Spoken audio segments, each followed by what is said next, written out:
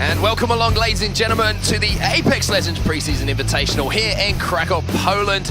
Yesterday was the first day of action, and today we really get into the meat and bones of the competition as the carnage will continue to reign over Kings Canyon. What a fantastic day yesterday was. Mark Hatcher and Dan Gaskin here on the secondary stream. Dan, how did you sleep? Everything good? Are you ready for today? All good. We had all of the winners bracket action yesterday and we got to the winners bracket finals, but now we get to the lower bracket. Now we start eliminating teams from the competition. 50 teams will be kicked out today. That is a lot of players going home. There's a lot of players going home. It's a very good point. And as you say, it's where the competition really starts. That double elimination format starts to come to fruition, and we are sending those teams home. Here are some of the tournament rules, just to remind you, if you are tuning in for the first time today. 80 teams did descend onto Poland, and groups A, B, C, and D all concluded yesterday, where we now have today our losers bracket games and our upper bracket games. And the big thing to remember with these lower bracket games is essentially you have to finish within the top 10 after the 3 matches. If you're in that bottom 10 after 3, you are out and you will not be playing. However, if you can get into that top 10, you've still got a chance of getting to that grand final. And that grand finals, I mean, the format, we've talked about it enough now, but just to remind you again, as I say, if you're tuning in for the first time, the grand final has a points threshold of 50, which you have to cross in order to put yourself on match point as a team. Once you get on match point, you obviously have to become a champion, win a game before you can lift that trophy. Now, talk us through the points distribution and how we rack up those points, Dan Gaskin. Points distribution is the same, doesn't matter which match you're in, you're always going to be getting 12 points for first, and then 9, 7, and it goes down lower and lower until you get to 16th to 20th, where you get 0, and you get absolutely nothing. We have teams in this lower bracket who have yet to achieve a single point in this competition. However, you'd like to think that their competition should be a little bit easier now they're playing against some of the lesser teams in the tournament. I thought you were about to say you'd like to think they will get at least 1 point on the board, and maybe. Hopefully they will as well, because this is what the guys and girls who are here in Poland are playing for. $500,000, of course, the prize pool. First place will be taking home over $100,000. Lots of cheddar on the line, and you can see all the way down there to 20th place. What a payout. Just for turning up, you get... No, actually, sorry, yeah, just for 20th, you get 4,800. I'm just going to say turning up. There's 80 teams, not 20. This is what happens when you invite the whole world to an event, and that's what this event is. It's an invitational of some of, if not all of, the best teams around the world from every different continent. It's incredible to see all of the different languages, all of these different regions all come together and accumulate into incredible Apex Legends. I mean, there has been some incredible Apex Legends. Just very quickly, obviously, we're going to be focusing on the loser side of things today, but who impressed you yesterday from the upper side? Honestly, Virtus Pro were the biggest winners yesterday. They weren't really expected to do as well as they did, and then they kind of just showed up and everyone was like, okay, wow, Virtus Pro are actually contenders to win this entire tournament. So I'd say they were the winners of yesterday. Well, speaking of yesterday, we have a little recap to show you guys at home to keep you up to date with everything that happened. Let's take a look.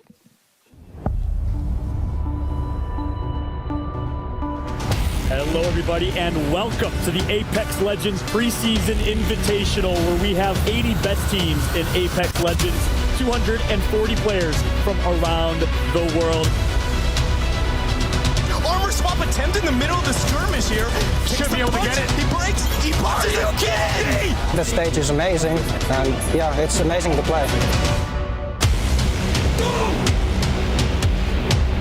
That's Chris back through the portal, up through the zip. Now 2 squads left here in the 1v1. Yes, indeed!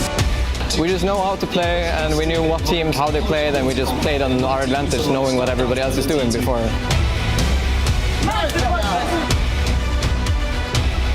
And look at this, Penta actually goes in for it. He's going to eat the portal, though. Then eat the circle again because it's outside the zone. They baited him into it there, and it's not going to be enough. Now they try to make it happen. Nest drops down. He whiffs the shot, and that is going to be enough.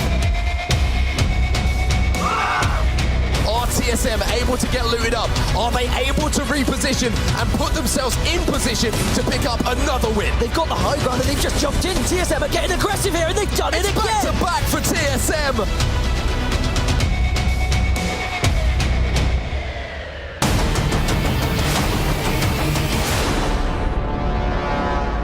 Well, if that doesn't get excited for the action today, I don't know what will. Some incredible games yesterday. TSM, what a performance we saw from them. Obviously going back to back as well in that winners bracket game. But this is the schedule for today, Dan Gaskin.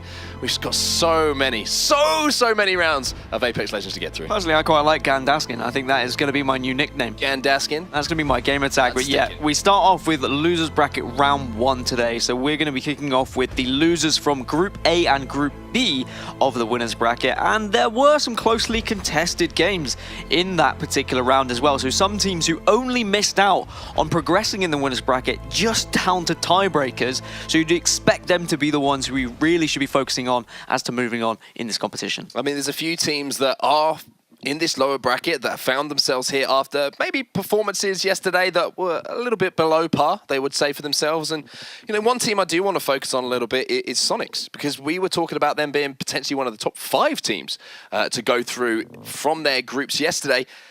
They didn't even make that. They didn't make top 10, let alone top 5, and now they find themselves with their back against the wall. I think their main issue was placements. They finished 18th, 16th, and then 14th in their 3 matches yesterday that they played. Yes, okay, in their final and third match, they managed to achieve 4 kills, but they were the only 4 kills they got all tournament. Something just isn't quite clicking for them.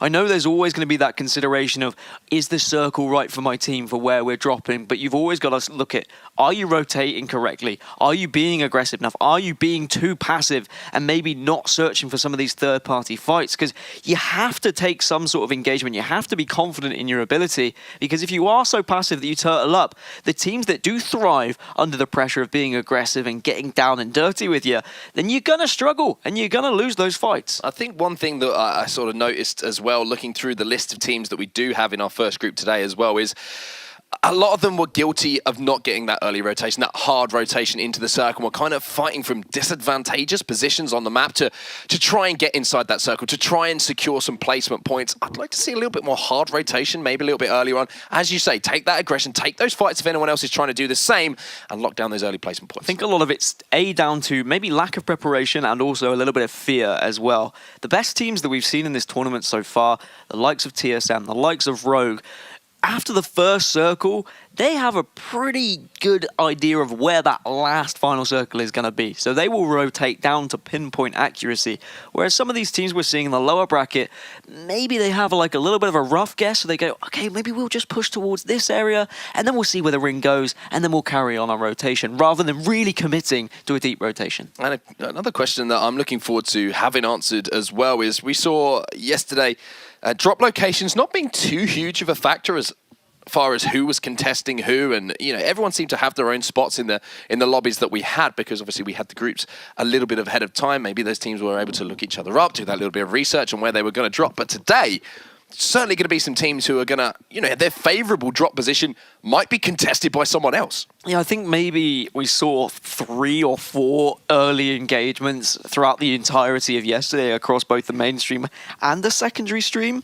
And most of those were just coincidence. It was just like, well, this is our drop location as well as yours, so I guess we're just going to take this fight. In the early matches, the teams kind of swayed off from where they were actually originally diving, but then they said, actually, no, why am I giving up my priority drop location? I'm going to take this fight. And we saw some teams struggle because of that, because they weren't used to taking these necessary early fights that happens. But I think in these lower bracket games, you're completely right. We're going to have teams who are going to be like, all right, stuff this. I'm actually just going to push some people now. I'm going to go for this drop location. I want more loot, because we're getting to late game with white armor. I think you raise a very good point there, and I think they are the teams who are actually going to have quite a lot of success in these lobbies, because I feel like there's going to be a lot of nerves in these lobbies as well. As soon as you put a team's tournament life on the line, which they didn't have to worry about yesterday due to the upper bracket format and the lower bracket format of the competition, those teams who are nervous and maybe sway away and kind of concede a drop spot or concede a fight early, we've seen how 3 rounds, you know, it can disappear before you if you don't have a good round 1, a good round 2. You put even more pressure on yourself into that final round. So I think you've got to come out the gates here. You've got to have that self-belief, not only in yourself and your own technical ability and your mechanical ability, but the 2 people alongside you as well. You have to play as a team here. You have to take the fights when you have those advantages, and you have to get those points on the board early. When you look across the kill ratio for all of these teams across matches 1 to 3, the teams who had the most points in their groups are teams that were able to get kills within that first match because they weren't putting the pressure on themselves to try and get those kills in that final game. Yes, okay, your likes of Reciprocity yesterday, who had their backs against the wall and they required points and they required placement, but they've been there before. They have that experience. Not necessarily every team can thrive under pressure like that, so you need to give yourself the best chance. Go for it in match 1 and then just try and deal with it later. If it doesn't pay off, it doesn't pay off in match 1. You've got 2 games to then try and make up for it.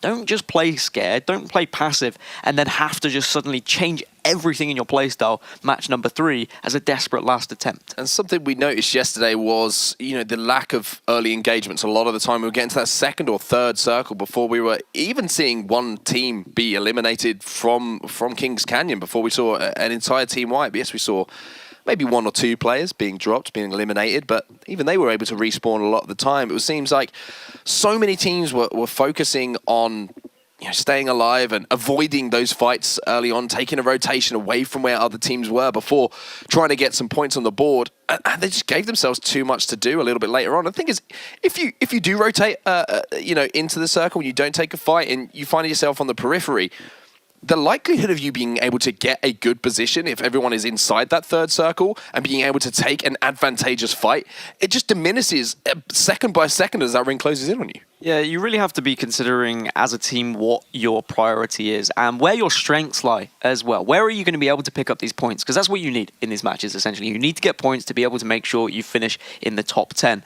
None of these teams thus far were able to achieve that, but they were going up against some of the giants in this competition.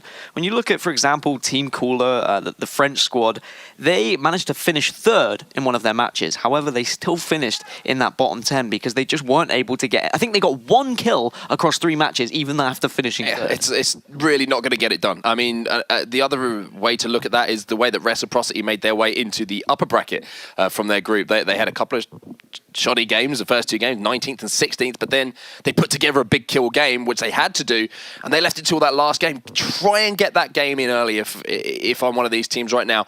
Believe in your ability. You're invited to this tournament for a reason, and really come out and prove yourself. And good news for everyone who's watching at home, we are about to get into our first game of the day. So allow me just to run you down for our 20 teams then. We've got Love Gaming, Third Impact, BDS, Athium, Triumph, Chaos, North, SJ, SJP2, Estral, Forehead, Cooler, Clash, Quasar Blue, Samsung, Sonics, Team Secret, AEQ, Isurus, and Dreamit.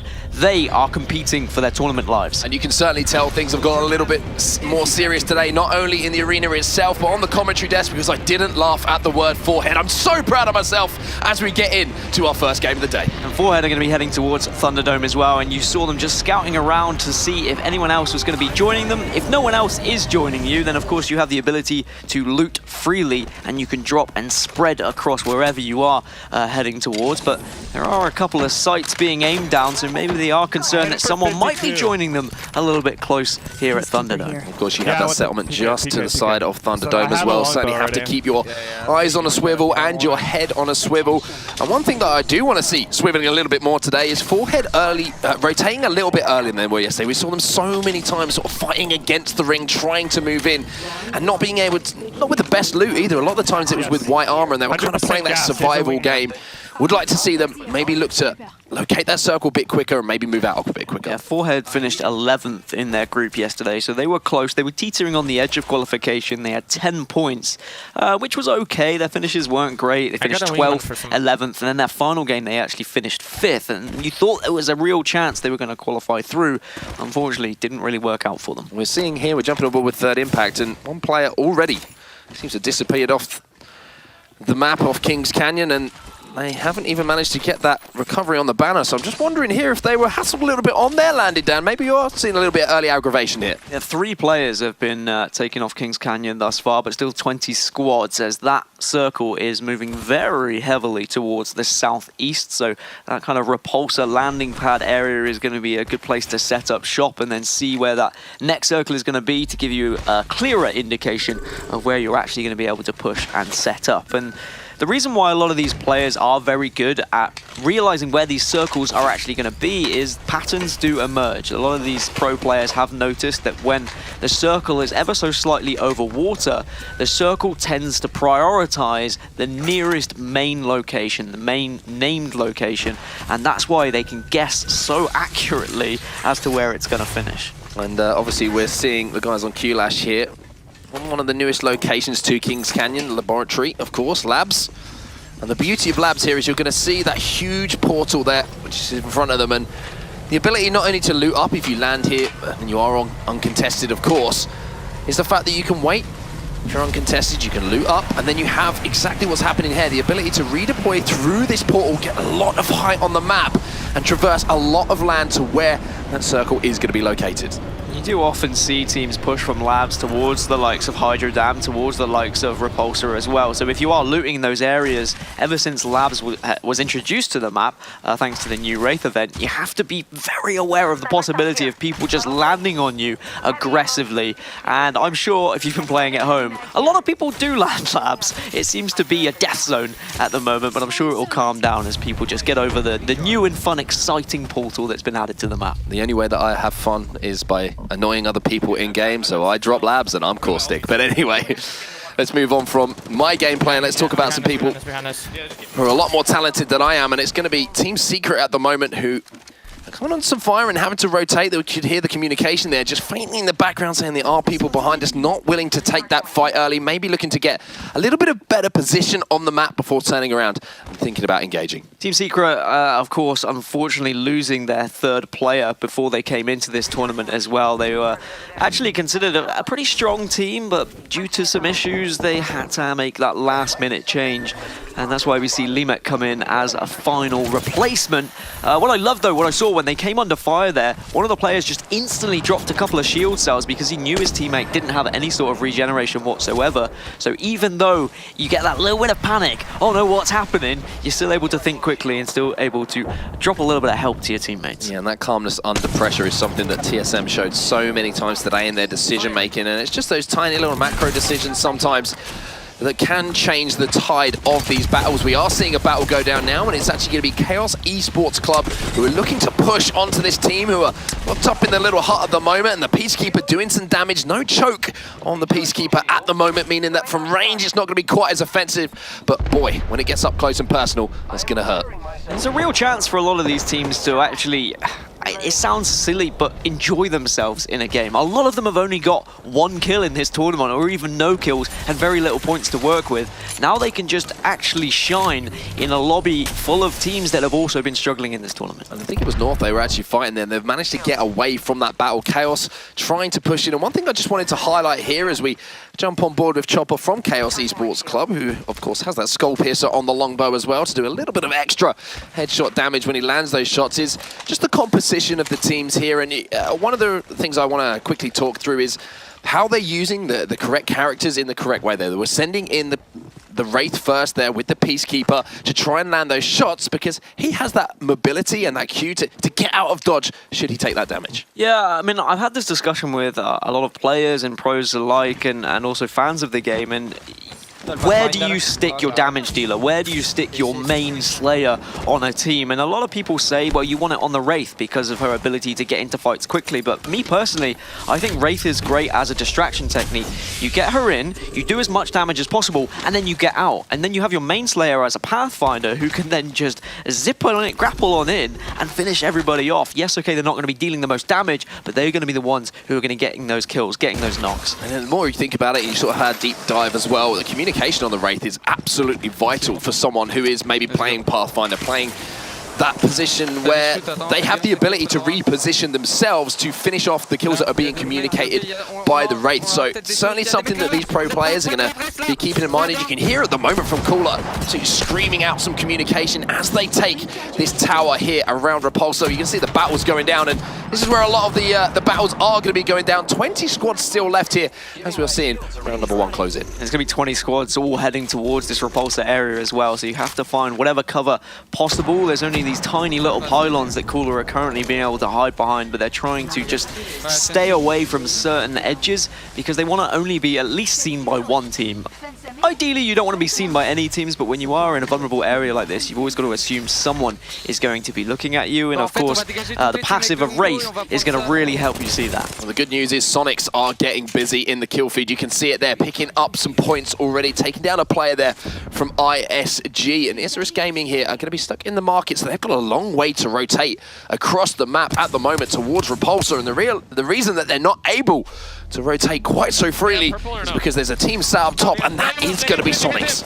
And you can hear the questions being asked as well of what kind of armor have they got, is it purple, is it blue, and they've actually cracked them and they're going in. And you see there the Wraith doing the damage, like you were saying, sending in the Pathfinder afterwards to try and finish off these kills. The thing is, the longer that this battle is elongated here for both teams, the worse the news is, but Sonics seem to have got the job done here. You can see a player being dropped, they have gold armor now, and now they can focus on that rotation. It's all well and good getting these kills and being able to pick up these eliminations, but you're also going to be making yourself very vulnerable to players who are going to be able to hear all those shots as well. And okay, they're not going to be coming in for the third party like you might see in a traditional normal game of Apex, but in a competitive lobby, sound is everything. Knowing which direction your opponent is going to be coming from, you can then set up little choke points, you can gatekeep, so it's going to be difficult to get into this circle when people know where you're coming from. So let's see what North have up their sleeves at the moment. You can see them around the water treatment at the moment. Not too bad of a location to be in as far as the rotation towards Repulsor is concerned. The only issue is maybe they have to take that uphill battle as maybe they approach the landing pad area of the map and have to rotate into Repulsor. And the thing about when the circle is moving towards Repulsor as well, Dan, is I feel like you need a Pathfinder to find yourself a good position because of those huge walls that surround it. Such a difficult area of the map to enter if there is so many teams left in those final circles, purely because of the elevation differences. And you need longbows, and usually you need longbows. Find longbow in the hands of your Watson, your support player, but also you can throw it in the hands of anyone, really. It looks like the entirety of Cooler all have longbows, so this is a very powerful position, just merely for the fact that all three of them can light up anyone that they see. You do have to be conscious of your heavy ammo, of course, and you've got to make sure that you're able to you use it correctly and spread it out, but the longbow, because it's slow firing, I'd say 161 bullets, that's a decent amount to have. That is plenty of bullets to be firing, and you've seen the team set up at the moment. If you're watching competitive Apex for the first time, and again, I'm going to go and harp on about the composition of these teams. Those Watson fences are just going to make sure that anyone who tries to push on them up on these elevated areas, who tries to take that advantageous position away from them, is going to be slowed down, is going to be stunned. To be honest, they're going to be a free kill. Just makes it so difficult to push onto anyone when these Watson fences, like, even though you can shoot the Watson fences out, you're just going to be wasting time doing so. It means that we get stuck in this standstill where a lot of players are reluctant to move and they all turtle up until we get to maybe round 6, sometimes round 5, where the action really unfolds because people naturally have to move out of their little cubby holes, and that's when the people who have managed to rotate into the prime positions will really take advantage and start to pick up some big kills. I mean, Cooler are in a great position here. You know, they have elevation, they're inside the circle, they can overlook Hydro Dam as well. The only issue is, as you say now, we're now forced to move off of this position. It's a case where you're looking at your IGL. You're looking to, where do we want to move after this? They're thinking 2 or 3 steps ahead of where they want to reposition, where their enemies are. You can see them being pinged now, and where is free real estate inside of Repulsor to reposition and take another fight. Yeah, I don't think that they should have stayed there that long, personally. I think I would have liked to see them move earlier. I know it's easier said than done because when you try and move, you can just get lit up from everyone else in the lobby, but they weren't far and deep enough into the circle. They know it's going to be pushing towards that landing pad. You can see them making the movement on the far end of your screen, but Love, now they're under fire from everyone else. Yeah, Love Gaming is struggling at the moment. Legit Lolly has to drop down and desperately stay alive as one of her teammates was down there. The Wraith is down, and just look at the fire that's coming in. They might be able to get the res off here in order to keep a full complement of players, but there is going to be an elimination. You saw it there in the feed, and all of a sudden the action is starting to pick up a little bit as Repulsor has that circle closing in on it. Look at that decision from both the Wraith and the Pathfinder just to get out as well. There is no discussion of, should I stay, should I help you? They don't feel bad, they know they just need to survive. Battle Royales are survival games. That is your priority. Get to the end game, try and get those placement points. Sonics have managed to rotate inside here.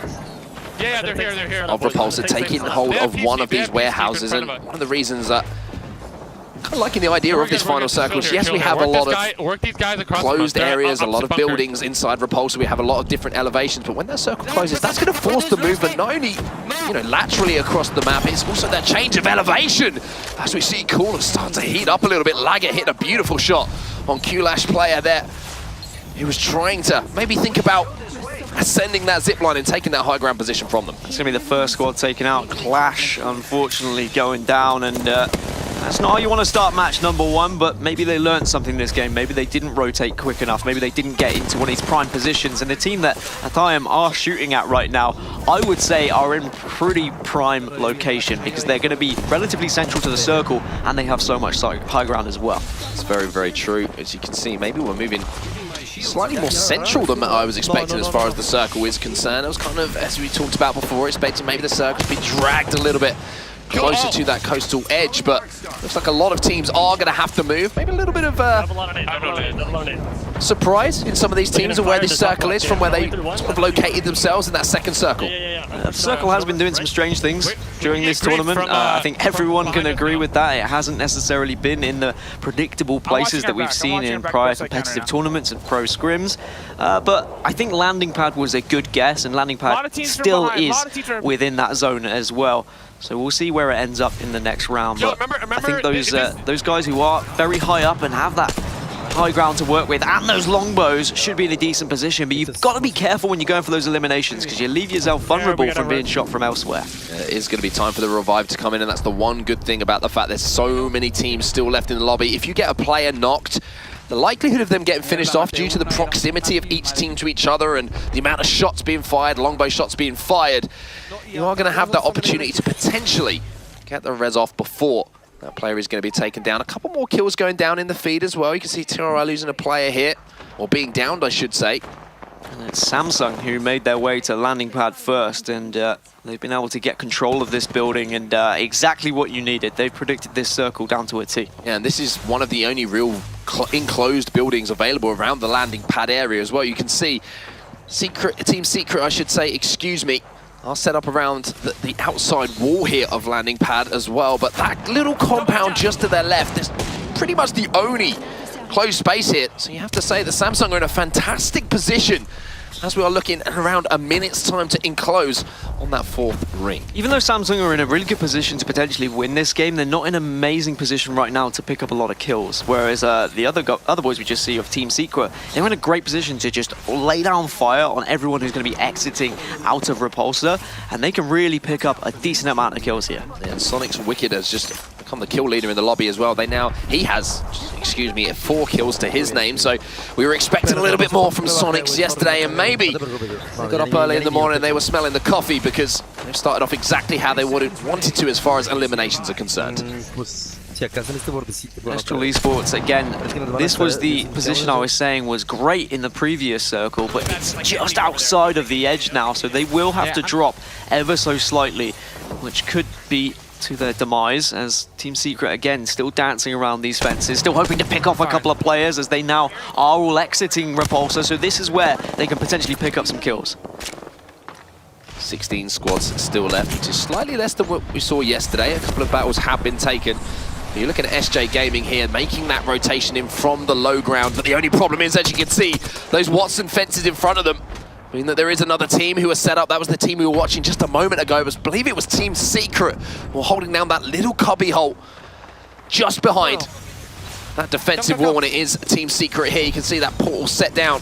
They know there's going to be a couple of players waiting the other side of that, and that Watson fence going up, and I think Watson will be clapping if someone decides to move through there. That was the quickest triangle fence I've seen in quite some time around that portal. As soon as they noticed it, they're like, all right, we need to step around this. We can't allow them to push through. If anyone does go through that portal, of course, they're going to be stunned instantly, and they will just be sitting ducks. So good stuff from Team Secret for making sure they actually notice and spot that one out. Sonic's picking up another kill here, but it's another chance for us to maybe show the power of Watson and why so many of these teams are making sure that they have that legend as part of their makeup as a team. Look at these longbow shots raining in from Astral Esports, though. I was about to say, Watson fantastic for finding a little bit of cover and making sure that you can't get rained down from above as far as grenades and ordnance are concerned. However, it does not stop the longbow shots coming in. I love that just one member of Estral has decided to stay up as well and actually provide shots with this longbow, because you can get some kills, you can get some eliminations, but they have to drop, and one of the members of Estral falls, and elsewhere everything is going down because there is a long way to go from that area of repulsor now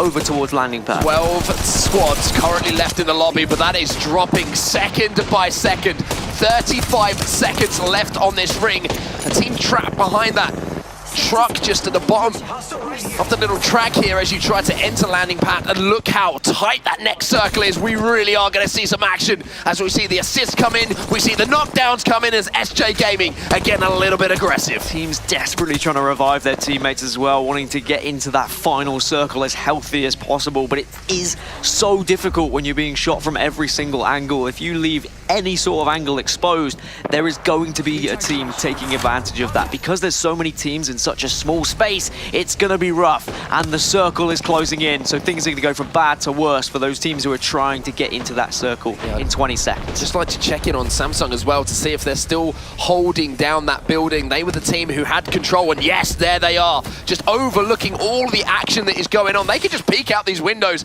Everyone else is kind of running around in the open just due to the lack of elevation that is available in this final circle down. They need to be very careful because there are going to be teams who want to take that house off them, and whilst they won't be throwing grenades in there because they're going to be careful of Watson's ultimate being up and blocking them, if they can get within a radius and within that bubble that Watson's ultimate creates, then they can throw in grenades and they can make life a living hell for these Samsung boys. But that circle has closed in, it's got smaller, and 9 squads have managed to worm their way in, still surviving, still hiding, still hoping to get placement points. 8 squads left, make that 7. We are seeing players fall in secret in a battle at the moment. Samsung doing a good job of just holding down position, but above them now, it's actually BDS who have managed to get the high ground towards this circle. It's all great having the compound. The only problem with that is you might allow one team to get above you with 7 squads remaining. They can be able to just rain down shots on anyone trying to rotate in late here. Still, even under all of the pressure, all of the shots coming through, they're still spreading out all of the possibilities, all of the different utilities that are available for them. And we're going to see Thermites just tossed out to try and help them escape here, SJP2, because they are stuck below several different teams and they're just desperately trying to get within the next circle. Yeah, that wingman shot landed heavy there. SJP2 doing a good job to land some damage and try and survive. Only 2 members, of course, alive for them. And now we're going to see a quick shot come in with that longbow. Doesn't manage to locate him. And now we're going to see a zip line being set up, potentially looking towards that final circle down, just to have a little bit of extra survivability to try and close out, pick up that championship banner. Important you do that. If you are a Pathfinder main, always give an exit route to your teammates. Even if it's not the best possible one available, you need to think of something, because there's only 1 second now till round 6 is closing. We're going into round 7, and it's going to get messy. Yeah, it's getting messy now, and it's BDS who still have this high ground advantage, but they're not able to pick up too many kills. They managed to pick up 1 there onto SJPS, and now we're seeing Samsung, who have been holed up in this compound for the majority of their game, burst to life and take down a couple of players. The armor swap comes in there for Leo Dent as well, but 1 player's going to fall here, Nitsa, and he's waiting for his teammates to maybe keep him alive and take down those players who are pushing. So much open space and so little to hide behind at this current moment, but still 5 squads behind because there are several different levels to work with, and you can see it's SJ who have been able to get themselves in a very decent position here where they've got walls to hide behind, where they can get a little bit of elevation and they can lay down shots. There's the knock onto Sati, and that's 1 member going down from BDS. Make that 2. They finish in 5th place. There's some serious wingman shots being hit there. That headshot absolutely destroying the player who was on the top of that silo. And they're doing a fantastic job here of timing their push, picking up eliminations on their way to a top 5 finish as well.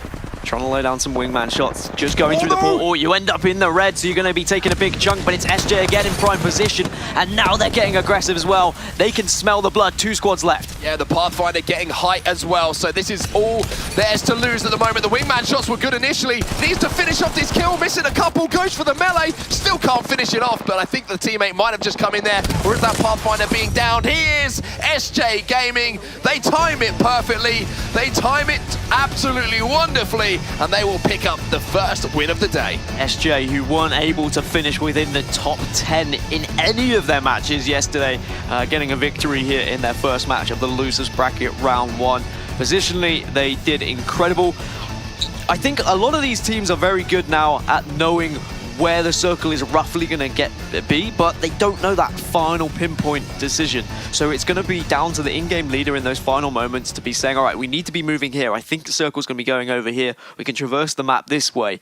12 kills as well for the SJ boys. Jerpa picking up 6 for himself. 1,733 damage dealt. I think you just look across the damage dealt there. Huge performances, and of course, the further into the game, we have to kind of add that asterisk. The more opportunity you might have to land that damage in those final circles, but maybe, you got to think here for SJ Gaming coming into today, and, the little nerves in the back of your head, that's all gone now. Putting big points on the board in that round 1 down, it just changes everything. Now you can go back to maybe just playing that game that you love to play. I felt really bad for the teams that were able to set up really early right inside landing pad, and then just to see the circle just stretch away from the building they've been holding for so long, because you're just banking on staying there and hoping that you can be able to pick up some kills. But they did get aggressive in the right time, Samsung, when they noticed that they weren't going to be able to hold that building for the entirety of the end game. But here's the final results and the standings from that first match. So you see SJ Gaming there obviously taking home that win in our first game. Samsung Morning Stars, who were the team who rotated early and managed to get hold of that compound and hold it down, do take home second place there and put up 14 points as well, so pretty solid performance from them. BDS in third, SJP2 we saw in those end battles as well, 9 points for them, and Forehead, fantastic stuff from them, taking that 5th place, 8 points on the board. Yeah, top 5 is really what you want to be aiming for, but you still get some points for finishing in the top 10 as well. AEQ getting 6th, but you've got to be looking at the kills they were able to pick up. 5 kills and 6 kills for Susk as well. 3rd Impact in 8th, Athiam in 9th, and Love Gaming just managing to creep into that top 10. Yeah, Sonic's there, 7th place, one of those teams we did highlight coming into the start of this first matchup of the day. Needed to perform, and at least they're in that top 10, Dan. A lot to maybe be desired still from them, but still in with a shout of staying in this tournament. And a lot more of these kills have been spread out as well. I guess when you don't get your likes of TSM introduced into a game, you're able to actually enjoy yourself a little bit more in Kings Canyon. You're able to pick up some kills. But SJ will be topping the standings going into match number 2 with 24 points. And the thing that, of course, if you're just joining us and you're worried about the format and how this all works, is that top 10 cutoff. Any team that does not make it into that top 10, unfortunately, will be going home after the next 3 games. So it's a tough one. We're going to keep an eye on that 10th. I mean, Team Secret just outside there. Estro Esports, very tight at the moment, even from kind of 4th down, to be honest with you. 9 points, I think, was 4th place there. And after that, very, very tight. Just a few points separating them. So one big game here, and you can really put yourself into a good position to qualify. Yeah, I think that Estral in particular were in such a decent spot as well, just on the outside of Repulsor, but unfortunately for them, they weren't able to hit a lot of their longbow shots, and they also lost a man relatively early.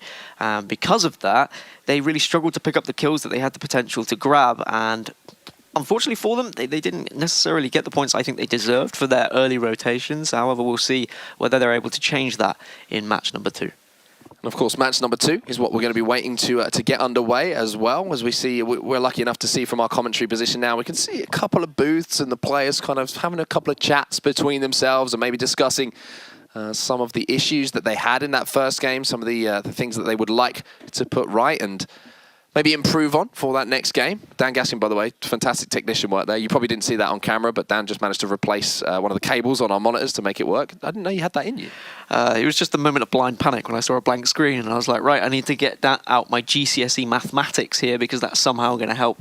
I was really looking forward to where you were going with that. GCSE maths apparently helps with electrical work. I mean, it does. Yeah. Oh, do you know what? It did. It's still it's working now. In various different things. But yeah, I think in this match number 2 now, we're going to see several different teams try and get more aggressive and try and look for some early engagements and try and take advantage of teams rotating into the circle. If you can get that early prediction, if you are close enough to the circle after the first one is revealed, then you can situate yourself in a place where people have to come through you to be able to get into the circle. There is actually only one team now who is left who doesn't have a point throughout the entire tournament. DreamIt were able to pick up a point, so they got their first point of the tournament. So it means that Isurus are the only team left on 0 points. So keep an eye on them to see if they can pick up at least a kill or maybe a placement point in this next game. Are we going to ask to watch them from the start? Are we going to be those guys? Are we going to keep on? I think that would be mean, but we want to see everyone get a point. We'll keep you up to date. We'll keep you up to I date. think that's the fairest way to do it. Of course, we want to concentrate on those qualification positions, those top 10. I'm looking forward to that scrap in this third game, to be honest with you. Yes, we've got to get through this second game. I think we're going to see maybe the top 5 positions potentially be a little bit more solidified from some of the teams who found their way in. But that game 3, when you tournament life on the line, that's where the carnage is going to ensue. Yeah, it's a strange one because I was thinking yesterday in the winners bracket in match 3 we would see a little bit of more teams going gung-ho and really going for those kills and being aggressive, but we didn't see it as much. And I wonder whether that's because they knew they had that possibility of a lower bracket. They knew it wasn't do or die. They had that second chance, so they could kind of play passive. They could kind of go for the placement and not risk everything. When the tournament life is on the line, though, I think you just have to throw everything at your opponent and you really have to push in and get aggressive. So what do you think is being discussed by the teams right now? We can see them obviously with their headsets on, having a little chat about things, what went right, what went wrong. They're saying, how nice is it to have a lobby without TSM and Virtus Pro stealing all our kills and absolutely destroying us with their incredible rotations? Honestly, that's the hardest thing, I think, for a lot of these teams when they're going up against some of the best in the world is you get to these late game circles and you're like, how are TSM here again in the ideal building at the ideal time? Well, we'll have to wait to see some more TSM later today, but for these guys, they're waiting to get that second game underway. We're going to take a few minutes just now while this lobby's going to get it set up for the players to get everything right. So when game number 2 is ready, we'll be back and we'll give you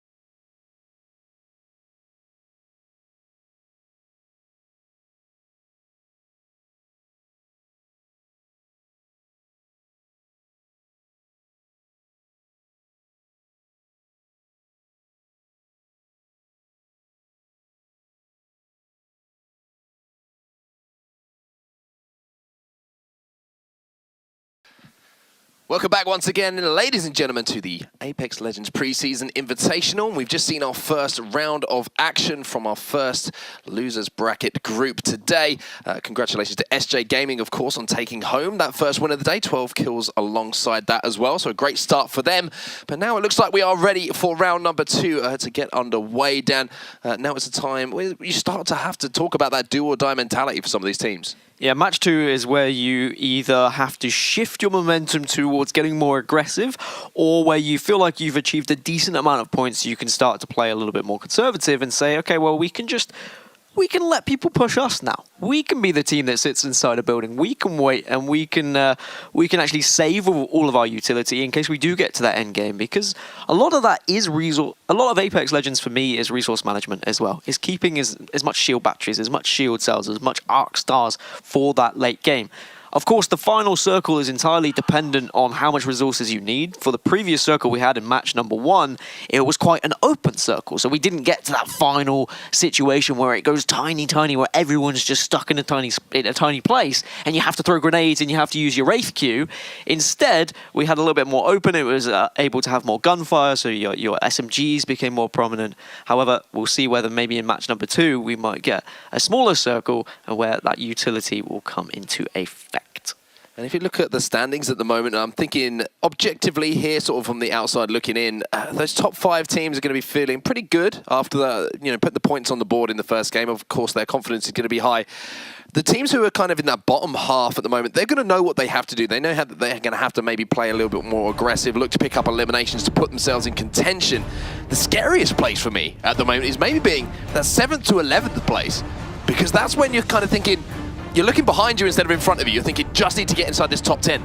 As soon as you have that mentality of don't fail, I feel like that's when everyone starts to fail. So those teams have really got to focus up here. A huge game number 2 for those teams holding down that position. As you can see here, we're getting underway, and we're, of course, going to carry on watching SJ Gaming after they picked up that win in the last game. It's a very northern dropship as well, so that means if you are wanting to make your way towards water treatment, it's going to be a little bit of a tough time. You need to have a decent jump master on board to make sure they can get you there, or at least get you close enough. But SJ, they're staying on board for quite some time, and they're now going to be heading towards runoff, and they're just scouting around to see if anyone's going to be joining them as well. If they're not, they should be able to separate. It looks like one team going towards Slum Lakes, but I think they're just about safe, and that's why one of them's now actually heading off towards pit and saying, look, no one's heading towards the pit, so let's go and take the loot there as well. Yeah, so much loot, and what a way to drop there. Get a nice purple armor to kick things off, exactly how you want to start the game, especially after you just won that first one. Sometimes it just seems to work like that, doesn't it? You have a good first game, and oh, look at that. The luck continues, and yeah, we'll put ourselves in a good position to maybe pick up a back-to-back here. And I know it's not as easy when you are playing at home and you're playing in your ranked games and you see all these teams, like 6 teams dropping Skull Town, etc. But if you do wait, if you are patient on that dropship, you can find yourself dropping away from a lot of other teams, and you can spread yourselves out like these guys have done, because you've got enough time to regather after looting, and it just means that you're going to have such better loot. You're going to be able to have people with purple, blue armor, even a gold knockdown shield I think was just picked up there as well, and that is just going to help you so much later in those fights. If you all drop together, if you're all trying to split that loot, you are going to struggle. And that is the difference between these pro lobbies. Everyone has those set locations, and they like to get that loot on board and not be challenged and go down early. Obviously, points on the board is the huge thing.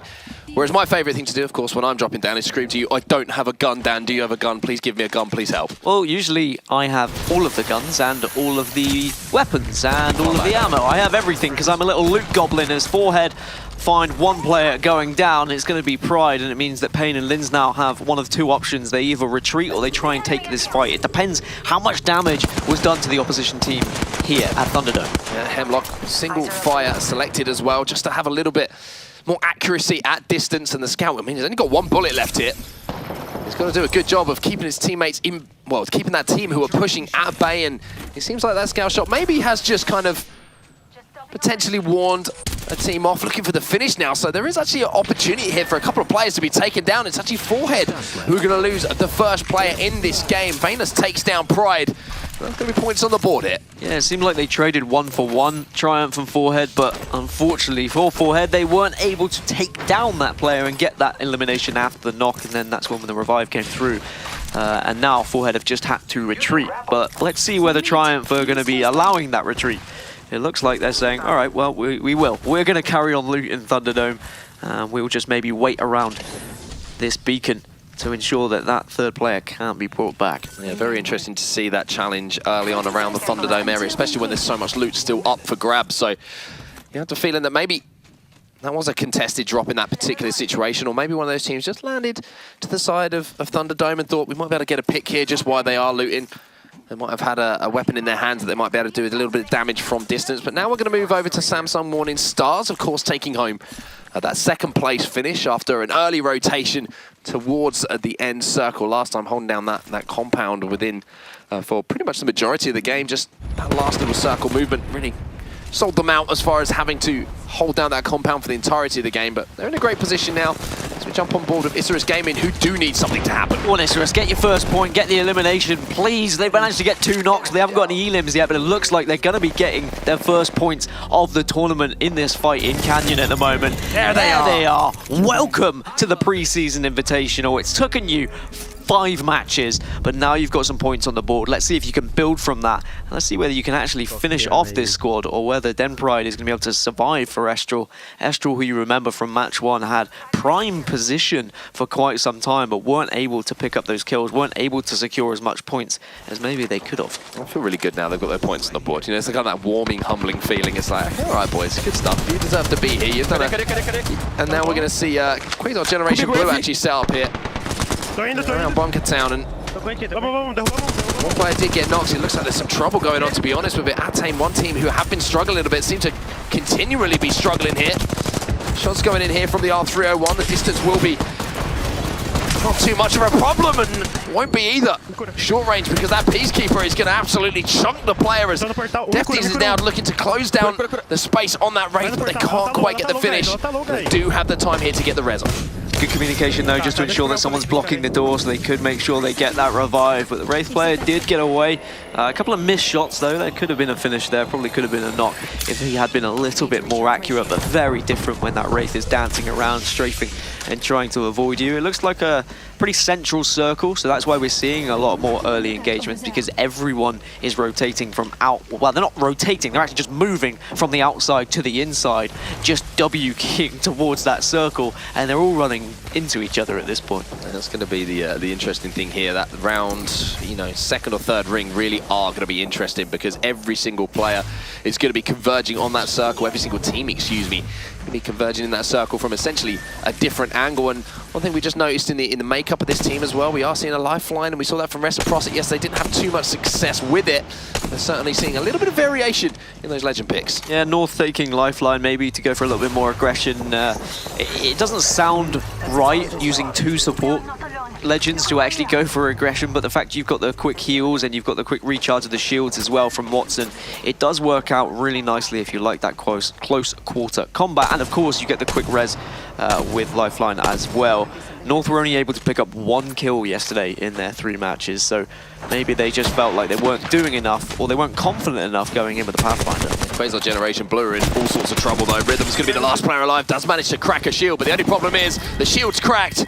But there's players coming around the corner to finish him off, so Quasar Generation Blue, every single player there will fall to the hands of Chaos Esports Club. I have heard that Rhythm is a dancer, but unfortunately he couldn't dance enough there. He couldn't avoid the shots, not well enough strafing. But that is going to be the first squad down and out, as now all the teams are moving around Bunker Town here and just trying to work their way towards the central circle, whilst also guessing and predicting where this final circle is going to be as well. Yeah, great shot there from Synced from Sonics here. Again, I think they had a seventh, excuse me, place finish in that last game, but again, not a particularly convincing performance. However, a big game here for Sonics. Maybe they'll just calm things down a little bit for them and stop those worries, those kind of feelings of looking over your shoulder at elimination. Yeah, I think once you do pick up some kills and you get some points in the bag, it opens up this game for you, and you don't actually think necessarily about, okay, we have to finish top 5 or we might be dropping into the low bracket. You say, all right, well, we're feeling confident, we're looted up now, we're hitting our shots. Let's actually take some fights here. We've already secured 2 points. That's what we would be getting if we finished within that top 10 anyway. So let's keep going. Then holding down one of these huts, and I think we are going to see A lot of different engagements, a little bit of poking with wingmans, a little bit of poking with longbows and scouts.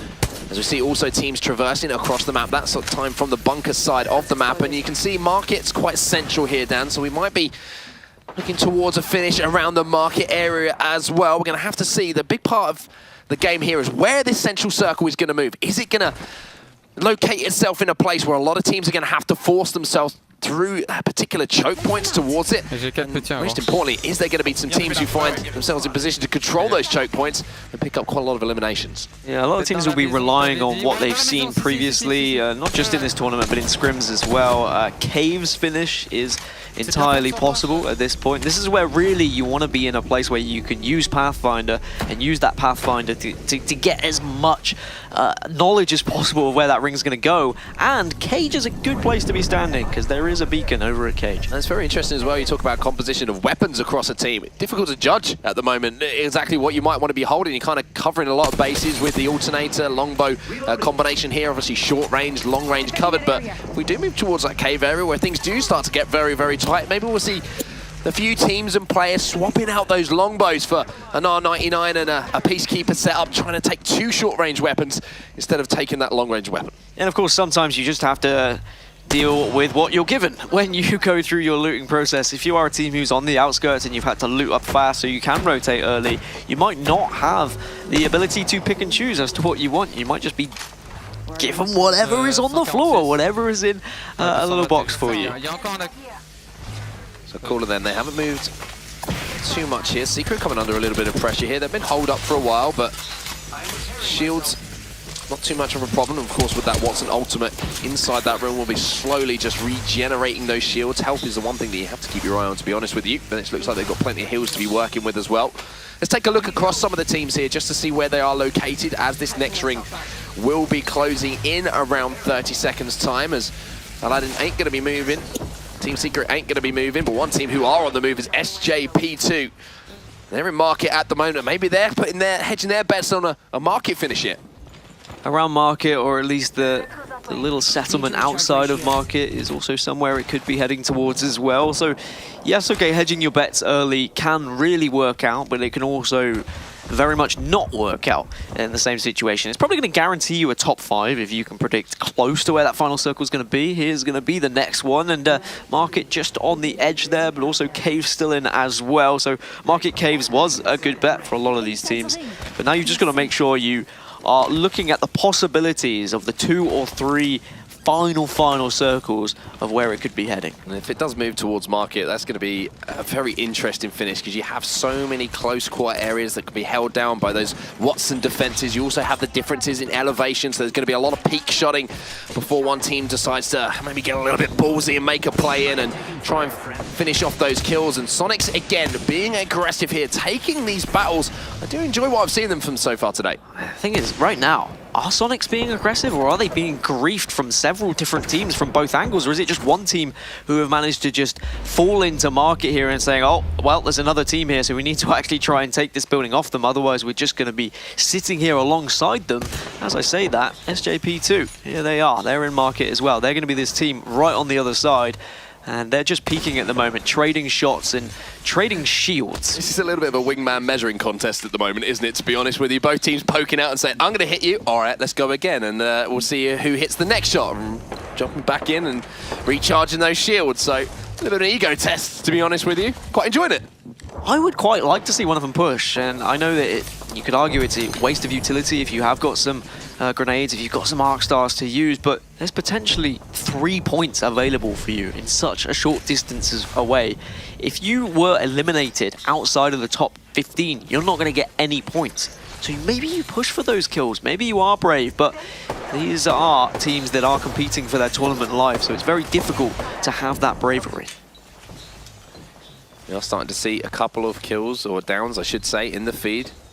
Kulash picking up one, Cooler picking up another down as well. So a few battles going down on rotation here. In around 17 seconds, you are going to see a lot of teams having to move through some choke points. I mean, if you take your eyes to the top left-hand side of your screen right now, you can see that overhead on the map, and you can see the choke points. There's quite a lot, Dan, that are going to be in play, and it'll be interesting to see who's located around the caves at the moment, and if anyone is holding down that high ground area. can see on the top of your screen as well, the current standings, several different teams on 0 points. So they're going to be the ones who really going to be nervous in this match number 2, even more nervous in match number 3 if they don't actually find any points. And you can see now teams just teabagging on the floor as they can see each other through the windows as well. Just saying like, hiya, yeah, we know you're there. Let's see whether this circle ends up here, because if it doesn't, we're coming for you in a second. Synced again. Again. Looks like he's just trying to close the door on them at the moment. Lock them in that room with those wingman shots.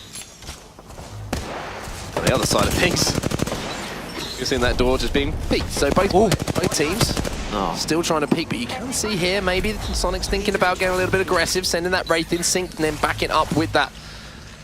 You ever thought? That Wraith. As soon as Android was able to get some damage there, Sing was like, all right, we're going. And then it was like, okay, we're not.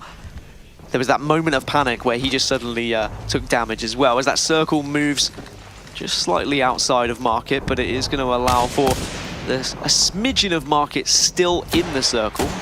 I would imagine that a team might end up on top of it as well. Here comes a push across, and one player with the Wraith there is going to be in all sorts of trouble. The Arc Stars are going to go in.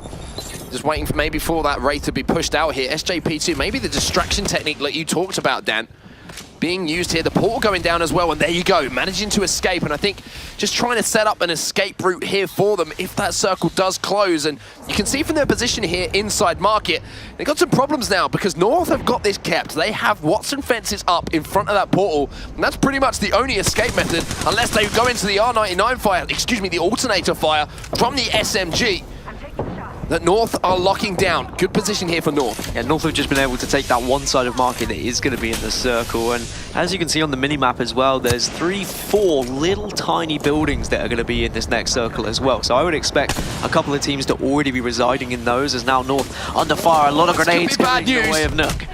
This could be bad news indeed, and Jellycore now coming under fire. This is where the moves are starting to come in. If he can get the finish on this, that will be great for North. Nook manages to pick that one up.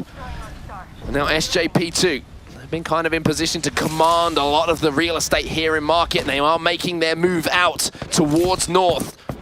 SJP2 coming under fire as well. Sonic's involved in this battle as well, and they've relocated here to the top of Market. So then they've now got that elevation in their advantage. Watson fences set up, of course, as well. And on top of them, you've got another team here. Yeah, because of the side of Market, or the corner of Market that's still in the top of Market is actually quite a nice place because it's very difficult to be shot from, and there's a couple of like little generators on top of Market you can hide behind as well.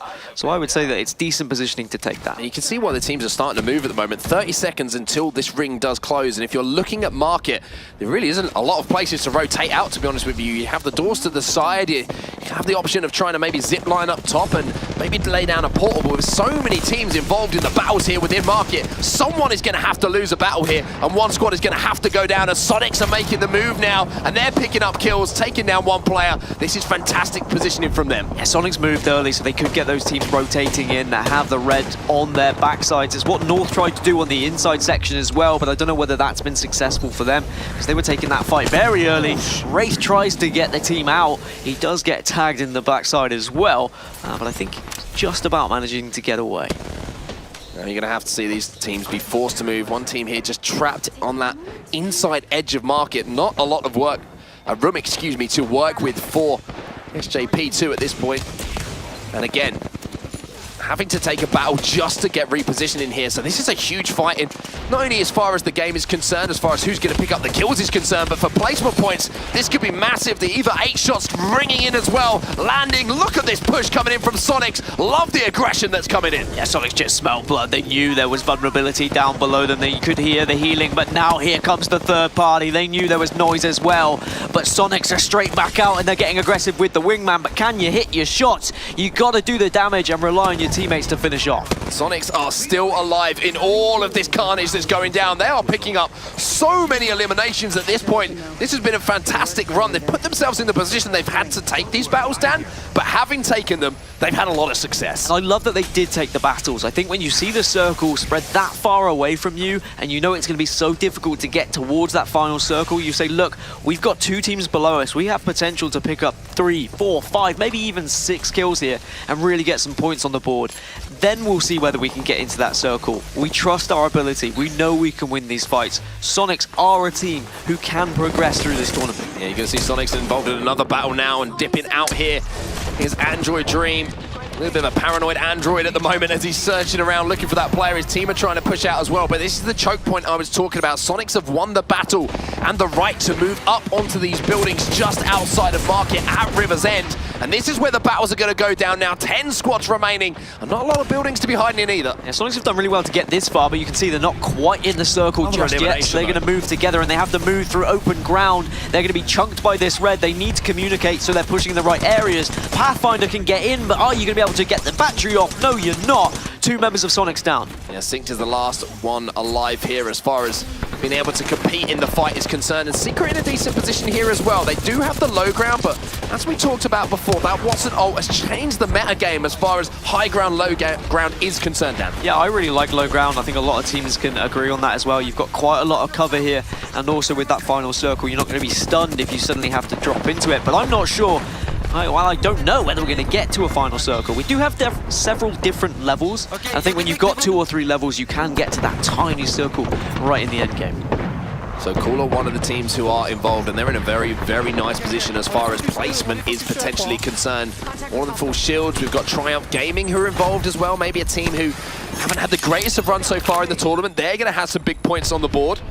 They currently have the ultimate high ground in this particular circumstance as well, and that alternator is just melting shields. The disruptor rounds just doing so much damage, even at medium range. Ultimate high ground and utilizing ultimate accelerants as well. Of course, Watson, her passive is that if you use an ultimate accelerant, it instantly recharges your ultimate as well. And very important, we've seen how Watson is just the definition of this meta. She is everything. You need her in for her fences and for ultimate as well. Synced has a huge role here for Sonics as well. We've seen how many eliminations they've picked up so far. He's managed to eke his way into a top 5 placement as well as the last player alive for his squad. If he can just let these teams go about their business, get busy with the fighting and somehow stay alive and take another couple of placements, this could be a massive game here for Sonics as the wingman shots are ringing in across Kings Canyon. Wraith trying to get away, trying to use the portal as well, but everyone is staring at that portal. You just start firing at it as well, just in case anyone's going to come behind you. But it's madness now, everyone trying to get in a building or under a building or on top of a building. And then we will get a period where everything will slow down once everyone has got some sort of vantage point. Team Seeker in a pretty decent position here. They don't have the high ground, but as we say, that Watson ultimate is going to make that not too much of a factor in comparison to maybe some of the early game iterations and meta games that we did see. Cooler now coming under a lot of pressure as well as the last 4 squads remaining here try and push on each other. They peek. The R301 shots ring out across as well as we saw a player trying to peek around that corner, maybe finish off some of those kills, and now we're going to see some desperate reshielding as they try and hold their ground. 5 points for 4th, 7 points for 3rd, so a 2-point difference if you can get into that top 3. So that's why teams desperately trying to survive here, and there's 1 minute and 10 seconds to think about what you want to do. Are you actually going to get aggressive? Are you going to try and push one of these teams, or are you going to wait for that circle to enclose and just hope for the best with what utility you've got? Looking across SJ, looking across Cooler, I'm not seeing much utility whatsoever. Not many grenades to be throwing into that circle. So then you're relying on Wraith. You're relying on her ability to queue and survive a lot of this red. Triumph Gaming still holding that high ground, and now we're going to see the moves now, trying to maybe go for that loot box, maybe get a little bit greedy, but the Pathfinder mobility getting him out of trouble momentarily. Wonder if that was worth it. It was a little bit of a risky move, but we are going to see a knock come in here, and Team Secret, they are holding this ground as they do drop Painless their piece with that Peacekeeper shot. Yeah, I'm not sure what Triumph was looking for, whether it was ammo, maybe whether it was utility, or whether he just hoped he could kind of drop very central to the circle and not be noticed. But here comes now all of the action. 4 squads left, 10 seconds and this circle's moving. Portals go down from those wraiths. You're going to see players and teams just whipping about towards this final circle. On board with Lemic here, as he tries to land some wingman shots. SJ Gaming, of course, they took home your your last game that we saw. So they're looking for a big points result once again. Jerpy now setting up his portal to find an escape mechanism or being able to stay alive as that ring closes in. The shots are ringing out now, but Rubo's going to be taken down. Team Secret, they've controlled this low ground for the majority of this second game. Secret trying to do what they can to close out a win. The Peacekeeper shot comes in, but it's not enough at this point. Ishi's the only one who's actually alive at the moment. He's trying to survive, but there's so many portals. Everyone's just dancing around and just surviving this red, but someone's got to survive. Someone's got to get the final shot. Graceful's still alive, so's JMW, but someone is still lurking. Someone is lurking. They've just got to find him. Who is it going to be? Triumph Gaming, they have it all to do with this point, but no! The one player alive somehow does something magical and turns this game into a win. Jerpy, what did you just do? He had a knockdown shield. He had a gold knockdown shield. They didn't see him, so he was just surviving on the ground. He wasn't taking as much red damage as the others because that gold knockdown shield provides you with that extra health. And they hadn't sussed it out. They were looking above them. They were looking below them, but they didn't see the man just sat there on the floor on his knees. SJ get the victory. 4 kills to boot, and that's 2 in a row. 2 in a row, and Jerpy's got to be feeling good about himself there, but also feeling maybe like he got away with something, to be honest with you. That's a little bit of a disappointing one from Team Secret. I think they maybe want that one back. We've been harping on about how important gold knockdown shields are. That's a smile I want to see. For the entirety of this tournament, because we've seen it happen before. When so much is going on, when your vision is impaired by Watson fences, by portals, by grenades, it's sometimes so difficult to see who's in front of you, who's still alive. Even though there was that period of time where both of them kind of looked at each other, one in the bottom, one at the top, saying, well, where on earth is this guy? They just couldn't see him to their left. Because there's so many dead bodies and dead boxes as well. Yeah, I mean, it's just one of those things, isn't it? Where it just happens and you can't, to be honest with you, allow it to happen at this level in this, this part of the tournament where your tournament life on the line. Yeah, it didn't cost them too much in that particular circumstance, but the difference between first and second always going to be talked about. And SJ, I mean, 2 wins on the bounce. I think these boys went away and maybe watched a little bit of VOD last night. Yeah, they did very well at using Wraith's portal to survive for as long as possible. The thing that's very difficult about the end game of Apex Legends is that when you do get into those situations, even when you're hitting your shots and you're winning your fights and you're downing other people, there are certain members of teams who are not able to be shot because they are either Wraith in Wraith's portal or they have queued out. Well, let's take a look at the standings from that previous match. Points on the board there for Triumph Gaming. And of course, they didn't take home the first place, but 11 kills, Dan Gaskin. That's getting it done. That's giving yourself a chance of survival. Yeah, so it's like, all right, well, we'll just, even doesn't matter if we didn't win the game. Like, with those extra 3 points, do they bother us? Nah, not so much. I think Triumph will be more than happy with how they performed. BDS in 6th place. Asurus, and they didn't have any points. They got those points on the board, and now they got that 7th place finish. This could be the spark that lights the fire. Yeah, this could be a chance for them to maybe progress into the losers bracket round 2, which is of course where you go if you finish in the top 10, but if you're in the bottom 10, you're going out of the tournament, and these are the current standings though, so we have to focus on 11 through 20, because at the moment, they're the ones who are being eliminated. Yeah, Isurus Gaming, as I say, first points on the board for them, but it's not enough to force them into that top 10. You're looking at Clash at the bottom there, not looking too good, just 1 point on the board for them. And all this means, as we approach our final round now, is all of those teams from 11 through to 20 have to pull off something huge to scrape through and stay alive in the tournament. And yesterday in the groups in the winners bracket as well, we saw teams get knocked down to the lower bracket on 15 points. For example, Love Gaming, they finished on 15 points and they still went to the lower bracket. They still finished in the bottom 10.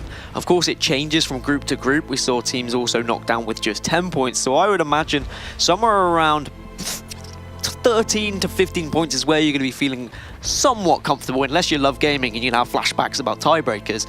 But 13 to 15 and you should be getting into that top 10. So that's what they're going to be aiming for.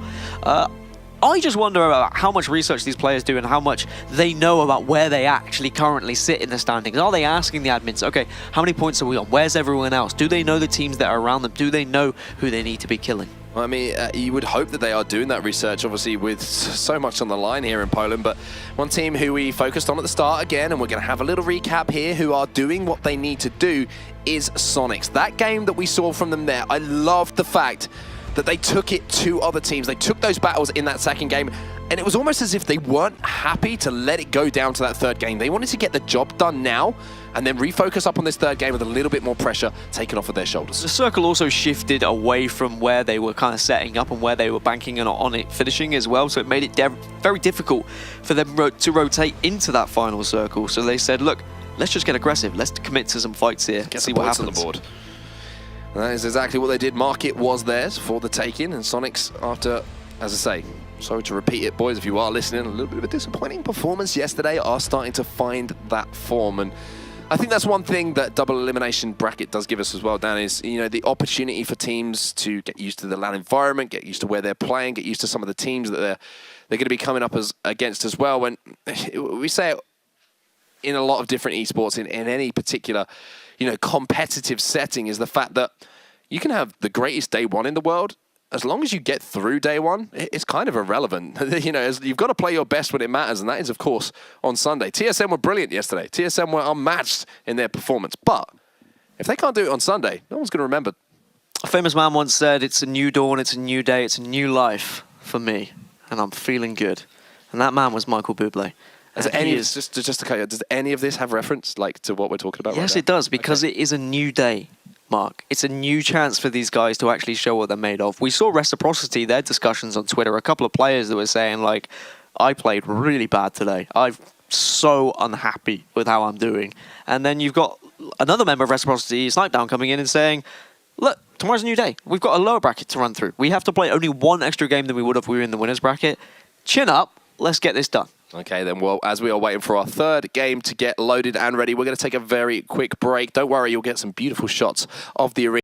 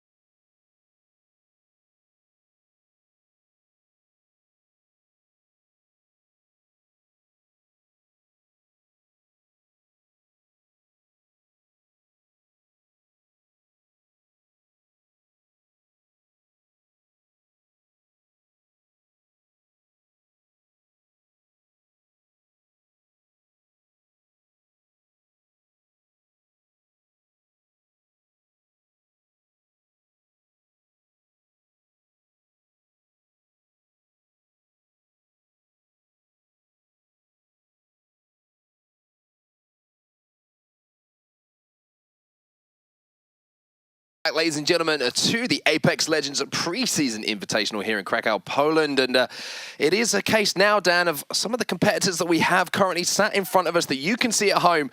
They are currently competitors, but 10 of these teams are about to become spectators. The lower bracket game and round one is about to finish. We will be sending some teams home. Yeah, we're into match number 3 of 3 in this lower bracket round one. And we have seen a lot of these teams struggle, both yesterday and today. They haven't been able to achieve maybe the placements they expected, but we've also seen a lot of passive play, people just really playing for that late game placement, and it hasn't worked out either. Bad predictions of circle or not rotating correctly. And because of that, they find themselves in a situation now where in match number 3, they just have to go gung-ho. They have to look for those kills. They have to look for decent loot early on and try and get to those circles early so they can catch these late rotators for these big kill games. We've seen the big teams do it.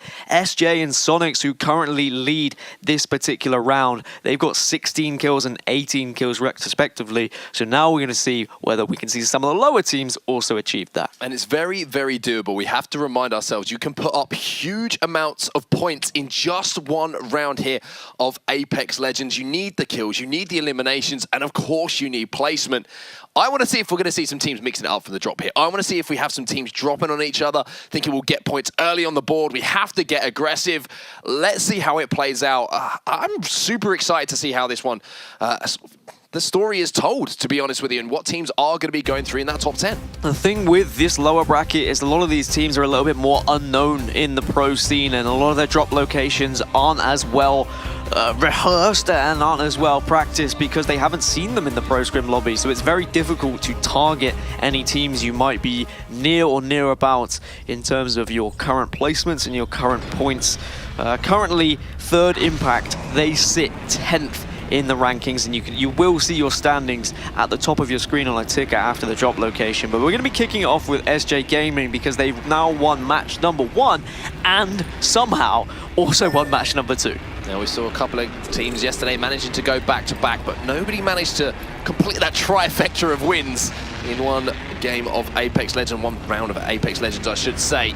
Across the 3, the other 2 teams, if you're wondering, were 7-8-9. What a performance we had from them yesterday. And of course, TSM. But SJ Gaming, again, very similar drop from what we saw from them around the first and second games. And again, it's going to be one player here landed in the pit. The other players landing around the others. Landing very slowly in the pit as well. But yeah, 2 players are going to be taking runoff and again, just spreading themselves out so they can get as much loot as possible. It wasn't contested. You saw how they were just looking around to make sure no one was going to be taking the pit as well. But early engagements, and it's going to be Forehead Pride going down. First player off of the server, and it's Triumph Gaming after their second place. They're getting aggressive down here at Thunderdome. Yeah, it's going to be really bad news here for Forehead Gaming. I think they might have been one of those teams who were kind of just inside that top 10. I'm going to have to check as that ticker rolls past at the moment. But early eliminations for them means that they are going to be spectators and just watching what happens here. I'm really hoping they do pop up at some time. They're in 9th place. So that's the worst possible start for them going into this game. Players dropping, players being eliminated.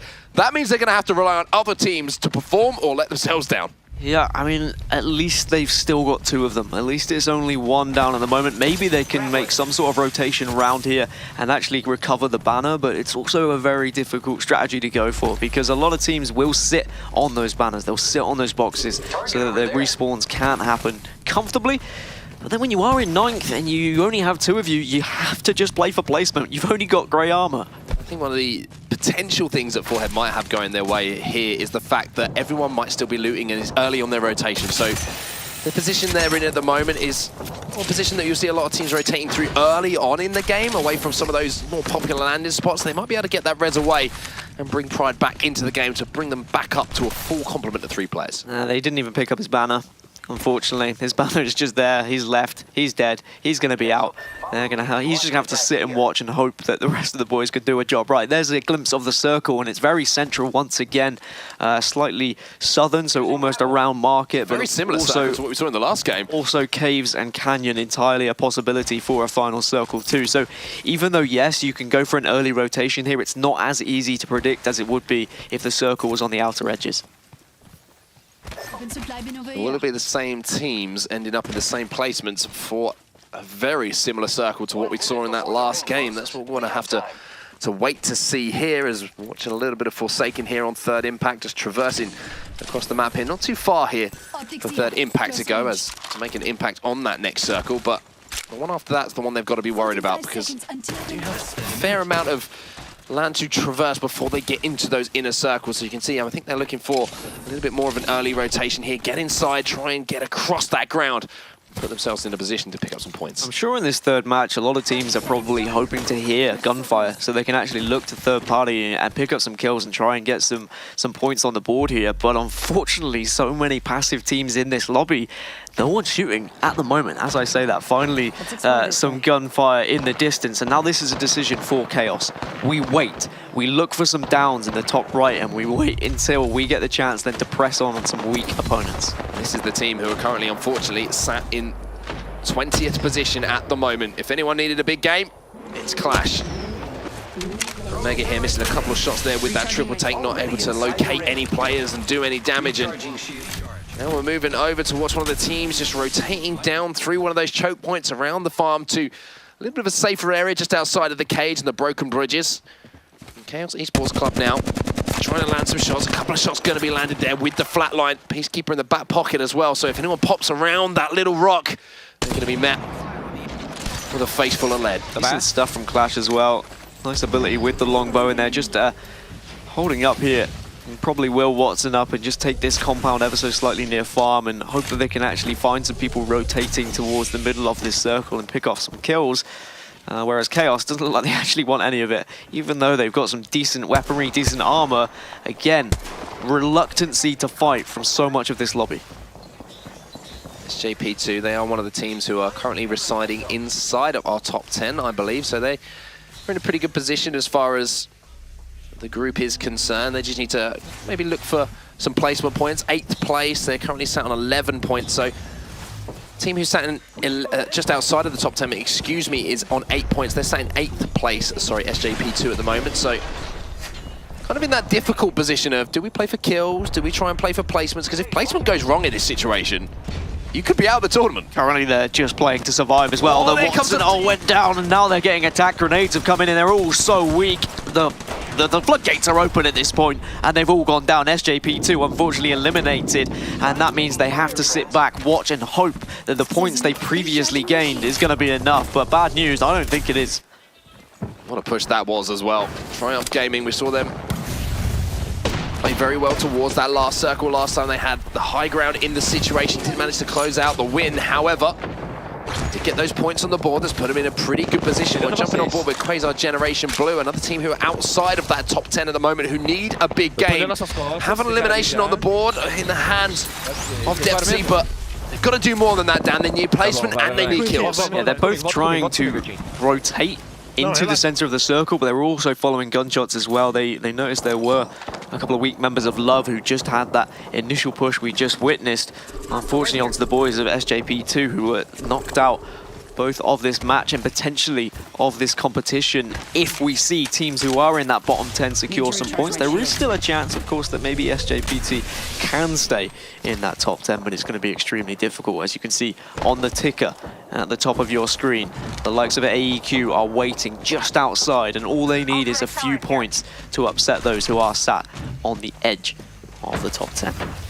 Chaos here have managed to rotate and get the upper levels of the cage into their control, which is going to give them all sorts of vantage points, as you can see ably displayed here by Inboxes. He has that wingman in hand as well, looking to land any long-range damage that he can and trying to scope out where teams are going to be rotating as well. And sometimes positioning, it's not just for the fact that you have the advantage as far as your shot is concerned. You can see where those teams are moving and you can kind of work out the path you want to take towards that next circle.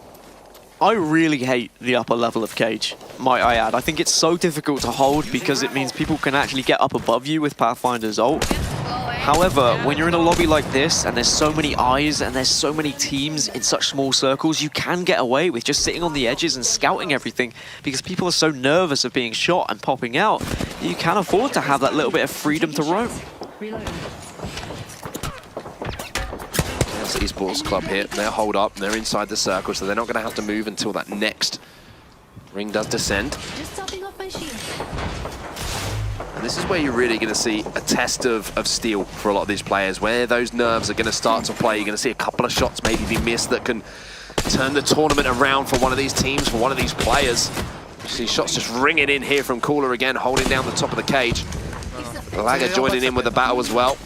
Plenty of ammo to work with in that longbow as well. And that's one of the things about the longbow, you know, why it's so favored.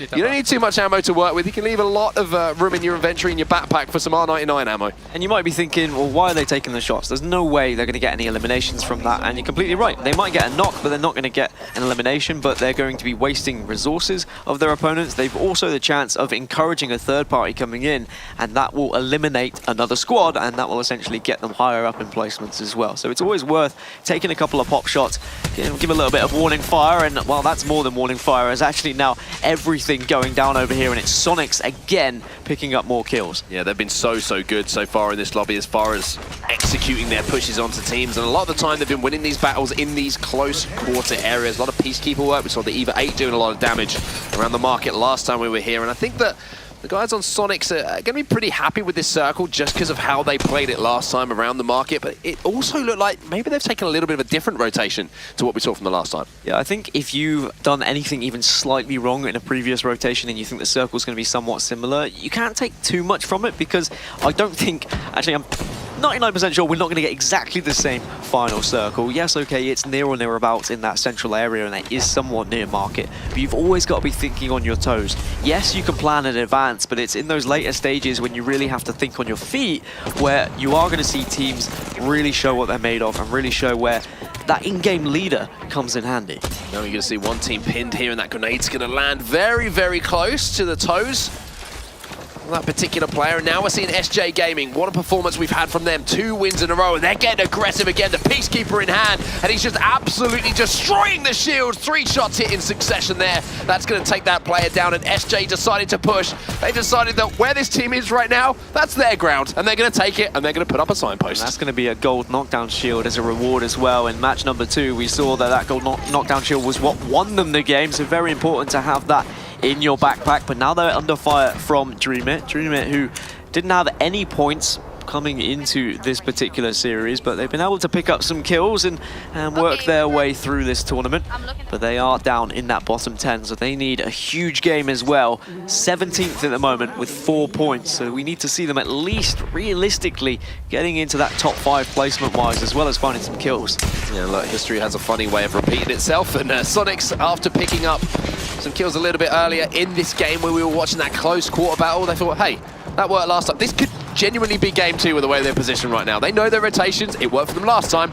They've gone for it again. Well, one thing they did very well in match number 2 when they did have market is they knew when to stop holding the center of market and instead go on top of market. When we saw the ring shift easterly, there was only a tiny section of market that was actually left in the ring, and it was a really good vantage point on top. And then they were able to drop in on 2 teams who were fighting, and they picked up around 5 or 6 kills because of that.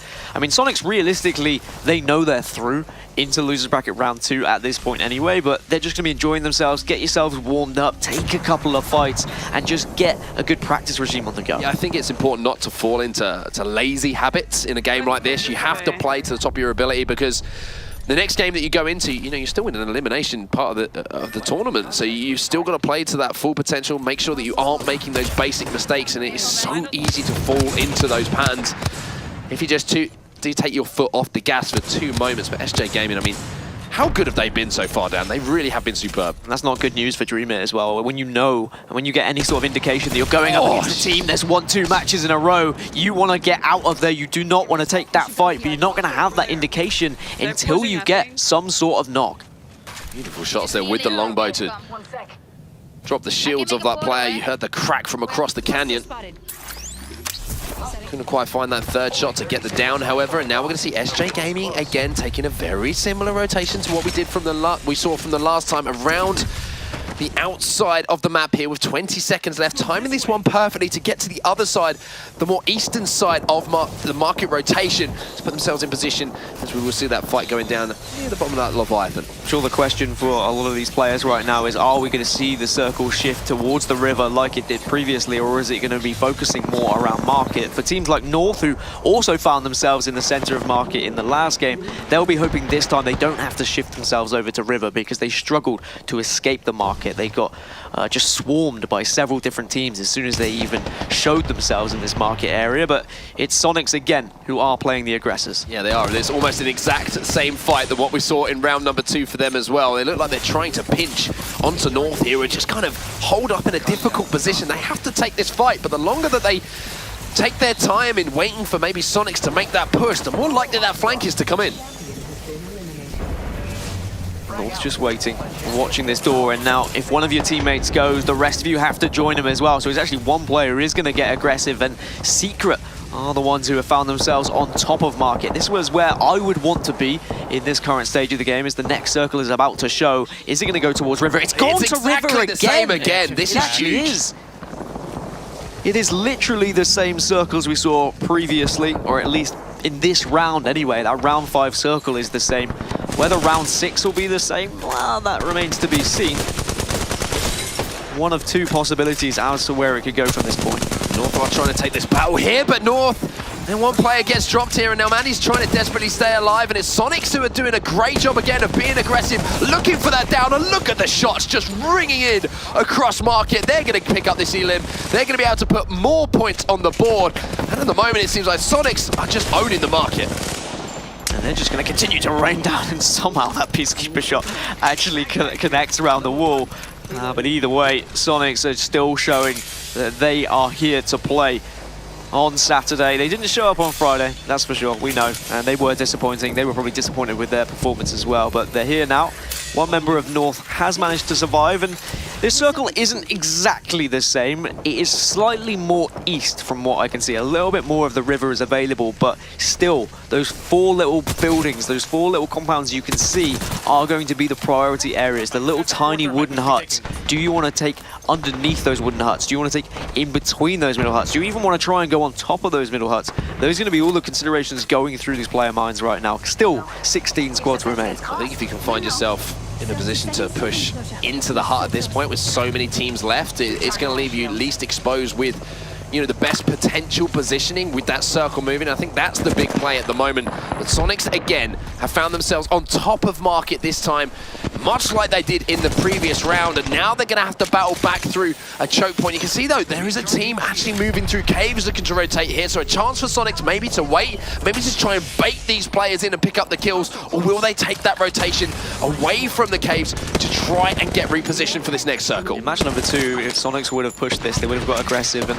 however, they don't need to push that way. They don't need to go through caves. They're going to double back, and they will go the other way towards the river. So they can just wait, be patient for this ring to come in. As it's closing now, 20 seconds until it's fully closed. So they can just take this fight and then move with the ring. Yes, okay, it's dangerous, and they're going to be greeted by people on the other side of the choke, but they might be able to pick up 3 kills on the way. There you can see North being forced through this choke point, and the longbow shot is going to land. Can he land a second one to maybe pick up an elimination? Oh. Yes, he can, when it matters. Manny there with a shot as the last player alive on North as well to get another point on the board. That could be huge for them. Really late push out of market from Dream It as well. They get some really good shots, but 2 of them go down. It's just down to Tiny, and that's going to be Dream It completely wiped off the server, and it's Sonics again who are the punishers. They've been able to survive only just about. Jesus Christ, that was so close from Sonics because they were shot from behind, and if they weren't of the market at the moment, if they weren't quick to return that fire, they could have found themselves completely and utterly destroyed, but they responded quickly and they communicated well. I think Sonics has still got that team trying to rotate behind them from caves.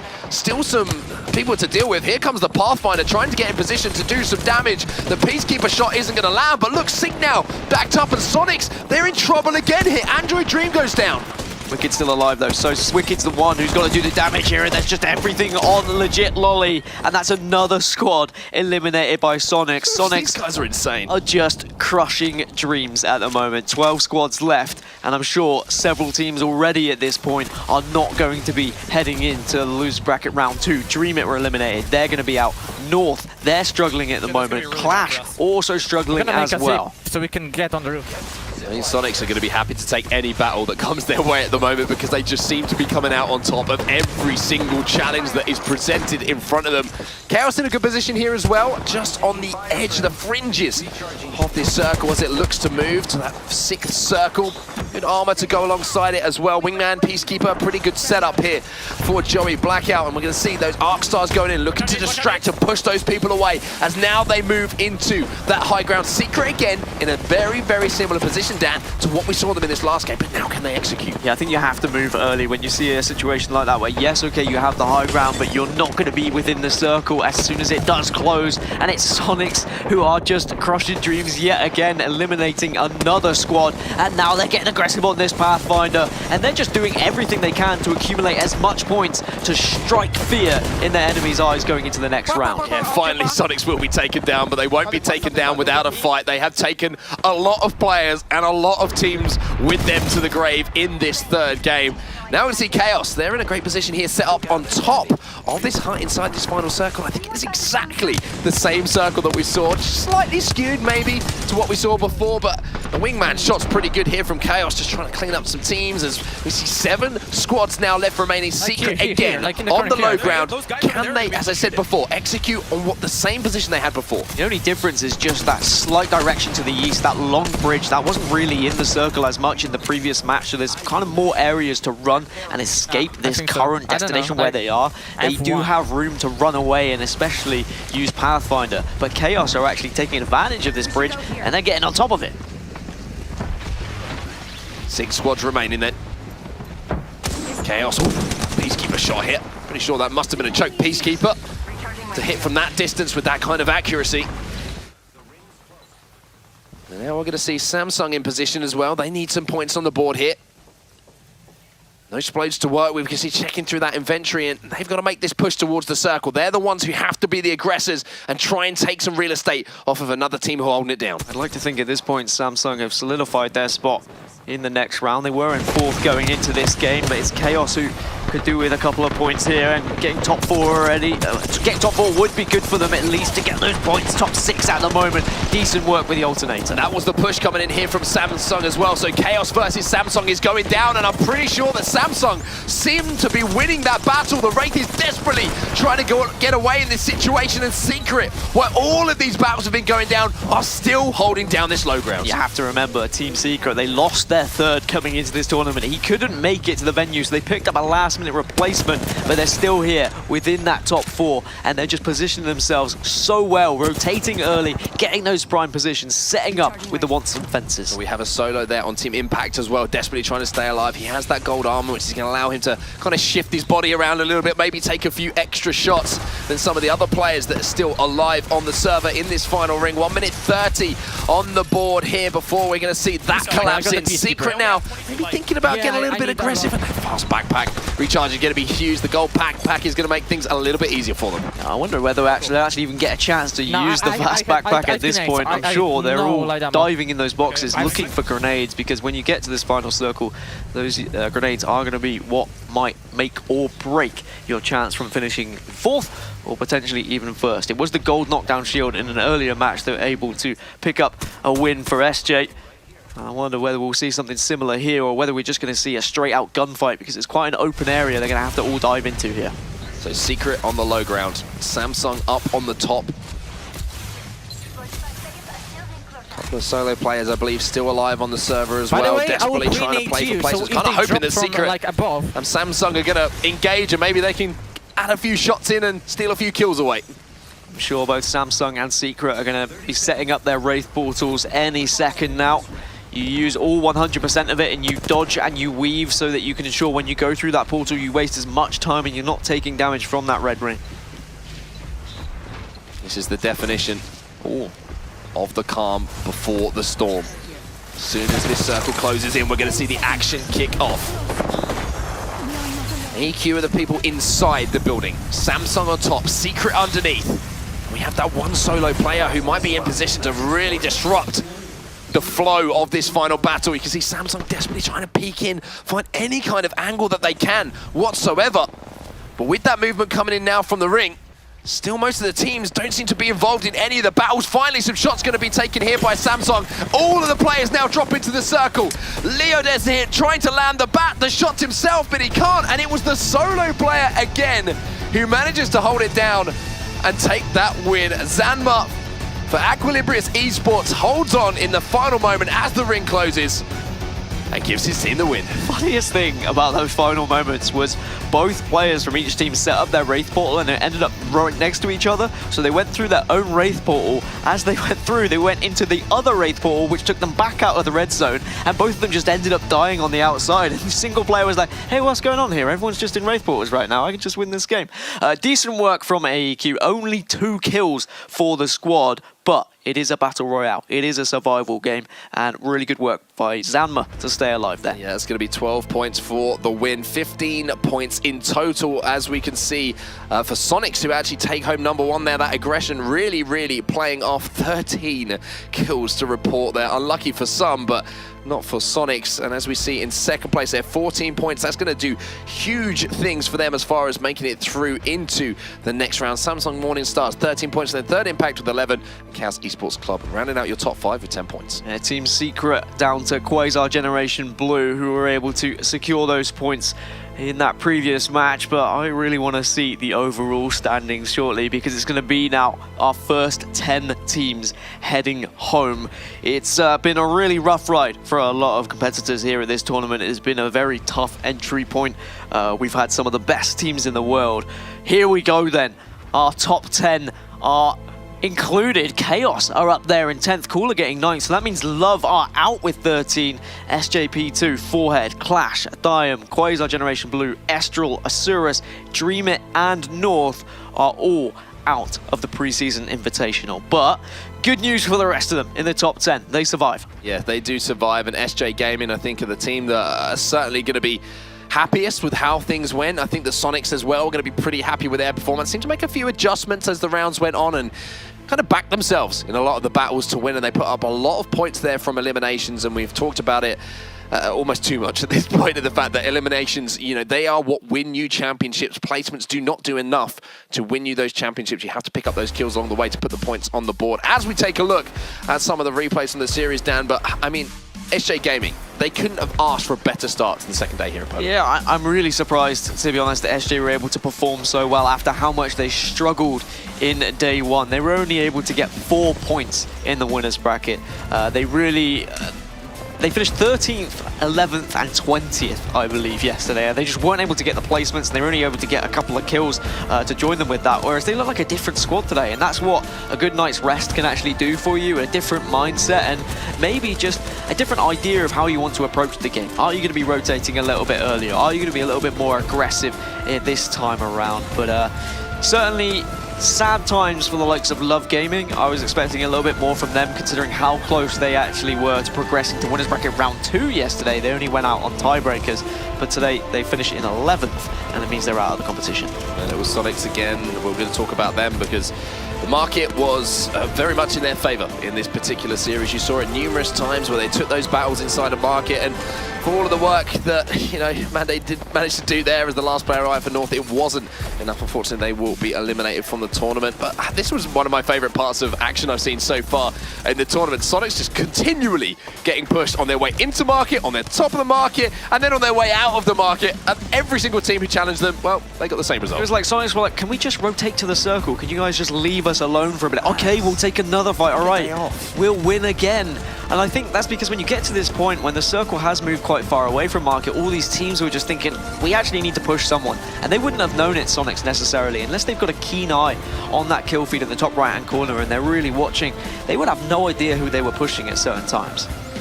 Let's see the final moments of this game as well that we just saw, of course, as Samsung, Team Secret were all involved. And we see Leo Dead's there falling from the skies, trying to land a final Peacekeeper shot. The grenade markers are there, all the carnage that you could possibly imagine.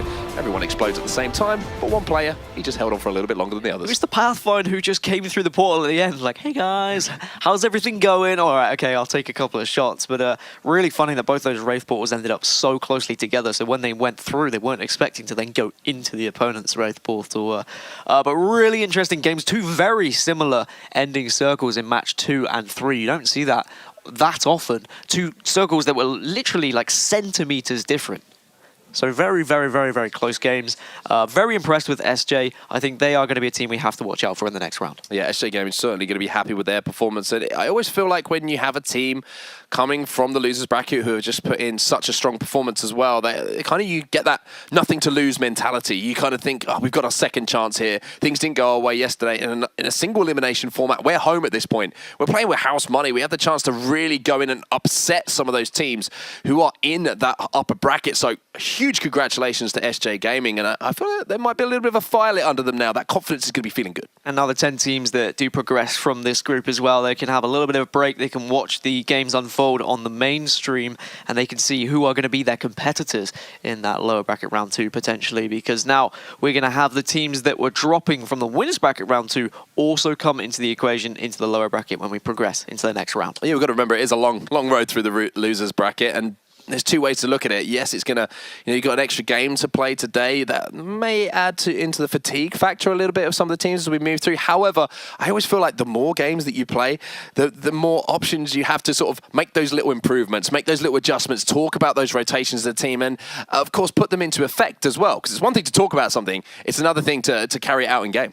Yeah, and I think throughout the entirety of the game, we saw teams just really switch up how they wanted to approach everything. Like, we saw some teams who started with aggression, and they later went, actually, we're being too aggressive now, we're pushing too many early fights, and we're finding ourselves in really bad positions where we're rotating late. And then we had the teams who were rotating a little bit too early and weren't picking up enough kills, and their placements weren't enough to actually get them points throughout the tournament. And I feel like teams have kind of adjusted a play style to somewhere they're confident at the moment in the way that they're playing. Sometimes you have that kind of, you get to a tournament and you think, do we want to play in the way that we're playing at home? It's very difficult to kind of transfer that over in a live environment setting. It is very different playing at home as it is at a live event with the pressure that's on, etc. But for a team like Sonics, I just want to highlight them because they've kind of been the story that we've been running with throughout this group in the fact that they played pretty poorly yesterday in comparison to a lot of teams. They found that niche again. They found that confidence to take those battles, to win those battles. And I feel like going through the tournament now, they've clicked. And I think clicking at the right time is so, so important. But that is going to be all for our first losers bracket round of the day. It's been an absolute pleasure to bring it to you. SJ Gaming, congratulations to you to take home the first place. We're going to throw it over to the desk now. Fallout, take it away.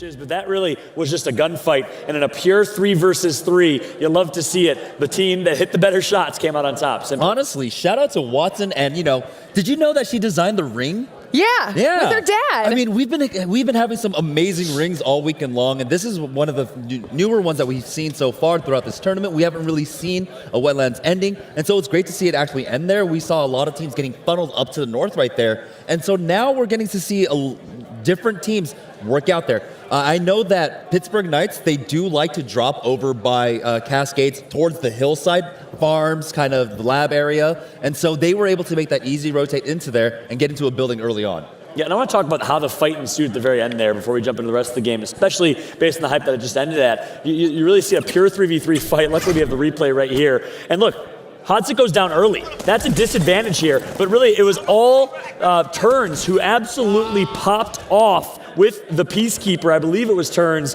In a 2 versus 3, I think it was Kamikaze had the upper hand. They had a 3v2. Whoever was up top on the ledge got actually flanked and shot from top and taken really to no HP. Yet still, the beautiful Peacekeeper plays, does enough damage in some way, somehow, PK pulls it out. Eventually, I mean, it was very, very important that they were actually hugging that wall, right? Because that meant that Kamikaze had to peek out. They had to come down if they wanted to try and make an engagement. And it feels like getting that first knock might have baited them out to try and drop down for that fight.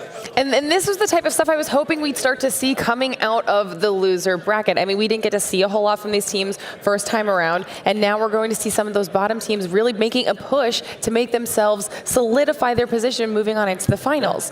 That's a great point. We didn't see a whole lot of performance from Pittsburgh Knights and Kamikaze yesterday. Well, they performed here. Let's go ahead and take a look at the standings and show you how exactly they performed and where they ended up. Pittsburgh Knights, the black and gold, they do it. 12 points for placement. First place finish, they get a win alongside 8 kills for a total of 20 points. Well, guess what? Kamikaze right behind them with a second place finish, 8 kills, that's 17 points. Echo Fox following. So the teams with the orgs that you'd expect for the most part, Echo Fox, Tempo Storm, Pittsburgh Knights, Lazarus, really performing here in the first game. Honestly, I'm rooting for the Pittsburgh Knights here because I heard that, if they win this entire thing, we get Wiz Khalifa at the after parties. So, I mean, it might be fun. Black and yellow performance here in Poland. rolling. You know, I'm okay with that. Guy's excited for that one. Yeah, he's repping his gold right now on stream. Shout out to my man Blaze. No, But I love how they're representing too. I mean, did you see Hod Six hair, by the way? I didn't even think about He's got the gold hair with the black beard. Yeah. He got that done like days before flying out here. It's thematic. Yeah. if you're representing the Pittsburgh Knights, you're one of the only teams representing an entire city. And shout out to the city of Pittsburgh, by the way, for investing in esports. Awesome to see. Let's go ahead and take a look at the replay here. Fnatic EU,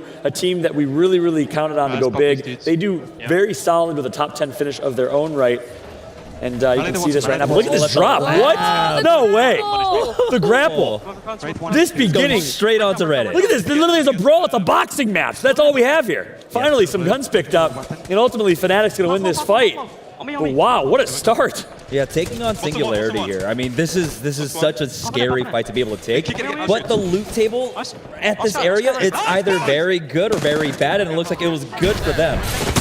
Meanwhile, Justice representing Korea, only Korean team to lose when winners back at round 1. They come out on top in an early fight as well, picking up some kills. So we had some early contests here. As you can see, Echo Fox, who ended up placing pretty high, an early 3 versus 3 fight, so a little bit unorthodox compared to yesterday. We see some Gibraltar action as well. From Superkick, I knew they were playing Gibby actually. I talked to them on the bus. They love rocking that Gibby. They really think he is a strong character as it currently stands. Yeah, talking to a lot of people, they said, yeah, take a look at Group C. There's going to be a team that's going to be placing Gibraltar. And I was like, nah. But they did it. But we're seeing why he's kind of a liability. He's a big boy. And big boys get hit. My man ate. You know, my man was well fed growing up. Gibraltar was. Oh, look at this movement here. Ultimately, Sinister comes on top in that fight. So a lot of really great fights early on here. And of course, nearing towards endgame now is when we saw how the action really broke down. Great plays from Lazarus. Come out on top in that pure 3v3. The thing is, like, taking a look at like the pacing of the match, we were talking about it, right? Where we mentioned that it was much slower by the end of Ring 3. Only about 5 people, 6 people on average died. Here in the mid game, it seems a lot faster than most of our other games, where we only have 11 squads live. We were used to kind of by the 6th ring, there would still somehow be about 14 squads alive. Nice. Not playing with the corner of the ring right there. Not the best situation. Tempo, of course, comes out on top in that one. Then we see the Nagano boys, 1998, who we gave a lot of praise to and want to look out for. Performed pretty well. They got 4 points. I believe currently in 10th place. Nagano, 1988, who qualified for X Games, picked up Zerifer for this tournament. They finished with 10th place with 4 points, I believe. And of course, the last fight. Kamikaze gets the upper hand, knocks one. 3 versus 2. You don't lose your 3 versus 2. You don't lose your numbers advantages, especially when you have them so weak. But ultimately, it was the Peacekeeper play. And look at that. We actually didn't see that on stream. Wow. And look at the disbelief from Kamikaze. I mean, really, they should have had that one. They really should have. Although you could see that they were still happy with that performance, Kamikaze. Oh, yeah. Because if we take a look at the standings coming into this, right, getting dropped down, Kamikaze was sitting at 13th in their group when they got knocked down, and the Pittsburgh Knights, they were sitting at 18th before they got knocked down here to the lower bracket. Yeah, I mean, those replays really said it all, and we did a quick overview of those replays, but there's a lot to dissect, that's for sure. Let's go ahead and send it over for the first time today to the Command Center, where I got my boy Guy Blaze, as well as Nathanius. Boys, break it down for us. Thank you very much, Fallout. And I will definitely be down for a Wiz Khalifa concert. That would be awesome. And I will say that I am wearing gold, and the teams that won the first games of each day, colors were yellow and gold. Just saying, you know, call me with predictions. But Nate has a play here. Western Nate, Pennsylvania. Yo, right? So, Nate, what do you got here for us on our screen? Well, I got just a nice little breakdown. You know, if you're trying to step up your Apex Legends gameplay, and we all have to face reality sometimes right now. Yep. You've got those turtle, but adjustment compositions. That's why everybody's bringing out the Watson, bringing out the Wraiths and the Pathfinders. We're just going to take a look at Echo Fox, their setup. Now, in your magical dream ideal world, you could just block off an easy building, but that's not what we've got here. So just coming in the setup, you've got 12 squads remaining. The circle is naturally getting pretty small, but you're just looking at one of the things that you want to be checking the boxes off, okay? And even though you've got your team, you're on this low ground position, just some of the nice things, making sure to cut off every possible exit point with these traps is really nice, but the players are constantly moving around, looking up towards that high ground. And the other thing I want to point out as well, taking advantage of not only the comms to get the pings, but the biggest area that you're going to be worried about usually is that high ground. And having this wall is nice, but they've got the pylon tucked in a little bit. I hope we get to see that in just a second. So the pylon is tucked inside, so you can kind of keep this outer perimeter. Even though you're on the low ground, everybody's still playing the outside, waiting for that opportunity where they need to fall back. And these are the types of strategies that when you're in this situation, that pylon having your back in that situation is always going to be nice. You're keeping the grenades off of you, so you're going to be able to block this off. You got your staggered fences, which is always going to be really important. You want to make sure your fallback points are available for your teammates. But most importantly, if someone gets on top of you and you try to throw those grenades down, being able to intercept those explosives is going to be huge. And these are the types of setups these players, these teams, all weekend long, constantly shifting, constantly adjusting. Always being creative with those setups. And making sure that it's not too predictable for the enemy either.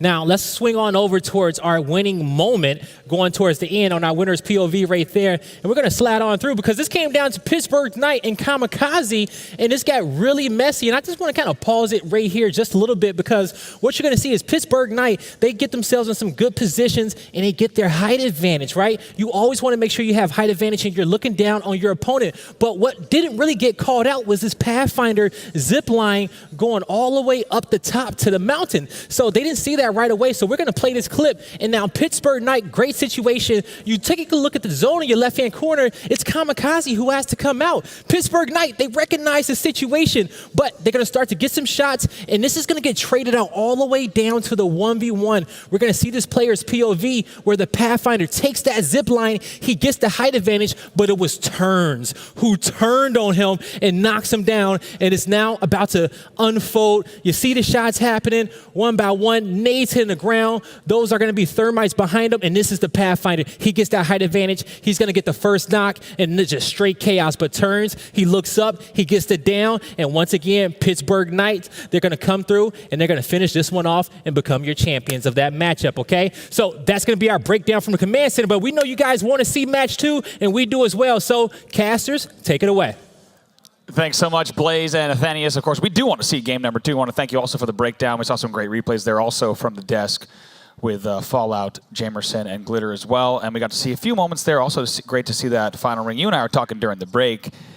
Not the best ring setup for a Gibraltar team. Yeah, no, that is... okay, so let's put it this way. That technically any circle that kind of indicates a rotation in the open can force a really awkward one, right? But that definitely, because of the circumstance based on the drop and everything, like, it basically made Gibraltar's strengths almost against him to some level, because he almost created, as long as he doesn't win the fight, he creates territory for others to be able to defend outward too. Absolutely, and also you saw where he decided to place that shield, and it gave an opportunity for a player to fly across open ground, Peacekeeper out, and just fly right in. Like you said, not the best set of circumstances for that. We'll have to see, though. Game 2 is going to be a different game and maybe some opportunities for some Gibraltar success. Yeah, no, for sure. And I'm hoping that we see maybe a little bit less to that eastern side kind of circle, right? I'm thinking, you know, your Thunderdomes, your Skull Towns, anything that has structures, a lot of structures. Even a Bunker Town, there's opportunities. Just there. Anything that doesn't involve being out in the middle of that valley that they were all forced into. Even the final circle, the closest building, I feel like, was, you know, at least 150 meters away. You even saw some awkward Watsoning up where people have just like the tiniest rocks and they're deciding to put Watson fences around them. It's like, Watson's like, I guess I should put my fences here. I have fences, guys. Where do you want them? Probably the best place for them. So definitely not really a defense-heavy final ring, and really just came down to, like we said, that final coordination there out of Pittsburgh Knights. They will take game number 1 as we get ready to launch into game number 2. Any other surprising results that we saw there? Kamikaze, of course, in the end, do get the most points there with 17. I don't think anything that is too outstanding, right? We named some of the teams that we expected to perform at the upper end. I think the biggest thing I would say is I'm just surprised at how lopsided it is in favor point-wise of Echo Fox and Kamikaze together, acquiring 30 points, and everybody else, you know, Team Liquid Blue here. Yeah, absolutely. Now, of course, I want to correct that also. Kamikaze, not the points leader, as we saw. It was actually Pittsburgh Knights, who I believe were in about the 20-point range. We're going to go ahead and get those stats finalized again. You guys already saw them during the break. So it was Pittsburgh Knights, who we're starting with here. Your game 1 leader and also your point leader going into game number 2. Gonna drop very centered here. Doesn't look like it's gonna be too contested. Also a bit of a split. This is something we've seen a lot of teams end up doing, right? Checking around, am I going to be contested? If no, then it's in our best interest to try and split up as best we can. I find it pretty interesting on whether or not it's the Pathfinder versus the Wraith for multiple reasons in their between the beacons and also the survivability of each character, but it's something I'm going to keep my eye on as we go here through the tournament. But I've heard over at the command center, we got something we're checking in here with all these teams. Yes, we do, casters. We do have that Gibraltar coming out once again. It seems like Super Kicker is committing to that meta. And so, Nate, where did they land this time with that Gibraltar? Well, the Dummy Thick squad has found their way over to Skulltown, of course. Going to give them some opportunities to cut off any areas if there was an early close quarters combat. But you're going to make sure with those rotations, you want to stay in places you can actually get the most value out of that bubble shield. Now, Kamikaze won our last game as well. Where did they land at? So well, not one, but they were there in our top 2. Yeah, we're seeing them on the southeast side by the hydro dam set up. They're actually getting a quick scan in, so they've already got their eyes on that second circle. It's going to be closing in on the southeast of that current first one, so they've got great information moving forward in this match. And then Tempo Storm went back to pit, and they're rotating towards the south side of the map, but that's going to be it from us, casters. Take it back away. All right, thanks so much, Blaze and Nate. Back into the action here with Team Singularity. See what they can do. We did see them in the last game. Tried to hot drop on Labs. You guys saw the replays as well. Did not go well for them. Like we said, it's a high-risk maneuver in that first game, and now they're forced to look at these next 2 games as their opportunity to try to put some points on the board, of course. 0 points so far, and they're going to have a long game of catch-up in games 2 and 3. I mean, it's absolutely dire. If you struggle in this game, you basically make your game number 3 be such a we must kill nearly everybody in the lobby and win type circumstance to recover, right, that this is absolutely the tone setter of Singularity. Well, it doesn't want to be sent back home. That being said, the loot department, not necessarily anything really to be writing home about there. We got ourselves the 99 white armor across the board. Wingman is going to be able to help out there as we see the swap coming in for that flatline. Some scouting here from Bullet from Atletico, just popping up here on the jump tower. We're going to let him take a look all the way around different angles out of water treatment. You're going to see him just to continue zip up and down this jump tower. So you want to bring that into your gameplay if you need to get into more scouting, and of course going to give you an opportunity to find some safe routes, some safe places to push. And I think even more so on a educational point, one thing you might be wondering is why did he actually zip downward when he grabbed onto the zip? The answer is it actually takes where you're looking, so it's very important to make sure that you break that 50% so you can look upward. Otherwise you might have a bit of an awkward moment like we just got there from Bullet. But Atletico here a bit more focused towards the center of the map, has to be concerned with that high ground, but also a couple of these tangos here in front. Yep, starting to make their move down from River's End all the way up, and eventually will jump tower into join the teammates. Now on board with Akihabara. They get that first knock. It's going to be coming there. Now see if they can push across as well. There's a second one. Sapoten with that one, and Alelu with the first. Yeah, it's a pretty big win for them to be able to pick up some of this loot and also control any of the cadence over this middle of the map, because they are going for a rather large trek and more vulnerable trek than I feel like a majority of the teams coming through. Tempo Storm, though, find themselves a fight here outside Bunker. Yeah, look at them here as we take a look. It's against Pittsburgh Knights. Yes, look at Tempos. They have the high ground, and right now the shield advantage as well, it looks like. If you continue to take a look at this battle, you're also seeing these rings here, bottom right, to see exactly where these rings are heading. Should be noted. That's going to be a Pathfinder circle, I believe, with the survey beacon indicating exactly where that second circle is. Yeah, and there's also 2 teams shooting at Tempo Storm right now. There's not just one. They actually have the quarrel that they have there with Pittsburgh Knights, and also another team, I believe, with a 301 kind of chipping away up in the high ground to the western side of where they were. So it made sense that they were trying to get out of there, but Solve is not going to be able to have the answers there as he ends up dropping in his rotation. And Tempo Storm, they're stuck in that house with that grenade. Here we go now, back with the Pittsburgh Knights. These are your game 1 winners on board with the hot stick. Does have that choked Peacekeeper. Might go for the revive here, we'll see. Maybe allow that teammate to come a little bit around the corner before he decides to go for that. And I think that's exactly what we're going to see. Yes, indeed, revive coming through while Turns watches for anyone who might try to push that and give them pressure as they're set up here at Bunkertown. They'll be able to get that revive and slowly get back into the action. They've got to be feeling good about that game number 1, but they know in a 3-game set you really need to be consistent across these 3. It's not a whole lot of time to do so. No, there isn't a whole lot of time to do so. And also the devotion here coming out from Zeki is something that we were talking about, some of the auto weapons that might become a little bit more common here through today. And I feel like that has got to be one that really comes to name, right? As long as you get yourself the turbocharger for it to be able to help out with that wind-up speed, it's going to be one of the more lethal weapons here. Now on board with the claim here, Echo Fox rocking a 99 flatline. Like we talked about, there are 2 white armors here, so what they decided to do, and we've seen this before, is when the team is unable to really get the loot they need right there, one of their first reactions, if they are not able to get those early rotations where they find the specifically armor that they need, where they can continue moving around, they'll Watson up and they'll make sure that they get some type of positioning so that they have some sort of advantage in case anyone comes flying through and rotating. Talking about some of the rotations here. our circle as we can take a glance in that little green highlight. There we go, better glance there, sitting south just of that of the cage, which is going to make it basically one of the more difficult low ground, okay, so basically a valley, right? And we can already see one half of that valley here with Super Kick a little bit as they make the rotation up towards the northern half. And anybody who tries to take the skirmish into the middle, I can't help but feel like it's going to have a really bad time. That being said, we were wondering, is this a more Gibraltar circle? I would say up until about round 6 is likely going to be the case. Indeed, now on board with Vic from Super Kicka here, rocking a tried and true combo here, longbow Peacekeeper for him, and they've also got pretty good looking armor as well. Akihabara have themselves a high ground here on the Hydro Dam, or excuse me, repulsor wall. They'd end up dropping down. You can see them questioning whether or not the watchtower is going to have anybody there, and it seems like maybe a shot came through, but the fact that they're willing to aggress onward feels like they either have confidence or they're neglecting that situation. Fnatic find themselves shots distributed outward. Just going to throw down the ping, not wanting to risk positioning here outside of the cage. And the cage is a pretty common end place, but I'm pretty darn confident that is not going to be our final circle here.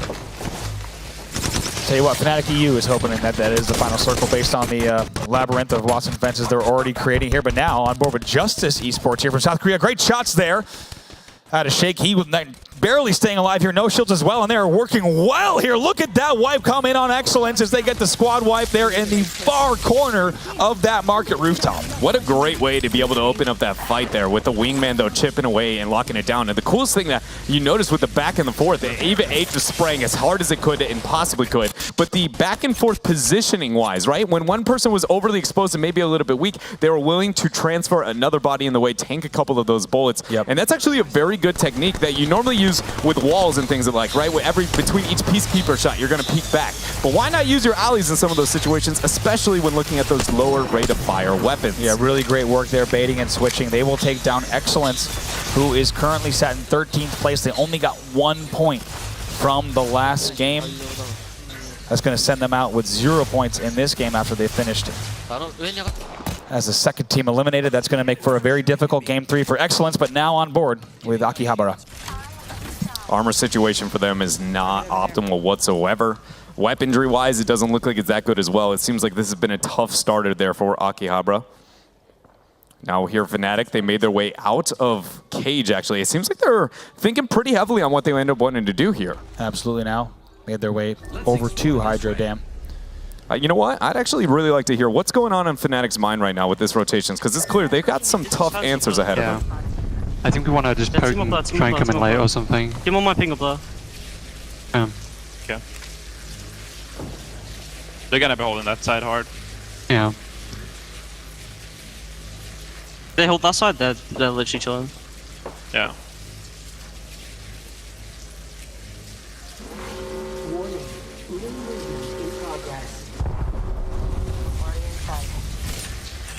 Well, just concerned about where everybody's going to be, not highlighting too much for us. Sadly, not going to get to read into the 8-ball of Fnatic, but you know, basically going to be posturing up, making sure that nobody too well off when it comes to the cage. More importantly, when they have to leave this facility, how quickly can they make that rotation? And of course, also the big question is what other teams will be coming in from the west, passing anywhere near cage, whether through it or around it, is just one of the angles that they're going to have to worry about. Over there. Click Esports there with the low ground. Bryn has himself nice positioning here.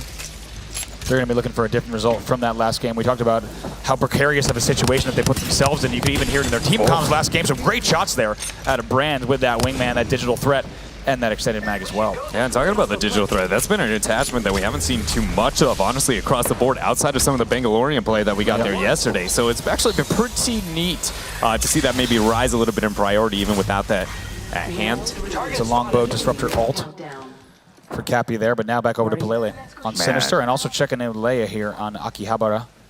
Team from Japan here. Got 20 cell shields. You know, you're 20. You're in a good looted situation when somebody stacked that well in the med kit department.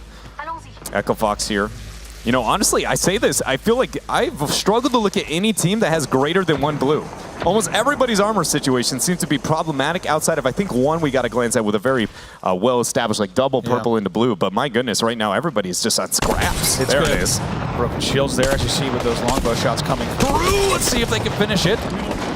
Not just yet. Here with Vic, he's got some nice high ground, but like you said, Dread, that's going to make great shots again. Another shield break. Not able to get any knocks there, but just going to continue holding this ground and also patrolling. But that's going to make for some interesting late game engagements here with the armor situation that we've seen. It's going to, first of all, create some imbalances, but it's also going to create some very scrappy situations where teams are desperately trying to get into the right engagements, armor swapping as fast as they can and choosing where they can disengage. Yeah, and also, sorry, taking a glance at Super Kick, there's something that raises a pretty big concern for me, and I think we just saw a moment of it. Look at the ammo circumstance for Vic here. And I don't know if the observers could swap between each perspective, but notice the loadouts. They all are sitting with heavy across the board, and the ammo is not necessarily something to write home for. So I feel like they need to find a way to diversify the weapon and ammunition situation here, or when we get to that final circle, they're going to be going, guys, does anybody have anything to throw at the bad guys? I think we saw one ult, and we didn't see exactly how much ammo was in that ult. So that is going to definitely be a tricky situation for them, as they're going to go ahead and head low here, the Super Kick side, and zip up. Also taking a look back at caves, making sure no shots are coming through there.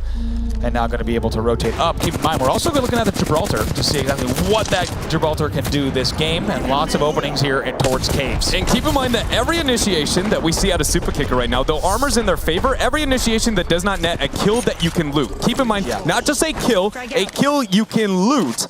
You are going to be in a situation where you are not gaining anything in the long term, and it may be a problem later down the road. So I can't but feel like they have maybe some of the biggest responsibilities here for game number 2 if they're going to make sure they don't get sent home here today. It's a great point. It puts them also in a very interesting situation, because just about every other team in the lobby who's sitting pretty on armor, sitting pretty on ammo, can choose those bad armor, and also they can choose those battles to get some kills. And they can, if they get a very advantageous situation, they could push that and get those kills without having things like ammo in the back of their mind. Exactly. It is the beautiful plight of, can ammo buy me armor? The answer is maybe, if you can find the right shots and, more importantly, the right initiations. But finding one, Atletico here trying to get the door jam before the longbow shot comes through. Execution seems like by somebody else there, but at least the armor swap available. Now here back over to Hey Katie on the Atletico side. These guys hailing from Australia are going to take some time to heal up as that ring is closing, and they'll need to go push into this building interior here. 17 squads still left. Dread, want to hear your thoughts as this ring continues to get tighter on the challenges some of these teams are going to have here in terms of where we're ending up. Close range weaponry is going to be very, very viable and very, very important for a majority of it. Did it make the transition upward? It did, actually. I believe they're towards the cage. So even just getting into it itself is going to be very difficult. Overall, I would just suggest that a lot of the weapons, 99s, Peacekeepers, and actually more mid-range focus, I think is going to be necessary. Losing a bit of that focus. Kamikaze goes down. That's going to be a fantastic push from Fnatic EU. They will get that wipe as well. They'll pick up those 3 kills, and also an opportunity to find what little good he's got left behind. See if anybody looks towards that turbocharger or interest on that. Talking about rotations through cage, here's one team that's doing that. This is going to be Pro Gaming Team Selector here, as they're going to make that push through cage, as they did find it vacant and available. These guys, of course, the Japanese team we've been talking about a lot at the beginning of the game, but now back over to the Liquid Blue side. And I want to bring this back to one of the circles that we did get at the X Games. It was on this side, cage house, just pretty much exactly what we get right now. It's just a little bit towards the southern end, though. It's going to be super, super interesting here. Look at this, Team Liquid pressuring so very well here over Fierce, just trapping him inside this home. One knock comes through, and it doesn't look like they're going to be long with us here, as there it is, the audio cue comes through. Team Liquid Blue looking clean here in game 2. They'll pick up that kill as well. Liquid Blue, some fantastic thermite use there as well, as we talk about the timing of pushes, we talk about the timing of those grenades, how in sync do those players enter those doorways. I mean, that was pretty great there. Tactical work, the thermite hits from distance. Players on the rooftops are able to drop down and time that push from the high ground. Fantastic work from them there. Now checking in with Game Arena Esports here, and not looking too good in terms of teammates or armor. They've lost a player. Respawn has timed out, and also under fire with running 2 whites. This next circle is so concerning, Bravo. You have 2 options. It's either the Hydro Dam building that we see right there, already postured up with that high ground, or it's this side cage building. Yeah. It is so different. If you don't own one of those positions, good luck finding some real estate, because this is not a buyer's market. My goodness, this is going to be very tense here. Celia can stay alive. He just does! grapples out. That's a huge play to stay alive here with Bullet. Going to try to fly as fast as they can, and take a look at that. When we say 1 HP, we mean 1 HP. Stays alive there with a well-timed grapple and lives to fight through this potentially. Now on board with Echo Fox. They've got the high ground, but armor not looking too good for them either, like we've been watching all game across so many of these squads. To cage or not to cage? That is the question. Our next circle will define it as Atletico drops. It's the Hydro Dam building! Oh my! The high ground. There is so much here over this circle. Very, very interesting. And somebody could be down the staircase on the low ground too. And Nagano 1998 did fall on the kill feed, if you caught that. Now checking back in with one above all, and a lot of play is going to happen here. We've got, of course, a little corner of cage left in this match, which means that a lot of teams are going to be able to set up on the different levels of cage, and there's going to be a lot of mind games with elevation there and how those teams push out. Where are the zips going to be? Where are we going to see the portals? This is going to get nutty real fast. 11 squads left. Casper here turning into the ghost he was born to be. Not longer here with us, but that's not the entirety of the roster. That being said, I believe that was going to be the beginning and the end there. Sinister find themselves a res opportunity, still having all 3 members. Pretty good armor to boot. Yes, Liquid Blue does go down. They were in 9th with only 4 points, essentially tied with the teams 9 through 12. So Liquid Blue is going to have a very important game at number 3 as well. Now looking back here at Sinisters and one above all, and like we said, there's really only a few places to set up here as the ring closes, and then things are going to converge very, very fast. Little corners of cage are going to be important here, but longbow shots coming in as shields are breaking there for Echo Fox, and still holding this high ground choke.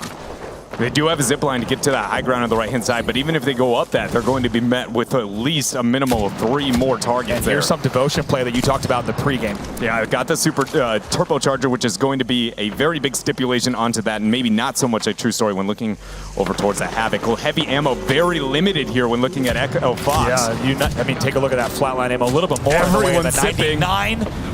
And now back on board here. This is insane. With the Justice Esports side, one of our South Korean teams here, I believe. The only South Korean team in this lobby. Great shots there, though, as he jumps in, and they should be able to get this knock, but maybe not. Songville trying to get some shots here with the 99 as well. And they're still trying to make it to the high ground. Even if you win this fight, if you're Justice Esports, you have so much distance to gain. The pre-heal is going to be okay here for that. Coming through, Gibraltar Shield already dropped down here as we take a glance at Team Liquid Blue. One-man band is going to be Nocturnal. He has the eye frame. I think he gets, with, I believe, Gibraltar knocking out all sorts of players there as we go here now. Even 8 for one above all. Fireman trying to stay alive. He finds some generators. No, he can't get away. He will fall as well. They will wipe now. 5 squads left. That's going to be a wipe there for Echo Fox, and also Fnatic EU still here and also putting some good shots on Sinister as well. Things slow down for just a second. And we know who's inside the house. Who has had this positioning here this whole time? Echo Fox on the outskirts, but someone should exist through those doors, I believe, and if not, that is Echo Fox with the best positioning here over this final circle. And finally, Justice will fall. They will go down, and that was going to be, I believe, no more Gibraltar Shields for the rest of the game. And now Fnatic EU is your team. It's Fnatic. They are the final boss of this circle. Everybody has to make their way into a double layered fence. This is no white picket fence. We are not putting a picnic out here and introducing the neighbors. This is going to be a tough time for anybody who tries to make their way in. And again, there's a retreat point that you can make downwards through the staircase that can lead to, again, that kind of weird elevated heel-off situation. Yep. So something we got to keep in mind, who's got a golden backpack. And right now, take a look at Stormin here, deciding if he wants to engage this with the wingman. Some shots coming up. Could be a solo fighting from the low, but I think would be risky here as we go. Actually, it's going to be Vic and Nasky together on Supakika. Here, Supakika still rocking that Gibraltar Shield, so still will be in play. Still has the longbow Peacekeeper, and as things go up the hill. Great nade. Let's see if he's going to just go around the edge of this, and they are going to be trapped inside, nowhere to go. He's going to just make it to where the distance he has to go is the easiest shot opportunity. He's basically going to take damage from the circle, and by the time he moves through, he has to take that thermite grenade. Echo Fox not even looking at the targets here. Shots going through, and actually Fnatic maybe biting off more than they could chew. No, it's actually Sinister's Capri Cappy who ends up moving out to try and take that trade. So a big win. The fact that we see Fnatic not risking anything. 2 squads left here now, just Echo Fox. And they have very different looking in the way of shields as they have found 1 perp and 2 blues, and they're now going to get ready for this push on Fnatic EU. Grenade number 1 here. Arcstar not going to proc onto anything, not raiding of those fences. Whoa, a wild push out, but then it's going to be just a raid portal, actually. Look at the shots coming out from the Pathfinder. Arcstar going to be used, getting attention. That's going to be a break. The Arcstar connects. Let's see if they can push through this Thermite. No, the Thermite's so well placed. They're not able to come in, and looks like an opportunity for them to push, but they will have to wait for the next one as well, as they may take an opportunity to shield up. Still trying to break through this doorway. Eva 8 is out. Can he turn the corner? No, another frag comes through, and they are constantly grenading that doorway and need to be careful. A minute and 20 in the heal-off situation may happen. Great Thermite grenade, just melting the heals. Fnatic has an opportunity to push. Stormin ends up getting knocked. Stormin goes down here, and also no shields there, so we're going to see a shield swap. Look at that, now going down. Fox Clem, the only player alive. Fnatic EU poised to take the win. Can they get the last finish on this player? Looks like only a moment away. Yes, they can. Fnatic EU wins game number 2. I mean, what else to say other than understanding the economic and real estate problem at hand with that final circle. A lot of teams showing interest towards the cage, but somehow Fnatic having the next level understanding there, understanding that that small little staircase upward was going to be that final circle and just establishing their territory so early on. And let's talk about also the situations there as they, I mean, I think we saw 4 different grenades, thermites, and a frag that blocked out that doorway. That even though their shields were broken, they timed those grenades perfectly. They get the win, but even bigger than that is they were in 11th with 4 points. Oh, yeah. So that is huge. They could take a breath. You saw the smiles on their faces. Let's hear more about that game from the analysis desk. Fallout, over to you.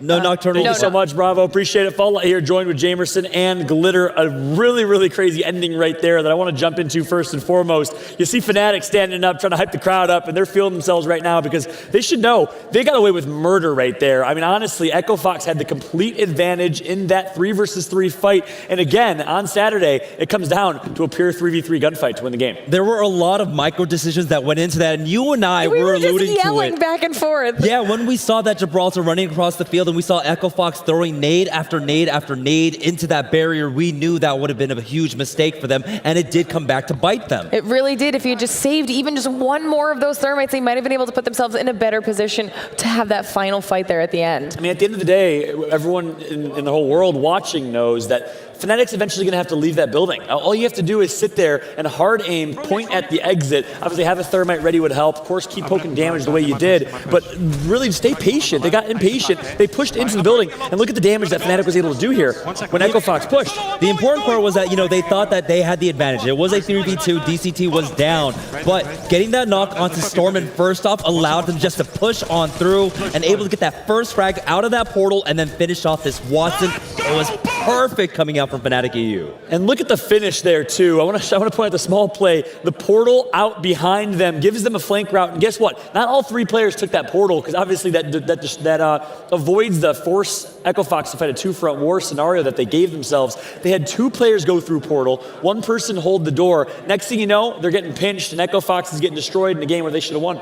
I feel like as soon as that Arcstar landed and they saw that the armor was cracked, that was like their moment right there. And they kind of played it a little bit safe and stayed on the outside. I don't know if that was the right decision. Yeah, if you're Echo Fox, you're kicking yourself there. That could have easily been 3 more points that they had for 19 total and 3 less points for Fnatic EU with 18. But still, you're very happy with that overall performance. 7 kills, 9 points for 16 for Echo Fox. Fnatic EU, though, shows a little bit of Europe over NA muscle in the 3 versus 3 and comes out on top. Team Liquid Blue right behind him with 12 points. Look at those kills, though.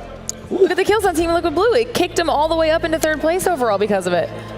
Yeah, we're seeing that surviving to the end really does work out for you, and we even saw it from Fnatic. They were able to end up with 9 kills there at the end, and that was because they had that position inside the tunnel where they were just poking away at teams that were just, you know, fighting in their own 2v2s, 2v3s, and so being able to have that team that has a positional advantage and being able to poke out and find a kill every now and then, it adds up incrementally. Yeah, and you guys see the same exact placements here. One team I want to point out is Superkicka, rocking the Gibraltar as a main. You'll love to see some diversity here. Shout out to Superkicka and the guys representing EU as well. Of course, 11 total points for them, 7th in placement, 7 points in placement with a top 3 finish and a couple kills on top of that. Sinister's right behind them. Lazarus, another solid performance. Pittsburgh Knights with a solid 10th place finish in that one. Pittsburgh is looking great. I'm excited to see the final standings. You're absolutely correct. I mean, with that first place finish and then, of course, getting the placement points and the 4 extra points there, that pretty much solidifies them in the top 10 here.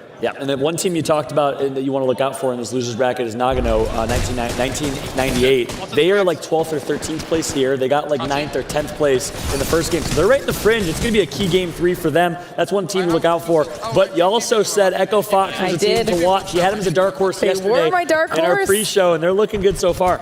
I'm really happy with what's happening today. I feel like this is a better representation of their overall skill as a team. And, you know, I'm feeling a little bit like Jamerson right now. Not to mention we also I just called out Team Liquid Blue right before this round, and then they turn around and they do well. I'm feeling like Jamerson. You know, it's a good day when you're feeling like Jamerson, you know? Feel like Jagger? No, feel like Jamerson, let's be honest. Jamerson McJagger. There we go. And here's Atletico, of course. I'm hitting. Is this Atletico representing Australia? I can't remember which team. Yes, they are. Along with Kamikaze.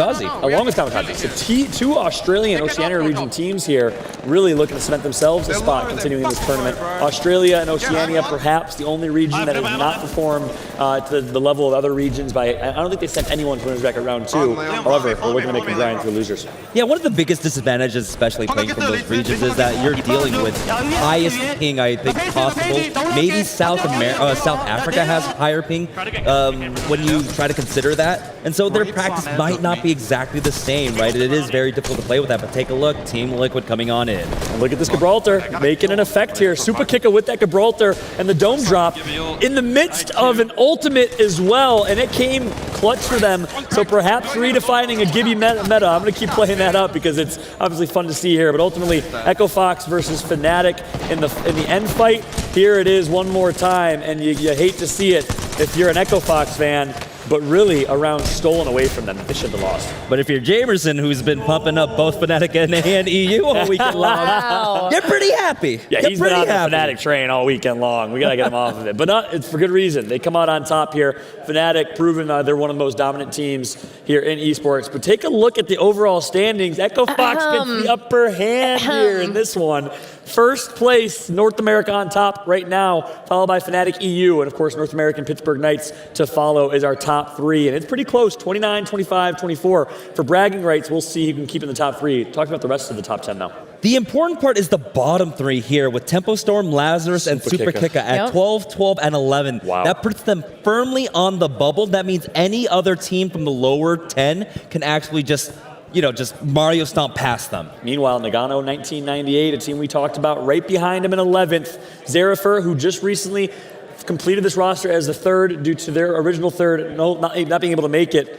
7 points right now, a couple behind 10th place, who was at, how many points was 10th? 9th? 11. So they got some work to do. And this is not the first time we've seen this happen. We have had so many sets of matches at this point where game 3, we keep talking about those fringe teams, and one of them will have a phenomenal 3rd game and more than solidify their place in the top 10. Listen, 3 games in a series. You got to go big, and this is when you have to do it. You're back against the wall on the brink of elimination. I'm excited for match number 3 here to kick off Saturday, but we had a lot of great action from that last match. Let's go ahead and throw it over to Blaze and Nathanius at the command center. What's up, boys? Thank you so much, Fallout. Yeah, it's Nathanius and Blaze, and man, some great stuff to follow. I have my eyes on that Gibraltar. Wow. Those are some fun plays. I love seeing variety is the spice of life. And I understand in a competitive environment, everyone's kind of playing similar styles, of course, here, but it is so nice to see that. Blaze, what do you got for me? So what we got right here, this is something I thought was super interesting. I wanted to kind of give it to the Watson players at home. We saw one above all setting up at the top of Cage, but where they put these pylons at, I thought was super cool because they put the pylons so that it blocked off the ropes of anybody coming across, going from end to end, and you really couldn't block that one off. One above all had such a good setup, and I'm pretty sure that Watson was super proud over that whole thing because this kind of turned into Heaven's Arena, the Tower of Power towards the end of this one. A lot of teams died here, so that was a great setup for them before everybody had to kind of rotate out and go towards that Hydro Dam and so we can kind of watch the final moments of this one as well, Nate. But I want to put that one out there just to kind of give a little tips out there to our newer viewers and Watson players who looking for some more creative ways, to put those pylons up. That is an absolutely beautiful spot to cover. And of course, as you're talking about this, we're looking at the setup and really just breaking it down. When you have an area like this, it's so nice to be able to cut everything off, right? You've got the Watson pylon. That's super important. You don't want it to be easily visible from any of those doors if they do get blown open.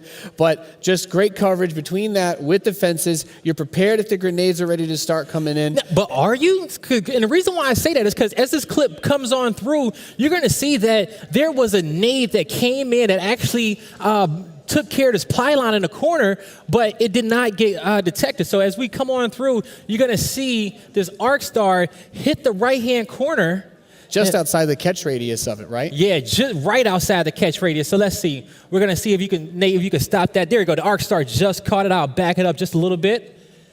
And boom, lands in a perfect position where it couldn't get caught, but it takes out the rest of those fences. And you will think that in this point, Echo Fox says, okay, we got it done. They have to come out. This is where we can get them. But little did they know they was ready for that fight. The positioning there is so important, and of course, you got to be able to get it in front into a spot where even though it's going to be in range, it's still not going to get caught by that pylon. Very tricky, very difficult to do, but those are the plays that are going to make champions here. Yes, it at is. The Apex Legends Preseason Invitational. I hope you guys enjoyed the bit of the breakdown. We're going to kick it back over to the casters and get ready for our next round.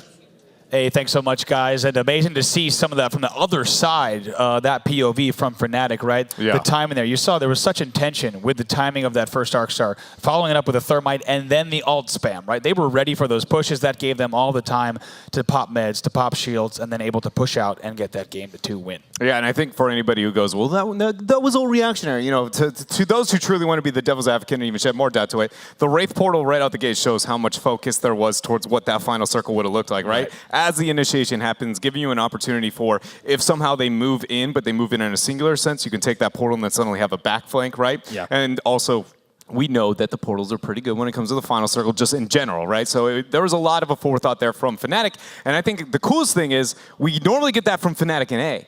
This is suddenly kind of trickling over here to Fnatic EU, and I think that's really neat. Absolutely. Also, Fnatic NA, a team we're going to see later on in the losers bracket, they did make it to losers 2. Of course, Fnatic EU wants to join them even later on in the bracket and continue on. Taking a look at the standings here, Echo Fox in number 1 with 26, Fnatic EU there in second with 25 after that great game. Pittsburgh Knights still sitting pretty in third with 24, really after that game 1 win. Yeah, they only got 4 points last game. Yeah, so being able to get that win was really good, and we saw where the kind of struggles of the Pittsburgh Knights came in, right, with that transition neutral, trying to make it over to Cave. You had Temple Storm, somebody sitting on the upper high ground off to the side. It was just not an optimal circumstance here, but, I mean, at least they bought themselves enough breathing room, you know, but those teams who maybe didn't, that sit towards that concerning level, teams like Superkicka and Nagano, Games Arena, those are the ones that I'm really keeping my eye on. Absolutely. That bubble right there is going to be Lazarus, Superkicka, Nagano, Game Arena, Selector, Atletico. And really, if you look all the way down, teams that with a big enough performance could make it all the way back in as we're getting ready here for game number 3, match 3 of 3 here in your losers bracket round 1. If you lose this game, and find yourself at the bottom, you will, in fact, be going home. But here at 10th place, we need to figure out, here's some of the comps. Yeah, that's, it's either Echo Fox or Temple Storm. It looks like it's Temple. Temple Storm, so many teams going Skull, dude. Yeah, let here instead in the middle? There's already a team there. Yeah, T-Bunker. We will have Soap and take a loot. Let's just contest them. Okay. Let's go left. Take left side. Okay. Yeah. I'm going here. They have 1 blue armor so far. Yikes. Guys, let's loot this, run away and loot the place outside of market. Yeah. Please keep on me. I'm gonna take it for you, Vic. Oh, thank you. I'm taking the armor. Good, we're inside. I got a turbocharger on me. Okay. Nice. Okay, let's go here. I say we move. Yeah, you guys go. I'll keep looting until I hear someone. Oh. But watch out, dude. You like you're pathing, but they can still fucking. I know. How to aim it. I need sound though. All right, now back here, here's some fantastic communication there from Superkicka. You saw them taking a little bit of a risk there. They get into Skull, and you heard them saying, we got to loot and get out, and they're able to do that. And they also are looking a little bit better here in the way of weapons. Certainly a little bit to be desired in the way of armor. But like we said, fantastic to hear comms from a team on the bubble as they drop in. They've got a long road here in game number 3. We do have the command center ready as well for some more updates. Blaze and Nathanius, over to you. Thank you so much, Bravo. Now, Athletico and Game Arena, both of these teams are at water treatment. One is close and one is outside Battertown. So we know that both those teams are battling to get in the top 10. So we'll see that a lot of action is about to go down with them. But what's happening with Nagano, Nate? Well, they decided to go for a huge split-up landing between Cage, Hydro Dam, and also a little bit outside towards where the old bridges were in Bunkertown. So they're just all over the place, trying to find out as much as they can possibly get. Obviously, there's some big risk involved with that, but potentially some really big reward. All right, Casters, take it away, because we don't want you guys to miss none of this action as these teams battle it out. All right, thanks, Blaze and Nate, for the updates there. Now taking a look at convertibles here on Game Arena Esports. Over here at Treatment, taking a look at where convertibles is on the table, right? Excuse me, where Game Arena is on the table, as we mentioned. A bubble team there. They got 6 points in 12th, and a good performance here keeps them alive in the tournament. If you're just joining us, this is our first round of the losers bracket, a $500,000 invitational tournament, and teams are going to be going home right here after game number 3. And as we said, in these 3-game sets, because we are looking at a point total of only across 3 games, huge game 3 performances can propel you through even from the very bottom right now. Very possible. Yeah, nobody is out of it quite yet. We have figured out who is very comfortable to likely make it, but anybody, even at the last place team, has a chance if they can play well enough here in game number 3. A very spicy circle is also brewing here as we see the Pathfinder reveal just a bit north there of Skulltown, likely going to be hindering towards a little bit of the Gauntlet airbase, or again, something towards that crossroad northern Skulltown. I'm very, very excited on what we get here, but for now, we still stand here with Click Esports trying to find a way to defend their corner so far of this first round circle. Also checking in with Tempo Storm, and the armor, unfortunately for their sake, looks all too similar to what we saw in the last game as well. Solve, Decop, and Assert want to make a performance here. Right now they're in 8th place with 12 points, and one of the teams that we would certainly call close enough to be on the bubble. That's only 1 point away from 10th. Someone maybe identifying somebody sitting on the opposite side there of the crossroads.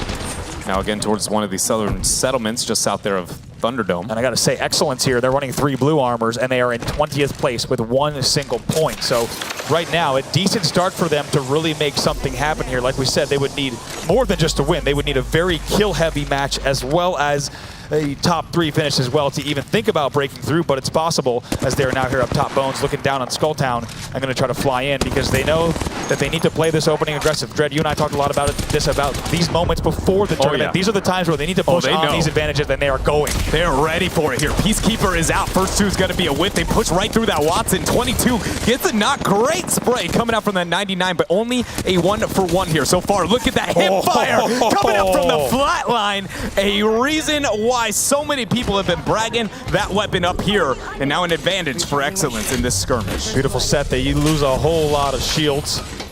Look at a few knocks and a good push from them. You saw some great shots coming through. Then it takes some time to heal up. Now on board with the Click Esports. If you take a look at where they are on the table, they're in 19th with 2 points. Very similar situation for them. And notice how needed it was, the fact that Excellence is actually the team that they're actually fighting here. So Excellence is able to way to get that skirmish.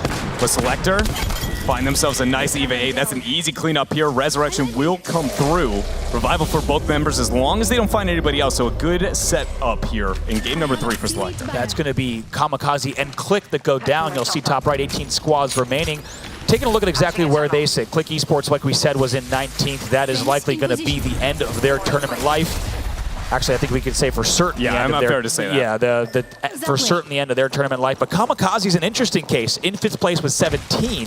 Yeah. So that's a bad enough setup. Yes, that is a bad enough setup indeed. And depending on what this lobby looks like in terms of kills and where these top finishers come from in the table, they are going to have to sit back in their player booth and watch this one play out with their fingers crossed. And the last thing you want as a professional gamer is to have no control over your fate.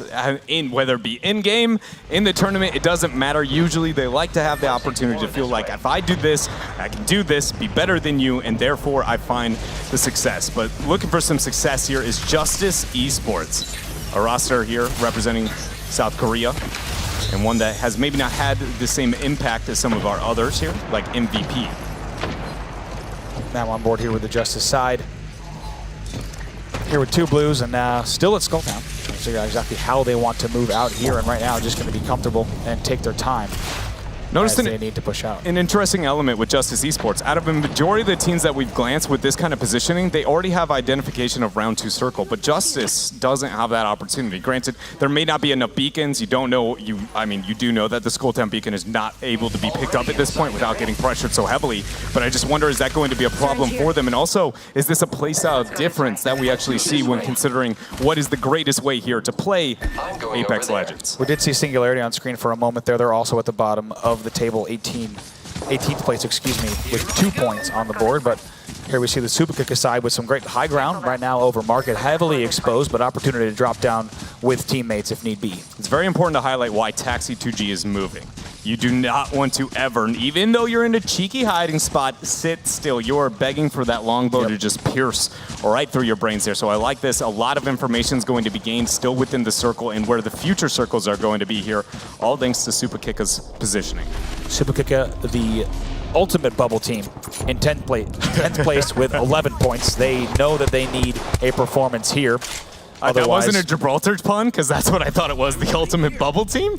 Oh no! I wish it had been. Gosh darn it, that would have been fantastic. I'm sitting here dying on the inside. That's great. Bubble team. I gotta be honest with you, Dread. It was not intentional, but I'm really glad it came out regardless. As we see, Fierce here now exchanging some shots as well. It was intentional. Alex W, also known as there a little bit. Try to get rid of this generator, clipping a little bit off to the side of that tree. Wasn't enough to be able to finish it off there. Nice shot coming up from the triple take, a weapon that we see, but we haven't seen success with, I think is how I would describe it here throughout this weekend. It feels like it's the, lesser of evils option more than it is this is the go-to for most teams.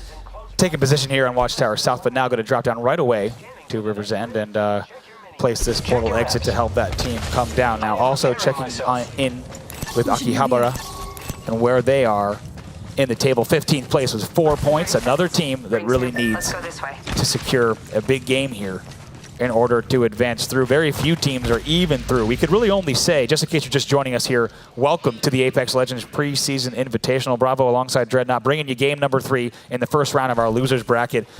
Our top 3 right now are Echo Fox, Fnatic EU, and Pittsburgh Knights, which are likely going to be through here. And the rest, really, of this losers bracket round 1 is up for grabs.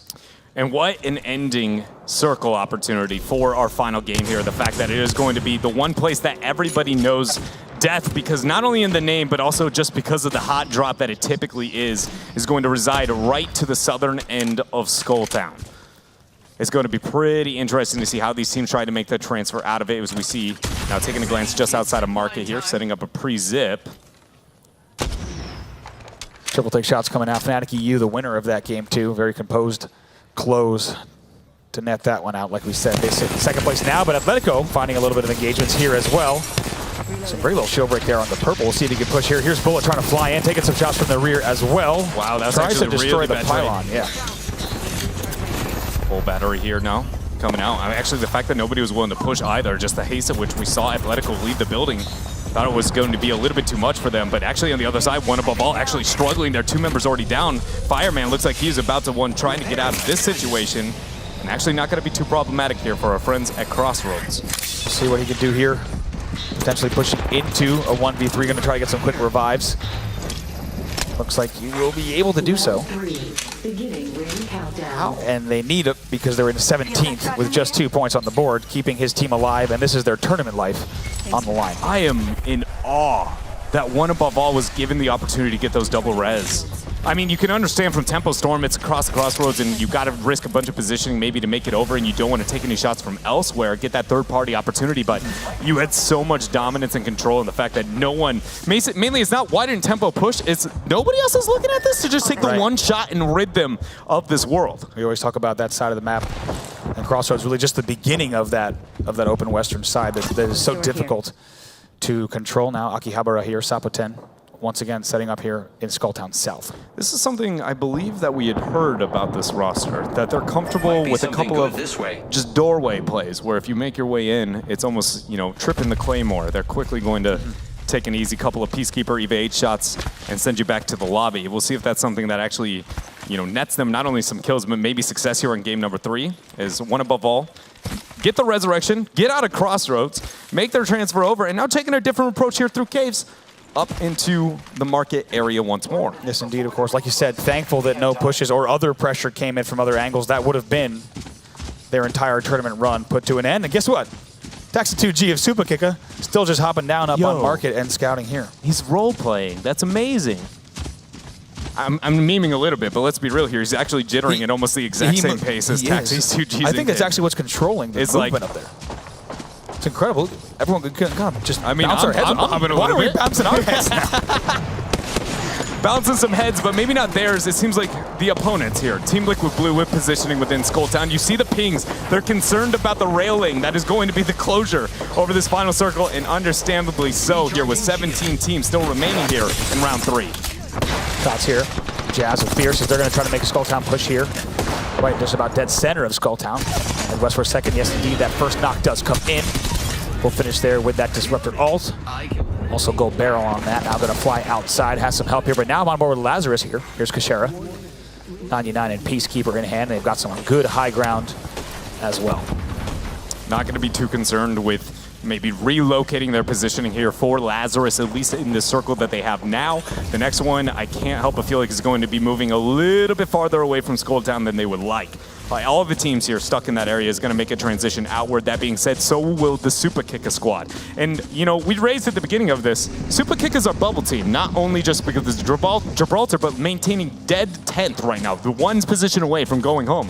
And they're willing to put it all on placements, at least so far. They are. Still, of course, 17 squads remaining, so there's a lot of points up for grabs in terms of kills, but you're right, they are not on the hunt right now, which you might expect a team who is sitting in that bubble position to be. Fnatic EU, though, look at them just below here. Just below Taxi2G. Is now maybe even trying to conceal his character model just a little bit as he was turning around, but he did have eyes on that Fnatic drop into market. Yeah, the real question is did he choose a green skin to make sure he can blend with that moss? Or even that. Is it moss behind him or is it more of a cliff? Because there is that desert path skin as well, that desert camo skin. I wish I could tell you I played that much Pathfinder. I play a lot of Pathfinder, but not that much to tell you like, oh, the skin based on this hiding position would probably be best. But I guess you're right. It's pretty mossy. At least underneath them, but I'm willing to bet that backdrop, you're probably right, But what if it's the sky? What if there's not that much rock behind him and actually should have been a blue skin? That's true. We'll have to see exactly how he fares up there. But now back on the Market Town, that's going to be one above all who does get wiped. They will go down. They were sitting in 17th. That will be the end of their tournament life. One above all eliminated here as well. One of our first teams to go down. But guess what? We got 6 more teams that are going home before the end of this round. Yeah, and not all of them will necessarily know whether or not that's a true or false statement for them until they end up finishing here and concluding some of the results. A lot of grenades here for Team Liquid Blue as they are still sitting into Skulltown. Look at the shields here. It's a terrible situation here. Casper barely with even just a part of 1 bar of white now trying to grenade out. Has lost a teammate, but look at this. Atletico now, Bullet the only one in play. We're now on board with Bullet here with an RE45. Just trying to stay alive if he can get out. Let's see if he can get this kill. No, Atletico will go down. They will be wiped, and that will likely be the end of their tournament as well as they were in 14th. The Australia squad sent home. Team Liquid end up getting a great skirmish there. And more importantly, opportunity to heal up. That was the biggest thing I was thinking the whole time is no one going to push this? Is this the third party? Because we know that Skulltown is full of so many bad guys here. Temple Storm being one of them, residing nearly dead center. Still rocking a double white there as we saw. And now taking a look here at Echo Fox. That Zeki respawn did time out, so they are fighting with just 2 players here. A little bit of high ground looking over Skulltown. And though I like Echo Fox positioning, especially when we consider what these next circles are going to look like, it's important to note with only 2 members, they are not going to be able to defend that high ground very, very well. Defensive posturing here now from Pittsburgh Knights. Got the choke breath there on that Peacekeeper, now forcing out this iframe. Great little shot there from the Peacekeeper that hits for 109. Let's see if they can finish this. I believe it's Fnatic EU they were fighting against. They did get 2 knocks, but now there's a lot that's going to converge here on these towns around Market. Everybody's sitting there, as you can see them, just trying to make their way through that Market trade. Shots here now coming out from Hotsick.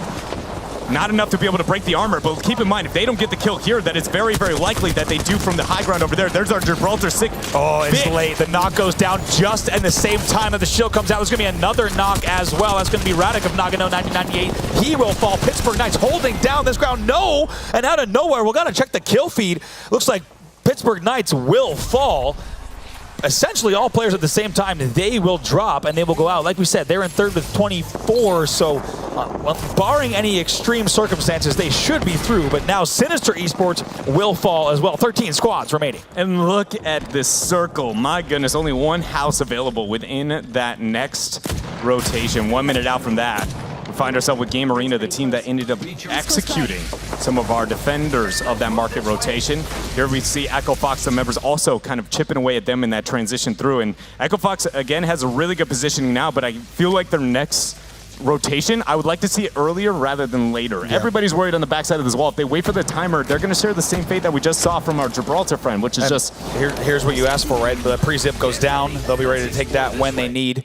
33 seconds until that ring closed. Temple Storm has good positioning as well. Pretty well off here, except for D-Cop struggling in the armor department. Looks like the cells kind of be spreading around here. The Love Justice, one of our Korean representatives here, repping a Hemlock and a triple take.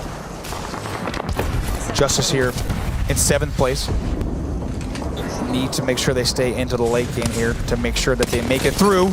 Great 99 shots there from Stormin and trying to maybe try to finish this and get that knock if they can.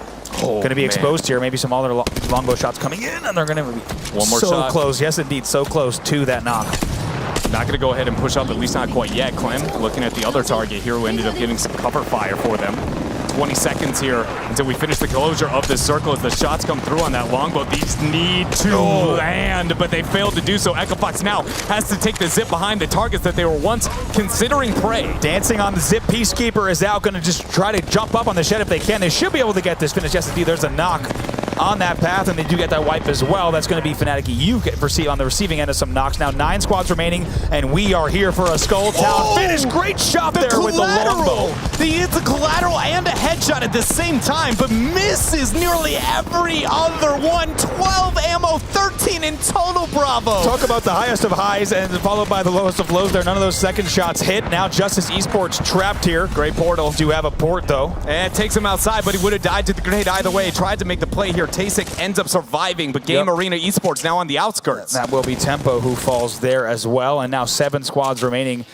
And even though we have a Skulltown finish here, Dread, this is really not the area that we consider Skulltown proper in those buildings. This is going to be just that open pit around that beacon right around the center. Thank you. Look at this res opportunity. Somebody trying to get the pressure. Peacekeeper actually have to get the reload animation. Talking about reload, still continuing. Justice Esports no longer with us here. The res attempted, the thermite grenade, got to push him off. Not a chance. Let's see if he can pop that shield. Let's see. And now they're going to stay alive, maybe even go for this revive as well. First, going to loot up just a bit. Ended up going with an armor swap there for a second. His teammate ends up going down. We see Echo Fox also struggling. There is an excellence, actually, the team to be able to make it happen. Our winners from last game here, Fnatic EU, threatening the high ground as it's going to be 2 members alive. But look at Nicola losing so much AP. I don't know if he's going to be able to make it out. Have to be careful here. Fnatic EU, like we said, fighting from this 2v3 with 5 squads remaining. And they have the close quarters weapons out, that 2020 as well as that ult. Have started to swap out things like longbows as they have opportunities to loot. To come here and not take any damage. Nice little route there to tiptoe on the edge of the ring. And now going to have to time this push. Still 5 squads left. Akihabara still alive as well, and they're going to have to make their move. You see the pre-prep opportunity with that choke, precision choke here, waiting for the shots to go down. Lazarus find themselves a victim. Lazarus with 3 members alive. Shielding looking pretty good too, as long as Watson can get her generator out, and likely would do so. The circle ends on the res point in Skulltown. Here is the Havoc. That's the weapon you wanted to see, Dread. The Havoc doing some damage here, and Kashera for Lazarus picking up some good shots. There comes the limb there. That's going to be Excel, who goes down. 3 squads left here in game number 3. Now more shots from Smith J here, and they're holding down this high ground quite well, but that ring is pushing in. They need to be careful with those touches. And if that Wraith hadn't swapped that armor, she would have died to that Peacekeeper swap, but it's not going to be enough to help them recover here. 3 squads remain, and Fnatic is cleaning up house here. Struggle there, tries to get the armor swap available, finds himself a Peacekeeper instead, tries to shield up in the downside. Now we see Lazarus here with the high ground. This is their game. They are ready to close this out as they have such a big man advantage. Yes, indeed. They're taking a look down. Also got to find out exactly. There might be a solo down low as well. We'll keep an eye on where that 3rd squad is. They're broken there. 35 with the Peacekeeper here on board of post kill, trying to also help with that team shot into down low. 99 out here for Smith J, trying to keep an eye on. And here is, look at that 1 HP for Nicola here, as he is going to be popping a cell, and he's going to need a lot more than a cell. There's a med kit as you see bottom left. And now still 3 squads remaining here, and shots still coming in. Now back on board with Akihabara. They're the team that's downstairs. Yeah, they're just hiding by themselves, waiting for everybody to get too distracted with each other, and in 40 seconds have to go for that very, very big play. A pre-portal now set here for Fnatic EU, trying to consider the future, but they may not have one as those Peacekeepers keep raining from above. There is one knock, one left for Fnatic. That's right here. Can that Fnatic player get the 1v3? They do take the self-trace portal. Likely going to be hopping right out in a second. There, they're found. They should be able to get this wipe, but they got to be careful if Akihabara tries a third party here now. And now going to have Lazarus trying to get these last shots. They still have not taken out that Fnatic player. And now shots coming in still from the building as well. Now back on board here with Fnatic EU. And this solo here trying to make it happen. Somehow still alive behind the fuel tank. He is somehow alive and actually has enough HP to still not be to be all right when it comes to the final circle race. The fact that the members on the outside there with Akihabara actually lost a little bit when it came to the Wraith, or excuse me, what is going to be Lazarus, I think is going to be a problem as her iframe just comes up. We got 7 seconds and this thing goes out. He needs to move right now. See if he can hit that portal. Yes, indeed. He is in the portal. Not going to take any damage. Now tries to fly in. Stays alive here. Very low on the health. No, he will fall. Now there's 2 squads left. That's going to be... No, and that's going to be the win there. I believe Lazarus from up top. Let's go ahead and check. Yes, indeed. Lazarus Esports gets the win there. Great control in the end from that top Skull Town building. They didn't let it go. They did drop down. They fought from elevation. Some wild Watson fences. They're unable to get the finish there on Fnatic. And in the end, they will win the game. And Akihabara trapped in the bottom of the base. Yeah, I wonder, you know, how they found themselves, and the healing strategy is the only way out of this, because you can't help but wonder if they had enough information of what we had later on with how much pressure Fnatic was under and how Lazarus, though positionally had the advantage, it's not like that was a clean-cut victory up until, again, the lack of healing going through on AE's side. Absolutely. Lazarus, of course, forced off of that position. They decided to rotate early just to get that positioning to get against that fuel tank. They did not get it took quite a while to get that final finish there on that Fnatic player, but in the end, they will get the win in game number 3. Lazarus was a bubble team. They were in 9th place with 12 points, and you know that is going to definitely see them through not only the win, but also a great amount of points on the board. Let's go ahead and head over to the analysis desk. Fallout, Jamerson, and Glitter, over to you. Thank you so much, Bravo. Fallout here, back with Jamerson and Glitter, and wow, what a finish here in Game 3 to kick off Saturday. It's Lazarus with a must-win, go big, or truly pack your bags and go home, and man, they step up. I mean, these are, once again, teams that you have talked about, Jamerson, many times. I think you're excited to see Fnatic do so well, but Lazarus, coming out of nowhere, they finally had a good game. I'm happy to see that for them.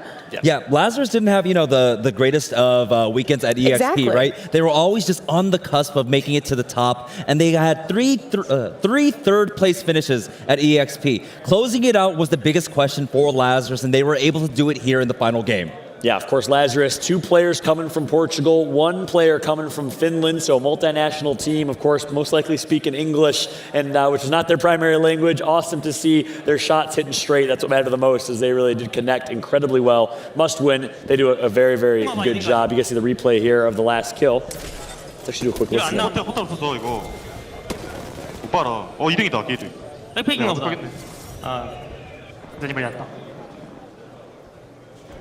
And he, I think, at this point, trying to heal, not really doing much here. Maybe a heal off with the storm, trying to survive. Not sure what the attempt there was. Not sure if, I mean, really, no matter what, you're going to go into 3 guns. You're not going to be. They did have full 3, right? And so they sent 2 out, but just getting into the ring to try and go for that like sacrifice play. Too much damage. They took too much damage. The ring is ticking for 25 HP at that point. I mean, it starts at around, I think, ring 5, where it starts ticking for about 25 HP. So they take about 75, maybe 50 just to get out there, and they get absolutely melted. And then that was the last stronghold coming out for them. The Wraith is supposed to try and use their Q to try and survive in the ring. And it did work out for them because Fnatic did end up going down in 3rd and AE ended up in 2nd. And so that's what like the primary thing was, not to get the win, but just to try and get a better placement. And I think they saw that coming from a mile away, which is why they ended up trying to use both the portal and out-heal the damage that was coming in from the ring. It wasn't even about actually out-healing the ring, it was about outliving Fnatic. That was what the goal was. Yep, ultimately Fnatic did end up in 2nd place on the previous match standings, even though they got 3rd. So that's 7 points for them with 3rd place. 9 kills though, leading in the category of kills. Team Liquid Blue right behind him with 8, as well as Lazarus with 8 kills. 20 points for Lazarus, the Portuguese, and the Finnish, as well as 16 points from Fnatic EU. Akihabara, though, coming from Japan, a strong finish that you might think maybe they're representing Japan here. Maybe they make it through. The thing is, like, Apex is pretty popular over there. Anytime I tune in and check out the browsing section for Play Apex, there are a few streamers on there. And, like, Japan does represent when it comes to Twitch streams for Apex Legends. And so I'm glad to see that we do have Japanese representatives having a good showing. Yeah, one thing I just saw there as well, of course, Australia trying to live for a life here. Kamikaze got second place in the first match. We'll see where they end up. Nagano 1998 is a team that was on the fringe. They ended up on the fringe again. They got 3 points, but Super Kick is some of those teams that were above them on the fringe didn't perform very well either. I think it's going to be a complete mix-up, and guess what? The standings are ready. Let's go ahead and see who will advance. Oh, sorry, I take it back. Standings are not ready. First, we're going to do a quick interview on the main stage with Jump, and then we're going to jump into standings as we're getting those calculated. Jump, take it away. Thanks a lot, guys. I've got Smith J from Lazarus here now. I was able to be at the X Games and watch your guys' journey throughout that, and heartbreaking, I think, is an easy word. There were so many games where you guys were able to finish top 5, top 3, and top 2 in a lot of instances, but you weren't able to pull out a champion banner. You're able to do it today, beating the drought, essentially. How does it feel to actually be able to finally get yourselves a win in the lobby? Well, yesterday was really hard for us. Like 3 games and we dropped down and get really bad loot and died instantly like first team on the groups. But I don't know. It's like after X Games we wanted to make things differently, and now it's working on here, except for yesterday. Well, if you want to talk about something that you guys have improved on, it is that late game positioning. If you take a look at what happened in that last game, specifically, you were able to have the height advantage being on the roof right outside of Skulltown, and then with 2 other teams, it didn't make it an easy path. How were you guys able to communicate effectively to ensure that you did walk away with that win with those other 2 teams still left alive? We have been so many times in a situation like that, like in X Games and the scrims as well. We just wanted to hide. Like there was easy kills on there. Sometimes we peeked. If we peek together, and after that we just hide. We knew that there was 2 teams, maybe 1 solo and Fnatic. I think they had the 2 players on there. We just wanted to make sure. Like when we go in, we go all together if we need to go in. And that high ground was really hard because there was some angles they could pick us. But yeah, we keep calm and talk to each other. Now, you're not done yet. It is safe to say, we'll get the final calculations from the analyst desk in a second, but with the win and the 20 points total that you guys got in the last game, it all but secures yourselves to move on to the next lobby. There is a lot of Apex left to be played. How are you guys going to keep your resilience levels high and yourselves efficient through the next lobby? Well, this is what we needed, so that's all. Doesn't need much words, doesn't need anything, because confidence is on the backs of Lazarus as they walk away with a match 3 win. That's going to be it here from the stage. I'm going to throw it back over to Fallout, Jamerson, and Glitter Explosion. Take it away. Thanks so much, Jump. Fallout here back again, and great to hear from Lazarus there. Of course, 2 members of Lazarus coming from Portugal. That was Smith coming from, I think Finland is what it was, but it sounds like the overall standings are ready. You see the teaser right there. And ultimately, when it's said and done, it is Fnatic EU who ends up on top. I see Glitter dancing as well, because Echo Fox, her Dark Horse prediction, also made it through. Pittsburgh Knights right behind them. Team Liquid Blue, who she also mentioned. What stands out the most for you guys? Honestly, Fnatic EU, that's a huge turnaround for them. For not having the greatest of day ones to be #1 coming down from the lower bracket there. It is huge for them, and it should be a nice bounce in their step moving on. Anything from your end, Glitter? I'm so happy. I think I'm a little bummed about Nagano. Yeah. I feel like they maybe they just struggled this time around. Like I said, you know, they had to deal with a roster change, and that potentially could have thrown them off. They have all the potential in the world to be incredibly successful, but I am very, very happy for both Echo Fox and Team Liquid Blue. Yeah, and unfortunate for Akihabara and Count. Their journey ends all the way from Japan. just a few points separating that 10th place team. So wow, the way the action finally does break down, great for 10 teams, obviously heartbreaking for the teams that will be going home, but we are getting ready and locked in for losers bracket round 2. Before then, we have to break down that last game because really one more kill, 2 more kills may have meant the difference for the Japanese Wonders. Let's go ahead and throw it over to Blaze and Nathanius over at the command center. Boys, take it away.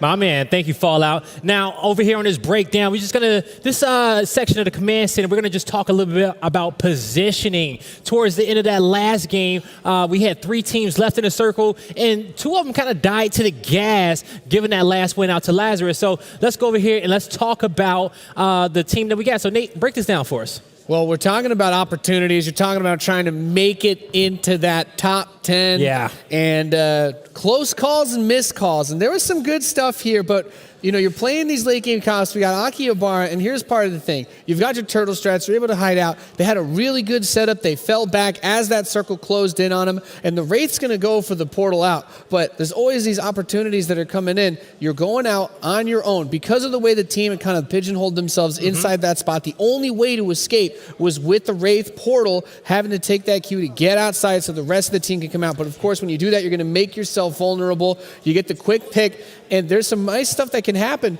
but and the now, problem is they recognize the situation too, because you see, when they stayed inside those houses, they made sure that they knew the entire time that they was going to Wraith portal out, and because they knew that Lazarus was on the top of that roof. Yeah, but the other thing I missed here as well is if you seen that kill feed was still moving at the start, even while they were chilling inside. But I did want to give it a little compliments. Love the panic reaction as well, getting the Watson fences up on that portal immediately. Basically turning this into an absolutely, you don't want to try and chase through that. Yep. Of course, that comes into the smart part of the other team. Now, possibly you get a little bit aggro. You see the red mist. You try to chase in there. That could be your opportunity to throw it away. Of course, the enemy didn't make that mistake, but as we saw, there weren't too many other opportunities to actually get out of this room. And the reason why it wasn't too many opportunities was because of Lazarus' positioning over there towards the top half of their roof. And we're going to take a look at their positioning up top. And this is almost going to be like a montage on the top of this roof because they're going to see so many targets down here towards the bottom area. Now, you see they're well fenced up. They know exactly what to do. And now it's just shooting fish in the barrel down there, and they get it done.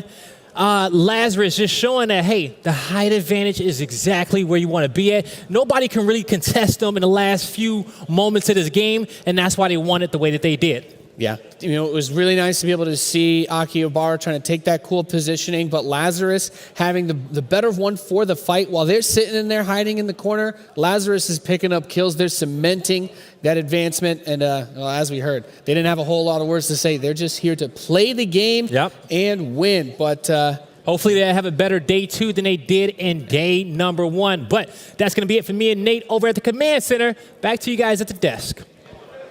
Thanks so much, Blaze and Nate, for breaking it down for us. And we may have heard 1 or 2 comments in Twitch chat that you guys like gameplay. So guess what? We're getting ready to jump right into our B-Stream matchup. We got Onset and Gaskin ready to take us into losers bracket round 2. Gentlemen, take it away.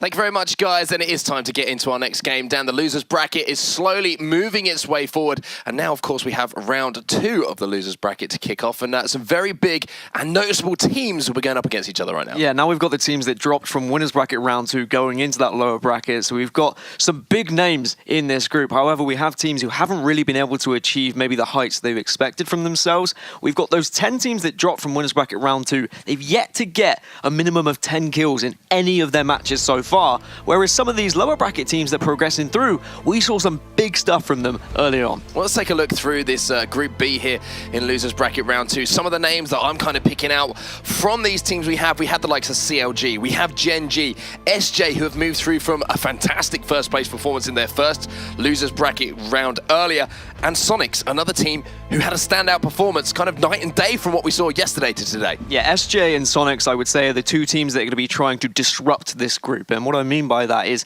a lot of these teams that have dropped from the winners bracket are probably expecting to progress and get further in the lower brackets so they can get another chance of getting towards that grand final. But from what we've seen today, the differences between the two teams of SJ and Sonics has been sublime. Now, SJ, a Finnish side, they've got a lot of composure about them, but they are a new roster. I was speaking to the EMEF on Twitter, and he was telling me that the reason why we're seeing such a difference is sometimes with that composure from Finnish players, it can take them a day just to try and gel, just to try and mesh, and it seems like they found that right rhythm about them. They really need to know how they're going to be rotating, where they're going to be pushing, and it's all starting to click today. And sometimes it just takes a running through situations a couple of times in a live environment, like you say, to get those things down, to make sure that we're all on the same page, that we're making those decisions together. And that's really been one of the standout things I think we've been hearing sort of echo across some of the successful teams so far. Is when they're making a decision, there's no second guessing. There's no, thinking about, are we going, are we not going? Everyone has to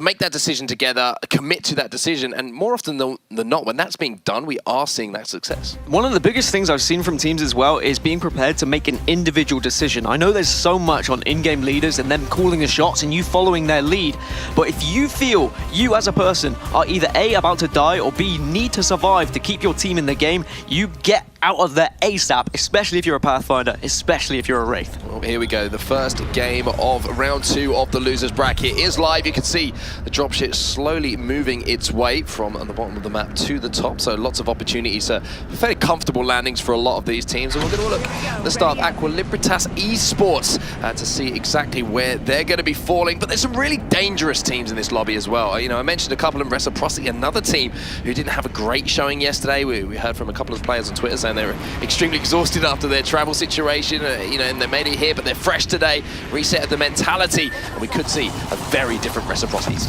It's going to be a cage drop for AEQ, and actually they're being able to spread the distance in their drops because they were uncontested. However, that is not the case over here at Gauntlet. Plenty of action at Octane's playground. Yes, there is indeed. And Alistar, one of those teams who didn't have the greatest performance yesterday, looking to put that right, and a lot of congestion going down, as you say, at the Gauntlet here. Another player going to be peeking around the corner, and it's going to be HRO who are causing all sorts of problems, and the problems seem to be falling more on their shoulders than anyone else's. I was saying about how you want to get away if you're a Pathfinder, if you're a Wraith, but when you're the Watson and you're left as the final solo, it's so difficult to try and escape because you don't have the way to maneuver around the map as the other two legends, but it seems like the Watson has just been able to escape and survive. If he can heal up, then there's always that possibility of getting to the late game, but going to be very tough as a Watson. And what better way to establish dominance on the Gauntlet is, of course, win that battle, push that Watson outside, and take a couple of those little jump pads across the map and just say, hey, just to let you know, anyone watching in the surrounding areas, this is ours. Just like a celebratory wave on the trampolines if you're enjoying yourself at a theme park. Sonic seem to have the control of Slum Lakes as well, so they're going to be able to get plenty of loot over here. And you wouldn't have seen the losers bracket round 1 game if you have been watching on the mainstream, but here on the side stream, Sonic's really showed up. Yesterday, I was pretty disappointed with them, and I'm sure they were disappointed with themselves as well. But the 3 USA-born players, they have shown sheer aggression today. When they realize they're unable to get a deep rotation, they're unable to set up early. Instead, they're just saying, let's play for kills, let's push these teams, because there's so many scared teams currently in lobbies because they really want to go for those late placements, they really want to survive, they don't want to drop out of the tournament. You can take advantage of that, you can pressure them, and you can force mistakes out of them. Let's see if Sonics can keep up that aggression today, see if they can add some more eliminations to what has been an incredible start to the day for them. Keep that mentality and keep that momentum going their way as we now jump over to SJ Gaming, arguably the standout, obviously, of the group that we saw earlier, the first losers bracket round, but they're coming under a little bit of fire here, and one of their players is going to be dropped, and that's going to force a little bit of an engagement here, and it's going to be Chaos who are getting very interested in this battle. Shots going down here with the Spitfire, and it is going to be a squad elimination here. One of our standout teams from earlier, SJ, are going to drop, and Chaos Esports Club announced themselves to the lobby. That's going to show the difference between the losers bracket round 1 and round 2. SJ, who won 2 of their matches in the first round, taken out straight away. The early LMGs doing the real damage for Chaos, as now Team Kurt seem to find themselves with only 2 members as well. Yeah, and it is going to be the leader of Team Kurt, who is the player who is eliminated, and CLG are now showing some aggression early on. And interesting to point out here, Dan, still inside this first circle, we've already seen 2 squads eliminated. That is something that's kind of out of the ordinary from the pace of the games that we saw yesterday. Yeah, occasionally you'd see maybe a few players just dropping and being being taken out, caught off guard, but it seems like there is more contesting in terms of drop positions, and also people just being more willing to take early game fights, because it is that do or die situation in the tournament now. If you finish in that bottom 10, you are out of here. If you can win though, you can progress to that lower bracket round 3, and then you still have to get in the top 10 again to get to the lower bracket final, top 10 again to get to the grand final. So we know it's going to be a long road, and I think these players know it's going to be a big ask as well if they do want to get to the grand final, but you have that opportunity, and that's all you need in the back of your head.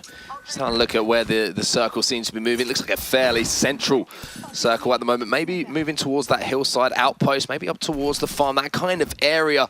A lot of maps still to obviously be discussed, but you can see teams looking to move from the south side of the map, maybe to a more northern position, a more central position. So we'll now see a little redeploy coming in from Call It Esports from the balloon, moving back over to Hydro Dam here. And you can hear the communication as well just in the background there, because there's shots flying in. And I'm pretty sure they're going to be running into Samsung Morning Stars, who currently have control of this place. Yeah, they just thought they'd be able to glide into Hydro Dam, but unfortunately Samsung were just there waiting, and they immediately wanted to turn around. You don't want to be dropping on a team when you are redeploying, because if you do, you're just going to be so vulnerable, because it takes a little bit of a while to get your weapons out, and you can't engage in that fight straight away. And one thing I like here from Samsung is the fact that they've kind of decided to back away from this battle in the open and kind of focus more around this choke point here. They have a huge height advantage should the people who are dropping on them choose to push or, you know, try and commit to this fight. They've positioned themselves in a way which now means they have every single advantage on the map as far as getting that first shot away in the battle is concerned.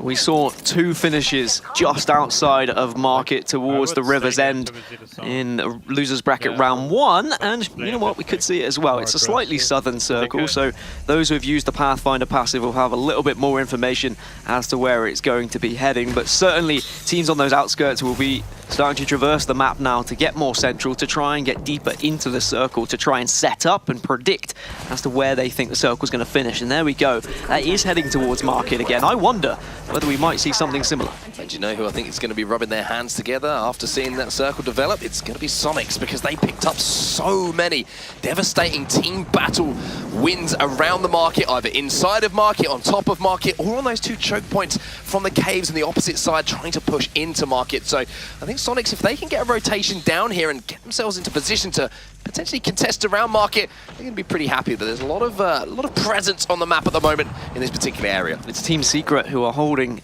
the top of Market at the moment, and it's worth mentioning again, and I will continuously say it, Team Secret, they had to pick up a new third coming into this event.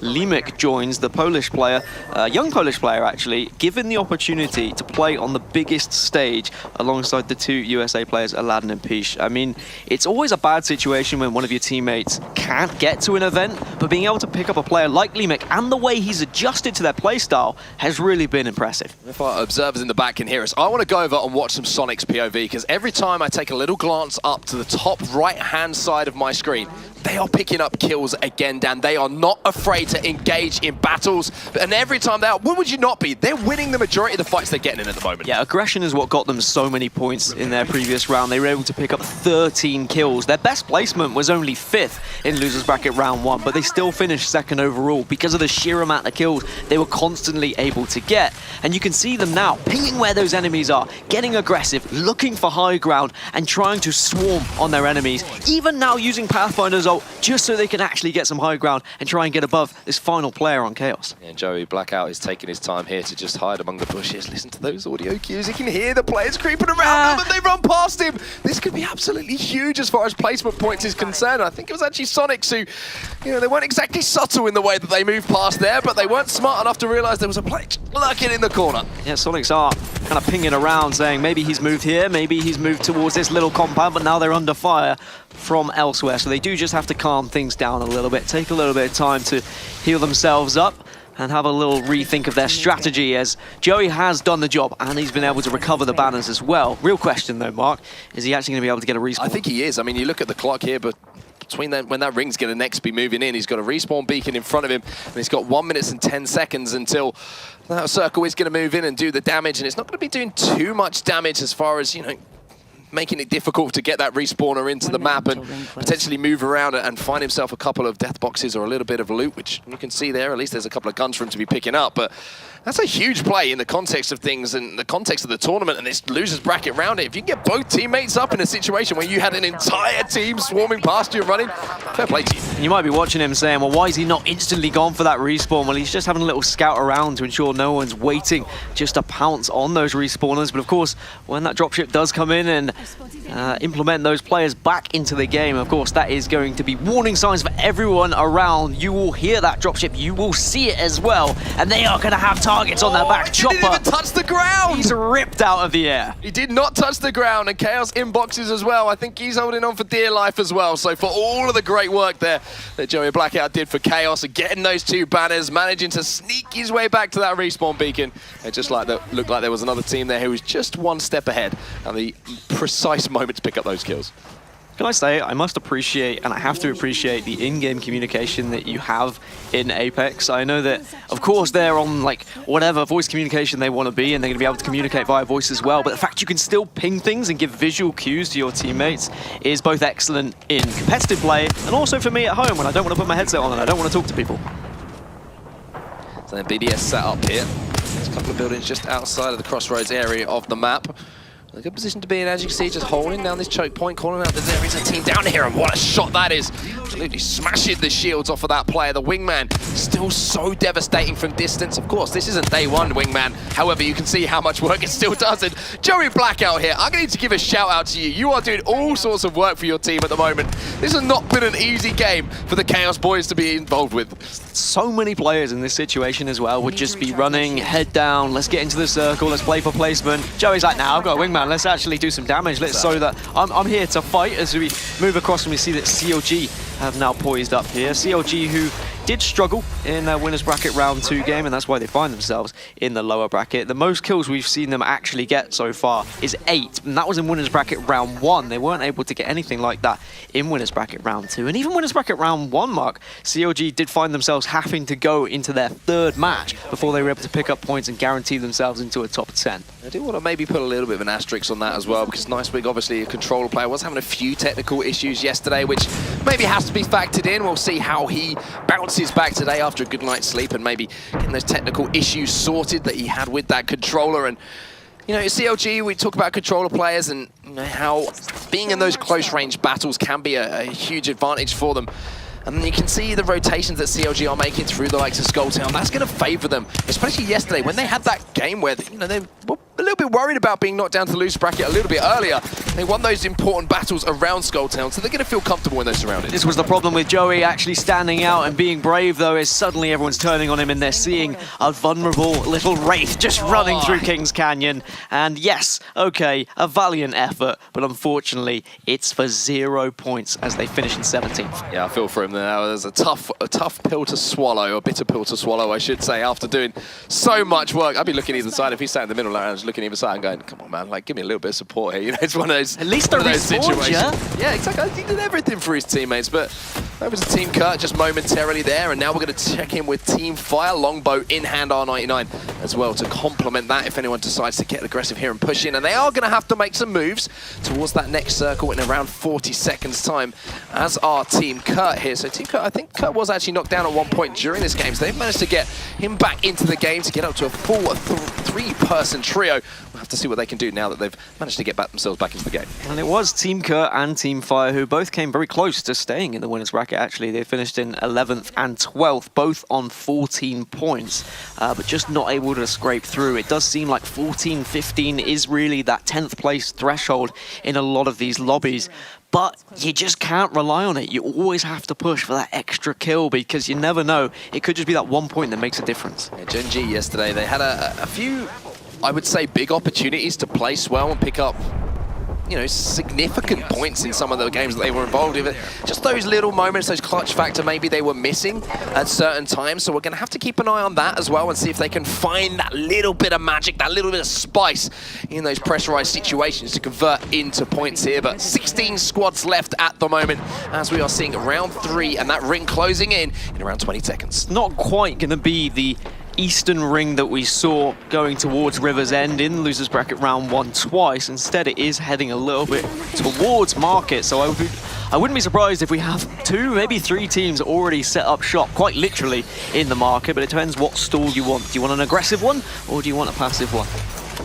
Choke going to be picked up here by Madness as well, and we've seen the range that can add to that Peacekeeper, just making those projectiles nice and tight, being able to hit those distant shots. And inside Market now, as you say, Dan, I think we're going to have 3, 4, at some points, maybe even 5 teams with the amount of enclosed spaces that you can put those Watson fences up, put those Watson ults up and fight from there. And the only problem is we're setting up early on Market here. If everyone's sat in there and that ring rotates outside of Market like it just has now, as you can see it pop up, everyone's going to leave at some point, and there's only certain amounts of way to leave. And it actually looks like Segglebert are the only team in Market because they fenced off the entirety, and that is just going to scare everyone else from pushing inside, as we see Genji using Bangalore as here. So that's worth mentioning as well. That's showing that they want to get a little bit more aggressive, and they really want to get in people's faces, utilize that smoke as well with digital threats. Yeah, and they were running this composition yesterday, one of the only teams to have a little bit of flavor added to that 3-person lineup.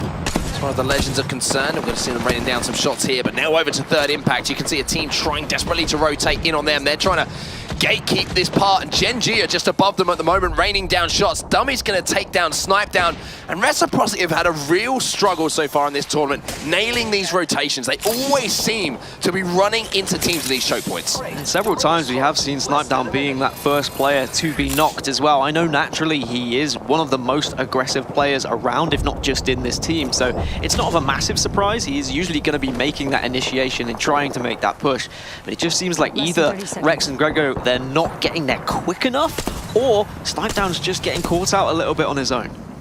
If we could just very quickly pop back over to Reciprocity while we have a quick view in on Triumph Gaming. I just wanted to check the composition and who was running what particular Legend there for Reciprocity, just to see. I was wondering if Snipedown was running that raid still, or if he'd actually swapped over to the Watson. We'll have to have a check on that maybe a little bit closer in the game, but now inside Market, we are seeing the battle go down. The wingman shots are landing, and they're landing hard here onto Team Fire, and this is looking like a difficult situation to be in. And speaking of Team Fire, there's some flames in front of them right now. Yeah, they've got that digital threat, though. That's really going to help them in this battle, and Burt with the longbow is just trying to support his teammates, but they're just being pegged back at the moment, and we are going to see utility used. Arc stars and grenades are going to get involved. And now you're going to see Segglebert, another team trying to push in on them as well, and Roe is going to be dropped. Does have that self-revive shield, though, to potentially get back into the battle, but it's actually Team Fire here who, for me, looked like they had the disadvantageous positioning in that particular fight, have found their way out, and not only that, they've managed to take some kills with them. I think Roe thought he might get away with actually reviving himself there. He thought he'd been a little bit sneaky, hadn't shown that gold shield enough, but he gets caught out as finally Team Secret are being put under pressure on top of Market. They've been holding this for quite some time,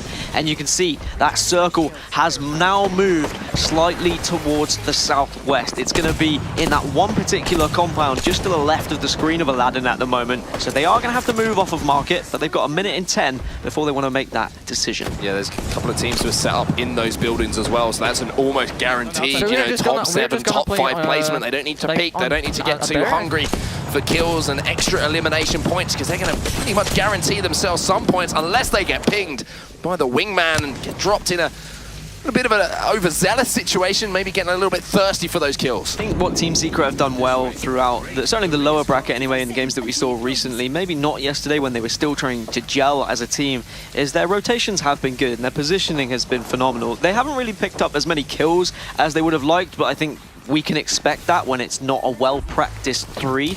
I think their most kills they've actually achieved was 5, and that was in that lower bracket round 1.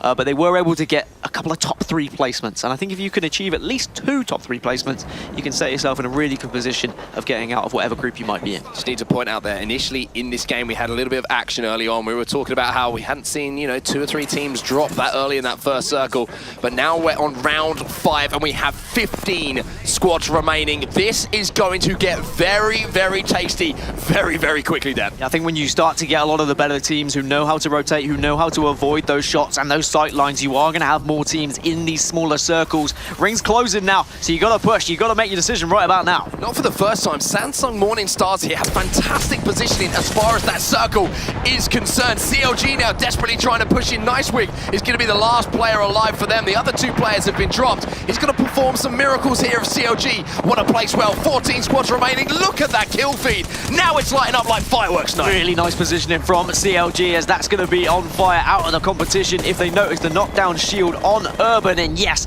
there you go. They're out of the lobby. Samsung still watch on from one of these little buildings, and they can just do whatever they like at this point. They just grief everyone and anything that they see out of these windows. Yeah, Samsung in a phenomenal position here. You can see Urban on fire, maybe just hoping and praying that he can get a couple of extra placement points. Finally does get taken down as third impact, excuse me, just on the outside on the low ground now. And be interested to see if they can kind of get away with some positioning here, because you can hear the fire that's going off. If a couple of teams get taken down, they're just going to shoot up those leaderboards. Well, they do have the zip line, and they can shoot up that as well to actually get into a position. As I say that, actually Felden is taken out, so no zip line available. And now Triumph here, they're in the commanding point. They have a little bit of high ground. They also have cover, but I think it's going to be Samsung who are going to be one of their biggest competitions. The Morning Stars are actually opting to move out early. They want to get aggressive. They want to get some kills.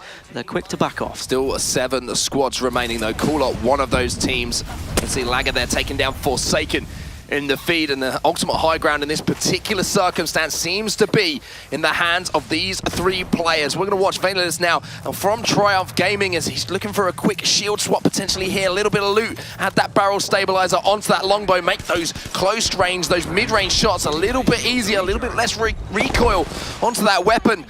As we see BDS now down low, trying to rein in some R99 shots and back those players up. Triumph are all on white armor. They hadn't been able to loot up, but because they positioned themselves so well, they can take advantage of a lot of those death boxes around them as the zip line is put up now and the ring is going to be closing in just a couple of seconds. You got to move. Here we go, they drop in. This is where the battles are going to be going down. BDS get a couple of downs, but I'm not sure that anyone is going to be picking up kills in this position. 5 squads left to go here. Cooler taking down Nicewig in the feet. CLG now out of contention. Triumph though, look how much height they have, and they can try and shoot through these little grates. It's not working out at the moment, but the most important thing is they can't be shot by anyone else because they're all down low. They're all hiding from each other. So Triumph just need to be patient, wait for the battle to unfold, wait for a couple of shots and grenades to come out, and then they can just spray down and rain down hell on everyone else in this lobby. Alkaline Gaming still with a full complement of players here, decent shielding as well. Triumph Gaming just trying to locate these last 5 squads who are just lurking about in this final couple of circles here. 1 minute 20 until we move again. I'm not sure we're going to see too many engagements as we now hop over to Samsung Morning Stars. Everyone seems to have some sort of comfortable position, even in a circle this small. And of course, the advantage is going to go to those who do have Wraith still as one of their surviving players, so they can use that ultimate, so they can use that portal and the Q to survive during the red. And the worrying thing here for Samsung Morning Stars is they've had this great position. They've had control of that building in the compound for so long. However, look at where the circle is moving now. They are going to have to move out of this, give away their position, and expose themselves for essentially the first time in this game. And they're looking to utilize the zip line here to try and escape. I mean, everyone is going to have to move from where they are, and everyone is just going to have to dive into open space at this point. You can see him just going through his utility, going through his grenades. He's got arc stars. He's got the ability to just destroy anyone that does drop. So you have to have patience. You have to have the ability to just take a small chunk of damage from the red. Remember, it ticks for 25 at this situation, so you can only be ticked 4 times in the red before you die. Vanilus now taken down to pretty much no health. He's going to have the time to back up though and re-shield and live to fight another day in this battle. Here comes the push from all of these teams. Grenades go in, arc stars go in, trying to clear those players off that platform, before making their move. And it's going to be Alkaline Gaming who are guarding these portals and picking up some kills on Samsungs as they do make that move. Peacekeeper now in hand, and that's a great play here from Alkaline Gaming. They have shut down that push. Massive fences from Watson as well. It's so difficult to get into this circle when those fences are in the way, and the Peacekeeper's doing so much. Oh, the Peacekeeper lands the second! Make it 3 here, Rain is making it rain inside this circle. He's doing so well, and he's got a wingman to boot, and he just needs to wait for the remaining player. He's looking for him. Who's got the knockdown shield? Where are you? He just waits. He can finish this off. The game is in his hands. The self-revive might be there, but how long can he stay alive? This is the thing. He's going to dance through the portals, Mark. He's going to dance through the portals. He's going to do a jig, but I don't think it's going to be enough. And what a play it was to close things out there. The Peacekeeper being the answer to the problems here. Halo Klein Gaming take the first game of Losers 2 Group B. He didn't miss a bullet. He didn't, and Halo Klein, they just set up so well. They saw all of these teams desperately trying to portal towards the center, and they went, nice portals there. How would you like some Watson fences? And it just made it so difficult to anyone to push out. Not only did they get the victory, but 12 kills as a squad as well. That's the best we've seen from Halo Klein so far this tournament. Previous to that, we've only seen them actually manage 4 kills as their best. So finally, they seem to be finding their rhythm in this tournament. Such a huge play towards the end as well. It's such a good feeling when you drop in that circle, and it seems like you've got that half a second and everyone who's coming at you just chunking people, that Peacekeeper, dropping them left, right, and center. And in those moments, that's what we mean about getting to endgame, because you will get those opportunities to rack up the kills and put up extra points. What a performance that was. Big plays in big moments. That's what makes a big performance. I love how calm Halo Klein were at the end as well, because obviously there were a couple of knockdown shields they had to worry about and they had to scout around, but they had a little bit of time before that circle was going to finally enclose and just destroy everything that was within it.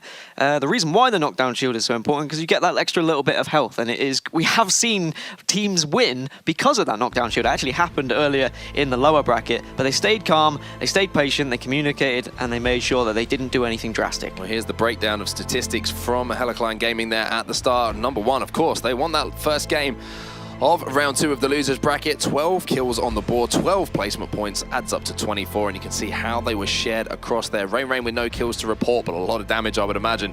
Brent Royale picking up 7, and Azzy with 5 kills to his name. And when we do consider that the general cutoff point has been around 14 points in a lot of these lobbies, sometimes 15, maybe a little bit higher, 24 should secure you your passage into the next round of lower bracket, and that's going to be the entire standings then after this game. So currently the teams in that 11th to 20th, they're going to be the teams heading out of the tournament, but they still have 2 matches to get back into things. You can see the standings here then. Halo Klein Gaming 24 points at the top, Triumph Gaming 15, 3rd Impact 9, and I'm looking all the way down there to Samsung Morning Stars. 8 points on the board, yes, 6 placement points, but a little bit disappointing for them, considering that they had such a fantastic early rotation towards that final circle. Maybe they'll be a little bit disappointed that some points have slipped away. I think that's maybe like the 5th time we've seen Reciprocity finishing in that 15th to 20th spot as well. I'm not sure whether it's just rotations that aren't going right or whether it's a communication issue, but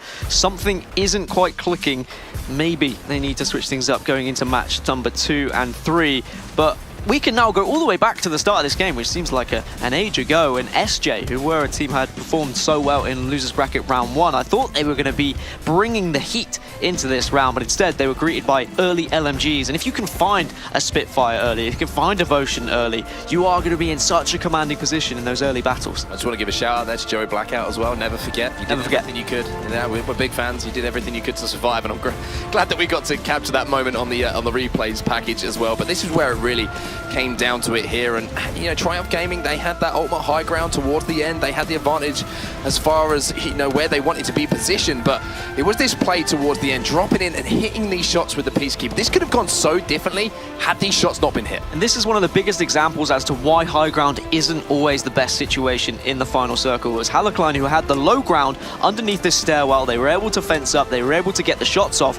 and because they could just look and choose and ping everyone that was walking into the circle. And it was Brent Royale, the man, and look at this, there's 1, there's 2, make it 3, and do you know what, he wasn't done at that point as well. I think he just continued on his merry little way and gets the another kill there with the wingman. I think he ended up with 5 kills, was it? And I'm pretty sure we just saw 5 there from Brent Royale. Might well have got them all in that final circle. And then you just have the merry little dance of everyone with the knockdown shields.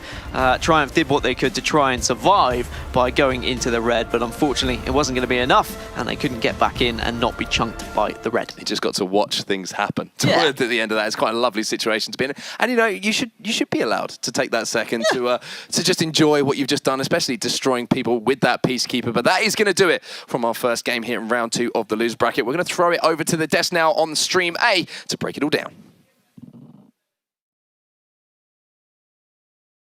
Alongside Jamerson and the man, the myth himself, Rain Day, back on the desk. How you doing, my friend? I'm doing great, fellas. Good to be back again. You guys looking good today, so I'm excited to kick things off right. We're going to match your level, man. You can't see this guy's jeans right now, but it's the next level stuff going on the desk, honestly. Very impressive. What's even more impressive is how much this guy knows about Apex. He's been doing his research. I know a lot of storylines, a lot to break down there. It was actually insane at the very end. It was almost like Pop Goes the Weasel with that Peacekeeper, one after another, and ultimately Hallicline comes out on top. That's what I saw. What did you see? Obviously, you have much different eyes than I do. Honestly, I think what we're noticing is the value of those close-range Peacekeepers. We were kind of seeing a lot of value with the EVA 8 as well, and people even in the earlier games where we saw in the push earlier in Game 1 where longbows are even being prioritized for the flexibility, Peacekeeper got the job done. And then the patience at the end to try to pick out who got the gold knockdown shield, because that was something that Triumph actually ended up falling to in an earlier game that you guys didn't catch on broadcast.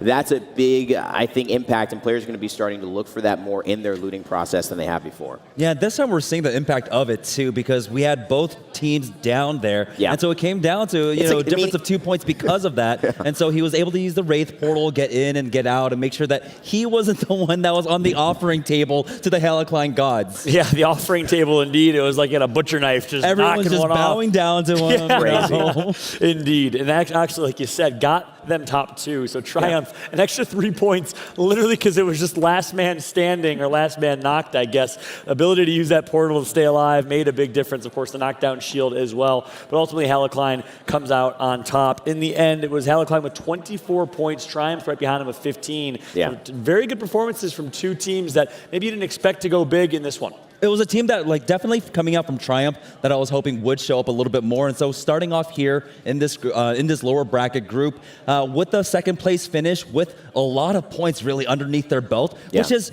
as they talked about on the casting desk, right? A lot of this cutoff has been around 15, 13, 14 points. So already hitting that mark is going to make them feel very comfortable.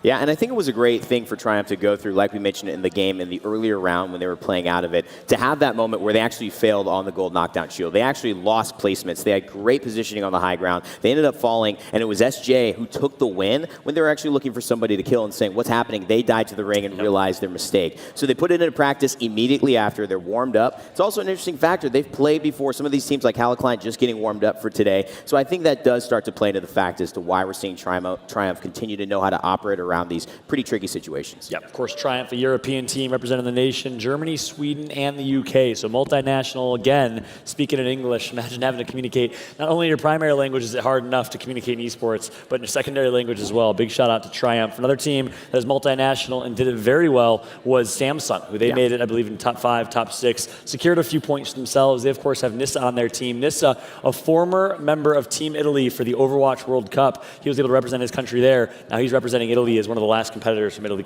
remaining. Yeah, so I mean, we were seeing that a lot of organizations, a lot of companies are starting to branch out and have more regional kind of sponsorships and teams now, and that is what the Samsung Morningstars are for EU. And so if we take a look at two players coming from Samsung Morningstars, Casper and Nissa, they have both moved on from their Overwatch teams from the Samsung Morningstars, making that transition. And that seems like to be, a small bit of a trend that's coming out here in Apex. A lot of players making this transition within the same organization into Apex instead. Yeah, and I mean, Samsung have shown a lot of consistency today as well. They're clearly getting into top 5s multiple times. They've already had several games beforehand that they're able to find themselves in those final circles. So their positioning is on point. They actually are really advantageous in trying to make other teams fight before them. And that's a huge part of Apex, the third-party nature. Whether you like it or not, you have to be able to let people kind of fight each other and then see when is the best time to approach. Samsung and Casper specifically are very good at doing that and then poaching targets with wingmans, which they prioritize pretty heavily to be able to do that and get extra points.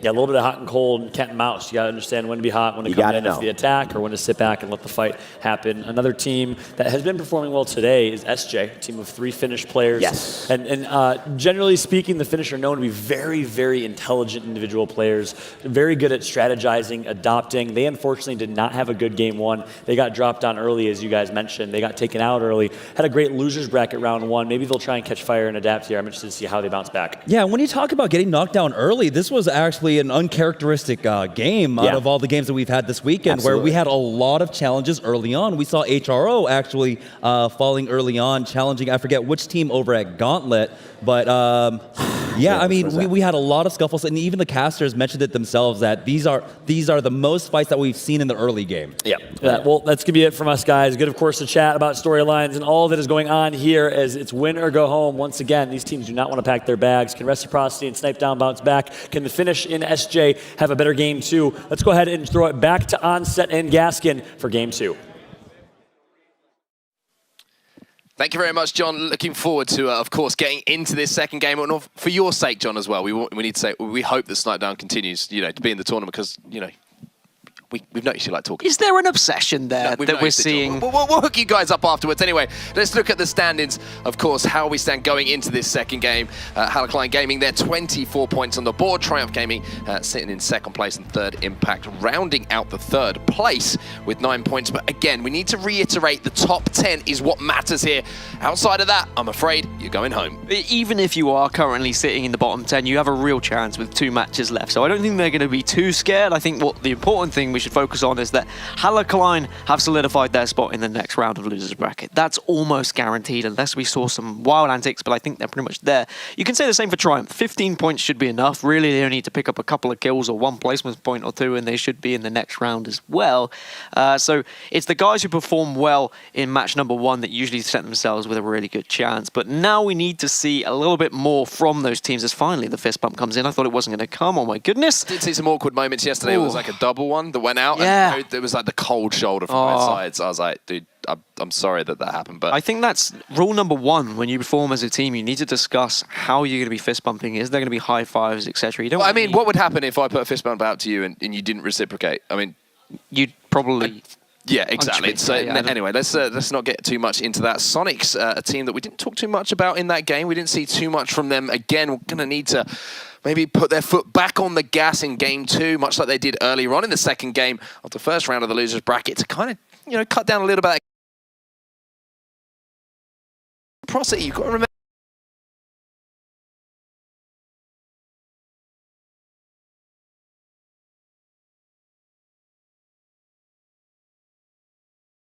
At the moment, they're facing elimination. Yeah, well, his 2 teammates are now on G2, and they did get offered to come and join Reciprocity. Snipe Down made that offer, but they wanted to stick with their original 3 that was around before the X Games, and it's going to be tough for Snipe Down to see that happen, because I'm sure he would have loved to stay together, and they could have progressed, and they could have been one of the better teams, but he is confident in this roster, and I still think they have a lot to offer, but we're going to be on the dropship with Halakline as they're just watching everyone dismount the dropship, and of course they will head towards their usual side of runoff, and I wouldn't be surprised if they start to spread out so they can ensure they get as much loot as possible. I just wonder if the teams who had a little bit of an awkward landing, shall we say, in that first game are going to maybe reevaluate, not exactly their drop location, but as far as the surrounding area, more where they drop in that particular location, try and split apart or land together so that if they do get involved in an early team fight, that they're at least going to be able to fight as a squad and hopefully come out on top. Halakline definitely veered off from their original destination there. I mean, I know you're not going to go everything off what they were pinging, but we're not used to seeing them drop necessarily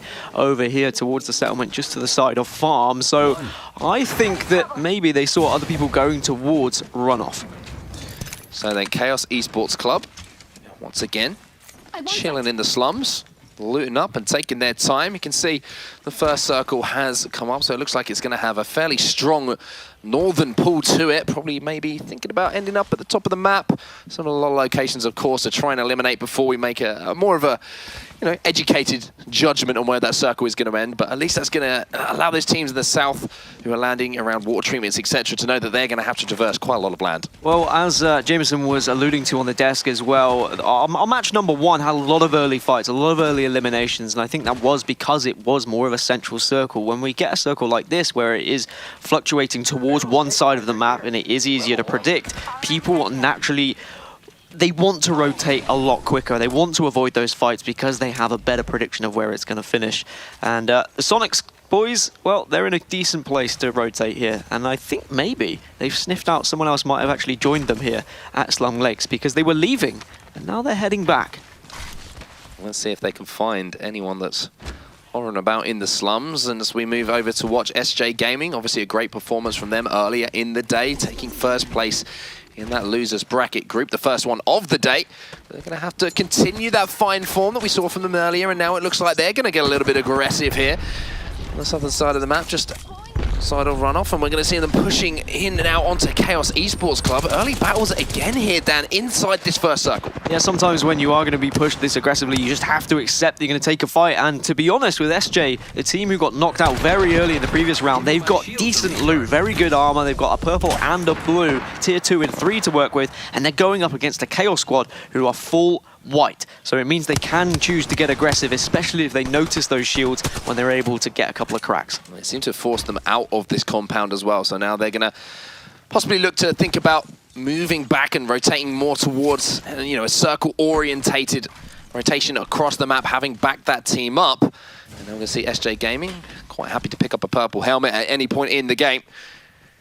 Moving back, and just in comparison to that first game that we saw, Dan, a lot quieter as far as the engagement's concerned. Maybe that's because we aren't seeing those teams landing on each other like we did that first game. Right, here's the really early rotation from Kurt towards artillery. It does look like the circle is very much going to be heading that way. This would be beneficial to teams like CLG, who usually drop artillery, and they have been in this tournament as well. So Kurt do need to be very careful as they head up this way, and Succubus have already found themselves over here. If you remember previously in the tournament, we have had a finish in this exact building where TSM were able to pick up a victory. So that's a decent place to try and gamble on it finishing here. Lots of fences going up, and they're going to be quite happy to just hold this area of the map and wait for that rotation to come in. Now over to the winners, of course, of our last game, Halakline Gaming, and Brent Royale doesn't have the Peacekeeper quite yet to do the damage that he did in that final circle, but I'm sure he'll be more than eager to get his hands on that shotgun, excuse me, and do just as much damage as we saw at the end of the last game. And here are CLG as well, just shouting, get off our turf, we were here first. That's where they dropped, and they're doing so much damage with the thermite,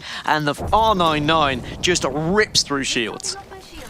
CLG, again, there's going to be a battle here, and oh, the Pathfinder is missing all sorts of shots, and somehow on fire is on fire and wins that battle. You get the feeling there that that was probably not a situation he should have come out feeling quite as good as he does. So unfortunate for Kurt. They were trying to rotate into artillery, and this is the risk you take when you go through tunnel. You've only got one way to go in, only got one way to go out, and there were teams on either side. Everyone desperately trying to get this early rotation. CLG have had a phenomenal start to this game as well. Yes, this is their home ground. Yes, this is where they like to land, and this is where they like to take their battles. But as I talked about so many times so far, execution so important, and I also love the aggression from CLG in that position. Well, yeah, because it is CLG's home. They know all the nooks and crannies, they know all the loot spots, they know all the positions you can hide and you can traverse, and you'd assume that everyone in the lobby is going to have a good idea of how artillery works. But you know, when you have a drop location that you've learned down to every single pixel, you're going to have somewhat of an advantage.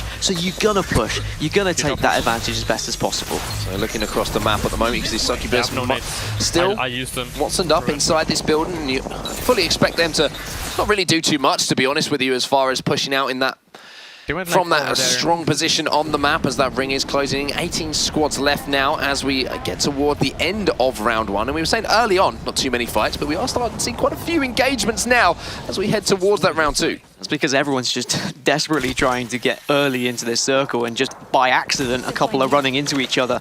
When you are rotating so early and so quickly, sometimes you don't even think about who else could maybe just be joining you in that rotation and down a certain path. Speaking of being joined, Joey Blackout has a couple of teammates alongside him now, which is obviously going to help him out a little bit as far as progressing towards those placement points is concerned. An all-gold alternator there, just shining in the bottom right hand of the screen for a moment there before we move over to watch HRO now. We're going to have a pretty difficult push through this little choke point next to the watchtower on their way towards that artillery final circle. If you haven't already rotated to artillery, you're gonna have a difficult time rotating in, because everyone's already set up and already posted up in several different locations. So your hope now is that the circle doesn't go as far as into artillery, even though it looks that way. We've seen some strange things happen with the circle at this event, so you never really know. And even though teams like to hedge their bets, and of course you get so much success if you do hedge your bets and you are correct, there's always that off chance that maybe you're incorrect.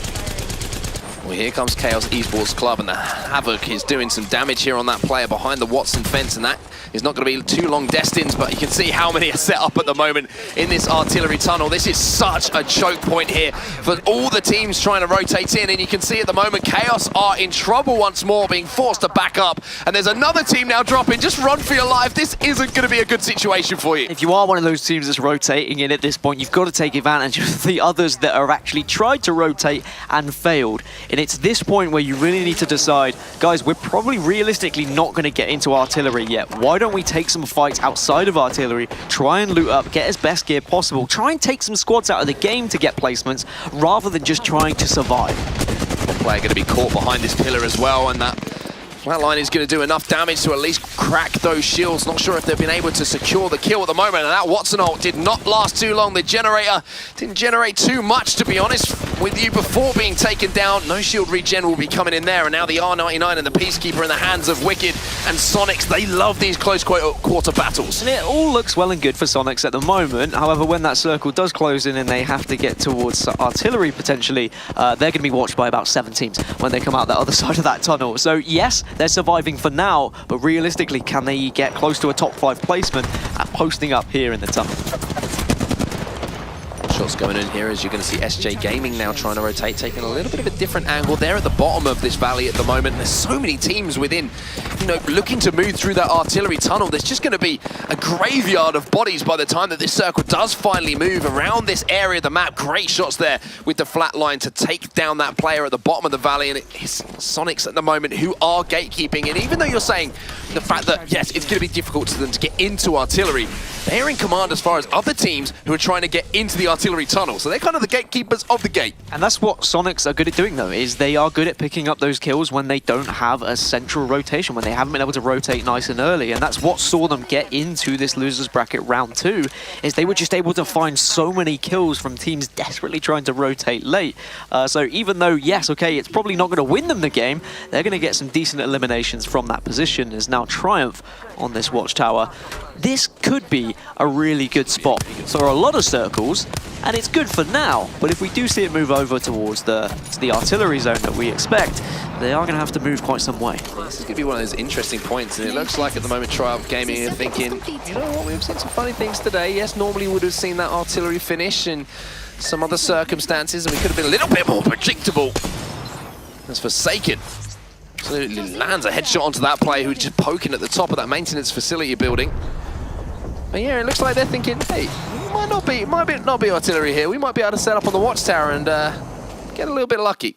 Well, I think when you get to a point where you do see teams filling up artillery, you just have to try and take up elsewhere and hope for the best. And you can see there on Reciprocity screen, or you did see, Snipe Down has switched over to Watson, and he's actually released the Wraith and given it elsewhere. So a little bit of a change there for Reciprocity, and interesting decision to be made. Of course, Snipe Down known for playing that Wraith, and maybe that's been one of the reasons we've seen him go down first in those battles a few times. Doesn't have that ability to get out of dodge quite so quickly with that Watson.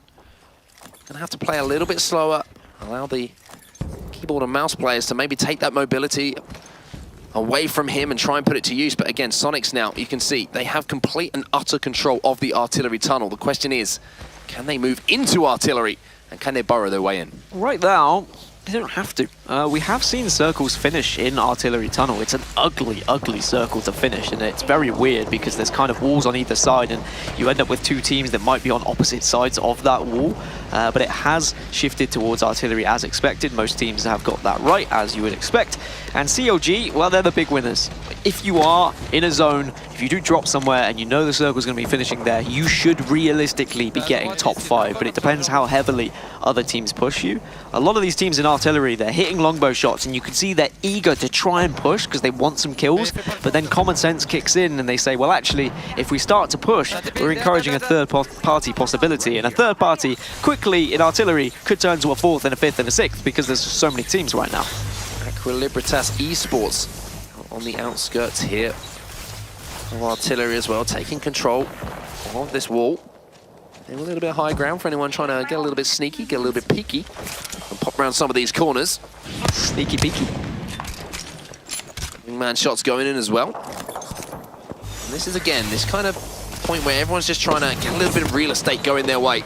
Trying to find an area to put those Watson fences up and trying to hit some longbow shots, some wingman shots, just to grief, just to hassle, and maybe create an opening for themselves to move forward as that ring does collapse. And notice how all these teams who are kind of on the outskirts of artillery, they're all looking outward at the moment. They don't care who's in artillery because they know they're all going to be hiding in buildings. So they're saying, look, let's pick up some kills on everyone that's going to be heading in. Occasionally you have a glance to make sure you're not going to get shot from behind, and you might be able to grab a few shots on those who are inside. But this is a real opportunity now to get some big eliminations, get some points on the board for all those who are going to be trying to rotate towards artillery, especially Sonics in tunnels. I really think they're going to have a couple of fights coming their way. The team that was up on the watchtower as well, they're going to have to be moving pretty soon as well. Sonic still playing this one patient, playing for these eliminations of teams, trying to push up on them through the artillery tunnel. You can see just changing that fire on the flat line to that single fire again, looking to peel anyone who's going to be popping around that rock in front of him. Good disciplined play here, once again from Sonics. Flatline's a really underrated weapon. I hate finding it early on because without the attachments, like some other guns, it's just so difficult to control. But in the hands of some of the best pros in the world, the flatline absolutely rips you apart, and you can see Ali has to back off because his shields were just torn away from him there. Graceful now trying to land some shots from this top of this watchtower, and now you're going to see that zip line is set up. It looks like Triumph Gaming are looking to do as much damage as they possibly can before they formulate their push. You can see their exit strategy here. Be interested to see if the Wraith goes for a portal option as well to get them out of what is a bit of a sticky situation as far as the rotation is concerned. But somehow here, Alistar have managed to stay alive. They've got Sonics one side of them. They've got the team up on the watchtower. They're kind of not where they want to be in this particular circumstance. And this is a tough situation for Sonics as well. I think they might actually have to get aggressive on these teams outside of tunnel, because you can see the circles moved and shifted where they will have to push outside the other side of tunnel. So they need to make sure they kill this team first before they attempt to get inside of artillery. And that's why we're seeing this aggression right now. They're looking to get aggressive, pick up these kills, because there is an option to potentially rotate in a slightly longer route. However, it is fraught with risk, and now you're seeing the push come in. There's a knockdown onto one player. Android Dream goes down, and you're seeing Alistar get aggressive, trying to take advantage of that numbers advantage they've worked. Yeah, Dream's down so synced. Synced is out now eliminated, so that's just one player left for Sonics. And where's he hiding? Have they found him? That's Dream? No, there's still one player left from Sonics somewhere. It's Wicked. He does have purple armor, but now he's being greeted by everyone else in his artillery. He's desperately trying to get inside, Mark, but he's now going to be hit from behind as well. This is not going to be a good situation for Wicked. They're out. Sonics are down. They held the tunnel for so long, but it just didn't work out. They finish in 16th. No points for placement. This now might create the opportunity for Triumph Gaming to try and rotate from the destroyed cascades, towards the outside of artillery. How are we going to play this? Is it going to be a zipline play, or are they going to look to use that portal ability of Wraith to poke their way back into the circle? It is always a scary situation when you use your Wraith portal in round 4 or 5, because you want to make sure you're going to have it if you get to round 6 and 7. But are you going to get to round 6 and 7? That's always the big question. Well, they've got to win this battle here, and they're not in a good position to do so. The shots are coming in. They're trying to keep this team at bay that's trying to push them. The only problem is they haven't got ammunition in the gun to actually take this fight. Gen G now coming to get involved in some battles of their own. The Eva 8 being pulled out and destroying the shields and the health of the players on BDS. Silk Thread, big play from him. You know, I am wondering how these players hit these shots sometimes. It is absolutely phenomenal. Even without attachments, they hit shots. But as soon as you add some attachments onto those weapons, they just seem to hit absolutely everything. Perfection, well practiced. And Gen G now need to try and actually push inside artillery. And this is one of the other areas you can get inside artillery. The little underpass on the way in. We've seen the tunnel. We're now having a look at the underpass. And someone who's not looking to go under, he's looking to go over to get out of dodge. Is that player there, the Pathfinder, using his grapple to stay alive. The wingman shots connecting here, and Segelbert are going to win this battle here and have a chance to potentially move up. Can't go under him, you got to go over him. If you can't go over him, you got to go through him, Mark, and that's exactly what we saw from Segelbert there, destroying the opposition, as now that final circle just has that one building in, and it's also got that circular kind of structure in the middle of artillery as well. That's a perfect place to try and post up, to try and hide. Usually a great place for caustic traps as well, but no caustics in this lobby. And a big performance here from Reciprocity, finally getting something going their way, but they have now got to move, and one player's going to be moving out. They've got to move towards that final circle, and 9 squads left here, so it's going to be a little bit of a slower game until that circle does come into move. You can see Grego trying to peek out there and just peel the heads off of anyone who was trying to poke their heads up and say hello from that little pit area. The entire of Reciprocity still alive after a really struggling game one, and after a tough tournament for them so far. It's about time that they start to push into this top 10 now and make that top 8 as another squad is eliminated. Yes, it's Halcyon Gaming as well, the winners of our first game. They are inside the top 8 once again. Not got the best loot to work with as far as, you know, shields are concerned. However, a longbow in hand, R301 in the hands here. One of the players, and Ray Rain, I'm just checking across to see if he had the Peacekeeper. Not yet, not yet. Worth mentioning, Halcyon, previous StarCraft 2 pros as well. I mean, I know we've seen a lot of transitions from CSGO, Overwatch, previous FPS titles, but to move over from StarCraft and play this well, it really is a joy to behold. See a couple of players just saying hello to each other. Polite greeting there across the through the door, and the shot there from Nitro is going to melt the shield as well. Look at that shot again, 11 damage being done, and there's the knockdown onto that player. Nitro with the longbow just lighting it up here on artillery. This is a really interesting finish because of the levels that are actually available in the center of this circle. Yes, okay, you can post up inside this, but then you're going to be lower than the teams that are trying to approach through these windows. It's so dangerous, but everyone's been able to scatter their way in. 5 squads left now. Snipe down picking up kills here for Reciprocity as well. Maybe this is the game that they needed. Maybe the switch is working out for them, but Crypt here from Succubus is looking to do some work as we do go over to Reciprocity, and the R99 is melting shields, but Grego hasn't got too much to work with, especially when it comes to teammates. His 2 teammates drop. Now he's left on his own. Huge plays from Grego, though, to actually go up and over with Pathfinder and pick up a kill as well, as now Kula trying to survive, but this is what I'm talking about. They're coming from all angles at this point, and it's so difficult to look at every single possible situation. Succubus in control here, and they managed to pick up a kill. 3 squads left in this situation. Succubus look like they have the advantageous position here. One player's going to be trying to desperately get away. They're chasing him down. They're trying to finish the kill on the Wraith, and finally it looks like they have to concede. That player's going to get away for now. CLG are top 3 though, considering they landed at airbase. This is a really good finish for them. Madness being the final player. Can he get any revives off here? I think Succubus might be preoccupied. There is a fantastic opportunity for him actually to pick up a couple of these players, because Succubus, they're looting. Maybe they think there is a team of 3 somewhere and they're reluctant to push, but I think at the moment it might be 2 solos, but the revives are coming through from CLG, and this is going to be a real chance for them to get back in the game. Welcome back to the game. Nokoko Puffs, you have the chance to maybe pull off a miracle play to beat the Phoenix to rise from the dead and put some more points on the board here for CLG. He's going to be able to loot some boxes as well to keep himself going. And Nicewig, welcome back to the party. CLG back to a full complement here as the Peacekeeper shots are going to miss initially. They're going to land now, and CLG, well, they've bounced into life. Now it's CLG versus Succubus, and it's going to be a case of, do they know there's going to be any revives available? Do they know that those 3 players are now back up, or do they think they have a man advantage? Here comes the push then from Succubus. They want to get this first place. They want to see that championship banner. They take down 1. The R99 shots are ringing out across the arena at the moment. Star Wraith pushing in as well. They can't quite finish these kills though. CLG are keeping it together, but not for long enough. Succubus, they played it perfectly. They got aggressive, and they take game number 2. Credit to CLG though for making that work and actually for getting to top 2. You heard a brief communication from Succubus as well, saying, we're here rezzing, but they didn't push it quick enough. Didn't matter though, because they were so well equipped. They all had the purple armor. They got 11 kills as a squad, as well as the victory. And as I stated previously, that is going to be enough to push you into the next round. Big stuff then. 11 kills on the board, as well as that first placed finish.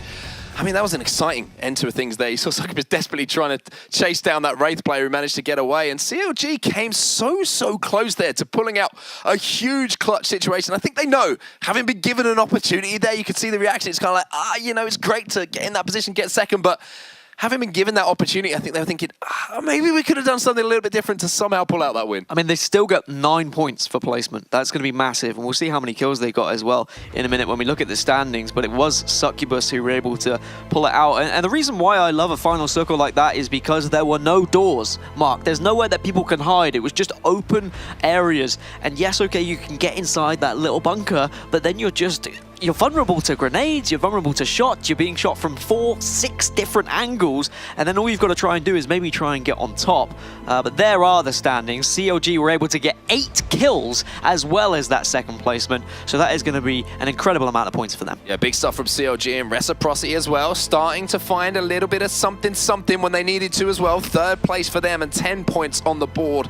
Cooler there with 9 points and rounding out the top 5 this time. 3rd Impact, been pretty consistent so far in those first 2 games. I think if you're going to achieve around 10 points per match, you're going to be in a fantastic position. Gen.G finishing in 6th, not getting much from placement, but they got a lot of kills early on. Segobert in 7th, AEQ 8th, Alistar 9th, and BDS in 10th. And you can really see how kills are influencing this lobby mark. You certainly can, and it's going to be the story throughout the tournament, not just now, Dan. It's going to be the story for anyone who wants to become that final Apex champion. Here are the standings after the first 2 games. Helicline Gaming 26 points, but hot on their tail now. CLG on 24, Succubus with 23, but now looking down outside of that top 10. A couple of teams not looking good for them. So you'd imagine that the top 6 there have pretty much secured their way into the lower bracket, but I'd say anywhere from 7 to, well, anywhere from 7th downward are vulnerable to being eliminated from the competition. Yes, look, Alistar are in a decent place, but they just need to pick up a few more points if they're going to guarantee themselves into the lower bracket round 3. Reciprocity have worked their way into the top 10, so that's good news if you are a Reciprocity fan. Bad news, however, if you're in that bottom 10, because you still have work to do, but good news, there's still one more match. There is one more match, which is always good news. There's plenty more matches to come today as well, plenty more rounds of action. Of course, we've got more losers bracket rounds, we've got winners bracket rounds, we've got everything you could possibly want as we take a look at some of the replays here. And that early rotation here from CLG was what got them that second place placement. And this is when it pays off to actually drop in artillery, because we have seen so many finishes in artillery throughout the history of competitive Apex Legends, and albeit a small history, but even when you're playing online, how often do you see that circle head up north? So it's paid off for CLG. They've done very well to survive, and the barrage of people trying to join their home, and they invited them in, but they invited them with a lot of shots and a lot of hassle as well. Kind of the begrudging, yeah, come in, do you want a cup of tea? That kind of thing. Like, yeah, you can have a cup of tea, but no sugars. Yeah, exactly. It's one of those kind of situations. And Sonics, again, you know, that was interesting story of that game for them, just trying to, you know, hold down that choke point for so long. And finally, there's the first time that they really lost the initial engagement and got backed up. The team that pushed them, they took advantage of it so well, and they focused their fire. It was pretty impressive stuff, to be honest. Sonics did play it right, though. In my opinion, they were forced to actually go for an aggressive push for the team that were behind them, because if they hadn't, they were just going to get sandwiched between the teams pushing, trying to get into the circle, and the teams that were already in the circle. Unfortunately, they just weren't able to win that engagement. Succubus then, we're going to see these final moments here, this push. They were kind of set up inside one of the buildings inside artillery for a long time in that round number 2, but it was these moments towards the end here, having, you know, Nokoko Puffs managed to get off the 2 revives on his teammates just to make his life a little bit easier and give CLG maybe, you know, a 5% chance, a 10% chance of pulling off a miracle, but the push was just too strong here. We saw the R99 up close, personal, and doing everything that you don't want it to do if you're a CLG fan. Yeah, unfortunately for CLG, Succubus were able to just like loot up, get ammo, get shields, get attachments, have everything for this fight. Succubus probably could have won it a little bit earlier if they had realized they were against 2 solos at one point, but it's very difficult to concentrate on that kill feed whilst you're actually having a fight. But they did well. They were still able to get the victory, and I'm sure that they know now that they're going to be into that next round, so they can be nice and chilled going into match number 3. And speaking of rounds, round on round at the moment, CLG seem to be finding something a little bit more. Things starting to click, things starting to feel a little bit good, and we just saw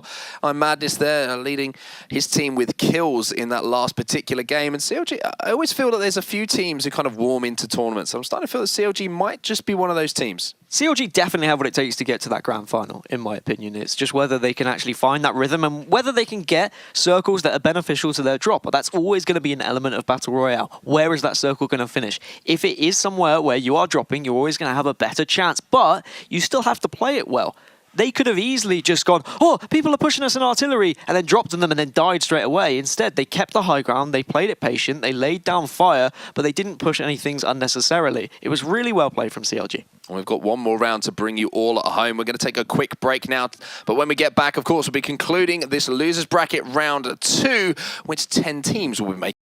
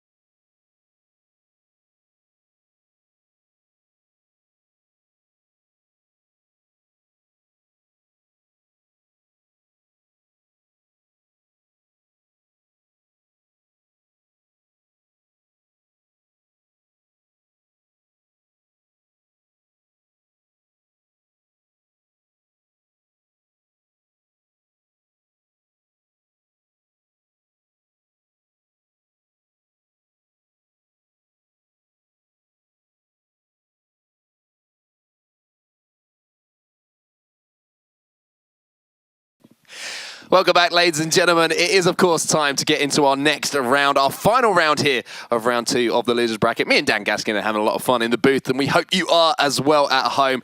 It's crunch time, though, for some of these teams. We are going to eliminate 10 more teams from the tournament right here, right now, after this game is said and done. But a couple of teams have got to be feeling good about making their way through the bracket. Yep, 20 teams have already been eliminated from the competition from the losers bracket round 1, and of course another 20 will be eliminated in this particular round. But in this group, just the 10. But yeah, I think there's a lot of teams who would have been nervous coming into this one, wondering how they were going to perform, and they've managed to turn up when they needed to. Teams that I had questions about were CLG, Gen.G, Reciprocity, but they've now actually shown up in these matches. However, teams like SJ Gaming, who performed so well in that losers bracket round 1, they're really struggling, Mark. Yeah, they are struggling a little bit, to be honest with you, and Team Secret down there as well, Dan. Struggling as well. Samsung Morning Stars, you know, they're holding on at the moment to that 10th place, and a lot of that goes down to the fact that, you know, they had that first game performance where they managed to get a little bit lucky with the rotation. So we'll have to see what happens with them in this third game. Can they do something more apart from, you know, get a little bit of an early rotation? Are they able to win a team fight or two on their way to securing points on their way through to that top 10 finish? Would you say they need a little bit of a rotation, an early rotation, Mark? Do you think that's actually going to help them? Because personally, they tried to rotate early there, but it didn't quite work out. They ran into about 6 other teams that were trying to do the same. It was a very rotational base circle, though. I think that a lot of these teams work differently. Some like those kind of circles because you can predict it and they know it's going to be artillery and it does have that pattern. But when it's in the middle, I think teams who like fights are going to be really thriving. It's also the entry points to that circle as well. You've got to think about artillery. Your ways in are pretty limited, to be honest with you. You've got, you know, the tunnel, you've got the underpass, you've got the huge walls that you have to get through in order to actually access that area. So if you are CLG, for example, you have all of the cards on your side, and it's not surprised to see them close out a top 2 finish. But Sonic's here, I think, you know, they're in a fairly decent position at the moment, but they're one of those teams that you kind of worry about at the moment. If they get a little bit unlucky at the start of this game and fall and don't get placements or a couple of kills on their side, they could be looking over their shoulders. And that's going to make you play pretty passive, to be honest. That's going to be encouraging you to sit in buildings, to wait, to not take fights, to not show the aggression that we've seen from them. But they're not going to be aggressive anyway, because when we saw the minimal amount of aggression from Sonics in that previous game, they lost that fight, and that is going to be an absolute killer for confidence. That's really not going to help you moving into the next game when the one fight you tried to get aggressive on, you actually end up losing. As we'll start with the winners from match 2. It's going to be Succubus, and we'll have an idea of where they're actually going to be dropping. As this is something you can learn from at home if you are playing as a 3, if you have your own trio that you like to play Apex with. You've all got to be looking in different directions. You've got to be working out where other teams are dropping, where is going to be an easy loot spot. Well, let's see exactly what they can do then. Succubus, they're in a pretty good position, pretty much guaranteed with that win in the last game to make it through. And from one of those teams placing inside the top 10, but it's the worrying moments now. The teams are in that 7th to 12th position. You're looking over your shoulder, you're thinking, have I done them enough? And it's even a case for some of these teams. They're going to get to the end of this and think, have we done enough? Well, they're going to be scrambling around looking at what eliminations were picked up by what teams and who is going to be able to lock down those final positions. So much to play for here for so many teams. And only 10, of course, will be moving on. We have this team dropping towards the farm, and that is going to be a southeast circle at the moment. So that could be beneficial to those who drop around Repulsor. I believe Reciprocity are a team who drop around Repulsor as well, so I'm sure they're going to be rubbing their hands together as they're not going to have to rotate around the entire map this time. But we'll see. When I get a better look at the map, I can give a better idea of where exactly this circle is going to be finishing. And we'll be keeping an eye on the kill feed early as well to see if there's any teams who are taking that risk and thinking, do you know what? We need the kills, we need to try and grief someone, and we need to get the points on the board early. And maybe eliminate some of the teams around them as well. Think about it. If you're in 15th place and you're kind of like, we need to have a Hail Mary game, drop on someone that's just inside that top 10. Try and take them on. Someone who might be a little bit worried themselves. Put that team under pressure. And I think that kind of strategy might work in the later rounds of the tournament when you really know where everyone's dropping. But I think in this particular round, in losers bracket round 2, there's quite a little bit of unknown. There's some teams who weren't participating necessarily as much in pro scrims, so they're not really going to know where actually the drop locations are, so it's very difficult to try and target them. You just got a little sneaky peek of that circle as well. It's going to be down to the south side of the map. So players around Thunderdome, players in sort of the water treatment area are going to be in a good position to potentially get a rotation. And maybe Thunderdome isn't quite exactly where it's going to be. You just saw the Pathfinder being pinged there to find that location. It's going to be a little bit more to the southeasterly area of the map. Yeah, southeast, so repulsor side, landing pad. We also saw a finish like that already. It may end up a little bit more central if that first initial circle doesn't have itself over water. If you don't know how to predict circles, there is kind of a pattern, and there are plenty of videos around on YouTube as well, but essentially... Shout out to Jameson. Yeah, Jameson, who is on the desk, has done so well at analysing the different patterns that have emerged from only normal Apex and, of course, competitive Apex as well. If that circle, if the white ring is just over water like you see, you are going to see a tendency, you are going to see a pattern where the circle is going to end up on one of the nearer main named locations. So that's why we are predicting something like the possibility of Repulsor. Okay, you can see the standings as well after 2 rounds of action from this second round of the losers bracket. You can see who's holding down those top 10 positions. Reciprocity 11 points, Samsung Morningstars on 9, and just behind them, actually tied on points, was one team, BDS I think that was, on 11 points as well. So they're going to be super nervous going into this game. It is such a tough decision to make. Are we going to play for eliminations? Are we going to play for placement? I mean, I kind of feel for the players in this kind of situation because of the fact that so much pressure is on you, and one little false move and you're out of the tournament. I think the trouble is, even if you go along the mentality of, I want to play for eliminations, I'm going to be aggressive, I'm going to go for kills, it's difficult to do that when everyone else is playing for placement, because even if you get aggressive and you push one team, you're probably going to be greeted by 3 or 4 other teams that are just going to be hiding nearby, and they're going to grief you and make it very difficult. And this is the good thing here for Reciprocity as well. So many times we've seen them involved in games so far this tournament where the circle really hasn't favoured them as far as where they have to rotate to. They've had to move a long way across the map from where they like to drop and Repulsor, but now that you've got that kind of circle a little bit more friendly to their side of the map, they might be able to get that early rotation and put points on the board and put themselves into the next round. It's literally dropping in their backyard, just as it did for CLG in Artillery. So this is a fantastic chance for Reciprocity to try and ensure their way into the top 10, to try and keep their place in the top 10, should I say. For other teams, it's going to be a case of whether they can get to that southeast side quickly. Currently, Triumph are in water treatment, which is going to be fine. That's a nice little place that you can move over and actually take a couple of kills of teams that are going to be rotating through the middle of the map. So this is a good spot for them to be right now. I thought you were going to say it's a lovely little location, as in like water treatments. I was like, dude, it's a water treatment plant. Like it's a horrible location. Exactly, I mean, like, what's that green stuff that's in the middle of water treatment? Nobody really wants to know. The last time I saw something like that. Anyway, let's keep on to the action. Let's keep talking about what is in front of us at the moment. You can see teams are trying to rotate through pretty early here as Halo Clan Gaming, team who, of course, took map number 1 here, are looking pretty good. And Gen.G, they're inside that top 10 at the moment.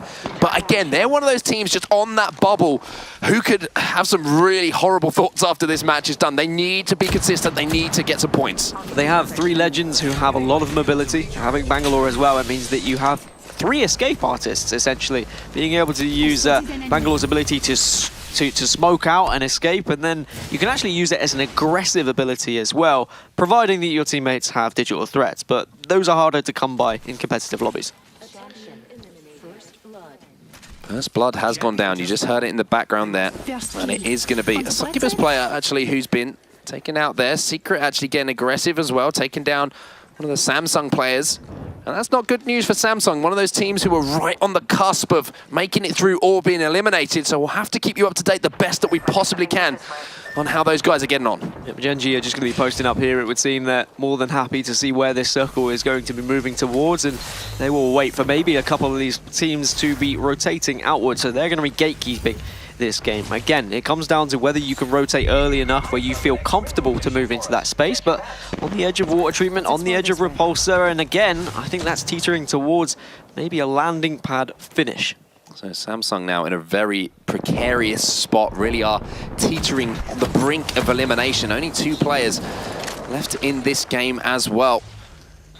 Need to just try and eke out some placement points, get inside that top 10 and hope that someone doesn't have a huge game who's part of that chasing pack. HRO then, they found themselves in a decent position here, and they're just going to take their time, probably drop some Watson fences around here as well to make sure that nobody can push them too easily without running into any damage, getting stunned and getting taken out of the game themselves. And this is going to be a super nervy lobby, especially towards those endgame moments. One squad has already been eliminated. I didn't quite catch who it was, but as soon as I notice and I get that information, I'll let you know, because it might be someone out of the tournament already. Shots are going to be coming across from BDS. You saw briefly as well, Team Secret have already set up shop at the landing pad. I think they are banking on it finishing around there, so they might be in prime position, but they're also going to be getting griefed by everyone else trying to get there as well. Well, here's BDS. I think they are just about still in contention with making their way through as well, but they need to have a consistent game. So many teams here are kind of going to be thinking, you know, we need to just not throw it away in that circumstance. It's a dangerous mentality to have, and now you're going to see Cycloop here from BDS just retreating, desperately trying to get away to the safe grounds of that little, I'm going to call it a little recovery area, to be honest with you. They got that Watson ult set up to help those shields get recharged and back ready, and now you're going to see players trying to move across the map as well, and it's going to be HRO who are doing a great job here of focus firing onto these teammates. Yeah, they're just pushing in and getting so aggressive onto Third Impact, and Third Impact desperately trying to run away, and that's very impressive play as well from a Pathfinder, knowing when to get out of a fight, really using that ability to grapple away as best as possible. And I think that might be Third Impact eliminated as well. I've just seen Forsaken drop, and I think he was the third and final member, so that's going to be Third Impact with an inability to get any more points in this game. And you can see the ticker running across at the top of your screen after 2 rounds where they stand. And I think Third Impact were in contention for maybe dropping out of this top 10. And this is perfect for Reciprocity here. We've seen they have the control of pretty much the only building that is around this landing pad area. This is where we saw Samsung, I believe, a couple of rounds earlier today just hole up and almost guarantee themselves a 3rd or 4th place finish. So Reciprocity inside that top 10, complete control here. The only way that they can really throw this away is if they make a bad mistake. Third Impact were actually on 18 points. They were up in 5th, so even though they've been eliminated, they should be just about safe to get through to that next round in the losers bracket, unless we see pretty much all the top teams at the moment finish in that bottom 10 and all the teams below them finish in the top 10. There is still a possibility we could have a very high points lobby here. Teams still making their way towards the circle. Only round 2 at the moment, 48 seconds still left on the clock, and to say 2 teams have dropped so far, and Joey Blackout with that wingman in hand, maybe just looking to get information at this point on where these other teams are rotating from and where they can be protected and where they can land their shots. And Reciprocity, as much as I'd love to watch them at the moment, they ain't going to be moving for a while, to be honest with you. Let's take our attention away to some of the teams who are trying to rotate down onto this area. Team Kurt under a lot of fire, and they want to drop down, they want to get out of the sight lines of all these teams that have already managed to find themselves with height here at Repulsor, and they seem to have actually wormed their way into a decent little spot. The trouble is, every time you dive into any situation, there could always be a team just hiding around the corner who have already posted up and stolen that possibility away from you. I've got positioning as far as where this final circle is concerned. However, as we talked about, not a huge amount of elevation differences around here. You have the top of that landing pad area, sort of refueling station, if you like. But as far as the others are concerned, they're in a good position here. Chaos as well to watch anybody who's rotating in from the bottom of the valley there. They have the height advantage, but they've just got to be careful with the fact that they have those teams either side of them as well. They can't poke. Reciprocity are still above them inside that building, and if they turn their back for too long, we know that the R99, which is probably in the hands of Snipedown, is quite happy to land those shots. Decent shots there coming out from Azzy, but unfortunately there is some return fire, so he's just going to have to back off. It's going to be the ultimate placed, just so he can generate some shields for free and hope that no one else can take out that beacon that's been placed, because when you do see one of those beacons on the map, you take it down as quick as possible. You don't want to give free shields away. You want people to use all of their shield cells, all of their batteries, so that if you do come into a fight with them later, they ain't going to have it. And this is a good time for us to maybe break down why it's so important to try and land some shots with those sniper rifles, force players off of rotations, because you saw the shots that were landed there, force Helical Gaming down onto that low area of the map, and from there, there's so, few areas for them to move through to try and rotate into that next circle. When they're up high and they have that power position, They're the ones who are controlling who can walk in, who can walk under them. A couple of landed shots, like we saw from that triple take, could completely change, you know, the orientation of how teams have to move and where you can locate your reticles. Yeah, it also gives you the freedom to move as well. If there's a team that's higher than you, you can manage to push them off that high ground. You can either A, take that position,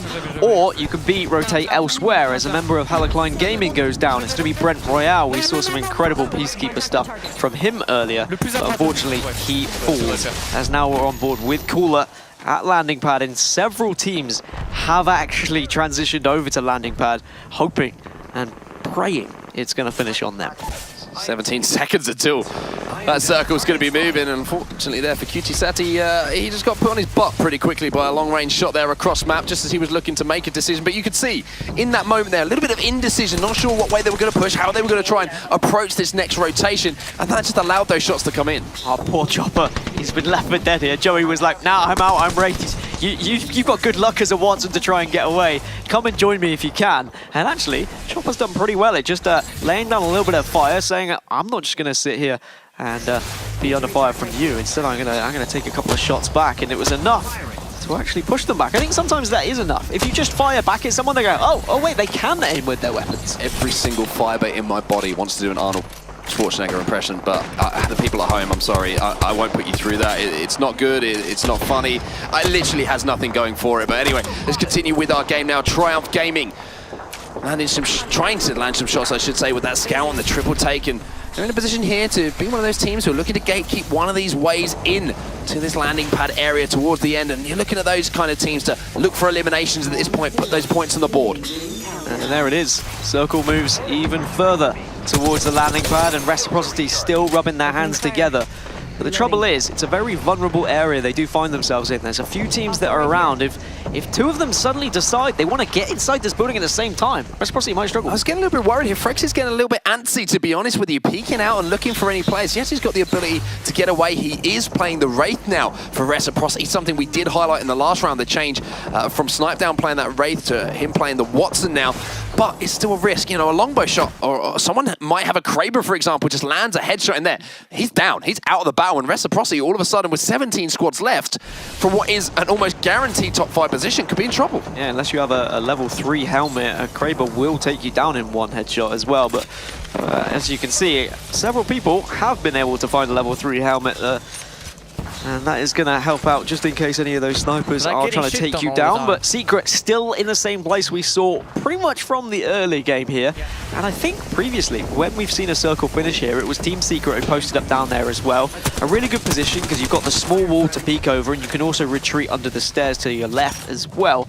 So plenty of room to dodge out of the way of bullets. Well, here's SJ Gaming. So impressive in that first round of losers, and you have to wonder if just the increased ability in this lobby has made life a little bit too difficult for them. Is it one step too far? Because they were down in 18th place, I believe, when this lobby got underway. So they need big placement, they need big points if they want to continue their run in the tournament. When you consider that SJ were able to get 43 points in the previous lobby in Losers Bracket Round 1, winning twice, getting 12 kills in one of their games, they look like an entirely different team. But I think that shows the difference of quality between some of the teams we have at this tournament. Even though every single team here is incredible at Apex Legends, there are certain tiers the further you get. Of course there is. It's the same in any competitive environment. There's always those tiers, always those levels. And TSM, yesterday, the standout on it seemed like they were on a tier of their own, to be honest with you. But now we are starting to see some action start to unfold. Samsung, who needed kills, they were in a position here where they only had 2 players alive, remember,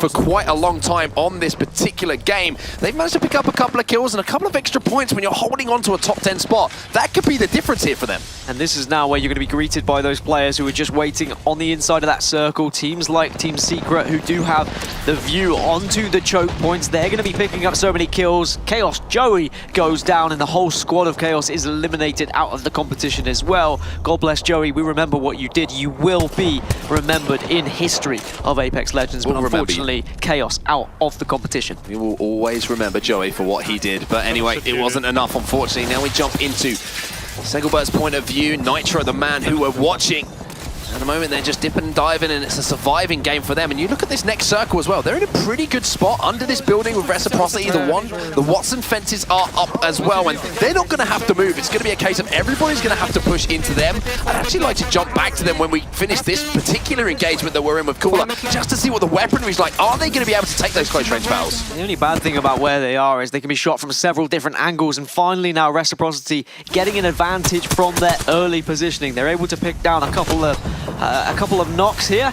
and maybe get some eliminations as well. And one thing to point out here for Reciprocity as well is Frex has got the golden alternator as well, so if anyone wants to peek around a corner, dare to knock on his door and ask trick or treat, it's only going to be a trick, I should say. It's not going to be a treat. That is not a treat to run into. That's going to be ripping through your shields as well. If you can communicate with his team, the disruptor rounds, of course, on that alternator, it does extra damage to your shields. As soon as those shields are depleted and he gets the crack, that's when his teammates need to come in, swoop, and finish them off.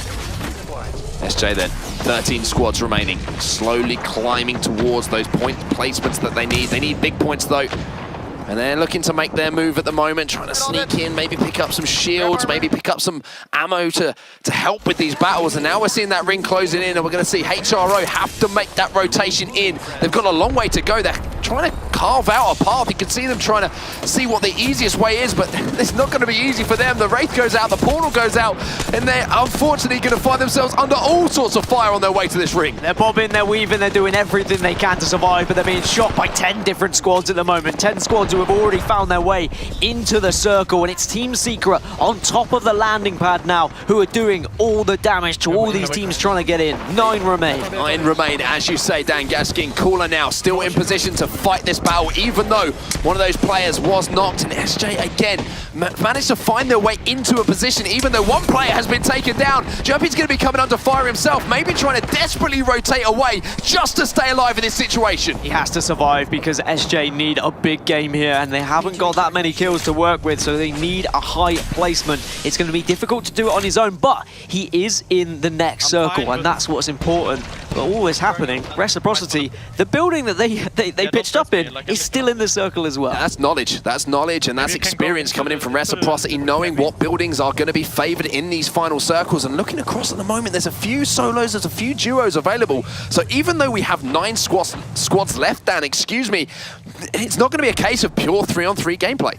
Yep, still some solos who are trying to finish things off for their squad to try and keep them alive in the tournament for so many of these teams as well. Whilst we've seen some eliminated from the competition already, there is still a chance for others. 25 seconds until this circle starts to close down. BDS, only 2 of them remaining, and they are going to be one of the teams that's going to have to push into the center area of this circle. 15 seconds until this circle moves. Teams still with their tournament lives on the line in this particular situation. Plays are going to have to be made. History is going to have to be made for some of these teams if they want to stay in the tournament. Reciprocity, though, 9 squads left. They've made their way into the top 10. They should be pretty good as far as staying in the tournament is concerned. Reciprocity just laying down fire on everyone, but it's Cooler who are trying to move in. They do serious damage with this alternator, but can you get away? Amaz falls. It's just ASCII left, and he's managed to find a spot in his hiding mark. He's managed to stay alive in this situation. Again, Reciprocity with all the cards at this point in the game. 7 squads now remain. 7 squads, though, but everything gets a little bit quieter. I hear screams from the hall just outside of us here in Krakow as teams get excited. We're down to 5. 2 have just been eliminated. On Fire managed to get a revive, but now we have 1 minute 30 where you've got to try and decide how you want to finish this game. And I think this is the case again. That was the desperate scramble to just try and get inside this circle. Now that we have players like ASCII who's managed to find a spot just to stay alive, there's going to be a reluctance from teams here to make that first move, to poke out and try and get those kills on the board. A Secret will take down ASCII and add another point to their tally. Cooler finish in 5th, so that means now everyone here has at least achieved 5 points, finishing in the top 4, and you can hear the they found a solo. Secret. They've spotted a player, and they're going to fish him out, and they are not going to allow him to just walk away with a free placement here. So we have Team Secret placed on top here. trying to take down this solo player. He's desperately trying to stay alive, but the only issue is when you're trying to stay alive, flames are going to hurt you, and you can't escape in that situation. Finally, Row will be taken down. Now we are down to the final 3. Final 3, but you've wasted a little bit of utility that might come in handy for this final drop. 35 seconds, you've got your Wraith portals to try and move in. Are you going to go for the play of trying to drop early into that circle, look outward, and take shots on everyone else? Or are you going to utilize those ultimate abilities from your Pathfinder, from your Wraith, so you can try and survive for as long as possible and just play the survival game? Let's make it clear here where everyone is as this circle is about to collapse once more. Secret, they're on top of the map. Reciprocity, they're just below them, having to now try and escape. Frex will be taken down. Huge plays here from Secret, and Team Fire are still in the battle as well. 3 squads remain. Rex did his job though. He got the Wraith portal out, and then he goes back through, and then he gets revived as well. So now it's going to be a case of them all pushing through together, but Watson comes in and fences up around all these portals. Everyone's desperately trying to stay alive. You have to say the Secret are in position here. Reciprocity is still alive.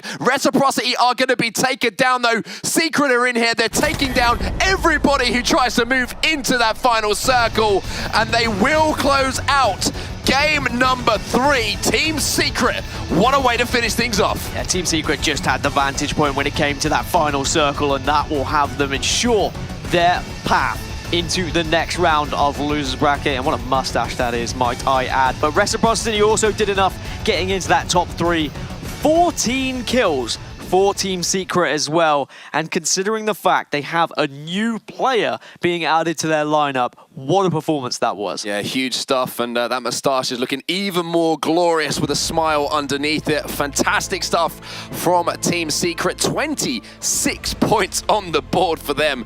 12 points for that placement, 14 kills to go alongside it. But the story for me, when you need something to go your way in a Battle Royale situation, when you're holding on to a top 10 spot to get that circle going your way, right next to where you were, Reciprocity, they held on, they got that 3rd place finish, and they solidified a top 10 finish. Yeah, both CLG and Reciprocity had some really favourable circles there. Cooler finishing in 6th with their points. Segelbert, SJ picking up 7 points. I don't think it's going to be enough for them to get into the top 10, but we'll confirm that in just a second.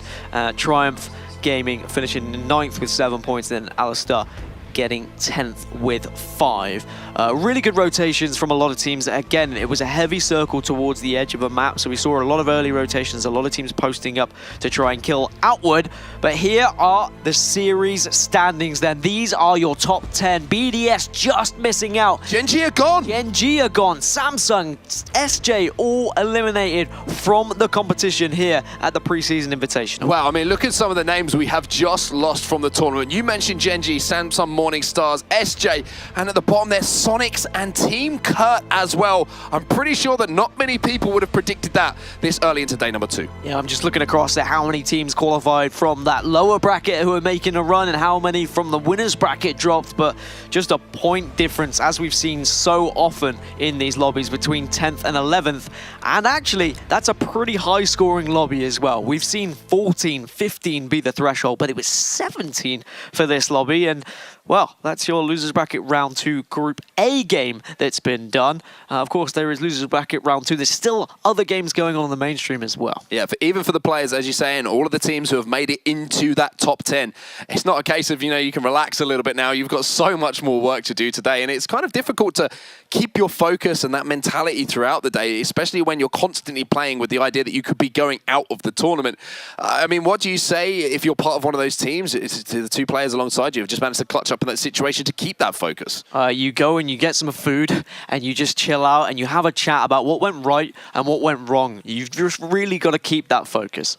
Okay, then, I mean, who was the most impressive for you in that lobby across the 3 games, just very quickly? The most impressive to me is probably going to be Reciprocity and how they held out, and CLG. I think CLG did very well as well. It's been an absolutely incredible performance so far today. I must say, it's been every single game that we're seeing strategy develop as well between teams. I think they are becoming more and more aware of what they need to do in these final games as well. Do you think it's a case of it's a feeling, or do you think that maybe they're getting a few text messages from a few people watching and going, this is what you need to do in this final game? I just think people are starting to gel. People are starting to get their rhythm, Mark. Okay, well, that's going to do it all from the side stream for now. We've closed out round 2 of the Losers Bracket. We're now going to throw it over to the other casters, over to Andy, Bravo Dodinsky, and Dreadnought on stream A. much breathing room on this final series to go. It's probably, as long as you don't have two catastrophic games, likely find yourself in our top 10, but everybody else, a lot to fight for here. And you and I were talking about it as we watched the replays, Dread. Fnatic EU really held down that rooftop there at gas station and then did not make many mistakes, and even stealing that last kill from Wyvern as well, which is something that you caught. Yeah, that's actually really cool. We saw Wyvern and we were like, oh, you know, the crazy plays, you saw them distracted trying to get the shots out, and actually Fnatic just took one longbow shot. Said, thanks for the free kill. Thank you for the advancement points here. And as we clearly saw later on, the remainder of that game. But they kicked this one off here with a Labs drop. I don't believe the drop that actually we've been getting from them before. To be completely honest, between both NA and it is one of their scrim drops that we did see leading into the tournament. Okay, good deal. So at least still sticking a little bit more structured here. That's right. You know that Nicola has Watson fenced those garage door entrances many times before as he slides right in. But we do have some updates from the Command Center guys once again. What are you seeing across the map here in game number 2? What's up, guys? Just to give you guys a quick updates on some of the notable teams that you guys mentioned. We did have Wyvern. They went over there and landed at Repulsor. They're going to be looting Tempo Storm, doing their normal route at the pit, rotating down towards the south side of the map. Also going to have that Pittsburgh Night Squad as well. They're going to go on over to the cage, and they're going to be able to loot that for free as well. Nate, what about the teams on your side? We got Team Liquid driving over towards that Bunker Town setup once again, spreading out just a little bit. Kamikaze landed outside artillery, pushed their way in. That circle going in the northwest. Not too difficult a stretch for either of them to make the transition. All right, guys, that's it for our brief update to start this match. Brav and Dread, back to you. All right, thanks so much. Blaze and Nathanius now looking at Liquid Blue here in this game. Taking a look at where they sit in the table. If you're just joining us, Team Liquid Blue in 6th place with 6 points after that first game. And keep in mind, quite a delta between those top teams. It's Fnatic EU really standing out with 22, and then they're really close 2, 3, 4. That's Wyvern, Luminosity, and Sinisters with 15, 13, 12 respectively. Yeah, as you see that beautiful ticker there giving us an upgrade on everything we want to see. And you know, I know this is a bit off topic and maybe not as severe as this series is, but that is the first formal flyer I think I've seen looted this entire tournament on this stream so far. I might be incorrect, but I think we're on the main stage. This is the first one.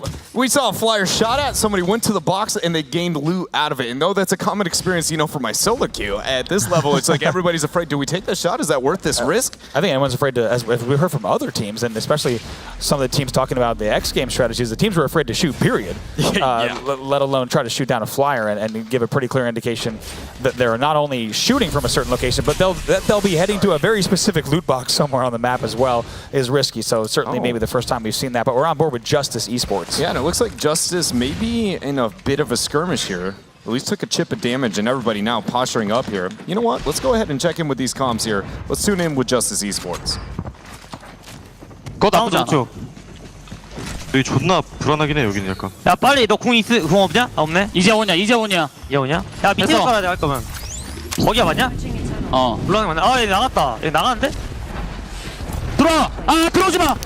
형이 안 들었어요. 내가 옮겼지 얘네도. 같이 들어왔어. 90%. Feels good when a plan actually works. Nice job. 쟤네가 1층 먹은 거예요? 쟤 2층 먹었어 2층. 왜 타져? 야 타지 마. 조였다. 와 갈 뻔했다. 야 탈수도. 안타. 헬스킨 안 타요. 탈수도. 뭉키면 안 되는데? 예. 그렇어. 너 이거 하게. 야 내려와 그냥 2층에 있지 말고. 1층 문 막아야 돼 이거. 보관 먹어라 먼저 태시야. 나 오늘 갖다 줄게. 일로 와. 야 우리 돌아서 일로 갈 수 있으면 가야 돼. 지금 돌아서 갈 수 있으면 가야 돼. 나가. 안돼 소리 사운드 빨리.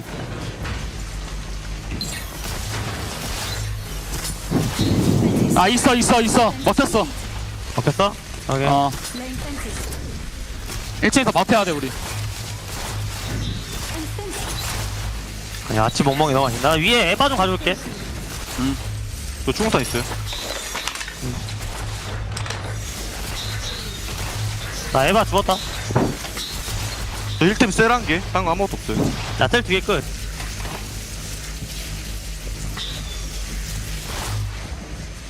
As we heard in there from Justice Esports, bit of confusion, or not so much confusion, but definitely aggression with that Wraith portal opportunity there.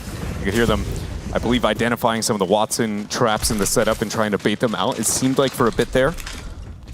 And also a very great, first of all, to hear from both South Korean teams in this lobby, because we talked a lot about different communication styles, play styles, but and things of that nature across the region, and similarities of you as a player who's watched a lot of South Korean gameplay across different titles. Tough to compare apples to apples there, because it's a very different situation for both sides, but definitely intensity coming out of the Justice side, as you'd expect in that situation. Yeah, whereas Wyvern maybe a bit more cutthroat, right? Yeah. Straight to the point, you know, matter of fact here for that roster, but Liquid trying to create some facts here with some posturing over this final circle, and this is an interesting one. We can see a bit of a glance here. Actually, I'll talk about it a bit later. Look at these pretty sniper shots here coming out from Casper himself. Nice easy knock here. See if he finds any more. That's going to be Kamikaze, and actually just off screen, if I'm not mistaken, I do believe we saw a full wipe for Justice. So we'll have to see if they can get it in the replays towards either at the analysis desk or at the command center, but we did see Justice must have gotten pushed in on, or maybe on the terrible end of a bad portal experience, as we saw it all Watsoned up, but now still on board here with Liquid Blue. 2 squads have been eliminated. There's actually a major setback that Liquid Blue lost one of those 2 major pillars, and the fact that they got knocked onto one target. If anybody's able to push in that window, it's going to be a colossal setback there. I was just going to highlight that this circle is getting pretty wild with this very Western runoff kind of focus, and that could be where we saw Team Liquid Blue already, an actual final circle. That being said, still need to be able to look at the map a little bit more before I can actually write home and call that one confident, but you can tell with the focus here that everybody is considering this outskirts runoff situation, and I feel like that is enough to say it could be a problem. We'll figure out here as it just hones in a bit more onto it. Maestro Gaming still posturing up at runoff themselves. That's right, in no rush to rush into any decisions. Also taking a look here at Tempo Storm. I like their approach here. Coming up from the slums, it's actually one of the easier transitions into that runoff. I will argue talked about this zip line may be the problem, though, because they're going to want this in about, I'm going to say 20 seconds, as they'll realize about everybody has a high ground sitting in front of them, and the only way to be able to get there and threaten Team Liquid once they deal with this is going to be through that zip line. Yep, right there. You just saw a Decop thinking about a flank. He's also going to take the time to pop a few cells, and they're all actually going to move down here as they go full west, southwest, now going to fly down, maybe take a back road into those buildings that are just off a runoff. I absolutely love this, you know, a bit of a kind of almost rope-a-dope. You're swinging around, make them consider maybe this is going to be our initiation and make a quick transition out. Now you see Tempo Storm, they decide again to the back road, maybe going to get them too stuck heavily and within that kind of caveat, unable to get out. But now you see them focusing on that wall. And again, this is where that zip line, I was wondering if they would have wanted it a little bit later there, but here with Karanpei and the rest of Wyvern struggling when they're coming to the high ground control over that of runoff. Absolutely, we saw them play well into the late game there, as they're able to now, at least this time, have 3 members up and be able to fight into an even different game. But you have to remember, points-wise, they're going to be sitting pretty, so not a ton of pressure on them. And Dread, we talk about how much these results of games 1 and 2 influence games 2 and 3. Yeah, very much so, especially because we only have one team that really has enough cushion. But look at this, Ninex actually very heavily split, which is why you see the grapple coming up from Noted, trying to help make sure that they can test and have that backup fire. Noted hasn't opted in towards that shielding, and look at this, trying to stay outside of that Watson enough to get one knock. Look at that. Look at that perfect timing there. Stays just on the edge of the Watson fence to land the Peacekeeper shots, and then also is able to take out that fence. Now the Wraith has nowhere to go. Take a look at that. That will be Sinister Gaming down and out. Fnatic with a whole lot of loot to be able to decipher from. Definitely going to be stacked moving into some of our final circles here. But now Tempo Storm, you realize they were struggling with that skirmish that we highlighted. Maybe they would want the zip, and now they're backing up. But we just witnessed there's some members sitting into slums. So at this point, Tempo Storm seems a whole lot of stuck. They do indeed. And this is right in the far back corner there. That pressure is going to be coming because those teams from slums, you and I talked about the rotates there, as they're going to have to choose a very few points to get out of this area of the map. Yeah, and I want to hear what they're thinking here down on the ground floor. We can literally play wall. Rotate back to swamps, it's fine. I hate playing the right side of the map unless you're like high ground, because you just get shoved everywhere. Yeah. Same thing that happened yesterday. We tried the same thing and it didn't work. We just set on. I mean, we could just play like into fucking tunnel. Kids close. I've been also. I think we play up there, dude. I'm not sure though. Yeah, I'm gonna put a zip line up there and just see. Because if we can get this corner, then that shouldn't be too bad either. Wait, where's that longbow at? I'm about to just take this bitch. There's a fucking 3 extra. What guns do we have? We need to be able to just shoot at people. Like, we need to poke everyone we can. I'm putting a zip line. I'm gonna scout real quick. There's a team in here. Come. I'm popping up. Oh shit, there's people in here. Watch out. They got a lot of longbows. Watch out, watch out. You don't need to overcommit. I can portal laser. You guys gotta run. You guys gotta run. You need a res. I'm portaling. We can just portal out. Okay. Yeah, I'm low. Pop it if you can. Pop it. I can't take TP. I just walked through it 4 times. They took TP on accident. They took TP on accident. Just keep running if you can, sir.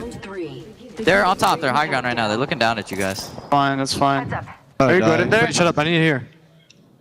I'm getting pushed. I need you. He's not with you. Coming. I can try. Dead. Just play yourself. Fuck. I'm gonna try to hide in a tree or something. Come on, man.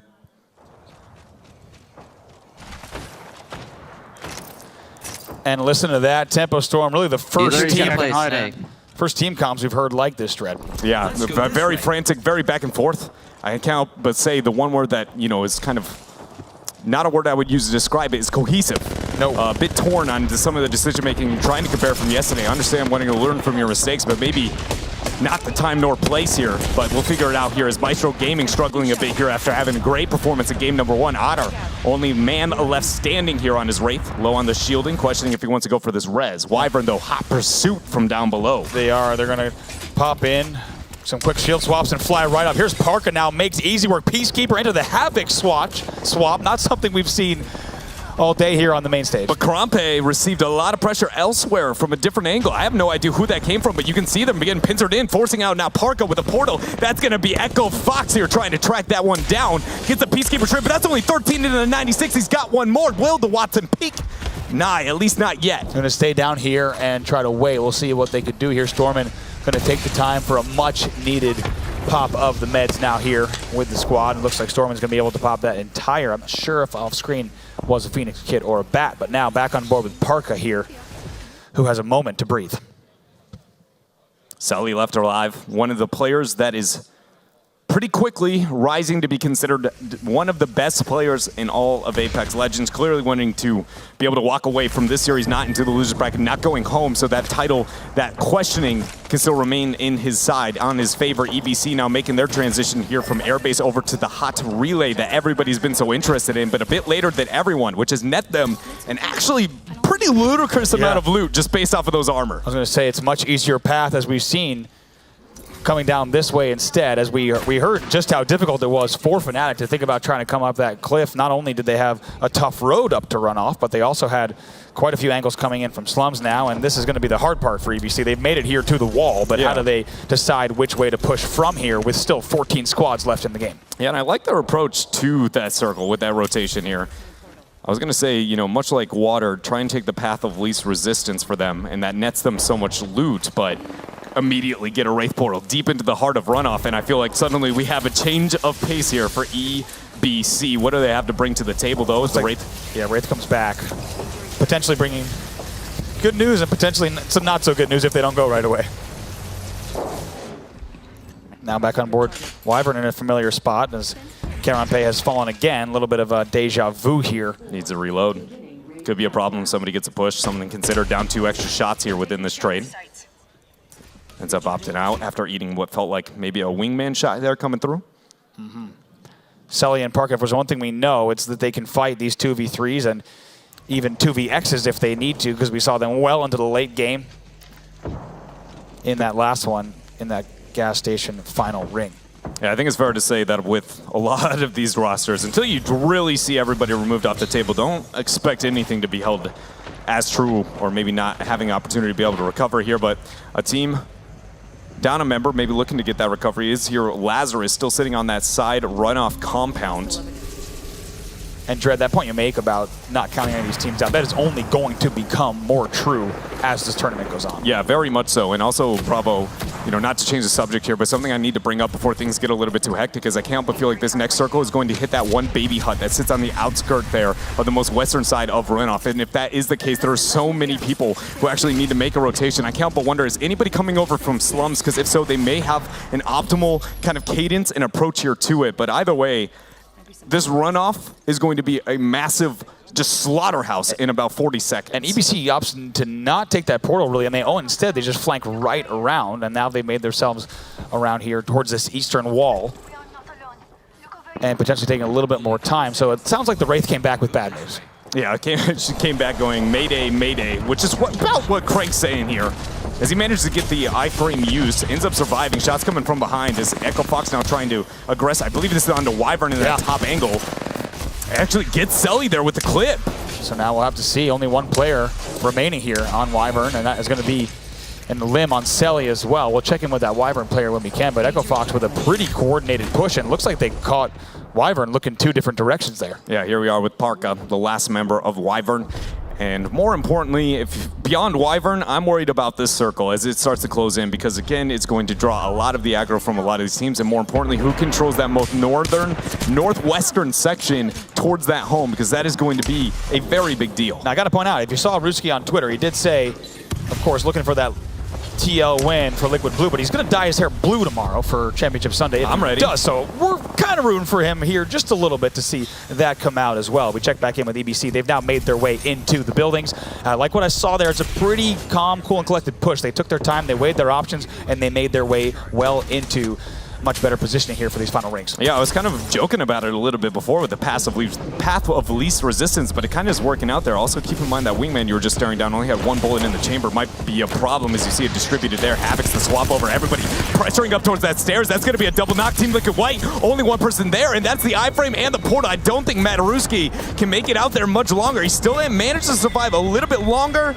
And see where he is. Yeah, he managed to get out actually completely. We got to see exactly where Ruski ended up. Here he is. Okay. Look at those eyes, man. He was like, whoa, did I just do that? And right now, of course, you're thankful that it's the Wraith who has found himself here, because otherwise this would be a pretty difficult decision to get out of. But there's also a reason that the Wraith got themselves in this position in the first place. All right, Bravo. I agree with you, and this is wild for Mataruski, but again, I need to bring it back to that hut. Who is in the hut, because that is going to be the problem. Runoff is interesting, but it's not the end game. Nope. In 30 seconds, all of us need to leave to where we are looking now. The hut out there, the very glimpse of your screen, is the problem child. And the team inside of it looks like it's a bit of HSL off on the side. Shots are coming in from Ziki there, and yes, indeed, Runoff does have a closing time, and it's in 20 seconds. Everybody needs to leave and make their way across a pretty big piece of open ground there, Dread. There we go, with Pittsburgh Knights setting up this side. Just out here in the bit of Runoff. They are going to have to make this rotation as well here, Bravo. Now back on board here with Ramba on the HSL side. Peacekeeper is out, also has a 99. They've lost Freshie though, so they're fighting 2vx into every battle here. And also on the Fnatic side, as we go back over here to Convertibles on that Game Arena side. No surprise here, off onto the side of the circle, here's going to be Fnatic controlling over this hub. This is something we've seen from this roster time and time again, is everybody trying to get that Runoff rotation into them, but it looks like it's their game to lose once more. Yes, indeed. Pressure coming in here. Now Fnatic just trying to avoid everyone who's flying up here. Lots of pressure coming in there. They do get 1 knock and able to go back and just going to try to stay alive in this exact hut. Yeah, they are going to be fine, at least for now. The question is on the backside of this Runoff wall, how many kills can they get? Only 1 of those 4 or 5 longbow shots is going to be able to land and connect on the backside of that Wraith here. Now they also do have that zip up as well. Trying to lock this down. They know their pressure is going to be coming in, like you said, from that wall as well. Wingman, Peacekeeper here. Forward Octave is going to push in. They should be able to get this one. There's 2 players on screen. Wraith is going to queue out, going to drop down and take that opportunity to do it, and now just get back up. That's a great job there. That's going to be in a limb there on Ramba. There's a little bit of damage there, so they're going to shield up some Watson fences that aren't their own. Posted up. Now back on board with Ziki of Echo Fox. Very clutch play there from Fnatic, because if that did not go perfectly and anybody else looking to get the trade against them, that positioning could have been a little bit And like too you much. said, risky play there. They saw the Wraith Q. That means he's going to drop down there, land the Peacekeeper shot, and you saw how fast he got out of dodge. Right back up the cliff, right back there with the rest of the Fnatic squad. Now we're looking at Kashera. For a second, Lazarus will be eliminated by a Fnatic shot with the longbow. That will be another wipe for them and another kill on the board. And Nicola here looking good there with that longbow. Now trying to join the rest of the ranks here of Fnatic, who find themselves a couple of targets here that low on the side of the Runoff wall. And look at the decision there to move over to the wall, right? To go down and play that advantage that they had. If they hadn't seized that, they could have lost that wall. And they get a beautiful pre-zip, so they have a rotation back to the building they already control, and they know everybody else is frantically concerned here on this Runoff wall. Look at Bowser right there on that wall, right in the tree. as we've seen a little bit yesterday. We'll see just how long it takes for him to be found out. He's got a Disruptor ult with a digital threat, purple shield, so sitting in an okay position for a potential third-party end to try to play in, but here we go, as now it's going to get real tight here. 3 squads left here. Taking a look at Nicola Fnatic EU once again, looking so strong. We'll stay on board with them here through this. Going to drop down with the Peacekeeper. First does not hit, but the second one does. Wingman is out as well. Can they get the pick here? Yes, indeed, and Fnatic EU does it again, making it look way too easy. Absolutely beautiful play coming out from all angles of Fnatic. Whether it be North America or Europe, these guys set up shop and do not let anyone enter their domain. I think it's safe to say we have never seen such a similar ending from the same team in games 1 and 2 in this tournament. They set up shop. They weren't afraid for some quick rotations over to that runoff wall. They come back and hold that ground down, and perfect target prioritization, amazing Peacekeeper drops, and they go back and disengage as well. Amazing work from them, Dre. Yeah, it was absolutely insane on what we got there from Fnatic EU, and I believe that this is actually a situation to where we now have the 3rd or 4th time where we have ever seen a team win back-to-back. It was denied of TSM the 3-peat yesterday. Now I'm suddenly wondering, is Fnatic EU that one to make Apex Legends history? With the way we just saw Fnatic play and end those last 2 games, you and I talked about it last night after the matches, there's going to be different levels of composure. All wins are not created equal at this tournament between these teams. What we just saw from Fnatic, with all 3 players up, 2 back-to-back wins, they look great. Let's go ahead and head on over to the desk to hear more about that last game. Fallout, over to you. Thank you so much, Bravo. Fallout here, back with Jamerson and Glitter. Fnatic EU does it again. We questioned their consistency. We called them out for sporadic performances on day number 1, for getting dropped to the losers bracket, and look how they've responded today. You guys talked about it, right? Getting put down into that lower bracket, sometimes it does light that fire underneath you, and it looks like Fnatic EU are here to play. They moved on from their lower bracket with 41 points, and they're about to match that. Unbelievable performance from them. Walk me through what we saw here. The Fnatic gameplay, of course, was unbelievable. Talk about the performance here today so far. One of the things that I think was actually really important, and I don't know if you saw it or not, I think we might have been sitting next to each other when it happened, but Fnatic EU actually took out Sinister's crazy early on in the game. I think about like 16th or 17th, or they knocked them out, and that kind of set them up for success from there. Sinister's obviously having done well in the game before, they were kind of taking out their competition right from the start. Yeah, of course, Fnatic, consisting of a roster, speaking in English, 2 members from the UK, and of course, a Swede on that team as well, I believe. Let's check out the replay here from EBC, a team that's kind of come out of nowhere this tournament. Great storyline in this tourney, great shots put in here, but ultimately, it was Fnatic that came out on top, a flip from their perspective. And this is the perspective I really want to see. Nicola. Wow, unbelievable sniper here. Hear their comms.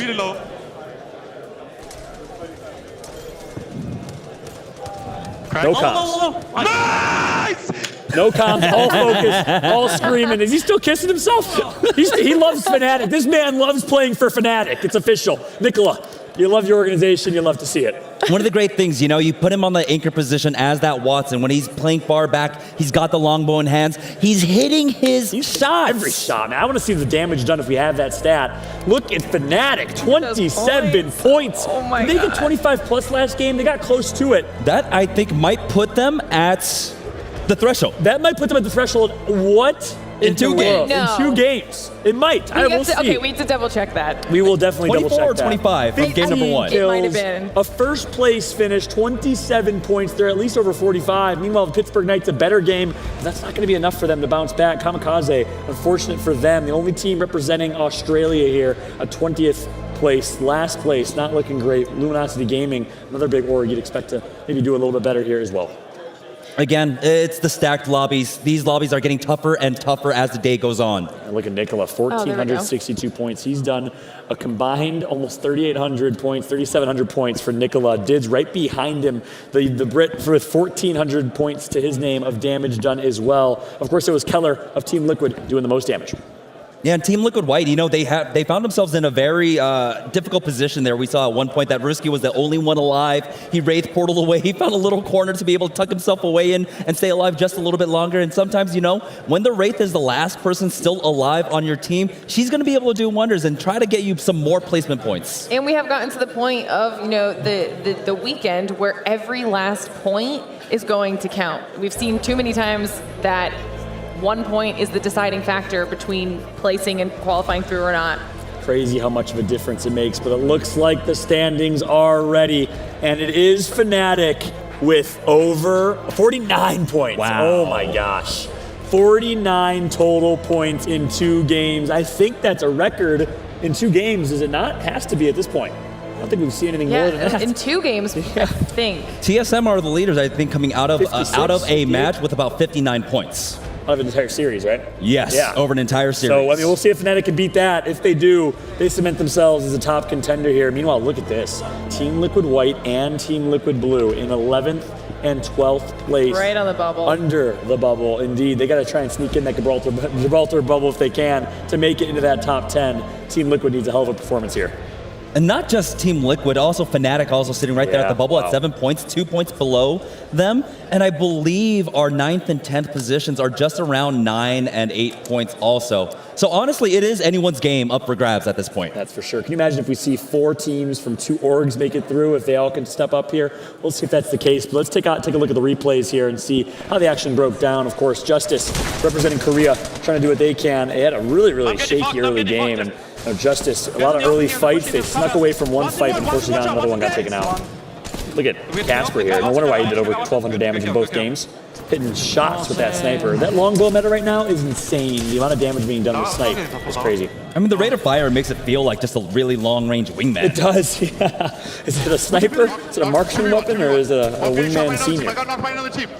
And this is the play that really hurt me. He goes for the Wraith Portal to try and get out, but he runs right into a door. And as you all know, once you try to use that Wraith Portal, you cannot interact with the environment at all. And that's why he just tried to make that U-turn right back into Fnatic EU. Yeah, Fnatic EU is just having a heyday at that point, picking up kill after kill. And this is where the Fnatic train just continued here. As we saw Dids and Co. A lot of passion, a lot of screaming. When you're playing the way you are, I can not blame them. I'm the same way when I compete. Of course, Wyvern as well, looking to secure themselves top 10. 2 good finishes. They should be in a good spot to do that. And then there's Echo Fox of Stormin, Zeki, and Clem. Of course, a multinational team from Sweden, Finland, and the UK, respectively. They're another team that was listed as a dark horse from my girl Glitter over here. And so far, so good with that prediction.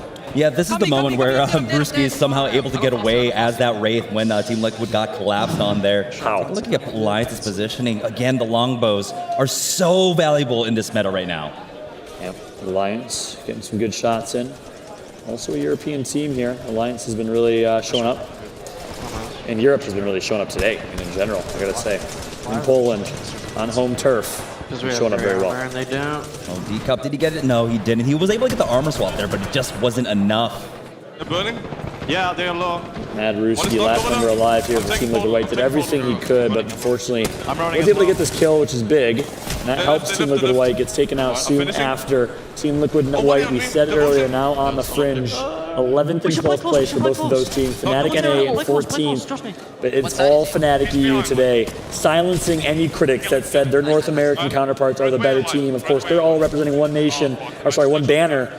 But ultimately, it is Fnatic EU that turned up and showed up on Saturday when it mattered the most. Also, one thing we haven't been talking about, we saw Games Arena there at the end, and that's actually a pretty incredible story because they did lose one of their thirds, and we're having a substitute coming in for them. That's actually FlyQuest's coach in Convertibles that's playing as their third, and they're having a pretty good day so far. I believe they're in the top 10. I gotta give a huge shout out to Convertibles, one of the kindest, nicest people in Battle Royales ever. I mean, comes from Fortnite. I think, did he come from H1 before that? Fortnite, Overwatch. I mean, he did Overwatch, and then he was basically a Battle Royale coach and player. Yeah. Coach, player, analyst, knows the scene really well. He's leader of multiple Discords, and now he's playing on a main stage, which is absolutely insane. Big shout out to Convertibles, but of course, we have a lot to analyze and a lot to talk about after a dominant performance from Nicola, making a name for himself. Make sure to drop that man a follow on Twitter. But it is Blaze and Nathanius right now. They're going to break down the action.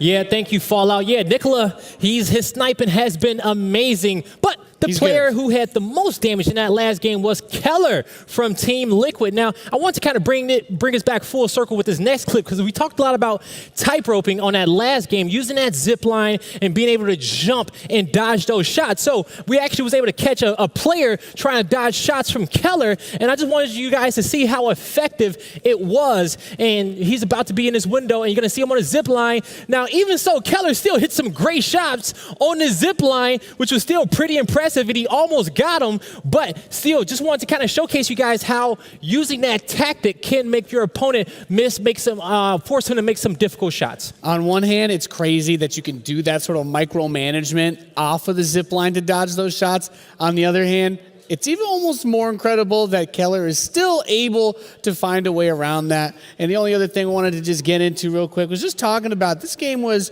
interesting to say the least, with the way that the circle played out, with the way that everybody had to kind of rotate and move around, everything heading towards runoff. And we really saw a lot of the success come from these teams being able to isolate the high ground positions on runoff itself, because the rotations are going to get so much more difficult when you're not able to get that center. You've got a lot of players that are going to be coming in from that southwest side. You got a lot of players that are going to be trying to slip in through here. Most of them are going to avoid trying to get caught up in anything like bunker. Of course, sadly, no caustics in this, but also being pit able as to well. hold it down as well. They just did such a good job of holding that top side. Being able to make those rotations early on helps so much in Battle Royale. And something that helps those early rotations is Pathfinder's kit. Being able to use that beacon, figure out where you need to go early on in a map, because once you recognize that the next circle is going to be somewhere over here, you can get over there to runoff, get set up with those Wattons, or even make it to that far western corner of the map that we heard Dread and Brav and them talking about. Making those fast rotations and securing that high ground, those defensive spots, so useful, so effective here in Apex Legends. Now, without further ado, we're going to get ready to get into the next match. Let's kick it back over to the casters. All right, thanks, boys. Appreciate the breakdown here. Bravo and Dreadnought back in the booth. We're ready for game number 3. And Dread, if we thought that Fnatic EU had created a gap after game number 1, they have certainly done it after game number 2. They're up with 49 points. Next closest is Wyvern with 21. Yeah, way more than double. It was like the San Andreas Vault turned into the Grand Canyon. Yes. Like, it was massive how much they have separated themselves from the remainder of the pack at this point. But EBC having a pretty good performance in that last game. A roster I can't help but feel like we haven't touched up on too much. And of course, that is Fnatic EU. I think it's important to highlight that there are 2 Fnatic rosters in this same lobby, one of North America and one of Europe. And again, if you've heard their names talked about a lot, I think North America is actually more talked about here than this roster. But going forward might not be a true statement anymore. Right, that could change depending on how the results of this game 3 goes. We also do want to know, Fnatic NA, their North American counterparts, are absolutely on the bubble. They have 7 points, but they're in 14th, but that's only 2 points away from being in 10th and only 3 points away from being in 9th. So we have a very big, as you'd expect it, bubble with any team really still able to get through with a big enough performance. Fnatic going to be one of them as long as they can get to past the mid game into some part of the late game. Yeah, when looking at the 2 South Korean teams that we have here, Wyvern and Justice Esports within the same lobby as well. Justice struggling quite heavily, actually placing within our 20th, whereas Wyvern resides at the top here at 2nd, only behind what is clearly our benchmark creator of Fnatic EU. And Wyvern's done well. We've seen them twice in 2vx scenarios. They've held on as long as they can, eventually getting pushed, but also talking about some more squads in the middle of the pack. Yeah, Maestro Gaming was one that we had talked about. Pleasant surprise, having a good opener in game 1. Game 2 wasn't too shabby, but what went from a probably going to hold our own about 5th place, they've actually dropped all the way down to 9th, suddenly finding themselves at this, are we actually going to move on here? Because again, we cannot say it enough. This is the last game. Whoever, after these best of 3 completes, after this last match, if you do not find yourself among our top 10, you're going to have to go ahead and punch that ticket right back home, which, as we've already talked about, there's a lot of different homes here for this roster. Very, very diverse and international group of players, Bravo. And if you didn't catch it in the standings earlier from the analysis desk, the points difference between 4th place and 16th is only 8 points. So we have essentially the middle of the pack could not be tighter, and this could come down to, there's a very good chance that each kill is going to matter. We could see tie-break scenario as well, and that's what you'd expect here. As we get further and further into the tournament, it is going to be tighter and tighter in terms of not only the skill level, but also the points after these games. And these teams are going to be thinking about that in their head as they're playing this game. Do we go for this LM? Do we get that extra wipe? How do I play this? Do we need to push this situation? All of that's going to come into play. And with such a tight middle pack, it's going to be tough for these teams to figure out exactly what that right play might be. You are completely correct on that. Is probably something that I think we see coming to light here. But it's been a point that I talked about yesterday that I also think we get showcased through this point dispersion here very, very well today. I always try and talk about how there are only so many points available, and you can make the argument again based on kills that it is not a finite number or not an easily predictable one. But whenever you take points, you actually deny others, and that's kind of why you see a bit of that colossal split. When Fnatic EU double down on a back-to-back win, the amount of resources available to everyone else feels like merely just scraps, right? Everyone else is the scavenger, whereas Fnatic EU is the lion hunting everything down. So it is part of the reason we see that competition, but by no means is that not also because I feel like we have, again, increased the quality and closed that gap in skill level between these players. Absolutely right, of course. Does explain a lot of the tightness in that middle of the pack. The question is, as we load into game number 3, if that will be the case, once again, Fnatic EU is poised to take the three-peat and the first three-peat, 3 wins in a row that we would see in professional Apex play so far in the preseason. I just want to see Echo Fox here roll up and make it look good. Turn it from Echo Fox to, as I've heard about in other games, maybe Echo Zulu. Make it the easy street here for this squad, because I feel like they really have shown a couple of moments within this final series, but at the end of the day, maybe not working out as well as they would have liked. They are one of those bubble squads sitting at the 8th place here, residing at 12. Be keeping an eye on them. We have seen them make some plays into the late game, and we're going to go ahead and actually, given their position, like we said, on the bubble, we're going to go ahead and start with them on the drop in just a moment. This game kicking off here in any second, and it's anyone's game here, and also anyone's opportunity to continue on. Keep in mind here, our bottom 10 teams will be eliminated on the spot here after this game as the settings are totaled. As the standings are totaled. Match 3 of 3 here for our losers bracket round number 2, and we are jumping into the gameplay right now. Echo Fox is the perspective we're going to have descend down to Kings Canyon for our last match here in this series. Where are they going to volunteer? Also very interesting, not a north-south trajectory plane or airdrop ship here. It's not like it's by no means impossible or necessarily even that much uncommon, but it does feel like, at least here for the sample size we've gotten at the Invitational, more often than not, we find ourselves with that north-to-south split. So see if that changed some of the drop strategies for some of these teams. They're going to be heading down southeast. For a second, looked like, yep, they're going to go all the way, can continue on past Hydro Dam into Repulsor, taking a look here with the free look to see if there's any company. I think in terms of this corner, they're going to be okay to at least take a breath as they get their initial loot. Question is, if this doesn't work out that well, do they have the opportunity to make a rotation to better loot elsewhere? Usually your next rotation, because you've already seen them kind of opt out of the Repulsor, means that it's got to be in Swamps. But Swamps, because of its beacon, usually has somebody also sitting there. So Echo Zulu, I think, is really hoping that this drop ends up working for them in their favor. That's right. Just to add some context there, if we talk about teams in the scrims that we saw leading up to the event, Swamps was a really popular place to drop. We saw Nagano, Justice, Luminosity, Windstrike, lots of teams finding a success there in their scrims, but of course you can expect someone to be there as well. We're taking a look here at Urbania right now, but I want to go check in with the command center, guys. What else are you seeing here? Hey, Brav, I got some important info for you guys. Our next circle is going to be going towards the market area, market cave, towards the back end of that south tower. So we're going to start seeing all these teams converge towards the center area of the map. Nate, do you got anything for the boys? Well, with a circle like that, could end up being a long rotation for some of our other teams. Looking at Kamikaze going for the artillery drop up top. Some of the teams a bit more central. I was looking at our team Liquid with Casper and all of them. I see, Lazarus at Thunderdome. Yeah, we had Cali over towards Bunker, so those southwest rotations won't be too rough, but our teams up north, you're going to have to go through some good players if you're going to be able to make it down south, and that's maybe where we see some hopes crushed, trying to get those points in the last round. All right, hey, we'll see which teams make it towards the market safely. Brav and Dread, take it back away.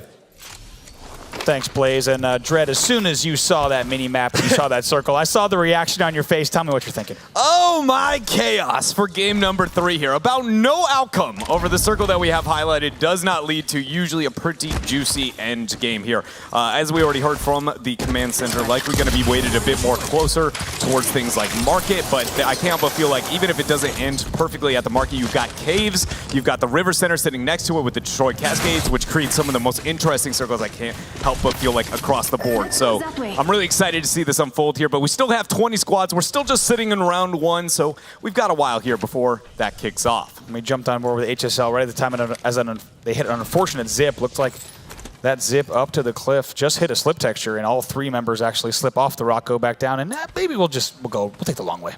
Yep, got to go for the whole big old trek there. This is one of those downsides when you are the Pathfinder player. As I am for my squad, I can tell you I've disappointed them with my placement more than once. Yeah, and I would hate to even talk about my Pathfinder player. You don't want. Who do you play? I've never actually asked you, Bravo. I play mostly Path. I started to play a little bit of Watson just to kind of, I think, have an appreciation for the amount of Watson that we've saw at X Games. I think right away at Watson's release, didn't play a ton of Watson. I think her character was really interesting to me. But certainly after seeing the popularity after X Games, played a little bit of Watson, but a Path myself as well. Now taking a look here at the Wyvern side, and a little bit of trouble here for them early on. Wyvern, our second place team, feeling pretty comfortable with their standings, at least so far, but also because Fnatic EU has separated the gap so much, likely. Jeez, that was an absolute laser. Look, somebody actually flanked the other side of that shot, or excuse me, of that wall. I thought there for a second, maybe just saw a bit of a graphical glitch there, but either way, Parka's showing zero mercy. Yeah, I mean, you talk about the confidence in your shot and just flies right in and takes the challenge, and after you see the shots land, you know exactly why. Absolutely beamed. And here, Echo Fox, excuse me, here on the low ground, trying to deal with what looks like a descending Wyvern off on that side. And this is the team we started with, keep in mind, in 8th place right now, and already needing to grab Clem's banner and only running white shields. Tournament life on the line for Echo Fox. What do you do in this situation? Do you try and, I don't even think you have the opportunity to kind of go back to that and try and deal with it. Either way, we'll figure it out here as we get Fnatic and A, as we were talking about struggling here as a squad. Definitely one that as things move on and get more tense, we're definitely going to have to take a glance at what some of their feelings are on the line. Because again, not only a fan favorite, but kind of feel like just talent favorite, very personable dudes. Absolutely, these guys really likable. If you caught X Games, you heard a lot from them in some of the post-game interviews. 3 great players who have found themselves here in Losers 2. Now checking back on board with the Herbania side. A 99 and a wingman for Hackus here, and it looks like they are spotting enemy here up on the high ground, just above nesting ground, so I'm going to have to be careful as they push out of here towards Cage. They've only got 30 seconds up there outside of any crazy kind of portal. Actually, maybe even made it through that little caveat there. A little bit of door play here. Somebody stuck on the outside of this little shack here in front of them. Nobody going to pressure out from Fnatic and A. They know that they're going to be too distracted. Now back to Spirit here. Does have that longbow in hand. She's going to see if they can get the right damage. If they do get the right knock, may go ahead and push that. Now back over to the Herbania side, and they're in all sorts of trouble, but still here on board with Fnatic, and we're looking at Muffins. Yeah, they're actually pretty stubborn here with their decision making on whether or not they want to rotate out. Let's go ahead and check in with what they have to say there as they see that Wraith.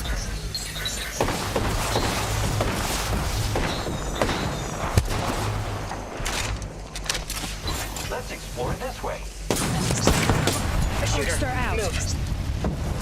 Frank. That's it. He didn't hit 31. I didn't hit him.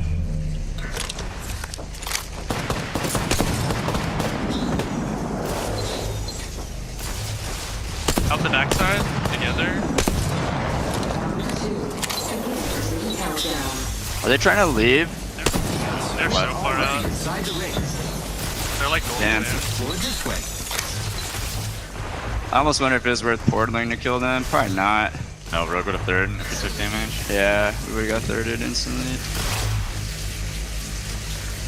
They're hurt though, so we know that a team of Golden Sands is weak as fuck. Yeah, we might need to take that rotate. Yeah.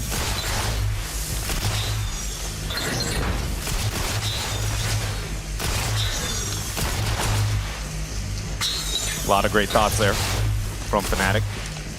Really interesting to see them question whether or not they should have been looking for those kills, move up into that. Yeah. And I think it also kind of goes back into the story that we started to tell yesterday, and even at X Games, about their play style, right? We talked about if you didn't catch it yesterday, they are the only team within that top 5 that did not have a 10+ kill game.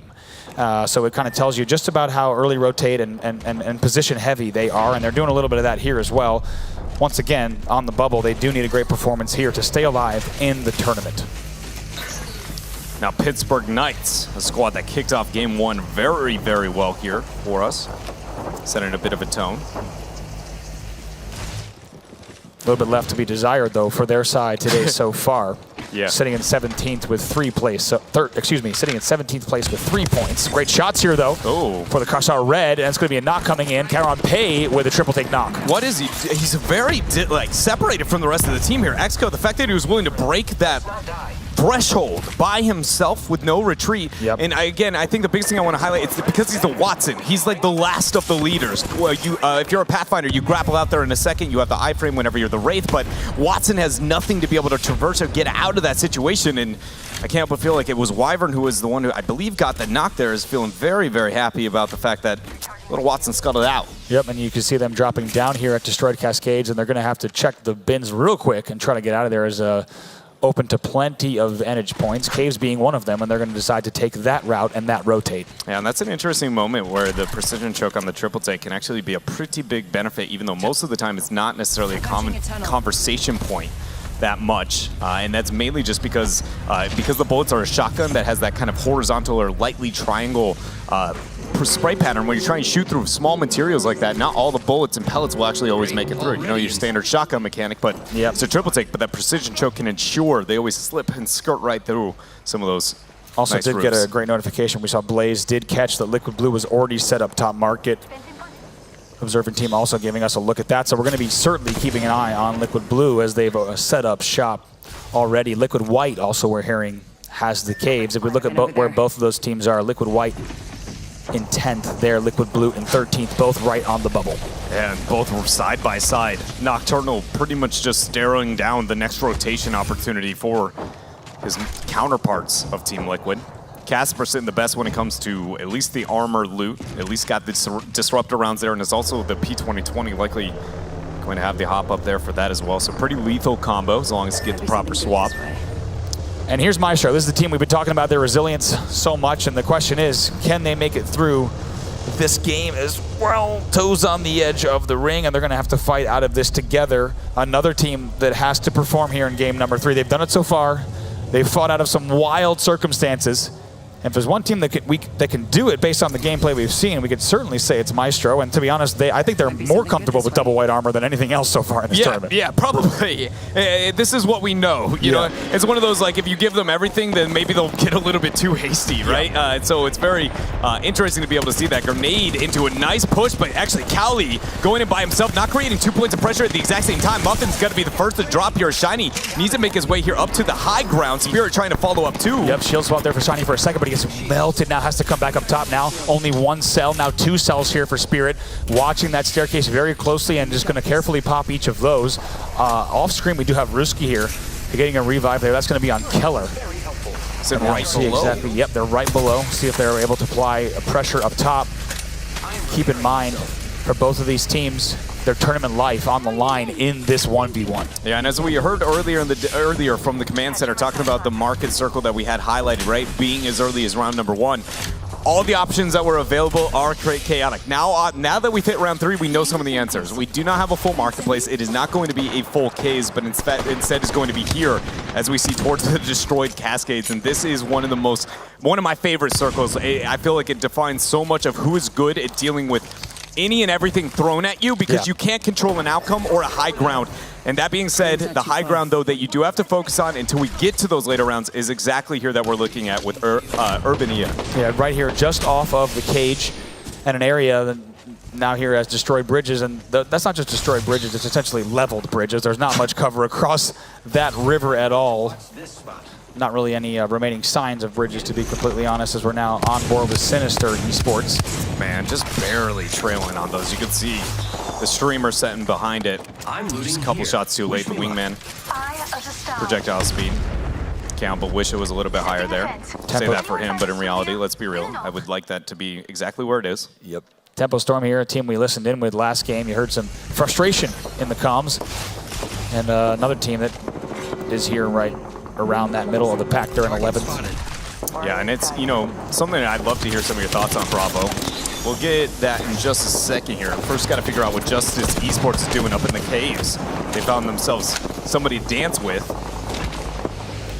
Right now, maybe going to take this fight if they can.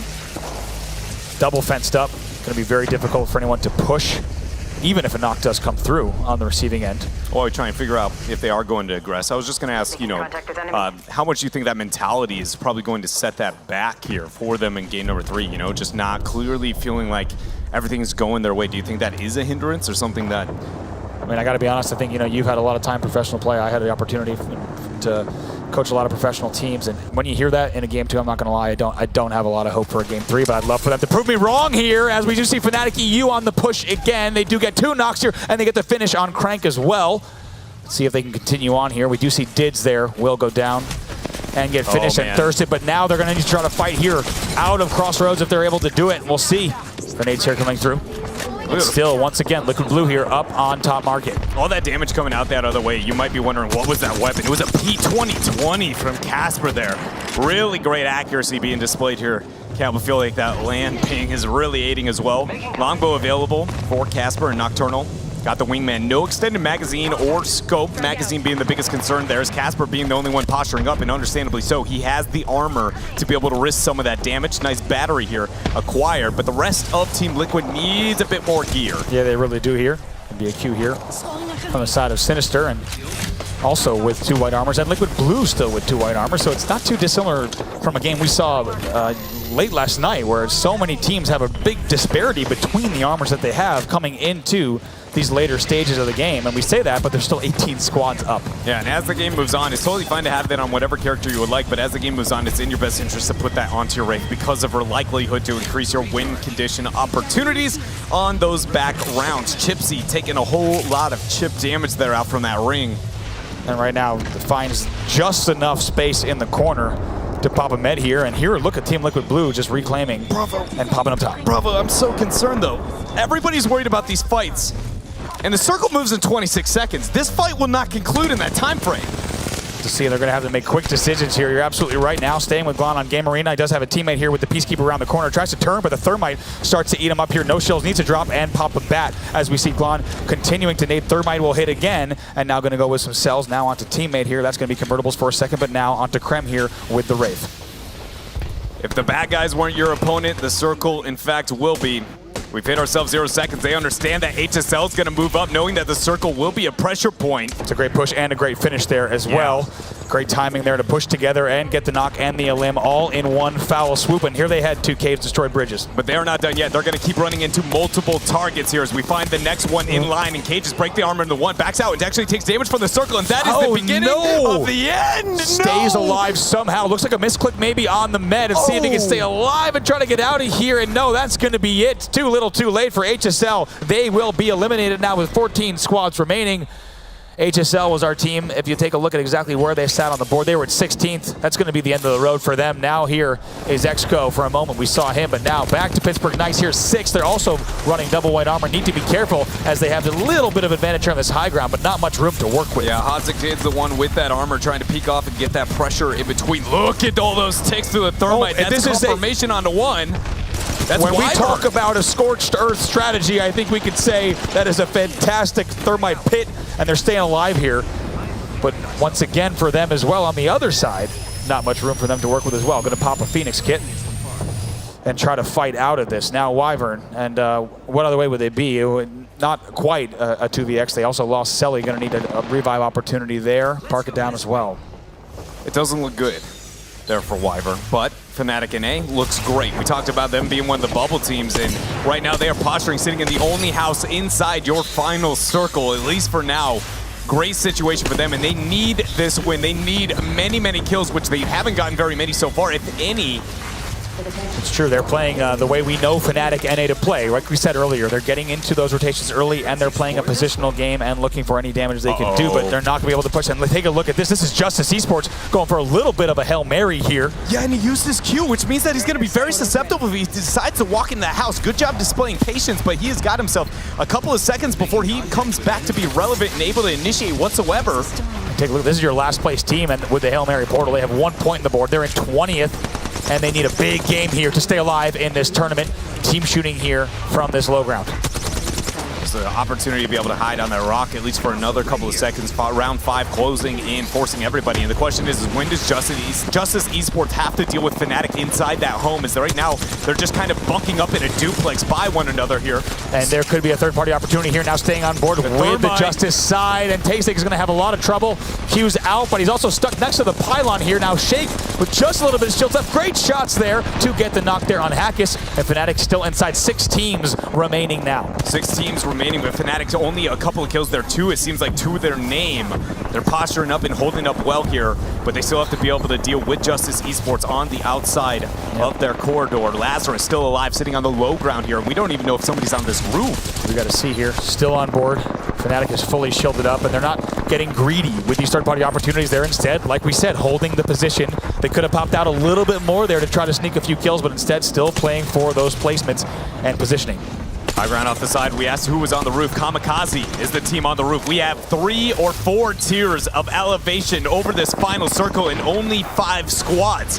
As we see the peek in from Kamikaze trying to prep that precision choke, wondering if Fnatic maybe wants to sniff out the end of that barrel. And here's Lazarus with the low ground. We've heard a lot about why this is viable here of several reasons. First of all, you got, of course, Watson fencing up, but of course that Watson ult gonna happen as well. Here's the push as we take a look at Shake now, taking some damage. Justice now, Songfield, only player alive there. Now Jace tries to follow through with the ult under a ton of pressure and somehow gets the first knock. Can he pull off a miracle here with the EVA 8? Missing several shots, Q's out. He didn't hit a single shot there, and we do see Pittsburgh Knights maintain the high ground. We asked if Justice would have to deal with Fnatic, but instead decide to go to that high ground. Now that the Pittsburgh Knights have this, the question is do Fnatic have any answer to the fact that they are being crippled in here, into this house?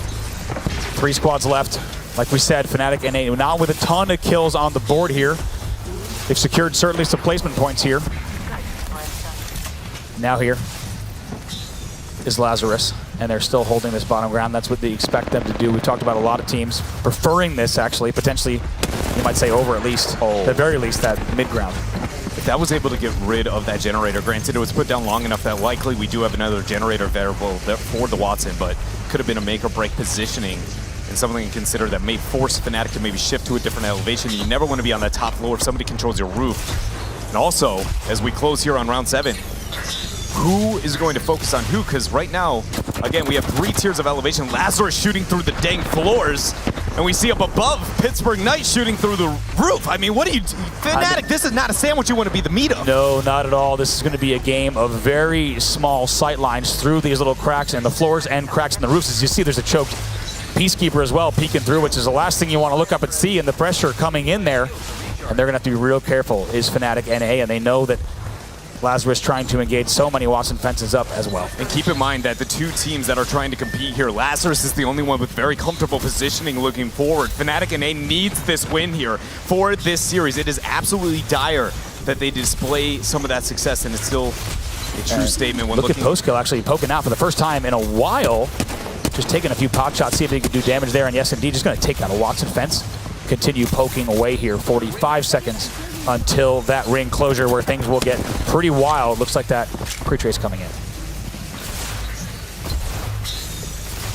Who focuses who? I don't think we have any fast heal backpacks, so something we have to be looking at when it comes to these final heals. Everybody should be prepping to make sure that the Wraith has as many meds as they possibly can. You know what? If we can, I'd love to hear what Fnatic has to say over this final circle, because again, if they can win this, they may very likely be a team that moves on and survives this tournament. Absolutely. Yeah, do you have arcs? Yeah, I've got 1 arc and 1 thermite. Okay. You're gonna just do the nades then. Yeah. Alright. Alright, when ring closes, I'm just walking out and zipping. I'm gonna have self-revive for me. No. Okay, that's fine. Put it here. Put the portal there. Okay. It's all gated. Let's do it. I'm going. Oh, I didn't make it up. Oh, that was no bueno. That was not it. The Wraith just died. Cracked. Path. I'm on the zone. They're trapezing. On me. Down. I'm down. I can't believe this. Is Fnatic able to hold on? Muffins? Let's see if he can stay out here. No, indeed, he will go down. Let's take a look in the end. Yes, indeed, it's Lazarus from the low ground that takes the win. And they will absolutely secure their place through from Losers Bracket Round 2. You see smiles coming out of their booth they're going to be happy with that. Fnatic NA, question mark there as to whether or not they're going to get through. We did see a second place finish from them. But the question remains on the points table, exactly how the middle of that pack will net out. But it's Lazarus winning that final battle, and you heard some unfortunate zips there from the Fnatic side. Not what we expected to see in those final moments, and you heard Muffin say, "Yep, we're going for it." And then the first thing you heard after that was Spirit saying, "I missed the zip," and then no bueno. No bueno. And yeah, for anybody who's been that Pathfinder who tries to have that cheeky play, you know that experience. You just put it off just a pixel and everybody's going the wrong way. Not an opportunity to be able to risk that there for Fnatic, but again, because they got second, placement may have been enough to carry them throughout this tournament. That's right, so Lazarus will close it out. As a reminder, coming into that, they were sitting pretty right within that top 6 already. So that will secure their advancement through. But to find out how that round will net out and more from that last match, let's head over to Fallout and the analyst desk. Bravo, Dreadnought, thank you so much. And what a calling that was of a Game 3. That was a thriller, a multi-layered ending, that's for sure. 3 teams stacking on each end of the house. We had low ground, Lazarus just chilling, Fnatic NA, mid ground, and then of course the Pittsburgh Knights up top. What a finish that was. Any little crack you could to get an advantage. I love the call that Fnatic NA makes as well. And the most calm and collected comms as well. Walk me through what we just saw here. First of all, can we touch on how smooth that communication was? It was down to the pin drop size of a circle, and they couldn't have been any less affected by the stress of that ending. The communication was smooth, but the execution left a little bit to be desired there, as we saw Spirit trying to get up onto the high ground, onto the roof, but he missed it. But still, I think Fnatic knew that they were in. I believe third should basically secure for them, but this was still an ending in the top 4, which was very hard to predict who was going to be moving on. And obviously 1 pixel away, as Dreadnought said, but I like the strat call and the mid-game decision there, because honestly, Lazarus would have had Pittsburgh Knights would have had no idea that they were doing that. They were staying high ground. They were focusing on getting center circle. They had an easy flank, a wide open flank and opportunity. Instead, they get second place, but still, you got to think with a second place finish, 9 points, a couple kills, I think 2 or 3 kills, maybe even more than that. I think Fnatic NA is going to sneak through here for sure. The difficulty here is wondering if actually the Pittsburgh Knights move on, because with that third place finish, it might not be enough points for them. We'll have to see what their kill count was like by the end of that round. And we were talking about this going back and forth as well. There are so many teams that are currently on that bubble right now that the deciding factor is going to be their kills. Yeah, and so we're also looking at Maestro, Team Liquid White, Echo Fox, Sinisters, all sitting at that bubble edge there. They might have been knocked down and knocked out. Crazy to think it is a wild finish here in our losers bracket round 2 matchup on Saturday, where of course, if you lose, you're out, you're packing your bags and you're going home. It looks like we do have our round standings, or at least the match standings ready. Let's take a look at the points and how it went down. Team Liquid Blue, that's big, 5 points. Can it be enough? Of course, Fnatic NA with 15 points. They're certainly gonna be in. The big question mark is Pittsburgh Knights though. Team Liquid Blue with 5 points puts them at 13. Pittsburgh Knights with the 11 points, though, puts them at 14. So we know... Stop it. So we know that Pittsburgh Knights are above Blue right now. Stop it. What a finish. Fnatic EU, of course, 1 point. They don't care. Maestro is at 13 points. Oh, I hear people screaming. Justice? Justice is screaming and running around the stage right now. Justice may have snuck through with a 4th place finish. I want to see. Hold on. I have to see these final standings. We need the overall. We will see it as soon as we can, of course, in just a moment, as it looks like the players are made aware. Oh, it's killing me. Celebrations are coming. And what an unbelievable turn of events. I am on the edge of my seat waiting here, as I cannot believe how the action is unfolding. Yeah, you can see them on the screen right now. Team Justice. They found themselves in the top 4. They tried to make a push for the high ground. They got punished for it by Lazarus. There's only 1 alive. They finished 4th. But did they get enough elimination points to move it on through? I mean, the way that they're celebrating right now, you see Teshik right there on screen. He is hyped. He is pumped up right now. And that's something you and I were sitting here going back and forth on the math about. We were trying to figure out if it were even possible for them to sneak into that top 10. And they are watching the screen. They are watching and waiting the streets. Maybe their coach did some calculations. I'm as stressed as they are right now. Maybe the coach did some calculations and they got overhyped. That might have been honestly an early hype there. I don't know. Premature from Justice. We will see if they made it through. They got 4th place and got some points. We'll see if it's enough. Of course, our team is hard at work calculating the final standings to see who will continue and have another life in this tournament. But I gotta think we do know Fnatic and A definitely move on. 100%. Definitely yes, absolutely. move on. Pittsburgh Knights over Team Liquid. Over Liquid, they're at 14 points, I'm not- which should I'm put not them listening- I'm over, not over listening. that threshold. What's the bubble threshold right now? At least 13, 14? 14 looks Oh. like that's where it's going to be, It is. and that is the reveal. Oh, Justice makes it. Celebrations come. The place Pittsburgh is losing it. Knights are going to be moving on. Take a look at that. 7th through 10th, 14 points, tied all along. I think we still need some final calculations, but this is nuts. How are there so many 14-point teams right now? Look at that. 4 teams at the 14-point threshold. Justice knows they make it. The Koreans can celebrate, can take a breath for now, but it is a long road ahead to grind through this losers bracket and to make it all the way. They still have to get through losers bracket round 3 and then the losers bracket final.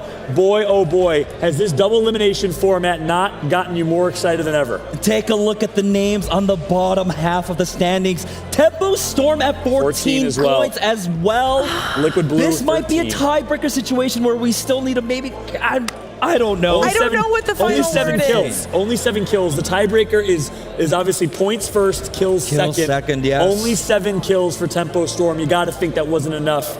I don't think our team would have put the standings up if they weren't final. Tempo Storm. And packs Maestro their bags. Gaming right underneath them at 13 points, but with 10 kills, if they could have just gotten some more placement points, that could have been them moving on. This is breaking my heart. This is, And this, there's so many conflicting emotions. I'm so happy for so many teams, and then I'm so sad for other teams. Take a look at the Pittsburgh Knights over there with their manager, Leonix, celebrating that they're moving on to the next round of lower bracket. and this is the emotion that Apex Legends brings out of you. This format, the celebrations, the small celebrations for now, but of course you still have a long road ahead. But isn't it an amazing feeling to be awaiting those standings, to see your name in the top 10? And can you imagine the heartbreak for those teams right on the fringe? This is just an emotion-riddled weekend now, and it's just the halfway points. We still have 2 matches, I believe, that we have to go through today. Yeah, we do. Yeah, we do. So we do have Hod 6-6 and turns on screen. They qualify through. However, an amazing series. We have to throw it over to my man Jump on the main stage with Fnatic and A. It's my boy Shiny. Jump, take it away. Thanks a lot. You said it yourself best, Fallout. The passion and the emotions are running high.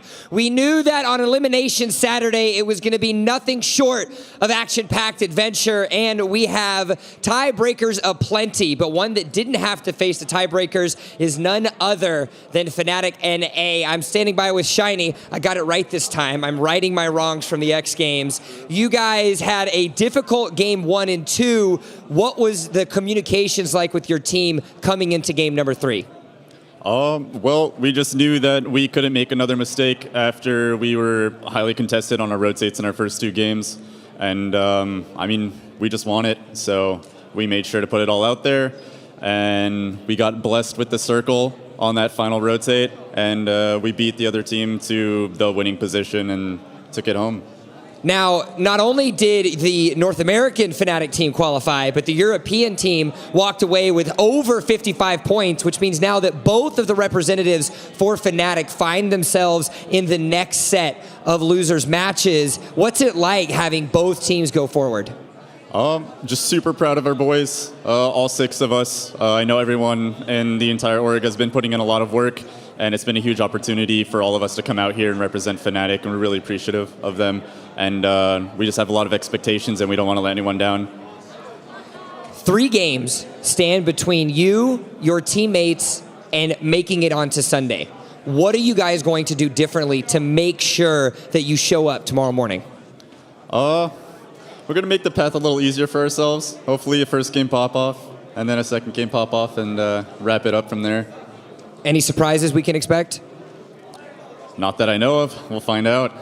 All right, we will find out indeed. Shiny, thank you so much. Both Fnatic organizations qualify, and there is one more set of losers matches before the final set of eliminations happen. It's time to throw it back over to the studio with Fallout, Jamerson, and Glitter.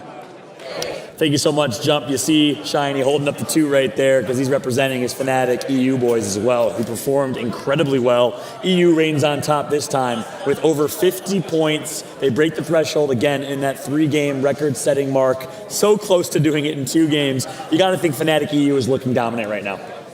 I mean, not only is Fnatic EU looking dominant, but so is NA. Yeah, they had a rough start in the first 2 games, didn't go so well, but they got it together for the 3rd game and showed exactly why they belong to be in the top 10.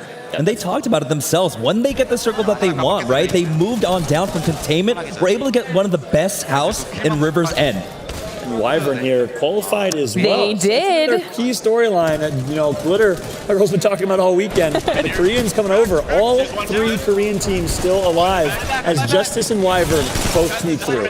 This was a scary moment for Fnatic when they did actually trade away with Team Liquid Whites. That could have been a moment that might have ended their career or ended their tournament run here. Look at these shots by Doxa right here. Oh my gosh, hitting everything with the Peacekeeper. The accuracy from these players, of course, players that come from Counter-Strike, particularly Overwatch, obviously know how to hit shots in key moments. And this was HSL taking a fight with EBC, I believe. No, this was up against Gamers Arena. And they get unfortunately caught in the caves there, and now they get an opportunity to rotate through. My heart goes out to HSL, particularly HSL Krems, who I know is a remarkable individual. He's played and competed in a variety of titles in the past. They are going home, but Justice is a team that will make it through. Justice, with this positioning here in the tunnels and caves, they were able to pick up the necessary kills that they needed to be able to move on. Because it wasn't just the placements, it was the kills that they needed to be able to move on. Also, if you're paying attention to the amount of squads that are left as these clips go on, this is probably one of the slowest games that we have watched yet. At the end of the 3rd ring, there were still 19 out of 20 squads up. Yep. So these fights just kind of came and all happened at the same time as people were forced closer. That's true. I think it was ring 3 to ring 4 was when things got absolutely insane with squad drops after squad drops. Right here, Justice had nowhere to go. They were just sitting outside the house that Fnatic NA was in. People had to rotate to them, and they somehow held their ground with their backs against the wall. But that definitely worked out for them because those were the necessary kills that they needed to be able to move on, right? In that tiebreaker, 14th across the board here for 7th, 8th, 9th, and 10th position. And so they just barely eked on in by getting these engagements and getting these fights and getting these kills. Yeah, this is where Justice finally does get taken out, I believe. A couple of missed shots there is what cost them, but that was enough to get them through. And this is, of course, the infamous missed zipline up. Unfortunate, but Fnatic NA somehow still pulls away with a couple kills here. It was Spirit that actually popped off, did so much damage. Is that a P2020 that I saw? It definitely is with the hammer point, and I love how you guys talked about it, right? Their communication. It was calm. It was cool. When they were in this moment, they said, oh, look up, they're ziplining right now, they're trapezing. And so they were dealing with that threat. Unfortunately, not all the shots landed, but still, they got the 2nd place finish. They're moving on today. Look at that smile from Muffins, the older brother of Spirit. He wipes his head, like the sweat off his forehead, and he feels good. He's like, we made it, boys, don't worry. As that Fnatic NA knew that game 3 performance was what they needed. I love that little play coming up from post-kill there where he's just, setting down all the traps. That's right. I got this designed. You guys are going to die. That's what I'm saying. Look, imagine a Caustic in that scenario, and you're just waiting on it. You just want it to happen. I'm just waiting on it. I'm hoping that we see some Caustic action by the end of this tournament. But of course, the Watson Pathfinder meta is way too strong right now, of course, as an overall meta. You see the longbow action has been in the case. I know there's been a lot of discussion around exactly that. But rather than us breaking down the meta and breaking down the gameplay, let's go ahead and throw it to some people. And I have a telestrator and can do it very much better than we can. Blaze, Nathanius, how you guys doing? Doing great over here, Fallout. And yes, we do got our beautiful telestrator that we've been having a lot of fun with all weekend long. It really is. So to start off this breakdown, we're going to show you guys 2 clips. We're going to go back and watch our final moment. But want to give some tips out there to some of our newer Apex players and some of our newer just Watson players out there. And Nate, what do you have for us here? Well, I just want to start off and say that in game of Apex Legends, those rotations, moving around towards those safe zones is important, but it changes every single game, right? You never know exactly where you're going to have to be, and being able to adapt and terraform your surroundings is absolutely huge. And what we're going to see is Justice making a good way of that, because looking at this minimap, there's only so many different directions that they actually have to worry about. They're stuck in a really tight position. So what they're going to do is we're going to see them use those Watson fences to cut off the sides, but there's actually a cool little thing that you can do that maybe people don't talk about as much. Yeah, you know what? I just learned this myself. Yeah, you don't have to hold that many different angles. Yeah. So when you want to make sure that if someone pushes you and tries to get through that Watson fence, you can just double stack them up like this. This is small ways to say, I could try to stagger out 4 layers, but you're holding a central position. You don't need to spread it that thin. And I just like seeing use of tactics like this because stacking them up like that, It makes it harder for your opponent to, even if they have to come in and push you, and we saw the way that zone was moving where people kind of had to come through that cave. They got to shoot out those pylons. They have to be very methodical on which one they want to go for, but also taking fire at the same time. So let's go on and let's check out our next clip of those final moments, because this is also when it comes down to rotations, you want to rotate as early as possible. We had 3 teams on this final hill. One team set up under, one team set up mid-house, and another team set up on top. And it came down to this final moment of all 3 squads saying, hey, you know what? We need to make this rush and try to come on through and get this hill off. Something else that happened too as well, one of our Wraiths went out the circle, took a little bit of damage on that roof so they can pre-prep that med kit, because if you had 100% health, you can't use any med kit. So they purposely took damage so they can do that, and we're going to start to see how this unfolds.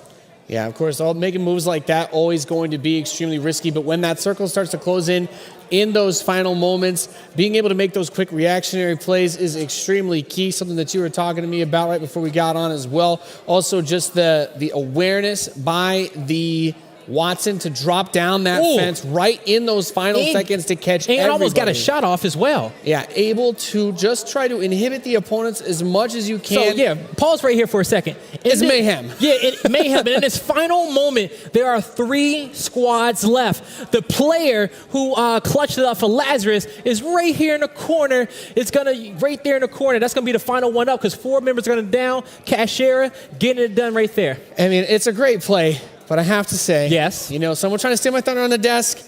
I want to see the caustic gas. Okay, I'm just saying that's that moment where being able to bring that gas bomb gets huge. One day it's going to happen. It's going to happen one day. You're going to get it, Nate. A lot of these circles, I won't lie, the pancake stack of being a top, bottom, low, that makes it a little bit harder to get those plays. But when you force everyone to come down there, that gas bomb is imagine if Caustic was on that roof just throwing bombs down, flush them out of that house right there. But he got to make it to late game first, and that's the reason why you don't see a lot of them. Very, very clunky there in gameplay, but the meta's so strong there. And but once again, you saw Lazarus close that game out and get it done. But that's going to be it for me and Nate over here at the Command Center. Fallout, take it away. Thank you so much, Blaze. Fallout back here, and let me tell you, the action's been great so far on Saturday. Elimination Saturday, as my friend Jump put it, and I'll tell you right now, a lot of teams have gone home. However, one thing we missed on stream before, and like we said, we're all about gameplay here, we want to make sure you can watch, was Match 3 of Losers Bracket Round 2A, which featured teams in the likes of CLG, Nicewig, Reciprocity, with Snipe Down, the 2 controller players that are debuting in this tournament. Of course, Team Secret, playing with Lemek as a substitute for Yusuf, had an interesting game 3 as well. No spoilers here, but we're going to throw it to that match number 3 before we get started with our other stream match and our winners bracket final here on main stage. As well, so that means if you are wanting to make your way towards water treatment, it's going to be a little bit of a tough time. You need to have a decent jump master on board to make sure they can get you there, or at least get you close enough. But SJ, they're staying on board for quite some time, and they're now going to be heading towards runoff, and they're just scouting around to see if anyone's going to be joining them as well. If they're not, they should be able to separate. It looks like one team going towards Slum Lakes, but I think they're just about safe, and that's why one of them's now actually heading off towards pit and saying, look, no one's heading towards the pit, so let's go and take the loot there as well. Yeah, so much loot, and what a way to drop there. Get a nice purple armor to kick things off, exactly how you want to start the game, especially after you just won that first one. Sometimes it just seems to work like that, doesn't it? You have a good first game, and oh, look at that. The luck continues, and yeah, we'll put yourselves in a good position to maybe pick up a back-to-back here. And I know it's not as easy when you are playing at home and you're playing in your ranked games and you see all these teams, like 6 teams dropping Skulltown, etc. But if you do wait, if you are patient on that dropship, you can find yourself dropping away from a lot of other teams, and you can spread yourselves out like these guys have done, because you've got enough time to regather after looting, and it just means that you're going to have such better loot. You're going to be able to have people with purple, blue armor, even a gold knockdown shield I think was just picked up there as well, and that is just going to help you so much later in those fights. If you all drop together, if you're all trying to split that loot, you are going to struggle. And that is the difference between these pro lobbies. Everyone has those set locations, and they like to get that loot on board and not be challenged and go down early. Obviously, points on the board is the huge thing. Whereas my favorite thing to do, of course, when I'm dropping down is scream to you, I don't have a gun, Dan. Do you have a gun? Please give me a gun. Please help. Well, usually I have all of the guns and all of the weapons and all of the ammo. I have everything because I'm a little loot goblin, as Forehead find one player going down, it's going to be Pride, and it means that Payne and Linz now have one of two options. They either retreat or they try and take this fight. It depends how much damage was done to the opposition team here at Thunderdome. Yeah, Hemlock, single fire selected as well, just to have a little bit more accuracy at distance. And the scout, I mean, he's only got one bullet left here. He's got to do a good job of keeping his teammates in, well, keeping that team who are pushing at bay. And it seems like that scout shot maybe has just kind of potentially warned a team off, looking for the finish now. So there is actually an opportunity here for a couple of players to be taken down. It's actually Forehead who are going to lose the first player in this game. Venus takes down Pride.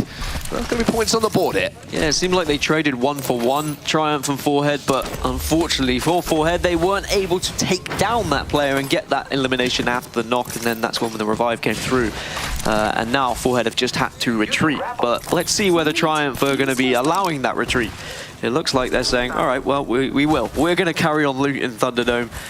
We'll just maybe wait around this beacon to ensure that that third player can't be brought back. Yeah, very interesting to see that challenge early on around the Thunderdome area, especially when there's so much loot still up for grabs. So you have the feeling that maybe that was a contested drop in that particular situation, or maybe one of those teams just landed to the side of Thunderdome and thought we might be able to get a pick here just while they are looting.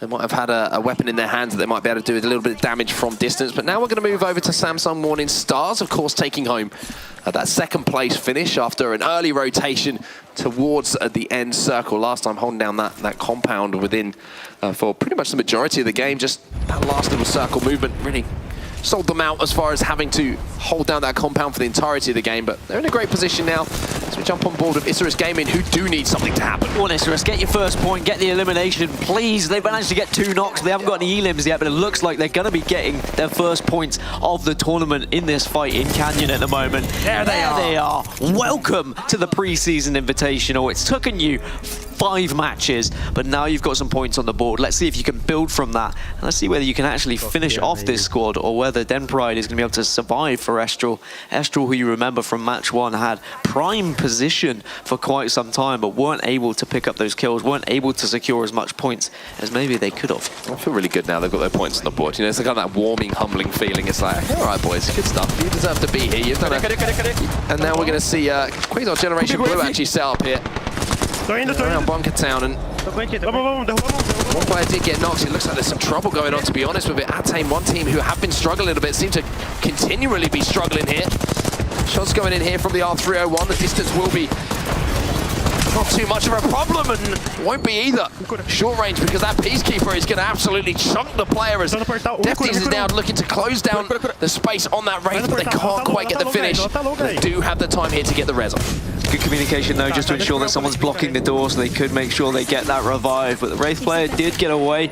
A couple of missed shots though. There could have been a finish there, probably could have been a knock if he had been a little bit more accurate, but very different when that Wraith is dancing around, strafing and trying to avoid you. It looks like a pretty central circle, so that's why we're seeing a lot more early engagements, because everyone is rotating from out. Well, they're not rotating, they're actually just moving from the outside to the inside, just W-keying towards that circle, and they're all running into each other at this point. And that's going to be the interesting thing here. That round, you know, second or third ring really are going to be interesting, because every single player is going to be converging on that circle. Every single team, excuse me, going to be converging in that circle from essentially a different angle. And one thing we just noticed in the makeup of this team as well, we are seeing a lifeline, and we saw that from Reciprocity. Yes, they didn't have too much success with it. They're certainly seeing a little bit of variation in those legend picks. Yeah, North taking lifeline maybe to go for a little bit more aggression. It doesn't sound right using 2 support legends to actually go for aggression, but the fact you've got the quick heals and you've got the quick recharge of the shields as well from Watson, it does work out really nicely if you like that close quarter combat. And of course you get the quick res with lifeline as well. North were only able to pick up 1 kill yesterday in their 3 matches, so maybe they just felt like they weren't doing enough, or they weren't confident enough going in with the Pathfinder. Quasar Generation Blue are in all sorts of trouble though. Rhythm's going to be the last player alive, does manage to crack a shield, but the only problem is the shield's cracked, but there's players coming around the corner to finish him off. So Quasar Generation Blue, every single player there will fall to the hands of Chaos Esports Club. I have heard that Rhythm is a dancer, but unfortunately he couldn't dance enough there. He couldn't avoid the shots, not well enough strafing. But that is going to be the first squad down and out, as now all the teams are moving around Bunker Town here and just trying to work their way towards the central circle, whilst also guessing and predicting where this final circle is going to be as well. Yeah, great shot there from Synced from Sonics here. Again, I think they had a seventh place finish in that last game, but again, not a particularly convincing performance. However, a big game here for Sonics. Maybe they'll just calm things down a little bit for them and stop those worries, those kind of feelings of looking over your shoulder at elimination. Yeah, I think once you do pick up some kills and you get some points in the bag, it opens up this game for you, and you don't actually think necessarily about, okay, we have to finish top 5 or we might be dropping into the low bracket. You say, all right, well, we're feeling confident, we're looted up now, we're hitting our shots. Let's actually take some fights here. We've already secured 2 points. That's what we would be getting if we finished within that top 10 anyway. So let's keep going. Then holding down one of these huts, and I think we are going to see a lot of different engagements, a little bit of poking with wingmans, a little bit of poking with longbows and scouts. As we see also teams traversing across the map, that sort of time from the bunker side of the map. And you can see Market's quite central here, Dan, so we might be looking towards a finish around the Market area as well. We're going to have to see. The big part of the game here is where this central circle is going to move. Is it going to locate itself in a place where a lot of teams are going to have to force themselves through particular choke points towards it? And most importantly, is there going to be some teams who find themselves in position to control those choke points and pick up quite a lot of eliminations? Yeah, a lot of teams will be relying on what they've seen previously, not just in this tournament, but in scrims as well. Cave's finish is entirely possible at this point. This is where really you want to be in a place where you can use Pathfinder and use that Pathfinder to get as much knowledge as possible of where that ring's going to go. And Cage is a good place to be standing, because there is a beacon over a Cage. That's very interesting as well. You talk about composition of weapons across a team. Difficult to judge at the moment exactly what you might want to be holding. You're kind of covering a lot of bases with the alternator, longbow combination here. Obviously short range, long range covered, but if we do move towards that cave area where things do start to get very, very tight, maybe we'll see a few teams and players swapping out those longbows for an R99 and a Peacekeeper setup, trying to take 2 short-range weapons instead of taking that long-range weapon. And of course, sometimes you just have to deal with what you're given when you go through your looting process. If you are a team who's on the outskirts and you've had to loot up fast so you can rotate early, you might not have the ability to pick and choose as to what you want. You might just be given whatever is on the floor, whatever is in a little box for you. So Cooler then, they haven't moved too much here. Secret coming under a little bit of pressure here. They've been holed up for a while, but shields not too much of a problem. Of course, with that Watson ultimate inside that room, we'll be slowly just regenerating those shields. Health is the one thing that you have to keep your eye on, to be honest with you. But it looks like they've got plenty of heals to be working with as well. Let's take a look across some of the teams here just to see where they are located, as this next ring will be closing in around 30 seconds time, as Aladdin ain't going to be moving. Team Secret ain't going to be moving, but one team who are on the move is SJP2. They're in Market at the moment. Maybe they're hedging their bets on a Market finish here.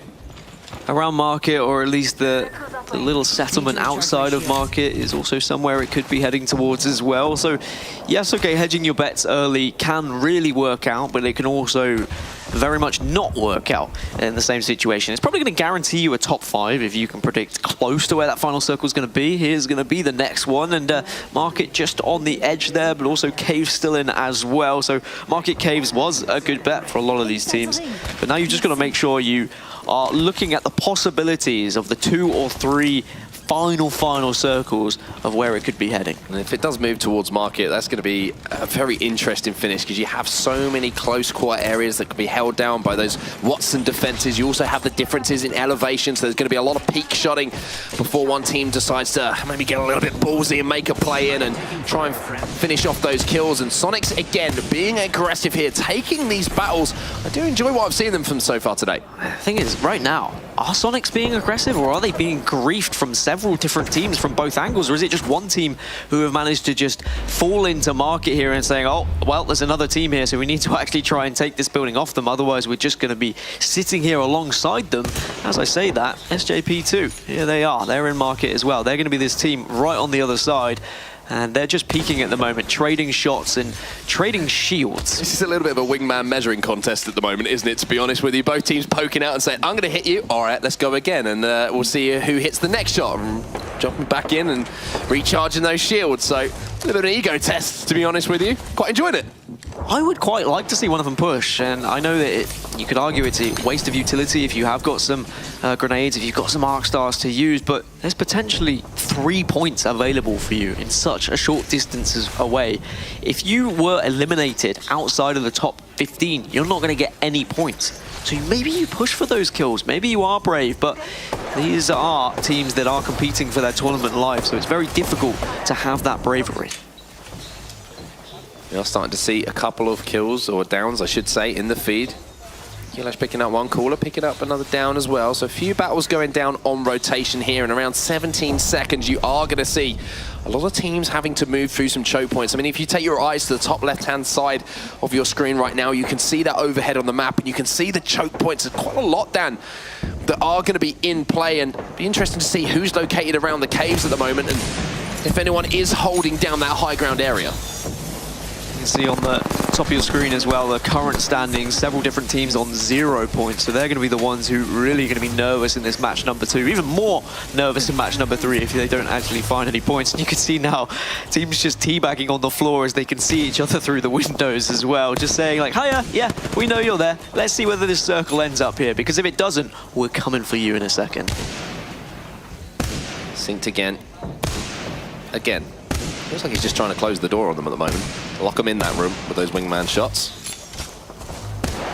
On the other side of things, you're seeing that door just being peeked. So both teams still trying to peek, but you can see here maybe Sonic's thinking about getting a little bit aggressive, sending that Wraith in sync and then backing up with that.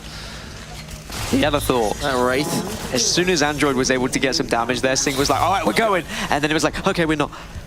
There was that moment of panic where he just suddenly took damage as well, as that circle moves just slightly outside of market, but it is going to allow for a smidgen of market still in the circle. I would imagine that a team might end up on top of it as well. Here comes a push across, and one player with the Wraith there is going to be in all sorts of trouble. The Arc Stars are going to go in.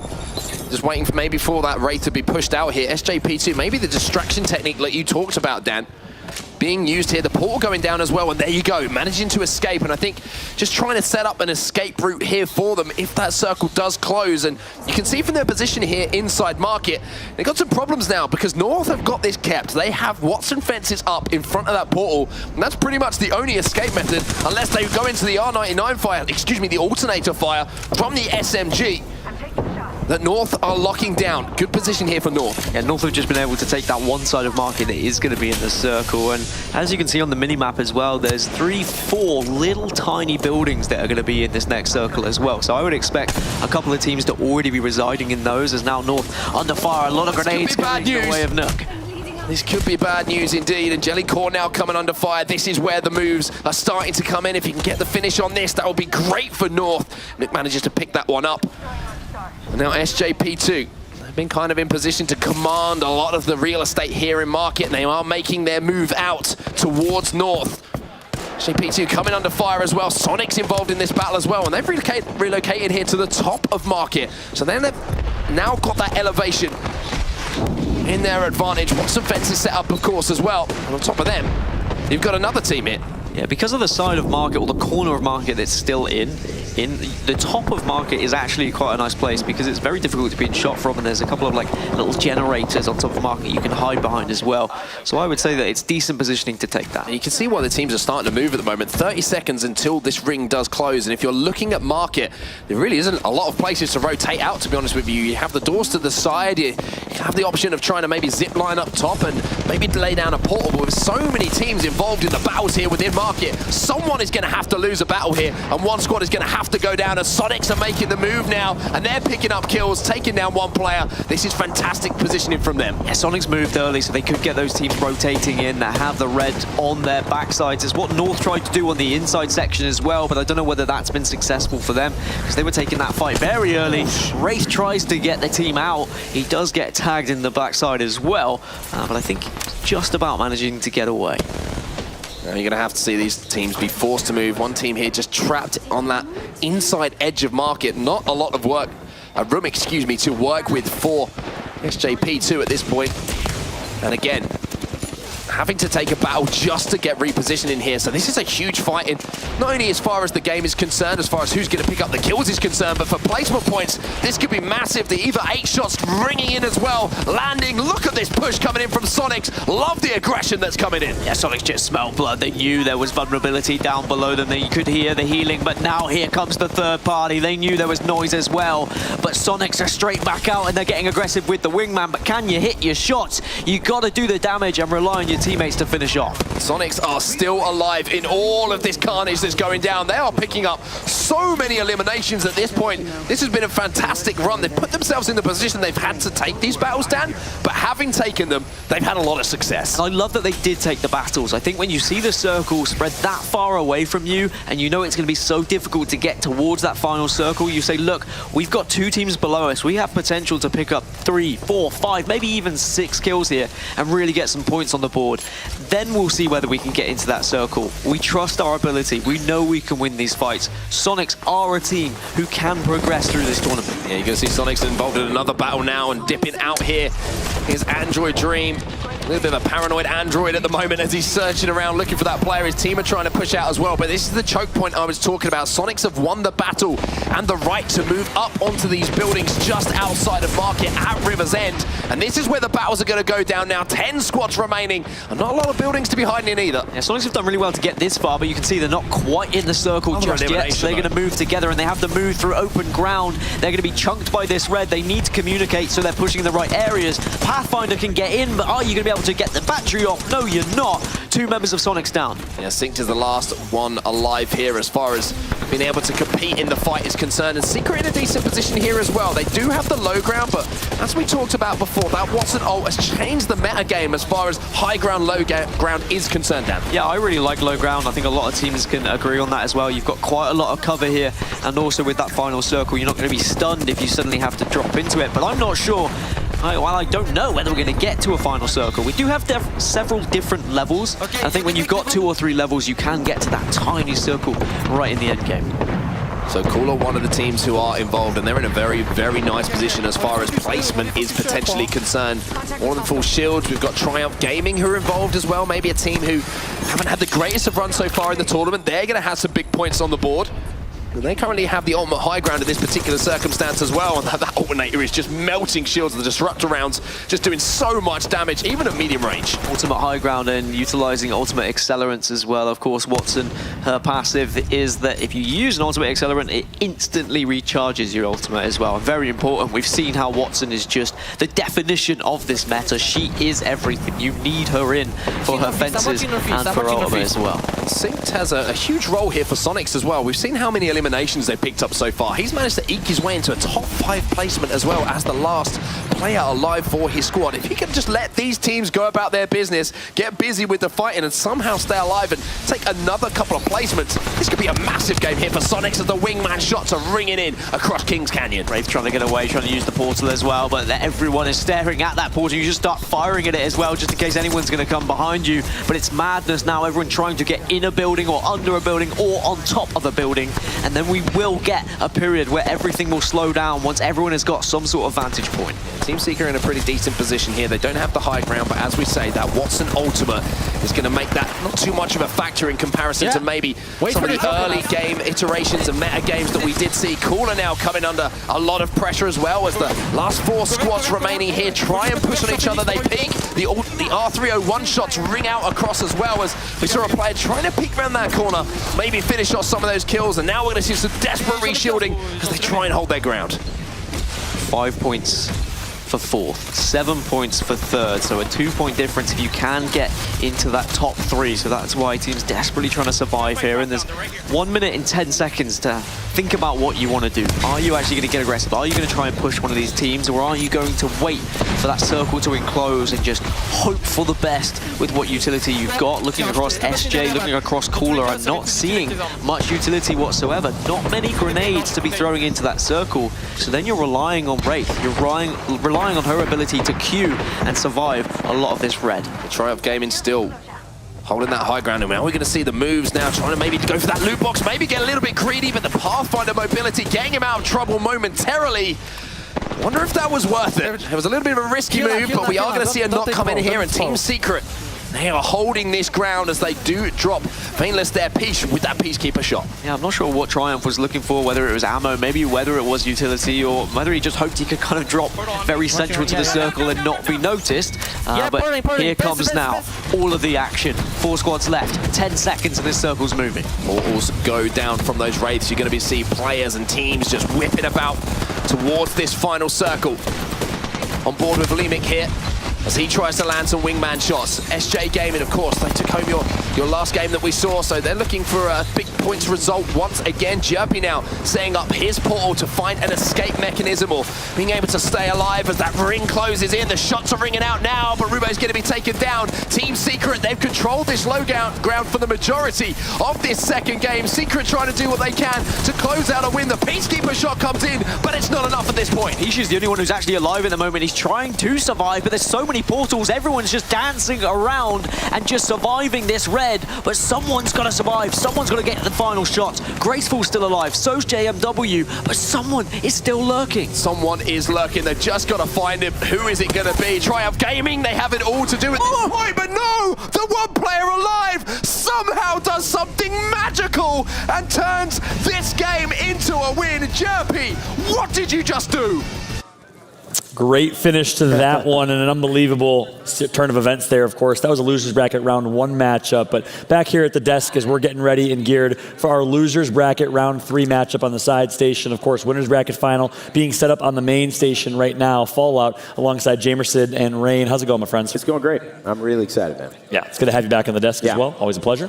Of course, we're recapping that one and where we're at right now in the tournament. If you guys are just watching, it's been Elimination Saturday. A lot of teams have been eliminated. I think 30 teams already out of this tournament. That leaves us about 50 teams left still competing. I believe, as it currently stands, maybe 40. 40 and 40. 40 currently, yeah. Yeah, especially in losers round 3. Yeah. As it currently stands. So a lot has gone down. We've seen the likes of both Team Liquid rosters, Echo Fox, some pretty reputable teams not making it. Anything surprise you guys the most? He's already surprised. Look at that. They're surprised. There's just so much to talk about here. And honestly, like the surprise is honestly that Fnatic EU and NA both survived. At this point, you had already mentioned it, right? Like Team Liquid is out, and neither of their teams were able to move on. Quasar Generation, I don't, they're having a little bit difficult time also. And so to have both teams still alive at this phase, where 50% of the teams have been knocked out, is a huge surprise to me. Yeah, that's for sure. I think officially no more teams from Australia region are being represented. Justice, which is an Australian organization, still has representation for their Japanese team. Korean team, yeah. Oh, Korean, sorry. Korean, yep. Korean team that qualified through with that epic celebration early. And we did get confirmation their coach calculated all the numbers. That's how they had the early intel. Justice makes it. And what an event that was. What a scene that was. We saw so many teams celebrating. Pittsburgh Knights, a group team hug. They just walked past us, and a lot of hype for that team as well. So again, we're actually currently at a little bit of a delay because of a rule. We want to make sure we give players enough time to get ready for their next match. It's obviously a grind. So there's a rule in the player book that says 60 minutes in between matches. Our next match will be losers bracket round 3 that will be showing on stream. So until then, we're obviously just going to show you guys as many broadcasts as we can and as much gameplay as we can, because we showed the Fnatic NA in the EU qualifier, Justice, Wyvern both making it through.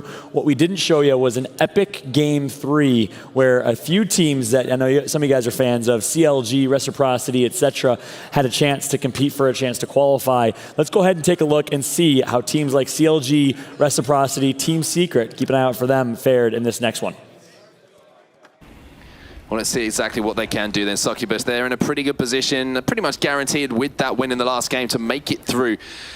And from one of those teams placing inside the top 10, but it's the worrying moments now that the teams are in that 7th to 12th position, that you're looking over your shoulder, you're thinking, have I done them enough? And it's even a case for some of these teams, they're going to get to the end of this and think, have we done enough? Well, they're going to be scrambling around looking at what eliminations were picked up by what teams and who is going to be able to lock down those final positions. So much to play for here for so many teams. Only 10, of course, will be moving on. We have this team dropping towards the farm, and that is going to be a southeast circle. at the moment, so that could be beneficial to those who drop around Repulsor. I believe Reciprocity are a team who drop around Repulsor as well, so I'm sure they're going to be rubbing their hands together as they're not going to have to rotate around the entire map this time. But we'll see. When I get a better look at the map, I can give a better idea of where exactly this circle is going to be finishing. And we'll be keeping an eye on the kill feed early as well to see if there's any teams who are taking that risk and thinking, do you know what? We need the kills, we need to try and grief someone, and we need to get the points on the board early. And maybe eliminate some of the teams around them as well. Think about it. If you're in 15th place and you're kind of like, we need to have a Hail Mary game, drop on someone that's just inside that top 10. Try and take them on. Someone who might be a little bit worried themselves. Put that team under pressure. And I think that kind of strategy might work in the later rounds of the tournament when you really know where everyone's dropping. But I think in this particular round, in Losers Bracket round 2, there's quite a little bit of unknown. There's some teams who weren't participating necessarily as much in pro scrims, so they're not really going to know where actually the drop locations are, so it's very difficult to try and target them. You just got a little sneaky peek of that circle as well. It's going to be down the south side of the map, so players around Thunderdome, players in sort of water treatment area are going to be in a good position to potentially get a rotation, and maybe Thunderdome isn't quite exactly where it's going to be. You just saw the Pathfinder being pinged there to find that location. It's going to be a little bit more to the southeasterly area of the map. Yeah, southeast, so Repulsor side, landing pad. We also saw a finish like that already. It may end up a little bit more central if that first initial circle doesn't have itself over water. If you don't know how to predict circles, there is kind of a pattern, and there are plenty of videos around on YouTube as well, but essentially... Shout out to Jameson. Yeah, Jameson, who is on the desk, has done so well at analyzing the different patterns that have emerged from only normal Apex and, of course, competitive Apex as well.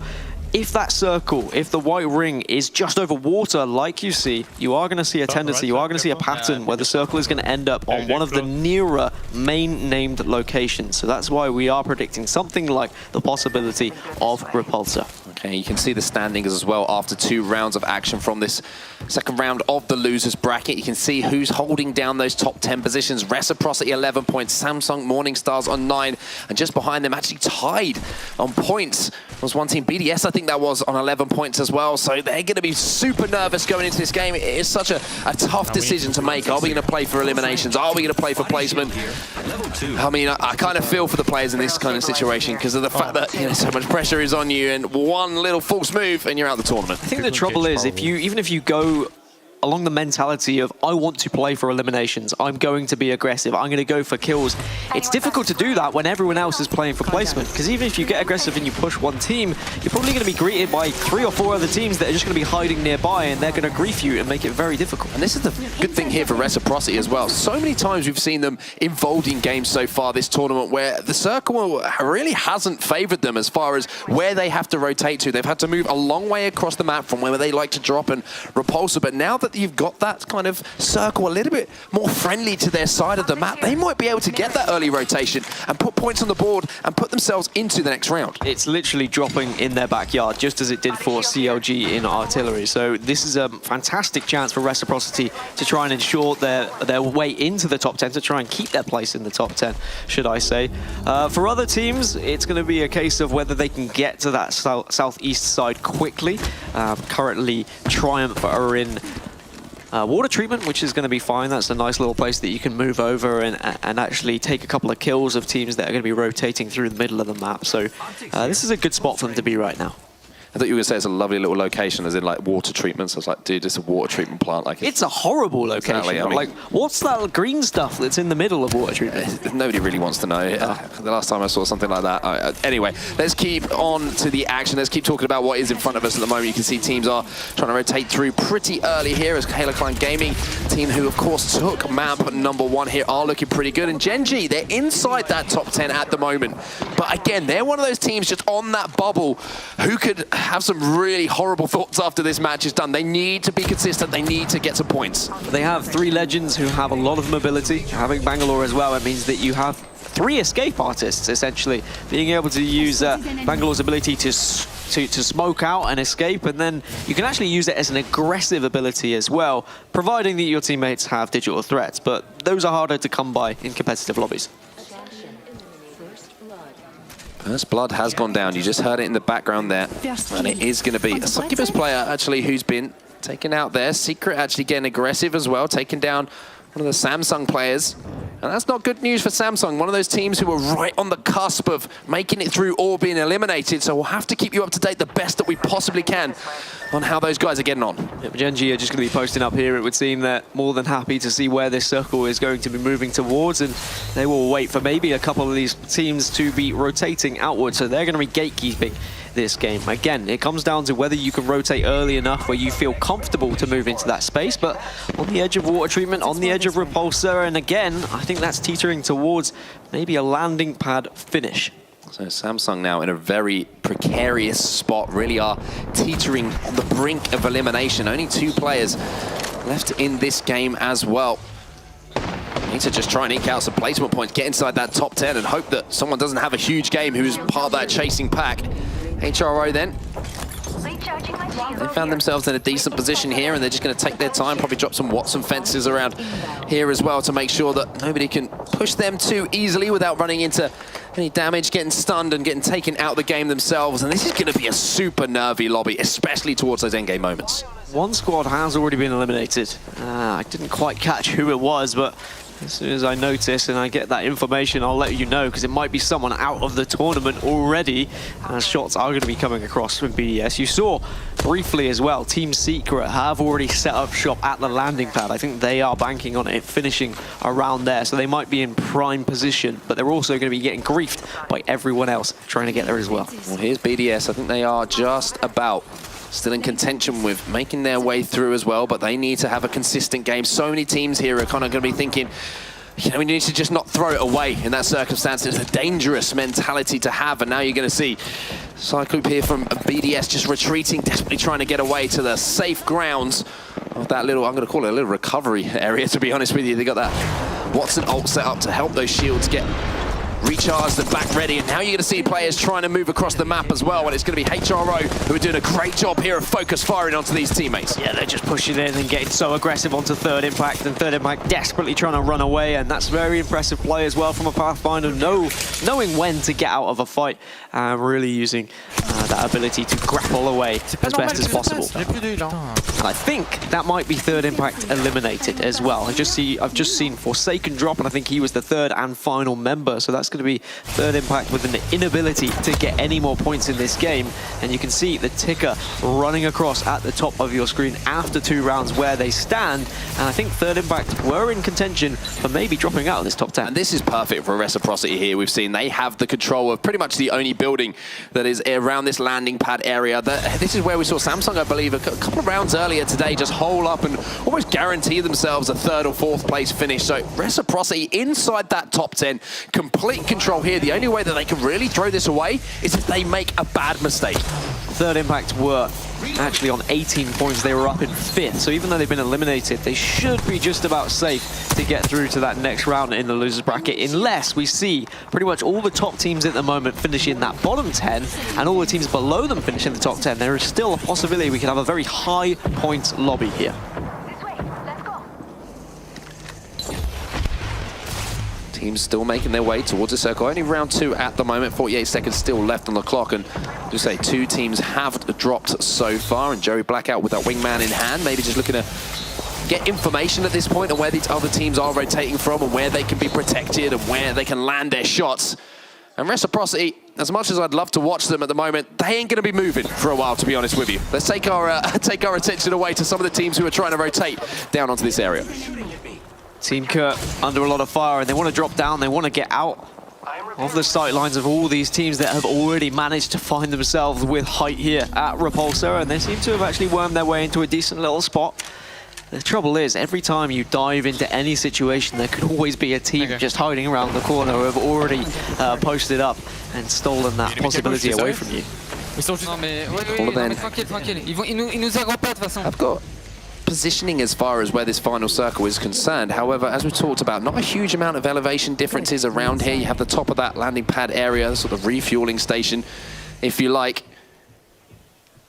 But as far as the others are concerned, they're in a good position here, Chaos as well, to watch anybody who's rotating in from the bottom of the valley there. They have the height advantage, but they've just got to be careful with the fact that they have those teams either side of them as well. They can't poke. Reciprocity are still above them inside that building, and if they turn their back for too long, we know that the R99, which is probably in the hands of Snipe Down, is quite happy to land those shots. Decent shots there coming out from Azzy, but unfortunately there is some return fire, so he's just going to have to back off. It's going to be the ultimate placed, just so he can generate some shields for free and hope that no one else can take out that beacon that's been placed, because when you do see one of those beacons on the map, you take it down as quick as possible. You don't want to give free shields away. You want people to use all of their shield cells, all of their batteries, so that if you do come into a fight with them later, they ain't going to have it. And this is a good time for us to maybe break down why it's so important to try and land some shots with those sniper rifles, force players off of rotations, because you saw the shots that were landed there, force Hellacline Gaming down onto that low area of the map, and from there, there's so, few areas for them to move through to try and rotate into that next circle. When they're up high and they have that power position, they're the ones who are controlling who can walk in, who can walk under them. A couple of landed shots, like we saw from that triple take, could completely change, the orientation of how teams have to move and where you can locate your reticles. Yeah, it also gives you the freedom to move as well. If there's a team that's higher than you, you can manage to push them off that high ground. You can either A, take that position, or you can B, rotate elsewhere as a member of Hellacline Gaming goes down. It's going to be Brent Royale. We saw some incredible Peacekeeper stuff from him earlier, but unfortunately he falls, as now we're on board with Cooler at landing pad, and several teams have actually transitioned over to landing pad, hoping and praying it's going to finish on them.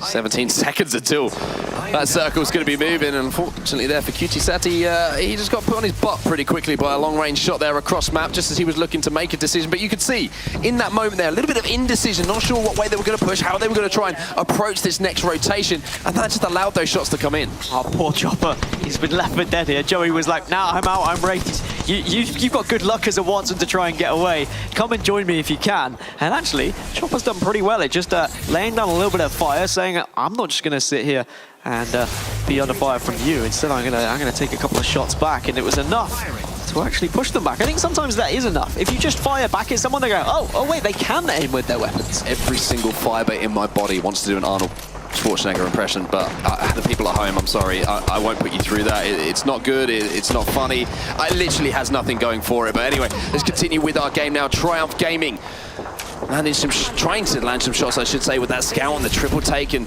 they're in a position here to be one of those teams who are looking to gatekeep one of these ways in to this landing pad area towards the end, and you're looking at those kind of teams to look for eliminations at this point, put those points on the board. And there it is. Circle moves even further towards the landing pad, and Reciprocity still rubbing their hands together. But the trouble is, it's a very vulnerable area they do find themselves in. There's a few teams that are around. If two of them suddenly decide they want to get inside this building at the same time, Reciprocity might struggle. I was getting a little bit worried here. Frex is getting a little bit antsy, to be honest with you, peeking out and looking for any players. Yes, he's got the ability to get away. He is playing the Wraith now for Reciprocity, something we did highlight in the last round, the change from Snipe Down playing that Wraith to him playing the Watson now. But it's still a risk. A longbow shot, or someone might have a Kraber, for example, just lands a headshot in there. He's down. He's out of the battle, and Reciprocity, all of a sudden, with 17 squads left, from what is an almost guaranteed top 5 position, could be in trouble. Yeah, unless you have a level 3 helmet, a Kraber will take you down in one headshot as well. But as you can see, several people have been able to find a level 3 helmet, and that is going to help out just in case any of those snipers are trying to take you down. But Secret still in the same place we saw pretty much from the early game here. And I think previously, when we've seen a circle finish here, it was Team Secret who posted up down there as well. A really good position because you've got the small wall to peek over, and you can also retreat under the stairs to your left as well.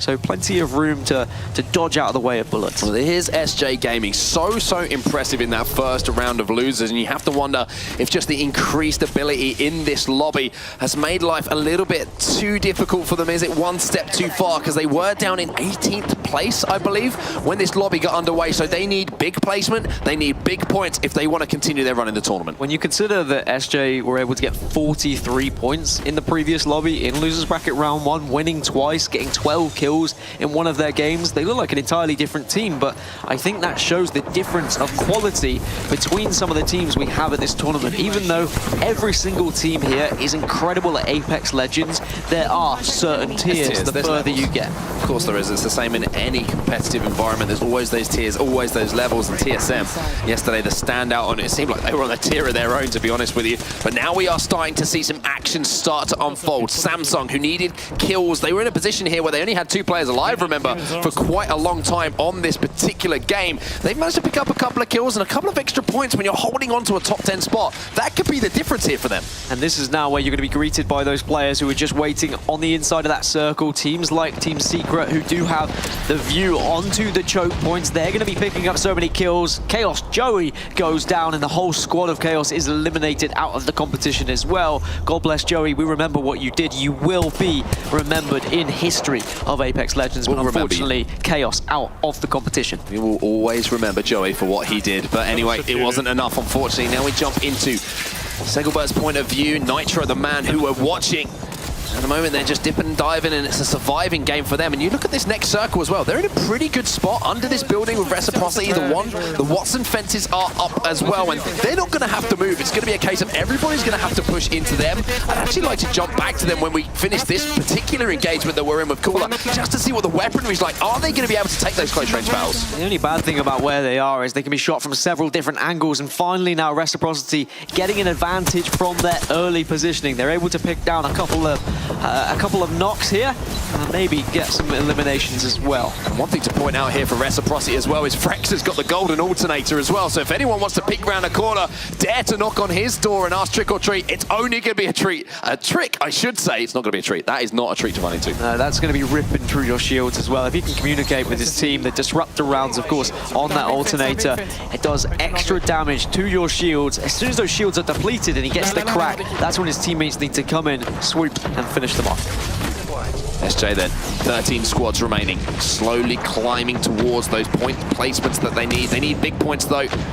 And they're looking to make their move at the moment, trying to sneak in, maybe pick up some shields, maybe pick up some ammo to help with these battles. And now we're seeing that ring closing in, and we're going to see HRO have to make that rotation in. They've got a long way to go. They're trying to carve out a path. You can see them trying to see what the easiest way is, but it's not going to be easy for them. The Wraith goes out, the portal goes out, and they're unfortunately going to find themselves under all sorts of fire on their way to this ring. They're bobbing, they're weaving, they're doing everything they can to survive, but they're being shot by 10 different squads at the moment. 10 squads who have already found their way into the circle, and it's Team Secret on top of the landing pad now who are doing all the damage to all these teams trying to get in. 9 remain. 9 remain, as you say, Dan Gaskin. Cooler now still in position to fight this battle, even though one of those players was knocked, and SJ again managed to find their way into a position, even though one player has been taken down. Jumpy's going to be coming under fire himself, maybe trying to desperately rotate away just to stay alive in this situation. He has to survive because SJ need a big game here, and they haven't got that many kills to work with, so they need a high placement.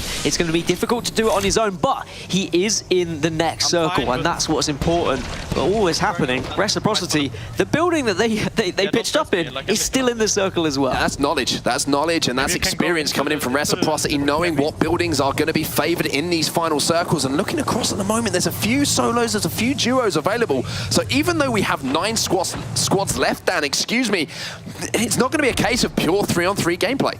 Yep, still some solos who are trying to finish things off for their squad to try and keep them alive in the tournament for so many of these teams as well. Whilst we've seen some eliminated from the competition already, there is still a chance for others. 25 seconds until this circle starts to close down.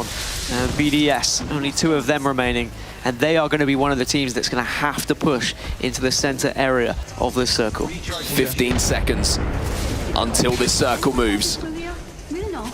Teams still with their tournament lives on the line in this particular situation. Plays are going to have to be made. History's going to have to be made for some of these teams if they want to stay in the tournament. Reciprocity, though, 9 squads left. They've made their way into the top 10. They should be pretty good as far as staying in the tournament is concerned. Reciprocity just laying down fire on everyone, but it's Cooler who are trying to move in. They do serious damage with this alternator, but can you get away? Amaz falls. It's just ASCII left, and he's managed to find a spot, and he's hiding, Mark. He's managed to stay alive in this situation. Again, Reciprocity with all the cards at this point in the game. 7 squads now remain. 7 squads, though, but everything gets a little bit quieter. I hear screams from the hall just outside of us here in Krakow as teams get excited. We're down to 5. 2 have just been eliminated. On Fire managed to get a revive, but now we have 1 minute 30 where you've got to try and decide how you want to finish this game. And I think this is the case again. That was the desperate scramble to just try and get inside this circle. Now that we have players like ASCII who's managed to find a spot just to stay alive, there's going to be a reluctance from teams here to make that first move, to poke out and try and get those kills on the board. A Secret will take down ASCII and add another point to their tally. Cooler finish in 5th, so that means now Everyone here has at least achieved 5 points, finishing in the top 4, and you can hear the they found a solo. secret. They've spotted a player, and they're going to fish him out, and they are not going to allow him to just walk away with a free placement here. So we have Team Secret placed on top here, trying to take down this solo player. He's desperately trying to stay alive, but the only issue is when you're trying to stay alive, flames are going to hurt you, and you can't escape in that situation. Finally, Row will be taken down. Now we are down to the final 3. Final 3, but you've wasted a little bit of utility that might come in handy for this final drop. 35 seconds, you've got your Wraith portals to try and move in. Are you going to go for the play of trying to drop early into that circle, look outward, and take shots on everyone else? Or are you going to utilize those ultimate abilities from your Pathfinder, from your Wraith, so you can try and survive for as long as possible and just play the survival game? Let's make it clear here where everyone is as this circle is about to collapse once more. Secret, they're on top of the map. Reciprocity, they're just below them, having to now try and escape. Frex will be taken down. Huge plays here from Secret, and Team Fire are still in the battle as well. 3 squads remain. Rex did his job though. He got the Wraith portal out, and then he goes back through, and then he gets revived as well. So now it's going to be a case of them all pushing through together, but Watson comes in and fences up around all these portals. Everyone's desperately trying to stay alive. You have to say the Secret are in position here. Reciprocity is still alive. Reciprocity are going to be taken down though. Secret are in here. They're taking down everybody who tries to move into that final circle, and they will close out game number 3. Team Secret, what a way to finish things off. Yeah, Team Secret just had the vantage point when it came to that final circle, and that will have them ensure their... Hello, everybody, and welcome back to the main desk here. Fallout joined alongside these two great individuals. We got Jamerson and Evan back on the desk. Evan, great to have you on, especially because I know you've been watching each and every match on that side station, which has been equally as exciting as our main stage matches. I'm ready, baby. I got all the info for you. This man has like 19,000 pages of notes. There's a stack of note cards like this over here. He's been putting his work in, of course. Right. Awesome to have you on the desk and appreciate the insight, especially on that match we just saw. I want to quickly break that down. Yeah. What did you guys see at a high level before we talk about a little bit about format and then jump into some pre-show? Sure. I'll start. I mean, honestly, this was the game of revival. This is like a drone of compassion from Lifeline. Hit 3 teams in a row because Secret, and you look at Fire and you look at Reciprocity, were not in the top 10 until this matchup. Secret go from 2 points to 26. And Reciprocity with a big 11-point game there. And most importantly, Fire, I think, who were really in a bad spot. They had to fight 2 solo players as they made their way back into that final circle. But they keep the quest alive to try to face their former teammate Monsoon on FlyQuest later on in the tournament. Yeah, the revival and the rebound of the old world's best gaming roster, as you mentioned early on. That's a crazy storyline, undoubtedly. And me and you were having a conversation in the back. You're like, Fire made it. I'm like, no, they didn't. I refreshed. I'm like, wait, yeah, they did. I refreshed Wikipedia. I'm like, how'd they go from like 17th place Secret as well with a ridiculous game to close that one out? An unbelievable performance. That is what good teams are made of, that losers bracket run. Yeah. You guys see how the standings all ended up playing out here. I mean, that was a huge game for them. Taking first gives them 12 points, and they also had 14 eliminations on top of that, giving them 26. So it looks like they had 3 points leading into this round. And so having very quiet game 1s and game 2s, but then coming back, that's what we're seeing a lot of teams in that 3rd round, in that scuffle, they're able to eke it out. And Jamerson, we're also noticing that one big round could determine everything. You can mess up round 1 and round 2. You can take a risk, and I think we're seeing teams do that more often. And you can get one big round and turn it around for your entire tournament. So this is exciting for, I think, heading into the next losers bracket, but also the finals tomorrow. You're not out until it's over. So teams should always have something to play for. Yeah, that is a huge point, right? Because we're seeing that the threshold to be able to move on from your group or from that round is about 13, 14 points. And so if you get 1 W, if you get 1 first place, that's 12 points. That propels you immediately Plus forward. the kills from what you got winning that. It's probably about 15, 16 that almost guarantee you that you're moving on. Yeah, that's a great point. Of course, this double elimination format leaves for a lot of opportunities. If you're just tuning in for the first time, we've been talking about it all weekend because it's worth talking about. The first time ever a Battle Royale major tournament has seen a double elimination tournament format. Of course, you see on screen how it's working and how the rest of the tournament will play out. Losers Bracket Round 3 is about to be live on stream in a moment. Of course, Winners Bracket will be staggered following that on the main stream as well.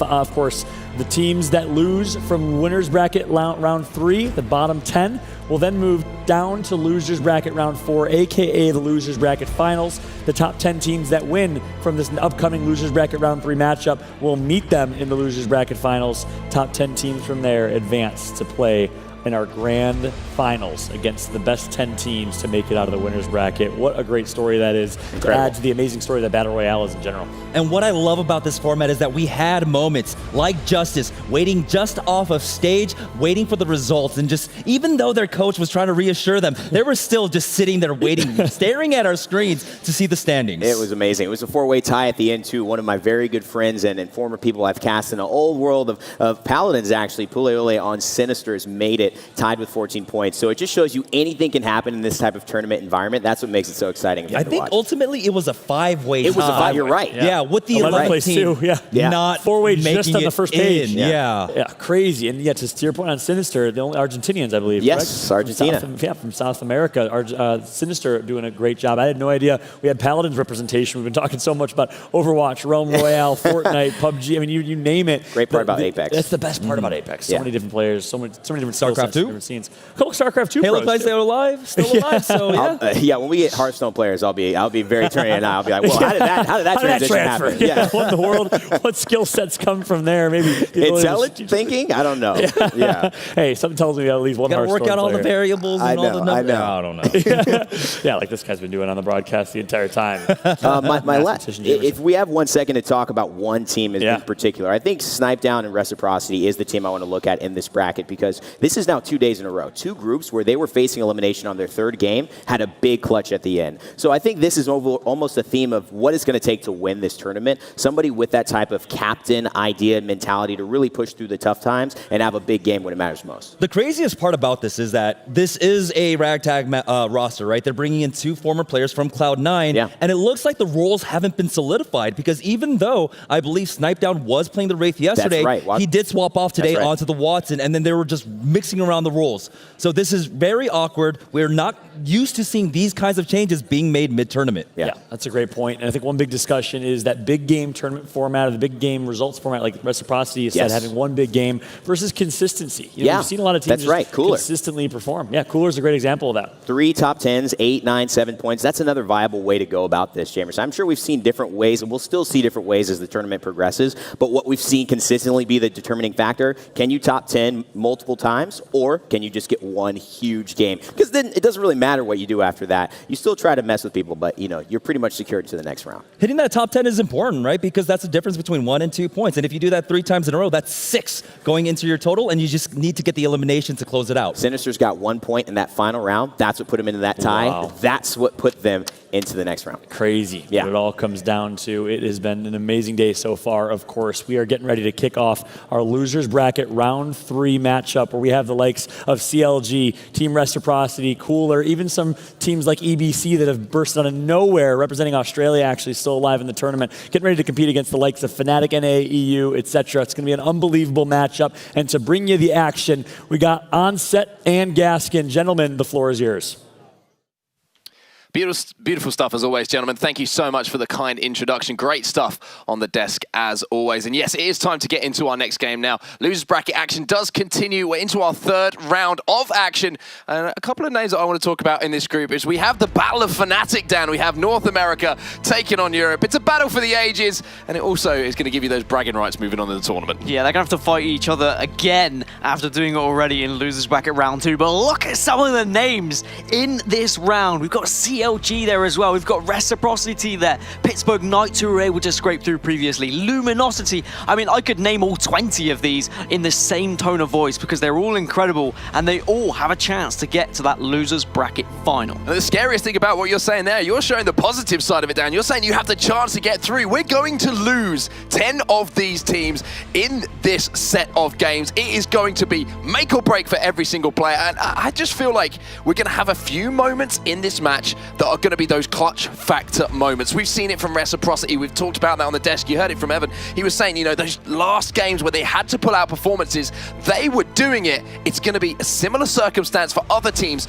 in this group as well. I think the largest factor for a lot of these teams is trying to eliminate the situation where they're having to rotate late. I know you can't do anything about where the circle's going to finish, but maybe rotating earlier rather than later will give you a better chance to get there. Of course, if you're looting southwest and it ends up northeast at relay, it's going to be a really tough rotation. And that's why we saw in previous lower brackets, finishes like at artillery were so beneficial to CLG, finishes at landing pad were so beneficial to reciprocity. Are you going to get that little bit of fortune, or are you going to have to work extra hard in this lower bracket round 3? Well, you can see the claps coming in. They're starting to get hyped, the players. It's time to get into the action. Ladies and gentlemen, good news. We can see the dropship is moving from south to north, and we're going to be seeing the teams dropping off for the first time. And it's always exciting the first time we see these drops in round number 1, Dan, because there's a few times that we see a little bit of congestion going down for those spots. And we're going to kick off with Fnatic EU, and I guess we should, after how they performed in losers bracket round 2. They were able to secure 2 victories. They got 15 kills in one of those games as well. 2 UK players on that roster, may I add, and of course Nicola, who's from Sweden. So I'm really looking forward to seeing what this roster can do now they get into the later nitty-gritty stages here at the Apex Invitational. It looks like Fnatic EU are going to be dropping outside labs to kick things off there, and they'll have the option, of course, of using that huge portal to redeploy back into the air and maybe make a rotation to wherever that ring may end up. We're going to watch them loot up now through labs. It's not going to be too much to report, to be honest with you. It seems like they're pretty much uncontested, as Dids is going to land outside as well. Just using those bins to pick some stuff up as we now move over to Fnatic NA. They've got that watchtower on lock. Yeah, Fnatic NA are just going to be having a free loot, as is everyone, it would seem, just looking at the top right on the kill feed. All 60 players still up, so that means you're going to have a successful loot sequence, and of course that's going to be important, because then you're going to be able to find yourself in the best situation possible later on. A very central circle, I did just notice. Now, I would suggest rubbing my hands together there. I think this is going to benefit teams who like to take early game fights, teams who like fighting against others that are rotating. When we've had the outer edge circles that have been so easy to rotate early, a lot of the teams that like those fights haven't been able to have them. So maybe this is going to benefit close quarter combat teams who like to just sit in the caves and get up in people's grills. I also feel like it's great for the people who are watching at home as well. We're going to have those forced engagements as the teams have to traverse the geometry of the map to get towards those circles. And look at that, Dan. We're going to see the passive ability being used by Pathfinder there to locate that next circle as well. So we've got a really great indication early on here of where those next couple of circles are going to be. We've seen 3 central circles today on this particular stream, and all of them have ended around market, 1 north of market, 1 east, and 1 actually on market as well. This one looks like it might be heading slightly north, and the reason why I prefer central circles personally is they're a little bit harder to predict. So that means that you're not able to just pick one building and say, look, I know that this is going to be in the final circle. Instead, you have to either take those fights or just take some guesses. So we are going to see this process of looting for a few teams at the moment. No engagements to talk about, no gunfire ringing out across Kings Canyon to report of so far. And no surprises to see that early on as well. We talked about how some players like to play a little bit more aggressive in that first game, maybe take a few more risks just to see if they can put up those big numbers to start off and give themselves a little bit of a cushion to move through rounds 2 and 3 of this particular matchup. But we're going to see here, Justice Esports are taking a few shots to start with. They're going to have to reshield. It looks like they might be under just a little bit of pressure in this central position. And I really do think this is quite a stacked lobby, as it should be when we get to this stage of the tournament. Every team in their previous round finished at least 5th at one point in that previous round. A lot of wins, of course, and a few seconds, thirds around. It's really going to be a case of, can you now do it when everyone else also has the ability to get these victories as well? Also got that experience on your side as well with a lot of teams who have been in those end game situations, who know how to clutch up under pressure, that thing that I think really is going to be the X factor moving through these games to stay alive in this tournament and make it into Championship Sunday. Because let's just remind ourselves, that's what this is all about. We've got $500,000 on the line, but if you're not here on Sunday, you're not going to be taking home a piece of that pie. Yep, this is potentially your last, well, this is going to be your last game today, no matter what, or your last round today, should I say. Either you're going home or you are moving on into that lower bracket final, which will be played tomorrow. And of course, there is still the winners bracket final to be played on the mainstream, as well as Reciprocity are going to get into this early engagement, and they do love an early fight. Frex is in all sorts of trouble here. You can see shields have been removed. You can see in the feed there as well, his health has been removed, and that's going to force Snipe down now, who is playing that Watson. We have highlighted that change in character for him. That change in legend is going to have to just give his teammates a little position here to get those shields back, get that health back before they think about re-engaging in the battle. And I know this is an argument that we've had when playing ourselves, Mark, and I personally feel like you should have mouse and keyboard players on your Pathfinder, on your Wraith, and a controller player should be on more of a support character. But what we saw from Snipe down as the Apex Predator at X Games kind of threw a spanner in the works, but it seems like in this particular instance, he's conceded to the two former members of Cloud9, and he has actually gone for more of a support-orientated player. It seems like they are finding their feet a little bit as this tournament does go on, and we talk about growing into a tournament, Dan, and finding your best when it matters, and of course that is on a Sunday, but you have to get there. They have to remember that every single player in this lobby. It's all good, well and good, you know, scraping through, but when it gets to Sunday, that's when the beans are on the line, and that's when you have to play to the best of your ability. And you know at this stage of the tournament as well, every fight you take, every engagement that happens, you're going to be coming up against players who are feeling confident, who are going to be willing to actually take a fight. They're not always going to be running away at this point, especially, in my opinion, in a match number one, where you can afford to take some fights. And that's where the decision-making of these teams really does get highlighted as well. You know, every single team in this lobby is going to be shooting well at this point. They're going to have had those points on the board. They're going to have those successful team fights to fall back on. It's a case of, you know, if those decisions are wrong now, the fact that everyone is shooting so well and everyone is picking up those frags that they should be picking up, you make one bad decision, that can cost you a team wipe at this point. Doesn't look good for Fnatic EU at the moment. Nikula's gone down, so it's going to be Dids and DCT, the two remaining members who are just trying to hide and survive, watching every doorway, and of course, smartly putting your back to a door as well, so it's not easy for your opponent to get in. They're going to have to kick it down if they want to get in and join you at the building. Or the latest thing we've seen in the meta, and I say latest, it's been in the meta for quite some time, is just thermiting those doors to blow them up and also set alight any player who's sitting on them. I like the idea of just poking out the door as well, as that player was traversing into a little bit of cover as well. If you hit those shots, again, we talk about how as a team you're always keeping a mental note of the resources that have been used by the team that you are engaged with a fight with. And what we mean by that is how many shield cells do they have? How many times have we backed them down to heal? And you can kind of gauge from there, if you can make a push, depending on your own inventory, how many heals you have, and what the likelihood is that you're going to come out on top of that battle. On fire, yeah, Team Fire here, using every possible Watson fence they have. Up to 12 you can put down, and they have really hunkered down in this particular building. But you're completely right, Mark, and as an esport and as a game, Apex Legends is still quite young. Have people develop that ability to track those kind of things whilst they've got to think of all the different situations of rotating and their personal game management as well? I'm sure that there are some teams that are better than others at doing so, and there's always going to be that RNG element of you don't actually know how many shield cells they've got. So you've just got to guess, well, they've used about 8 or 9, or they've used 3 shield batteries. Surely they're going to be low at this point. We're taking our attention now to the action which is occurring around the cage. I think there's a team positioned up on top, and it is going to be EBC here. And it's going to be Banter Storm with that longbow in hand as well, looking to rain down some shots. Doesn't have the best of scopes on it there for any particular distance as far as range is concerned, just the one times to try and land some shots. And Wyvern, one of those teams we were talking about at the beginning of the tournament, Dan, who were, you know, one of the favorites among some of the analysts, and you know, some of you know, the fans at home as to make it through to the late tournament here. Had a little bit of a struggle on that day number 1, but they are still alive here in the tournament, looking to make it through to Sunday. I'd say this would be a bad circle for a team like Wyvern. They've been successful throughout the tournament at rotating and finding and positioning themselves, but they haven't been picking up any big kill games. The highest we saw from them in the last round was only 5, and that's when they did finish second. And don't get me wrong, that's still decent, but when you have people in this lobby, teams in this lobby, who have been getting 14 kills with their victory or 11 kills with their victory, then you really need to be kind of meeting the kill threshold that are being set by other teams. Well, the man that's on your screen right now, Karen P, some of the shots that he was hitting on day number 1 when he had a wingman in his hand were absolutely superb, just cracking shields left, right and center. It was like a day 1 version of that particular weapon. He had the longbow in hand there, couldn't quite connect, but now we're going to move over to watch some Team Secret. Yeah, and when we talk about Team Secret, I mean, they really did have a game of their lives in the last round. They came first with 14 kills, secure themselves a change from 19th place all the way up to that top 5 position is where we saw them finish. And I mean, the fact that they've been able to do that when they lost a player coming into this tournament, and I will reiterate it because I still think it's incredible that they brought a last-minute sub, Luka from Poland.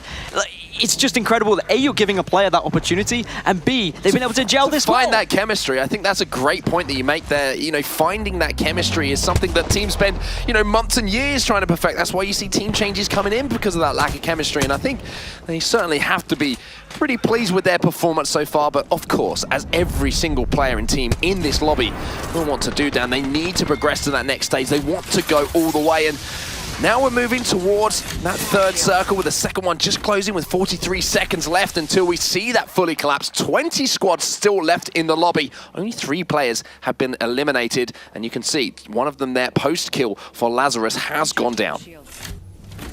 And it's not like Team Secret are the only team that's had issues as well coming into this tournament. Someone else I'd like to highlight, and they were sat at the top of Cage earlier, was EBC. 2 Australians. They picked up actually a stand-in from Team Fire. They picked up Bowser, so he's a USA player actually playing with the Aussie boys. Again, having a stand-in and getting to this point in the tournament is incredible. And currently in Cage, they're still in the circle as well, just about. And one of the benefits of taking Cage is when that survey beacon is there to use Pathfinder, you can use it over and over after each ring collapses. Not only that, you have such a huge advantage as far as height is concerned over anyone else. There's so many exit points to move across the map, to use that Pathfinder ultimate zip line to traverse the map and get into a position and maybe even drop down on top of some players who are a little bit unsuspecting in certain circumstances. Excuse me, but now Sinister Esports. Let's see what they can do at the moment. They're kind of one of those teams who've rotated to the edge of the circle here, trying to just sort of inch their way in towards the farm area of the map right now, trying to see if they can traverse without taking any fights. And you can see the decision made to move from point A to point B using that rate just to make sure that they make that move successfully. And usually at this point, it's almost impossible to move across the map without someone spotting you because there's such little teams. Well, the teams are actually starting to get loud in the hall across from us here at the casting booth as well, and it's Reciprocity who are getting in the faces of their opposition here in Canyon, and they are just going to be doing so much damage with these R99s. Yeah, they're going to be able to do damage, but the problem is, damage is one thing, finishing the kills, getting those eliminations is a completely different one. Frex manages to land a wingman shot to drop those shields by around 47. However, they're not in position here to really engage, and now there's going to be all sorts of teams just appearing out of nowhere. Succubus have come for a piece of the action. Succubus want to join in. They're going for the third party. They heard the shots. That's Grego down. Snipe down is also falling, and with Grego eliminated, that's going to leave one player left now on that Reciprocity roster. The question is, can you get away? It's looking like they're not going to be able to get away, to be honest with you. This Wraith is currently sat there. I'm not sure if they're able to actually finish off that kill for whatever reason. And Succubus here having a little bit of problem securing that one. And maybe that's just a sneaky spot. He didn't mean to get up in there now. Yeah, not so sure about that one, but Wyvern, they might have heard all that action. They decided they don't really fancy heading in and taking any of the fights. But Team Secret are going to be on the edge of this as well. A lot of teams are just around this Canyon respawn beacon at the moment. We have seen finishes in this Canyon area, and it is so deadly because there's only a few entrances, a few exits. If you can get in there early and you do predict that circle, you're in such an advantageously position. Succubus were drawn to this fight from that initial battle of Reciprocity, just listening out for those audio cues. And if we just, I was going to say, we could quieten down for a minute there because we could hear the team's comms coming in. They still can't, for whatever reason, finish that kill. They do finally secure the kill to get another elimination point to their total. Great start here for Succubus, taking down all 3 members now of Reciprocity. And that's Reciprocity out in 20th place. So not the start they wanted to this losers bracket round 3, but you did hear the communication of, guys, can you come and help me? I can't finish this person. Eventually he falls as we move across to Fire now, who will have to return to the battle very shortly. And of course, when you do drop, you are going to be stunned for ever so slightly. You got to make sure you do it soon, but this is really good manipulation of the map to ensure that you can get up, recharge, and then rejoin the fight. It also gives you a chance to check out some of the other positions of the players who are currently inside that circle and see where the clearest route is, or maybe just wait for that opportunity to rotate and move yourself as soon as 2 of those teams draw their attention towards each other, and you see some rounds being fired off between them. So smart play there to rotate in. It looks like they've been able to do it successfully as well. As we're on board with Alistar now, you can see shield-wise looking pretty healthy, but they've got a difficult position to try and get up onto the side of that little bit of the farm there. That difficult wall to get over as well. Such a difficult angle to try and peek over. Gold backpack is a really huge pickup for those late game fights, though. Just being able to recharge those shield batteries as the crack comes through with the grenade. And Succubus, they're not pouncing on this, and that's because there's another team trying to third party it as well. You've got to be so careful. Even if you think you have the advantage, there's always going to be another team potentially lurking. Yeah, Secret in a tough position here, and you can see the call has come in to put down that portal. It looks like they're trying to get out of dodge before you're going to see the re-challenge come in from Succubus. Succubus had the advantage as far as that armor was concerned, so they're going to have a little bit more health to work with. But the other way, the only problem is there's so many teams that are sort of around that hillside bunker and around the farm area that they haven't really got either way to go. They've got to take a fight. For those teams that did commit to farm early, they are going to be absolutely over the moon with this circle, because it has shifted so far north out of this actual particular circle that it is going to be finishing in one of those buildings. I'm sure they're aware of that now if they have positioned themselves, but so many of these teams are still on the outskirts, and they're really going to be struggling to get through now, because look at the amount of choke points they have to get through if they want to get into this next circle. Yeah, Justice Esports, who were all smiles just about an hour or so ago now, once they made that qualification to stay in the tournament and have the chance to compete here. Well, they've got a long way to go at the moment, and Alistar, they're finding some players, and they get absolutely chunked as well. Fnatic, NA, Muffins, and Shiny, you are no longer destined for this lobby. Unfortunately, they were just desperately hiding in this room, probably trying to shield up, probably just trying to survive. Hopefully, they were going to be unnoticed, but as soon as you do suss out that maybe a couple of players are weak, or if they are just a couple of players, not a trio of players, that is a chance to get a couple more eliminations, a couple more points on the board in match number 1. So round 4, that ring 4 will be closing, and you can see your Team Fire now having to traverse, trying to jump, dip, dive, do everything they can to get into a little nook and cranny to get their shields back. They have managed to find a location here, and that ultimate is going to be huge, because they were vulnerable to grenades for just a second there, but now they're inside the circle. Now they can take their time and breathe. Real question, is this a nook or a cranny that they found themselves in? But either way, they're actually able to survive, and that's the important factor. As now Triumph are actually laying down some really big shots. They were able to get into this circle early, and they have decent weaponry for these long distance battles. Flatline and a scout are certainly going to be working out, as well as these longbows to just get some decent shots as well. Tagging for 55 at a time, and it's chunking the opposition team heavily. Justice Esports, we were talking about that last time we checked in with them. They were kind of the wrong side of the cage and the wrong side of this circle. They've made a fantastic job of repositioning themselves towards this circle. Now they've only got kind of about 15, 20 yards to move until they're inside that circle. So a great job here from the guys on Justice to really elongate their life in this game and put themselves into a position to maybe pick up some points. They're now inside that top 10. Just dancing around any sort of structure on the map where they can avoid fire from every single team that's looking at them right now. There's always going to be one team looking at you at this stage of the game, because there's still so many squads and such a small circle.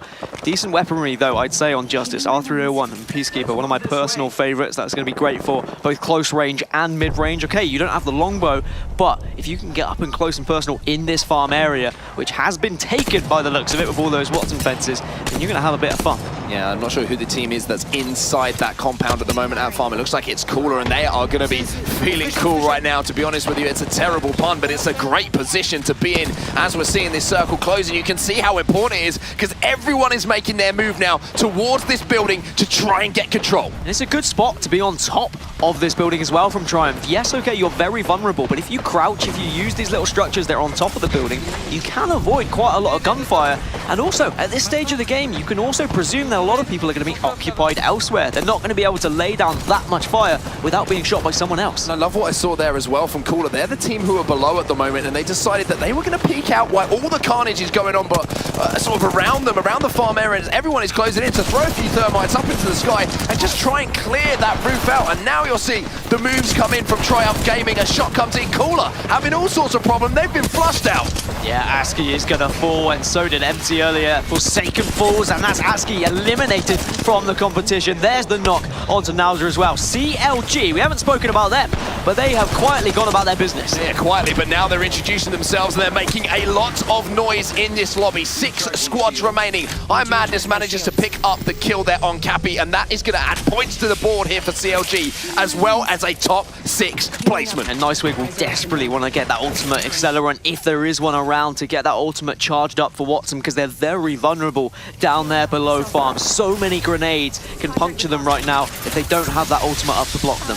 It's going to be interesting to see now, because that building that was in the farm is going to be pretty much redundant as we move in 48 seconds to that next circle. 6 squads remaining. Triumph Gaming, the Longbow, the Skull Piercer need to hit shots to back these players off that are trying to flush them out of this position. Yeah, a lot of these teams are in the low ground situation at the moment, and they're trying to just pepper these guys that have the high ground, but of course those high ground players will have to move centrally into the circle as well, so it's not like they're in prime position either. Everyone's gonna have to meet at this point, but all the meanwhile, CLG, they're down underneath, and they're actually decided to take some shots. Like, hey, if you forgot we're here, here we are. It was a little bit like they were setting off fireworks from below there and just lighting up the sky and letting everybody know that you're going to have to come and join the party if you want to win this game. CLG in a great position, and as well as that, Triumph Gaming just at the top of the stairs as well. It could come down to those two teams just having that fight to decide who's going to be top. Well, Wraith Portal just to see if you can actually survive here, and wow, this is a nice spot right in the center of the circle where he's got through as well. You're not being shot by anyone else at the moment, and now you can shoot outwards. That's great stuff, and great timing on it as well. We saw the wingman shot getting laid as well.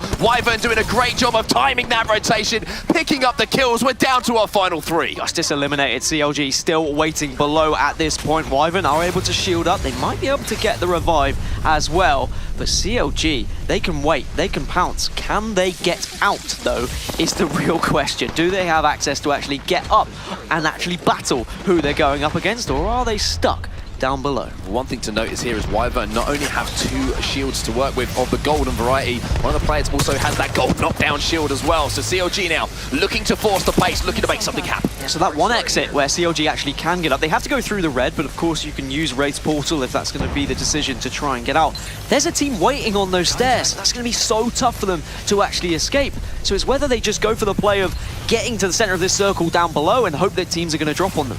Now you're going to see these ultimates coming out from Wraith as well, setting up that pre-portal to try and elongate those potential deaths, as we are going to see that circle collapse for the final time potentially here. 57 seconds left on the clock before we potentially find a winner, and I just thought there for a second, Wyvern were going to get a little bit excited and maybe try and drop down on CLG. Yeah, it's like, calm down, Wyvern. You have got the best position right now. You've still got 45 seconds as well to see what the other 2 teams are going to be doing right now. They're the ones who have to make moves.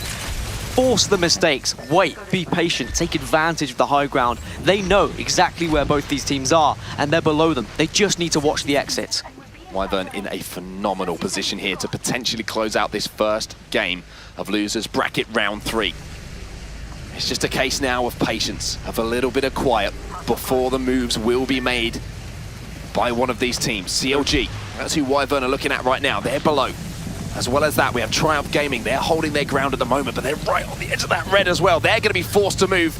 And it looks like the Rift Energy at 28% is going to be used. They're going to try and get into the battle now with CLG. Wraith's at the ready. Here come the portals, and everyone's going to dive through. You're going to get chunked by the red, but the Wraith has done her job, but now everyone's going to join in. What are Wyvern doing? Are they just sitting up top and watching all of this unfold? They could be. They could let this just happen. They could let the 2 teams do the damage. CLG, they're in the middle. Here comes the push now. iMadness with the alternator shots, and here comes the push as well from Wyvern. Karen P's in there, and at the top of it all, Parker's just sitting up top and saying, you guys get on with this. I'm going to play the healing game. You can light your campfire at this point, Parker, because now we're going to get a little bit of a heal off, and you are going to have to set up a tent and wait. They're going to heal up the team. They're going to get the revive on No Cocoa Puffs. You've got a little bit of time before this circle closes in. Who's got the most heals? Who has a gold backpack? I just wonder as well, CLG, do they realize that there's only 1 player alive here for Wyvern? If they could use a Pathfinder, get out of that position, they may be able to take it. However, Parker is dumping, he's diving, he's desperately trying to use everything he can to stay alive. I'm not sure if CLG can win it. Yes, they will be able to. The revive of every single player gave them that little bit of extra time, and iMadness is the last man standing, and CLG are standing up and getting hyped here in Poland. Just by having 3 different players that could all be going back and through that portal against the 1 player going through the portal was enough to get them the victory. They were patient. They knew they had the ability to stay down low and survive. All they had to do was win that one fight. And you don't need to be a lip reader to hear exactly what Nicewig said there. It was let's freaking go. Maybe I'm not the best lip reader in the world, but you can know what he's saying. And look at these guys getting hype. Let's go, boys. That's what I want to see here. And quite rightly should be getting hyped as well.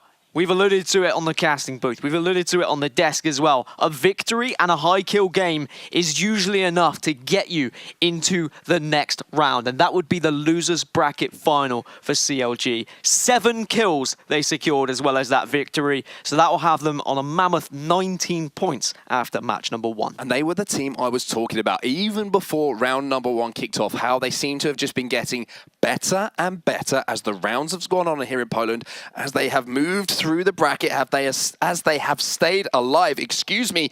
And one thing that really highlights that, like I mentioned at the start again, is that ability to perform in those pressure situations. CLG did it perfectly. Wyvern, you have to say, had the opportunity there to win that game. It just didn't happen for them. I can understand what Wyvern tried, but unfortunately they just ran into a CLG team who weren't missing their shots. And let's break it down a little bit. So CLG, they had the low ground. They knew someone was above them. They knew another team was potentially going to push and join them down low. They were able to win that initial fight, even when they were weak. And when Wyvern then dropped, they still won that fight. But because it was a 3 versus 2, because Wyvern opted to only send 2 men down and keep that one person up, it meant that they just were a man down and they weren't able to win the fight. And unfortunately, in the heal-off, and I say heal-off because actually there was no healing, it was just a survival game in those Wraith portals and using the Q from Wraith, it didn't work out for Wyvern, but they still were able to secure some decent points. Yeah, I was going to say, just look at the point standing there. Big game coming in from Wyvern. I don't think they'll mind coming in second place here. Of course, they will want to take home first place in the tournament,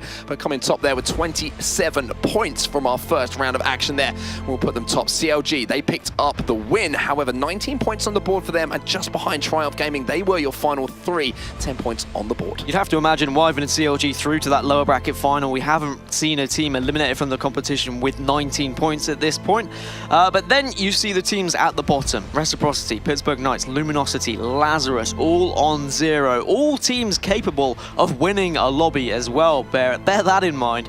Match number 2, I'm sure, is going to be very fiery, very spicy. We're going to take a quick look at Wyvern here. You can see them all smiles at the moment. Big kills, and Karen P, again, 9 kills from him. Mechanically and, aim-based player has been one of the best that I've seen so far today. As I say, the wingman in his hands really has been somewhat of a spectacle for everyone who's been spectating this particular tournament to watch and to experience. And I'm sure it's not been too fond of an experience for anyone who's been on the receiving end of it. And I was expecting more from Reciprocity in this particular circle where it was central, where you were going to get these close encounter fights, but unfortunately for them, they were the first to actually fall in this engagement. And then elsewhere, we saw the teams that were able to predict that circle early and get towards farm. They were the most successful. They seem to have the most knowledge and maybe have seen that finish before. A lot of these teams will have seen the majority of circle finishes throughout Apex Legends, so they'll always have a good idea of where it's going to be. That was the world's longest kill that we saw there. Not too sure what happened. I'm not sure if that player knew that he was meant to be in that spot or not. We can leave that to you guys at home to decide, but these are the replays in these final moments here. Triumph Gaming did a great job with 8 squads left to getting in towards that circle. It's all about the timing of that final push. Yeah, when you do push, if you push too late, you're going to be shot by everyone in the middle. If you push too early, you're going to be shot from everyone on the outside, so you have to time it perfectly and almost find that balance. But a really good play ultimately from CLG to go down low here and take that position nice and early. Yeah, we will see these final moments closing out here as Wyvern did a great job as well of timing this push. We have to remember they got in just ahead of those final couple of teams there, and then they won this fight as well. The P2020 absolutely destroying just before we got into this final battle. Yeah, you're going to be feeling very confident about your up close and personal play if you've got a P2020 in your back pocket. Well, we're going to actually chuck it back over now to the guys on Stream A to enjoy everything that we've just seen and break it all down. And controller gang stand up after they react to that one. They explode almost like they won a championship. If you guys thought Nicewig gets hype on his streams when he wins a ranked match, you should see this man here in the studio right now. Oh my God. That was incredible. What a finish. That was one of the most exciting ones of the day and also one of the most complex as far as how it ended up evolving. Yeah, the thing is, a pop-off like that is pretty much well-deserved because we're seeing that the threshold to move on, 13 points. The highest threshold we've had so far to make it into the top 10 has been 17 points. So right there, they basically secured their way into the losers finals. Yeah, you have to think, unless something crazy happens here. We've seen a pretty even distribution of points, though, in this one. I think all the way down to 11th or 12th, you have at least 3 or 4 points. So it's going to be interesting to see how this one goes the distance, but a lot to talk about for sure, Evan. I know we saw the ending. Break it down for me. What did you see in that ending there? So many dynamics that were coming into play. You had high ground and low ground. And we also saw Triumph, who had been in a lot of high ground situations, set themselves up to have a high contest to start out their top 10s. That's what's been so successful for them. Every single time they've done that, they've gotten at least top 3 in those games. So they are a contender too. But it ends up being the CLG, Wyvern, Wraith, Portal, Heal Off, which that dynamic was just incredible to watch. We had no idea if he was going to do it. Bought so much time going back in between the portals, but unfortunately, it was a bit of a gamble, and it was almost a gamble because it was so safe, because they only sent 2 members of Wyvern to deal with CLG, and they left one up top to try and win that battle if it didn't work out. The big difference was that on Wyvern squad, right, the Wraith did not heal. Yeah. She was sitting at 100 HP, and you need to have at least taken 1 tick of damage. He prioritized making sure that they used all the portal energy as possible to try to get as much invulnerability as possible, and that was kind of their undoing. They could have taken first. They could have also added on about 6 points there at the end, but still, they walked away with 20 some odd points. It was ridiculous. It was ridiculous. I wonder if they're moving on. 27 points. I don't know. That might be enough. Yeah. It might come down to the wire here. It might be a fringe, I don't know, Wyvern with an unbelievable performance. 18 kills, which, by the way, if we didn't think that their round 1 matchup of 16 kills was great, 18 kills, they beat it in the losers bracket semifinal. You know, winners bracket round 1, you're playing a lot of teams that maybe aren't up to snuff. They're playing against some of the best teams right now, and they're still doing it, going to prove that the Korean style of play, W key in your face, uber aggressive, is working. Yeah, and we saw so many different changes as far as the weapons as well, because we saw a lot of prioritization of the flatline early and up close, especially with Triumph. JMW was great at that. And a lot of that hip fire is not as easy as you would if you had an alternator in your hands, where it's a lot clearer. Muzzle flash isn't as distracting as it would be, but you have the headshot bonus potential. You have that high damage per bullet. And you also saw the P2020 with Hammer Point, which is becoming a favorite in those close circles when shields are sparse and you need to finish someone quickly. We saw Spirit using it earlier to almost win a game. Also, in those close quarters combat, the flatline is ridiculously good with the hip fire there. You got to see he did not go ADS at all because he was so close. The entire model was taking up his screen, basically, so he was able to just fill him up with lead. Yeah, most people don't know you lose movement mostly with all of the weapons in Apex 2. There's only a few, the wingman and most of the shotguns.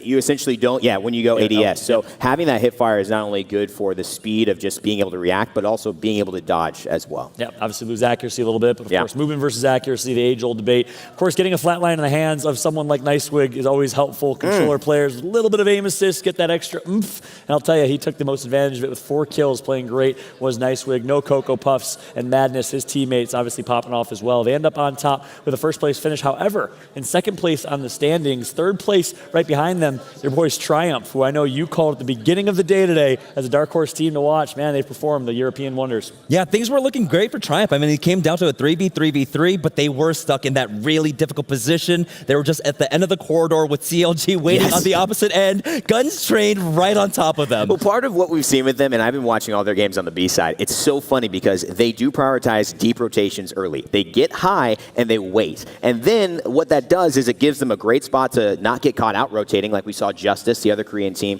which had a great performance in that last round. It was just Wyvern who was a little bit ahead of them as far as rotations. But Triumph gets in the top 3 situation. They just have a hard time getting into that low ground, which tends to be prioritized in some of these multi-layered fights. Typically, the low ground does end up providing the victor. And honestly, I'm really surprised by this result. I thought they were going to do well, not this well so far, especially because they are bringing in a substitute, right? Evoke wasn't able to come in for them. They got a last-minute replacement in JMW, and now they're still sitting pretty right now in third. Yeah, still performing, that's for sure. It's been a great first game here to kick off our losers bracket semifinal. We, of course, have 2 more matches to see who will make it to that losers bracket final. Right after that, winners bracket final on the main stage. We're just heating up here and getting started. It looks like match number 2 is ready to go. Onset and Gaskin, the floor is yours.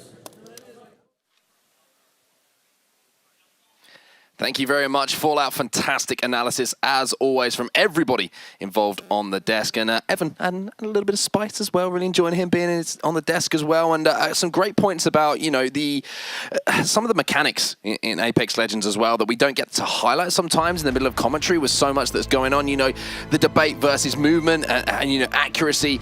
It just shows both sides of the argument, to be honest with you, that we saw in that last game. And Wyvern seem to have a beautiful balance of when they are using that ADS sight and when they are, you know, opting to use the hip fire in those close range situations. The ability to strafe and crouch strafe and be able to outmaneuver your opponent is one of the biggest things in any first-person shooter, and in particular Apex Legends as well. So if you do have a weapon that can hip fire so successfully, you're going to have a lot more fun.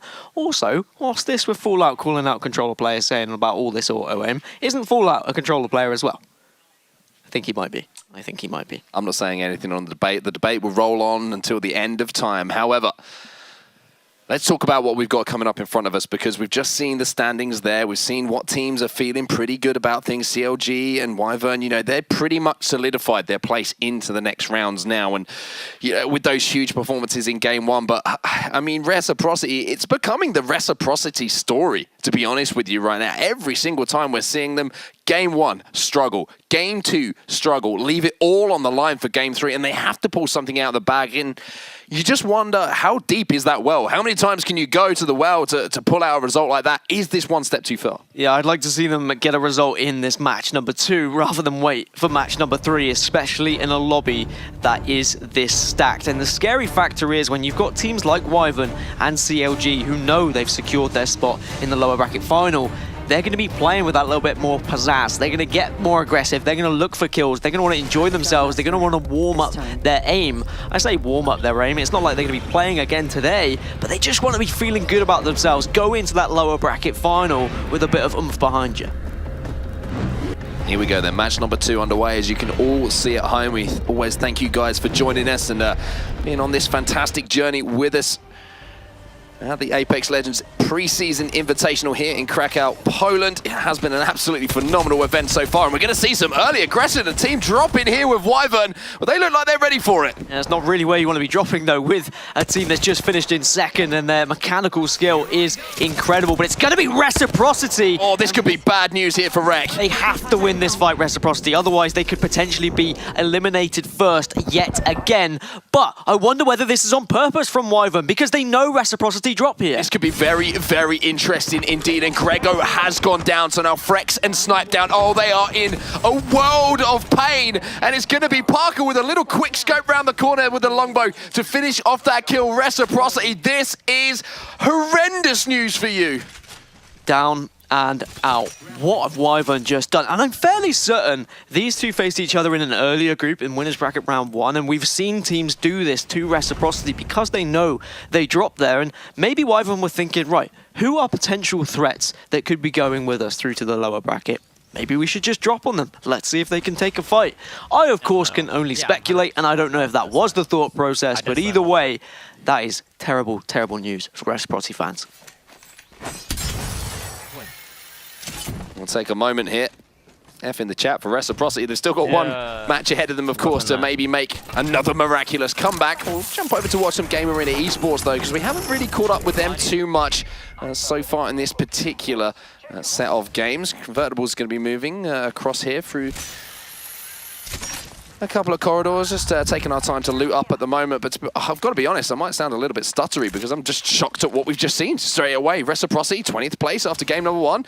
I mean, they're just going to be holding that 20th place until the next game at least. Considering how the little amount of early engagements we've seen in this tournament, and specifically in this lower bracket as well, I think that probably came to a shock to maybe both teams. Okay, if Wyvern did it on purpose, they're going to be prepared to take that fight, but I'm sure that Reciprocity would have seen them joining them on that flight path, and there would have been that element of panic of, do we try and stick this? Do we want to take that early fight? And there's a glimpse of the circle then. The edges around Pit and Cage, so maybe could be something around a bunker town finish.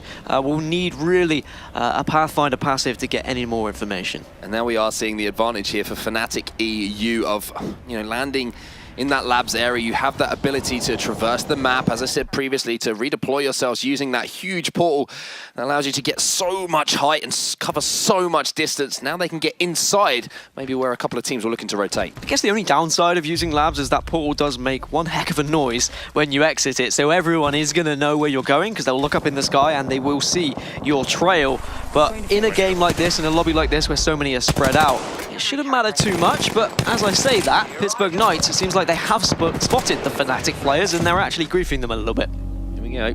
First real battle that we've seen since a shocking start to this lobby. This is going to be involved as well in a very similar area, and it looks like a lot of teams looking to rotate through farm as well. This was, of course, where the last match that we had, the first game of this particular set of matches in our losers bracket, round 3, did finish. A couple of players might have fonder memories than others. You saw a small pinpoint on the map from Succubus there. It was just outside of Bunker, in Bunker Town. That's where they're heading. That's where I assume they believe the circle's going to be finishing there or thereabouts. So I imagine a lot of other teams will have similar ideas. So expect to see a lot of these teams that have looted from the outside area of the map start to head towards the central. It looks like Triumph Gaming have spotted someone in front of them right now, and they're trying desperately to close that ground and really look to pick up some kills. And look at this, Graceful, he's getting all sorts of aggressive. He's got the R301 in hand, the Peacekeeper as well. They're down 1, and now they've down 2 as well. Look at those shots from distance there to pick up that knockdown. The R301 getting it done at long range. Yeah, I think they're chasing after Game Arena, and whether the third player can get away remains to be seen. A Wraith Portal is there. I wonder whether they'll follow through. It's Petty Boss as the final survivor. Does have a purple shield at least, so that's something that he can scream and shout about, but he's going to be screaming and shouting on his own because his teammates are lost in the wind. So 19 squad left, a couple of players have been eliminated. Those banners still down on the ground, so the chance to maybe pick up and revive, respawn those players through. And it's going to be Luminosity Gaming, another team who haven't had the best of performances so far, who are coming under pressure here on the bunker. And this is a huge fight, just considering where the circle is at the moment and where the circle could potentially finish up towards the end of this game. Yeah, I think if you can take control of bunker at this point in the game, you're going to be in a great spot. But you've also got to be considering the fact that it's very unlikely to finish at bunker. If you're looking at where this circle is heading towards, it's going to be a little bit more central. And then maybe you're going to be choking yourself off if you are the one team that is going to be in bunker, because people will be able to watch that exit, hear that big door that opens. But you saw how Alistair, they were considering actually taking this fight against LG. They were considering pushing in. They were shooting down the Watson fences, and LG are well aware of that. And it looks like they're more than happy to take this fight as well. I think the initial damage was done, and they thought, do we push this one? Do we try and peek and get one player down and then have that numerical advantage to try and convert on that fight? Looks like they've decided to back up from that particular decision, and now they're going to make some other changes. You can see now Pathfinder's zip line being put up to the top of the rocks there. A smart position to be in as well, just because of the fact that when that circle does move, they have options then to rotate down across different areas of the map to traverse that terrain and put themselves in a pretty good position. So much time still to move around the map and decide where you want to go, but a lot of the teams will have already had a plan of how they want to execute their rotation and where they want to end up, where they're predicting this circle being, and it's all about the weaponry as well. What have they been able to achieve? Do they think it's going to be suitable for this final circle? R99 and Peacekeeper for Crank on Luminosity Gaming. A very aggressive and close-based combat type of weaponry, a type of situation for them. A couple of grenades as well, arc stars. It's all well and good having them at this point, but you need to be saving them for later, and it's so tempting in these early battles to actually use them, but you just have to have that little bit of discipline because you know how crucial they can be.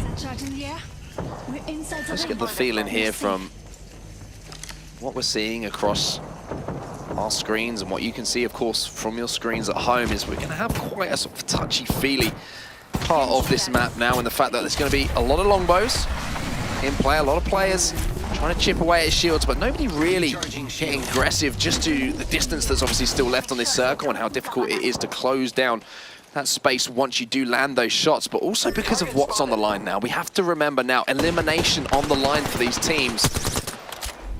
Nobody's going to want to go down early, especially with these teams alive, and I think that's what still, to be honest with you, it shook me in the way that Wyvern took that battle early on. I just love central circles because you see everyone moving to one side of the map where they think it's going to finish. They suddenly get the information that actually the circle's moving a little bit more north. So they're like, okay, we don't think it's going to finish here now. Let's try and get to another side of the map. And then there's already someone waiting in an alleyway, in a cave. Someone is just going to be there around a corner. And it's terrifying. You really have to tread lightly as you are moving around this map.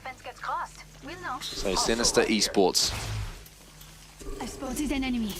in this canyon area, just maybe looking to gatekeep some of these teams who are looking to rotate through from that high ground, maybe looking to get some shots down. And this is an important game for them at the moment. 4 points on the board from that first game, currently sat in 11th place, and that is not good enough to get through to the next round. To have yourself coming back on Championship Sunday, they need to scrape their way through this losers bracket round 3. They want to be here tomorrow. 2 matches is still plenty of time. The bottom 5 at the moment only on a maximum, of 1 point, with 3 teams on 0 points. One of those being Reciprocity, who have already been eliminated. Justice Esports are under fire here, though, having to use Wraith's Q just to avoid a little bit of damage, so you're not having to waste any of those shield cells or shield batteries. 56 players left in the lobby. 19 squads left as well. And this is going to be a slow-paced game. However, the thing is about these slow-paced moments in these games, it makes the excitement even more exacerbated when we do get to those final rings, when all of these teams collapse. This is kind of like the fuse to the firework. I've used a lot of firework analogies today. Is it nearly November? I think we're getting close, aren't we? We're there or thereabouts. It's somewhere near Halloween, I think. I'm not really a Halloweener. At this point, though, there's so much noise in the hall where all the players are. So much loud communication, and I only heard because we paused and we got quiet for a second.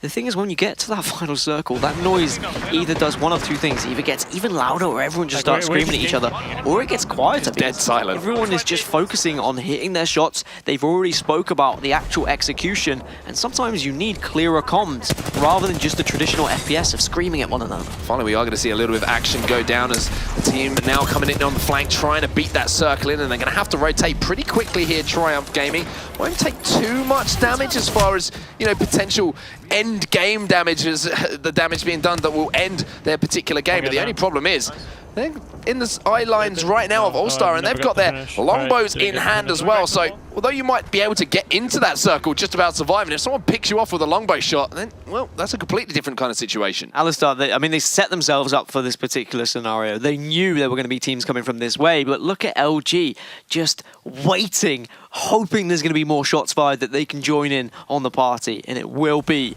quite the party if this battle goes down. The elimination comes through in the red zone, and it is going to be the beacon actually picked up, or the banner picked up to deliver to the beacon, and it looks like Triumph are considering doing this one, or are they? I think they've backed off from that idea. I think they're taking a little bit too damage potentially. They do have quite a lot of heals in the bag there, but I think they might have just got a little bit low on resources, having used those med kits, so they've decided, I'm sorry, JMW, we're going to have to leave you. That's just that banner. You're not going to be rejoining the action at any point. Yeah. Leave it to us. We'll do what we can. But he can come along with them for a trip. If we win the fight, we get the sure we'll enjoy it. And then we gotta, you can hear the communication slightly. If we just pause, we might hear what LG are trying to say to each other in this particular scenario.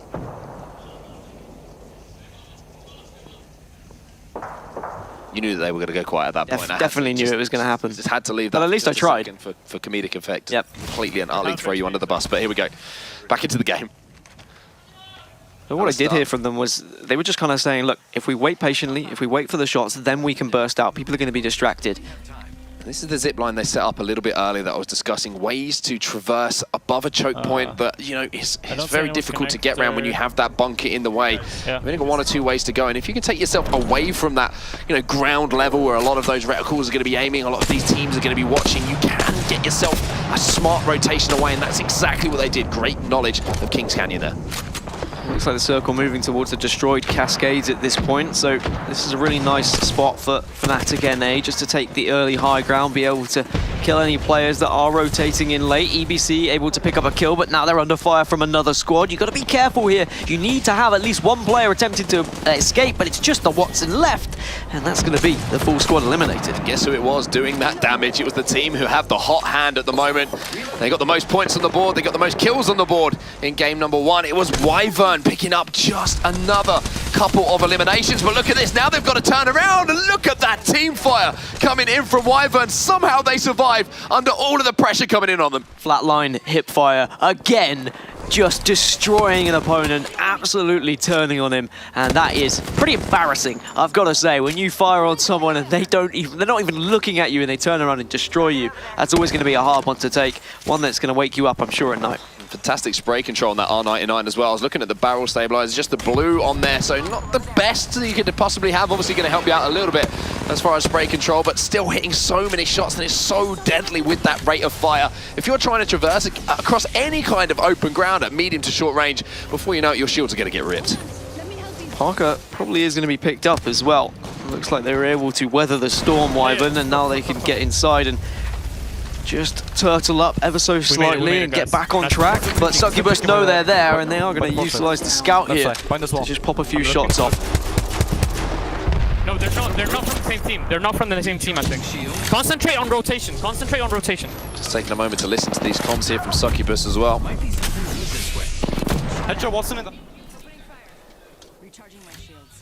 Making sure that they're communicating with each other of what shots have been hit on what particular legend here. 14 squads remaining, 1 kill on the board here for Star Wraith, and trying to just land some of these wingman shots just to weaken those players as they're forced to eventually rotate out of the circle. Well, the biggest thing I heard there during that little mix of communication was focus on rotation. We don't need to take this fight. We just need to move towards this circle.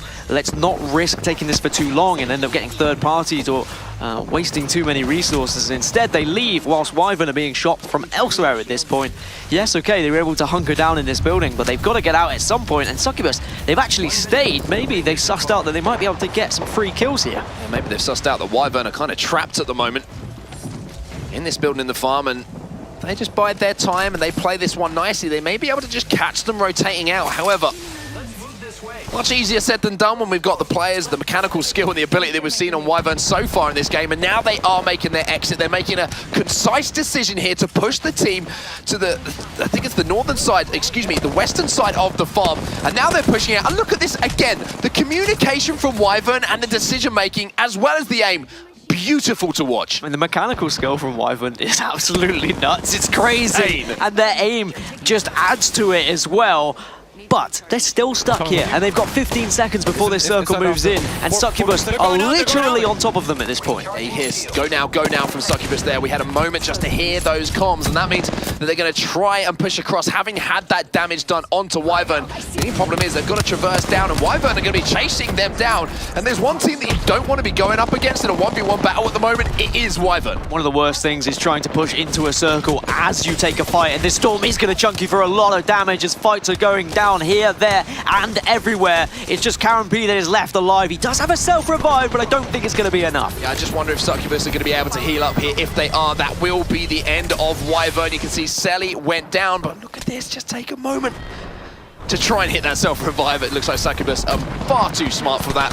They make sure to take out that player. But look, there is another team now pushing on to Succubus. The wingman shots are hitting though, and Star Wraith is doing so much damage. So much damage, and well, here's CLG again. We haven't seen them much in the early game, but they've been able to get themselves into a position where they can just rain down fire on all these teams that are now moving into the circle. And it's going to be ending at the bottom of that hill as well, in quite some open water. Yeah, there is going to be some open grounds to be covered here.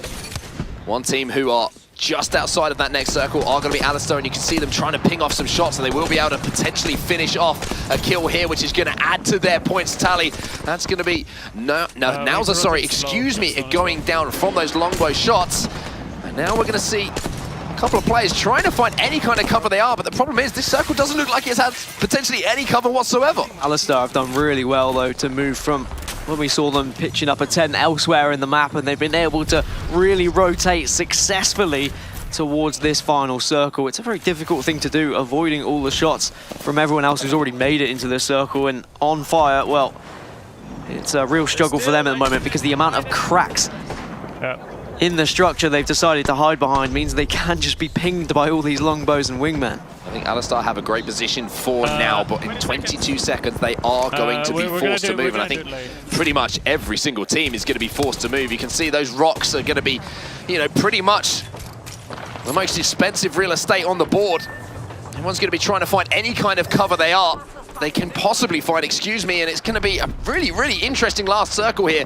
And maybe those zip lines are going to be important. You're going to see a lot of Pathfinders just jangling around, trapezing around, trying to avoid damage while doing some damage themselves. Cooler, one of the first teams to actually rotate central circle, but everyone else has already spotted them. This is the risk of moving too early, but you do find a couple of rocks. There are structures to hide behind. Cooler, have they been able to survive? It's just Lagger on his own. He is doing some damage, but he could fall here. Yeah, Lagger's only got 1 HP. He's desperately trying to stay alive. He's jumped over to Succubus now. Star Wraith trying to do some damage, and so is Crypt, just firing off shots with that G7 Scout, trying to land the shots he can. Maybe look for some armor swaps there, did manage to get it in, and now we really are seeing gun-ho from every single team. This is what we want to see. There's not many places to hide at this point, so that's why we're seeing so much gun battles, and it's all going to be down to your raw aim. How are you at hip firing? Can you hip fire a weapon like a G7 Scout? And the interesting thing here, you look, so light ammo might come at a 3 minute now, and Succubus have managed to all stay alive in this situation, and they're just watching over the arena of death that is below them,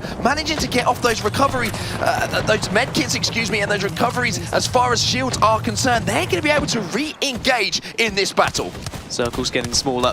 Alistair just trying to pick up these kills and get these eliminations, as there are teams just hiding in every nook and cranny. Ammo an issue here, though. Ammo an issue here for a few of these teams. I've seen that light ammo. It's very great. You know, it's brilliant having that R99, but it just shreds through ammo, which can be a problem towards the end game. Succubus taken out of the game. Fnatic NA only have 1 player left as well, desperately trying to hide behind this tree, but he also falls. We're down to just 4. Yeah, the tree hugging technique there didn't work, unfortunately, and now Succubus will fall as well. 3 squads remaining here. Alistar are doing a phenomenal job. They've just found a little dip here in the circle that's given them just enough cover, and as well as that, there's a couple of death boxes next to them, allowing them to swap out shields in these battles. Yeah, they've managed to find a tiny little crater, a divot, whereas Pittsburgh Knights have found themselves a little lake to sit in. I say lake. Lakes are usually very big. It's more like a tiny stream they seem to be sitting in. Only 3 squads, and Alistair are getting aggressive here. Here comes the push then. The X is getting aggressive. Maybe he is the X factor for this team. The X now moving in again, trying to land these long-range longbow shots. There's only 1 player alive, I think. This has to surely be the game going to Alistar, and it is. They close it out. It was carnage. But boy, was it beautiful to watch. And considering Alistar were one of those teams who were on the edge of the circle earlier, just longbowing teams that were joining them, they were able to successfully rotate very centrally without taking much damage and without using much utility whatsoever. Okay, it wasn't a finish that required a ton of grenades, but oh my god, they also 17. picked up, wow, 17 kills, as well as a victory. Well, that's definitely guaranteeing your way into the next round. Welcome to Sunday. Phenomenal stuff in that particular game, and I think that final circle, when you have so many players dropping down in the battle, if you can 3P a couple of those battles when you got that R99 in your hand and that the range isn't going to be too much of an issue, you can pick up a lot of kills. I'd be very interested to see in what stage of the game a lot of those 17 kills were picked up, but closing it out there, we have another winner in our losers bracket round 3, and this is what gets me excited about the format for the final as well. We've had so many different winners across today. It just means that we're going to have so much more Apex before we have a final winner. Yeah, because once you reach that points threshold, you have to get a victory. That's one of the big differences at this tournament, is when we do get to that grand final, you have to reach a certain point threshold. Once you're on that point threshold, you're on match point. And if you win the next game, you win the tournament. So it's actually very good practice to be getting into these late game situations and pushing for victories. And it all comes down to the in-game leader making those decisions. Where are the spots? How deep is their knowledge of every inch of the map, where they know where all those crevices are, where all those craters are that they can dip and hide in? You can see the 3 players there from Alistar having picked up that champion banner. And with that, of course, picking up 17 kills to boot. That's right, 1-7-17. Plenty of points on the board. Here's the standings from that previous match. Of course, they're going to be taking home that top spot. 29 points on the board. Pittsburgh Knights taking home that 2nd place, and Succubus coming in huge there with 12 points in 3rd place. Massive game for Pittsburgh Knights. Triumph finishing with a decent placement, but also a lot of kills. That's why kills matter so much in Apex Legends. Fnatic NA also securing 6, Cooler 4, Fnatic EU getting 3 online, and then Team Fire also picking up 3 points with 1 kill and 2 points from placement. So that is your top 10. But there is some stories to be told at the other end of the table. And you can see it in front of you right there. Reciprocity, 0 points on the board. I'd like to know the total amount of time they've probably been alive on Kings Canyon in this loser bracket round 3. I'm going to go for around 2 minutes, I think, at this point. But good news for Reciprocity is 10th place only on 7 points, and that's very much achievable. And realistically, if they can get into... Can they do it again? Yes, they can. If they can get into top 5 and pick up some kills, then they definitely have a chance to getting into that top 10. But the trouble is, you've also got the likes of LG, the likes of Team Secret, Fnatic EU, Halakline Gaming. I can keep naming teams who are trying to get into that top 10 that have the potential to win games, not just get top 5. Wyvern finding some phenomenal form as well. Alistar obviously with that huge performance in game number 2, but CLG again a fairly decent placement there. We saw them towards that end game as well, being involved in a few battles, so some decent placement points for them as well. As we take a look at some of the replays, and this is the big thing, Dan. I wonder what is going through the minds of Reciprocity now, having been dropped on by Wyvern as well. Are they going to think we have to change where we're going, or are they going to stick to what they know? Because if they go in the same place again and they get dropped on again, that's their tournament over if they lose that battle. Yeah, they were confidently taking that fight where Reciprocity, and I'm sure they are used to taking early game fights just in normal ranked Apex Legends, let alone in pro lobbies and here at tournament events, but they just really struggled. The weaponry went in the favor of Wyvern, and that is why it's always a risk taking 50-50s on drop, because if you don't find an SMG, an LMG, if you only pick up a scout or a longbow in close range, you might struggle against those that have found something like an alternator. Well, as these replays roll on, we're going to pass it back over to the analysts and Fallout to take it away. I mean, so many stories to talk about, gents. Here in match number 2 as it comes to a close. Heading into this match 3, there is a lot to dissect, that's for sure. But I think we have to start at the top with the top. That is Alistar, an unbelievable performance, a team we have not talked nearly enough about this weekend because they have been consistently performing well under the radar. The craziest part about that was before this match started, we said to ourselves, we said amongst the desk that we need to talk about Alistar, we need to talk about Third Impact. And they just did exactly what we Did they hear us? did. Like, we'll give you a reason to talk. Yeah, that's the way the world works, it seems like. It was time to mention these guys because they've been so consistent and they had been so prevalent. It was almost impossible. It was getting to that point. They finally won a game and said, now you have to talk about us. You cannot ignore us. And it's good because now the whole lobby can't either. They understand this is a threat. And teams like Reciprocity, the Fanatics that everyone was worrying about, there are new names on the chopping block now that everyone's going to be gunning after. That's the Third Impacts, and now that's the Alistars. G-Dolphin, a guy I've casted before, a great competitive FPS player and Battle Royale player. He's proving it again today. Yeah, that's for sure. Of course, 22 kills that they picked up. I know Misfits had 20 yesterday. I'm trying to think of anyone else that had more than 22. I think we've seen maybe a few teams over the 20 mark, but has to be up there. To remember at this point, but yeah, a lot of teams have done it, but it's been few and far between. Yeah, it's one of those scores that you definitely say this sets us up for not only today, but now we get to kind of start looking towards tomorrow. And you saw Wyvern change their tactics a little bit too on the drop as well. Yeah, a great discussion point right there. I know our casters had some conspiracy theories. No, I'm just kidding. They had some thoughts as to why Wyvern dropped there. We were talking about it, and then really ultimately I think Wyvern does like to drop Repulsor. Reciprocity likes to drop Repulsor. I think they just finally met up here. Would you guys agree? Yeah, I think honestly, the way that Wyvern does like to drop Repulsor, they get pretty greedy with it. Sometimes they will also split off onto Hydro Dam, and I think we didn't quite get to see it in the first game. They might have split off into Hydro Dam instead of contesting over at Repulsor area. This time around, honestly, they go for broke. They have nothing to lose because honestly, after that first game, they have basically secured their way into the next round. And it really hurts a team like Reciprocity who's trying to get something going, and it sets us up for next round, do or die. However, every single round they've been in this situation, Reciprocity have to get into the next round by a big game in Game 3. It seems like this is definitely going the trend that they like, but you have to watch out. Maybe Wyvern does it again. Maybe they understand the threat and they don't want to let them through into the next round. Sets up a really interesting question. Where does Reciprocity drop? Do they drop Repulsor? Because I'm telling you right now, Wyvern's not going to be scared of nothing. No. Reciprocity should be scared of that Wyvern squad, maybe just a little bit. Great point. Rec needs to step up, and that leads to another big discussion point. So many big-name brands here need to go huge. Yeah. Both Fanatics, Luminosity Gaming, Reciprocity, as well as Justice, who barely made it last time. Do you guys think these teams have what it takes to go big in Game 3? Right now, a big issue for a team like Justice, right, we'll talk about them quickly, is that, one of their spots is also Repulsor. We have 3 teams that love to drop there, but during the metagame, during the scrims, Justice got kind of bullied out of there by MVP, by Wyvern, and so they are avoiding it. So that's why we're not seeing them as comfortable as they used to be, especially in these games right now. We've been seeing here in the lower bracket, right now, Wyvern has been clearly heads above Justice. And Jamerson, it seems like what's really determining your success and how well you can move to that last round is the deep rotations. We're seeing Alistar do it. We saw that fight between Succubus and Wyvern. It looked like it took half the game, and then Alistar is just sitting and saying, oh, some people are coming through. Let's just snipe them. Easy kills for them. So I think we can expect a little bit of a safer play because they not only have to place top 5, they've got to grab a couple of team fight wins after that. So I'd expect a little bit of a slower pace for some of these teams that need to go big. And now for a team that,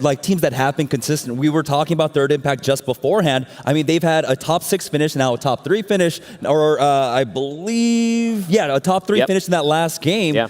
Do they are they afforded the opportunity to play a little bit more aggressively now too and kind of show what they've got also? Alistar went big there. We had Wyvern go big there. Will Third Impact try to go for one of those games? If I'm both of them, I'm saying let's try to find the targets that we know would be trouble for us in the next round. Let's eliminate them and maybe make it a little bit more of a free-for-all so we know we're eliminating some good competition. A lot of different strategies and ways that you could approach this third match. Of course, our eyes are going to be all on the Fringe teams, but we were kind of talking about it as well. Yeah. 7 and down really are, maybe 6 and down are Fringe teams. That's starting at the Pittsburgh Knights. Even though they got second place last game, they're currently sitting in seventh place total with 14 points. Yeah. You got to think that it's a little bit scary in that scenario for them too. So it's not just those big name brands that are 11th through 20th. It's really 7th through 20th. Yeah, for Pittsburgh Knights, that's where we are really questioning the consistency. Absolutely. Right? They've been able to move on off the back of one big round almost in every single round here. A lot of placement too. Yes. Mm-hmm. Yeah. And that's important. I think that's one of the most, as you can see, there's elements to this. There's the Wyvern style that we saw demonstrated very well in this last one. Let's just go frag people. But there's also how well can we, almost like the Fanatics we were talking about earlier, find consistent placements like Cooler had been doing, and like we're seeing, Alistar and Third Impact do really well. And then add the kills on top of that. I think that's what people are going to find is the most successful way to continue to go on in this tournament. Yeah, I'm so excited for match 3 here. Of course, it is losers bracket round 3. The winners here will be moving on to our losers bracket final, where they will place against the bottom 10 teams from our winners bracket final. Gosh, it's going to be a good one, that's for sure. It was a really awkward kind of end finish there. A lot of open space at that last ring. We'll see if that remains the same here in match number 3, because guess what? It's ready to go here. The match to decide it all. Who will continue on in this tournament, or who will have the bad side of fate and be sent home from Poland? It's going to be it for us on the desk. Let's go ahead and throw it back to Onset and Gaskin for match number 3. Not only match number 3 here, this could be the final match for 10 of these teams still left in the lobby. Still to decide, of course, who those 10 will be, but so much on the line for 11th through to 20th here. They're the teams we're going to be focusing on at the start of this game as well. Let's go through them very quickly, Dan. Fnatic NA, Sinister Esports, EBC, Fnatic EU, Halo Clyde Gaming, they're holding on to 11th to 15th. And Team Secret, Game Arena, Lazarus, Luminosity, and of course Reciprocity. And I particularly would like to focus on Reciprocity to begin with to see if they are going to continue to drop at Repulsor. As the analysts quite rightly pointed out, that Wyvern do like to drop Repulsor as well, but maybe they had been drifting off to avoid the early gunfights. But as they had nothing to lose, they said, why not? Let's just drop with them and see what happens. So now it's Reciprocity's decision. Do they stick with what they've been going for throughout the entire tournament, or do they start to look elsewhere? Players are ready. We're ready in the booth as well. I'm sure that everybody who is sat at home watching at the moment is ready for this game as well. Of course, we thank you for all watching. An absolute pleasure to have you along. for the ride as we go through the losers bracket rounds today. Losers bracket round 3. This is, of course, if you're wondering where we are at in the tournament. And we're going to be sending 10 more teams home, and some of the names we could potentially lose here as far as organization, players. It is absolutely astronomical to be sending them home and not even seeing them here on Sunday. So I think roughly you're going to need around 15 points if you want to get out of this group. Of course, that is just an absolute guess. But when you have teams like Fire, who currently sit in 8th, but they're on 9 points, you've got to be thinking, all right, well, this is really up for grabs no matter who wants to take it. It's going to be a question of who wants to actually grab it and seize this opportunity. Now, this is the interesting thing. We talked about where are Reciprocity going to land. Are they going to be confident in their normal landing spot, or are they going to change things up? And I'm looking at where it's being pinged here, and it looks like there might be a little bit of a change of location potentially. Yeah, they're just heading over and looking around and seeing where they can get a free loot spot at this point. They pinged labs and they considered labs, but it looks like there might be another team heading there, so they're going to split off and take swamps, it looks like. So we'll see whether anyone else is going to be contesting them over here. Yeah, they are going to be taking swamps now, so at least they won't be contested right at the start of this game. The only issue with dropping at swamp a little bit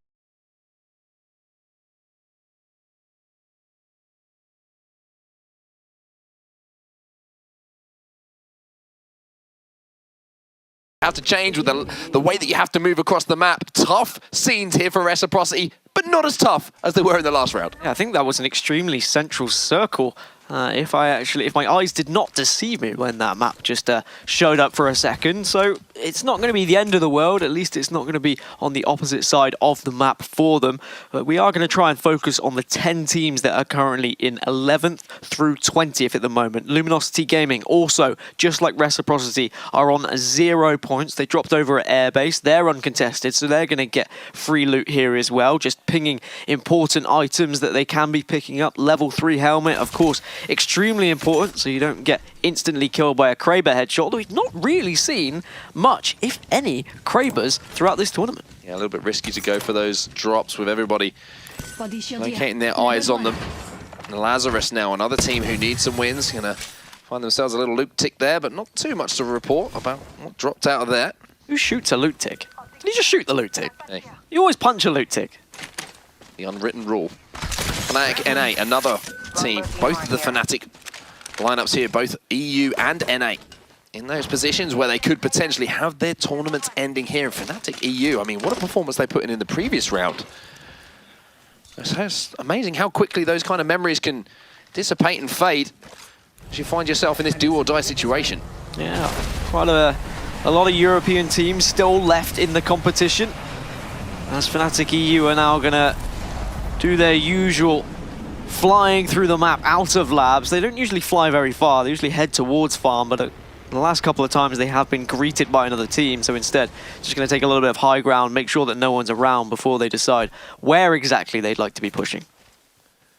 So Fnatic EU, as well as NA, obviously in those positions where a little bit of trouble could come their way if they don't perform in this final game. However, the thing that we must point out, Dan, is that you still can make it through, even in this last round. Yes, you've put your own back against the wall.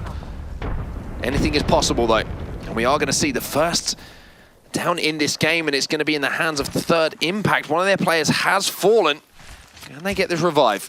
I don't think they're going to go for the revive. I think they are entirely going to be after placement. They're currently in 6th at the moment in this group with 16 points. So they're kind of around that threshold of being qualified for that lower bracket round 4, well, that lower bracket final that we've got coming up tomorrow. So I'm sure they'll just try and get into that top 15 for the 1 extra point, even maybe get into the top 10 for an extra 2 points. And it doesn't matter if they've got 1 or 2 players left, they just can't risk taking that fight and leaving themselves on only 16 points and leaving themselves in the hands of all the other teams in this group. LG there, moving around High Desert, trying to make some decisions of where they want to set up, where they want to move around. And looking at that ring at the moment, looks like Fnatic NA are going to play that more slow, patient, methodical game and look for those kills towards the end game circumstance. Game Arena Esports here. Petty Boss is going to be zipping up to some high ground as well, maybe trying to find a little bit of real estate himself to move in and make himself comfy. A couple of teams just setting up in mid-river. Whether that's just a temporary setup and they're just renting, or whether they're looking to buy at this point. We'll see whether the next circle moves in their favor. Of course, at the moment, Caves is quite central to that circle as well. And you can see the teams just pinging of where the circle could be, where they want to move, but as soon as you try and move across this map, someone's always got eyes on you. The scary thing for any of these teams placed 11th or 20th at the moment is if you're one of those teams who gets involved in one of those first battles, you lose it, you're gone. You pack your stuff up, you take yourself home. And for some of these players, that is a long, long way to travel. Reciprocity now. What have you got left in the bag? And it looks like they've found a target in front of them. Let's go back to Reciprocity, though, because that's a huge battle that could be going down as we're seeing shots fired from Fnatic. NA, Reciprocity had some players in front of them. I want to see if they can pick up those kills. On Fire also just boiling up here and setting up. Using those Watson fences in case anyone's going to be pushing them, but doesn't look like there's going to be any action for Team Fire right now. Instead, they're just looking for that late game placement, hoping the circle heads this way. I wonder whether Reciprocity were able to push in. Here they are then, and they are under fire here, Buck. Yeah, they are under fire, and they're moving across quite a vulnerable part of the map as well, through that central area towards the farm, and they didn't manage to close down that space onto those players that were ahead of them, and that's one of those things that can just grow that frustration level. If you see a player in front and you can't get that elimination, can't get that point on the board, that could be huge. But for Fnatic NA, they have picked up at least 1 point here. Good start for the Americans. Reciprocity cannot afford to just go for placement here. Let's say they finish first with no kills, they're only going to be on 12 points. I don't think that would be enough. So I'd like to see them get aggressive. I know it's risky, but they've done it before. We've seen them do it twice. Both times when they've had their backs against the wall, when they've had bad placements in matches 1 and 2, they've come out hot in match number 3. It would be crazy if they do it again. If they do it again, I think all bets are off as far as where they're going to place in this tournament is concerned. We're going to see EBC now, another one of those teams who need a performance here. And it's not looking good for them at the moment because Bowser is the last player who is alive. He has got one off the banners of his teammates here, Banterstorm. So if he can get to a respawn point, maybe there's an opportunity for him to bring a player in. But it's such a risky play at this point with tournament life on the line. Do you try and bring another teammate in to push yourselves up those rankings, to give yourself a better opportunity in those team fights? Do you just try and play for placement? So difficult as well when they're on 5 points, EBC, and they're only 2 points. They're 2 points behind 10th at the moment. So in theory, if they were just able to get a couple of points, they have the chance of actually getting back into things, but you have to assume that everyone else is going to be picking up points elsewhere because the points have to be distributed to someone. You really need to be getting at least deep into that top 5 if you're not picking up kills. Watching the point of view here of Lager from Cooler, they're feeling pretty good at the moment. As far as their placement is concerned, they're just inside that top 10.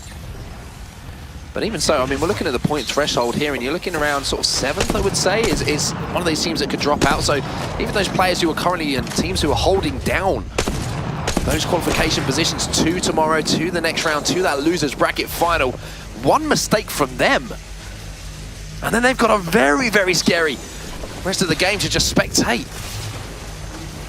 Fnatic North America still hunkered down in the same spot, of course. All US-born players, and they were actually a team who opted to compete in Twitch Rivals just the day gone when they were in Poland. They were playing on some crazy ping. I think they were playing on 60 hertz monitors, 30 FPS as well at some Polish LAN center, and they were still able to pull out victories. So some extreme dedication coming from them. But are they going to be able to survive in this tournament? They are currently in 10th.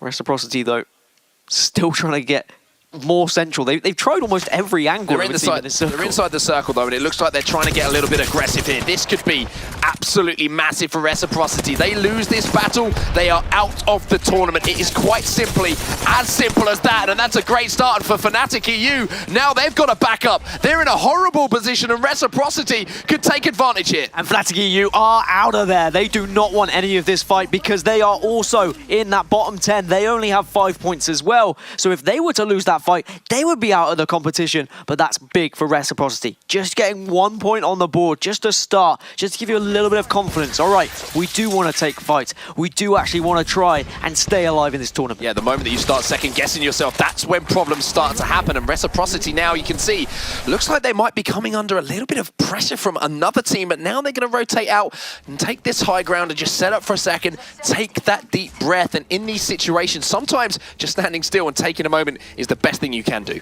You've always got to presume if you take any fight in Apex Legends, someone else is going to be lurking and trying to vulture you and take you down when you are weak. But Reciprocity seem to have been able to get back to full health, being able to loot successfully without anyone taking them down. Helicline Gaming, another team who are in the elimination spots at the moment. Only 4 players at the moment have fallen in the lobby. Every single squad still has members alive. 20 squads remaining as round 2 is about to close. You could cut the tension with a knife. Normally we can hear a little bit of chatter over our through our headsets. We can hear teams communicating. It is so silent you could hear a pin drop in there. You could cut the tension with a Watson fence. Actually, that's one of my favorite finishers. Have you seen the Watson finisher? I'm sure you have, where she just electrocutes the person. Yeah, I've experienced it enough. Thank you, Dan. I'm sorry that you die a lot, and I'm sorry that I don't save you. I run, I survive, just like we see all these pro players. See? See? I was doing the right thing, Mark, even though we finished up. You run, you survive, you come back, and you loot my box. Anyway, Lazarus Gaming, another team who are outside of that top 10. And Lazarus Gaming are another team that were able to find a victory in their previous round as well. They were able to come first with 7 kills in Losers Bracket round 2. So they definitely have that potential to have that big game that will push them through into the top 10. We should go here. Fun gaming then. You can see decisions being made. You can see the pings being made as well. Going to take down this Watson fence. That might alert the team that is through this choke point though. And you can see now HLC, they've got a little bit of pressure coming in there in a battle of their own. But they are inside that circle for that next ring to be moving in. I hear people. They spotted me. I'm taking shots. And Helicline just letting the rest of their teammates know that the audio cues of people being near them, of course, any footstep you hear, any sort of bullet that is going to be fired is going to be a chance. This is super bad news here for Helicline Gaming. They need to win this battle. They need to stay alive. And they're coming under pressure from multiple directions with around 60 seconds left until this ring moves. Ray Rain is the one player who has the most amount of health, and the rest of the team are just desperately trying to scamper away, trying to survive, as it's going to be Game Arena who actually getting a knock onto Helicline. Brent Royale going down here. Game Arena, of course, another team right down at the bottom. 2 points at the moment, so they need to be aggressive. They need to be picking up these eliminations. Brent Royale is taken down there by a member of Cooler. Not what they would have wanted to see at this point in the game. Reciprocity still with a full complement of players here, and they haven't moved from this location that they were in. It's a pretty decent place to be in, to be honest with you, just depending on where the shift is with that next circle. I think that's what Reciprocity are waiting for here. How do we try and rotate? Where do we want to move to? Yeah, the good thing for Reciprocity is they can move out in a couple of different angles to actually rotate towards the center of the circle, but I think the benefit of being in the area where they currently reside is they might be able to come across teams that are rotating in late and pick up some big kills, and that's what they need. They need those eliminations. Frexes is under fire though, so that will bring the attention of the rest of his teammates to come and help him, as currently Sinister Esports, they are currently stuck in this hut and being shot by several different teams as well, so they're desperately just trying to avoid everything. And another team just outside of that top 10. Positioning though, they have some pretty good positioning, and look at this in the kill feed as well. 2 members of Cooler have fallen, as well as another player here, and I think that Lazarus, one of the teams who were desperate for placement, desperate for points, are feeling pretty good as they picked up some kills. Fairly certain that's Cooler that have just been eliminated as well, and they were in 9th on 8 points. That is a scary time for them then, for the rest of this lobby. Really depends how many kills they were able to pick up, and actually 2 more squads go down. It's really tough from the kill feed to decipher as to who that was. Maybe Sinister might have fallen there as well. So that's another team who are outside of the top 10, so they potentially will be out of the competition. elimination. Lazarus's post skill also falls. It's down to Smith and Kashira to try and survive here. And look at the team who is that's putting the pressure on it. It's Reciprocity again, who are putting pressure on in these final moments in the final game. 3 more kills have been secured here for Reciprocity. That's a good start. But that's all it is. It's a start, and it is definitely the first hurdle for Reciprocity if they are going to get back into the top 10. We have seen some great resurgences from many teams throughout this tournament. Team Secret famously doing it in the previous round. Can Reciprocity also replicate that?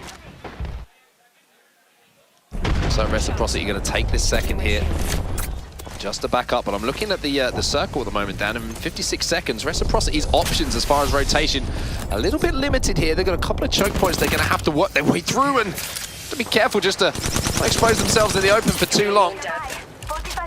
A couple of members of LG. Huge for them where they rotate now. A couple of members of CLG and LG have both gone down. Luminosity Gaming, they're on 0 points, so that's not going to be great news for them. I saw some Fnatic on Fnatic action as well in the kill feed. EU versus NA. CLG have fallen as well, I believe. Saw 3 names fall down in the feed. So that could be the end of the game here for Counter Logic Gaming. Of course, they are safe after their huge performance in game number 1. But Fnatic EU, this is nervy times for them, trying to pop that Phoenix kit just to stay in the game and stay in the tournament. Sneaky positions here in the middle of the circle, just underneath the Leviathan as well. You're going to have the Leviathan legs to hide behind temporarily as this circle does close in. And the good thing here for Fnatic EU is, yes, they have lost a player, but positionally, look at the circle.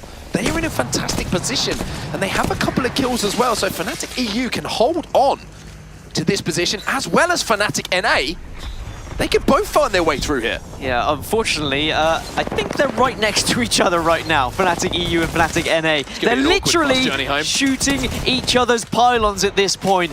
They have the chance to wipe out a same teammate.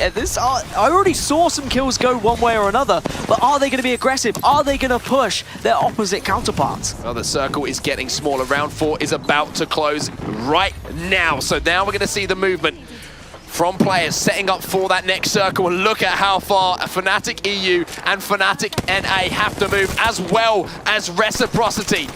Down to our last 10 though, so everyone secured 2 points, and that's a knock onto Shake. That's Snipe down, getting aggressive. That's more kills for Reciprocity, and there's the elimination as well. There's the confirmation of kill. Reciprocity on a tear. Can they do this again? I actually wouldn't believe what I am seeing if Reciprocity managed to do this again. They are getting the kills they need. They need the placement now, and look at the focus fire as well. Rec are starting to find their feet. Counted at least 4, maybe 5 kills for Reciprocity already. So with a decent placement, there is still that chance. But Snipe down! He's under fire, but that's what that man can do when he's up close in person. Worrying moments now for Reciprocity though, because Snipe down has fallen and they are coming under pressure. Can they survive this onslaught? Snipe down's just able to duck down in this little bunker though. And Grego's going to be able to lay down fire. Really good aim from both of these players. Can they get Snipe down up? They are reviving him. All 3 might be in a chance here. 7 squads left. I think Reciprocity are doing it. This would be a monumental performance once again from the 3 members of Reciprocity. Let's have a look across the other teams we still have. Fnatic EU still in the battle. Fnatic NA still in the battle. They are going back and forth, these 2 Fnatic lineups at the moment. I said it'd be a bit of an awkward bus journey home if one of them knocks the other out.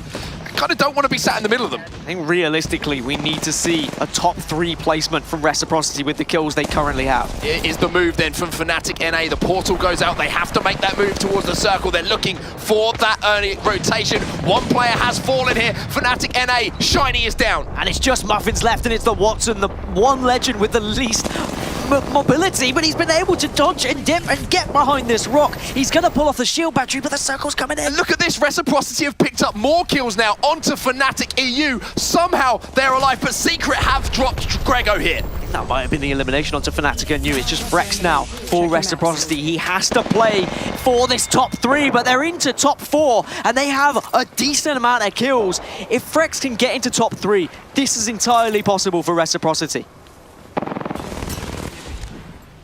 The team who are holding the high ground on all the cards at the moment, though, are Triumph Gaming. They're currently sat on 19 points coming into this game, so they're in a fantastic position. They're all good. They're qualified. They will be back, and Frex is looking to do some damage, and somehow Frex stays alive. But here comes the push from Secret onto him. Can they finish off this kill? They do. Reciprocity down. Have they done enough? They had a lot of kills to their name, but 4th place, is that going to be enough points for them? It's so tough to decide, and I'm sure all those teams that are in 9th and 10th are going to be desperately trying to work out whether they've been able to get into this top 10, as now we're down to 3. Triumph do have the high ground. Team Fire have been able to secure a building, but they're going to have to move out of this building with that circle that's moving in 23 seconds. It's going to be some flames coming out the bottom of some calculators after these numbers are going to be added up. There's going to be tears, there's going to be smiles, there's going to be everything at the end of this round. And Secret have the low ground at the moment, and they are within the circle. They're looted up pretty well as well. Okay, 3 squads remaining, excuse me. And they do have access to the higher level here via that zip line. Question is, do they play the low ground here? Do they play the high ground? It looks like they decide to play the low.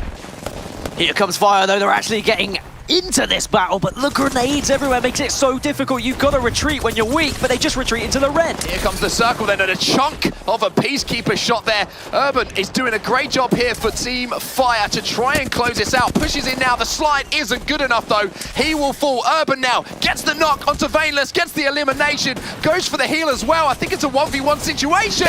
He can't close it out. And Team Secret, you can hear what it means to them. They get the win. Team Secret do it again. They were on 3 points coming into this one. They secure the victory with a decent amount of kills as well. Surely they will be heading through. Surely they'll be above that point threshold for the top 10. A victory with 12 kills. That's 24 points. Oh my word. Team Secret and Reciprocity just seem to be the teams that get the job done in the final match. We know Secret did it. Was it enough, though, from Reciprocity? I have to take a minute here just to catch my breath. What a final match that was in our losers bracket round 3. Here's the standings. Team Secret, 24 points. They rise from the dead. They will make it through to tomorrow. Team Fire, 18 points.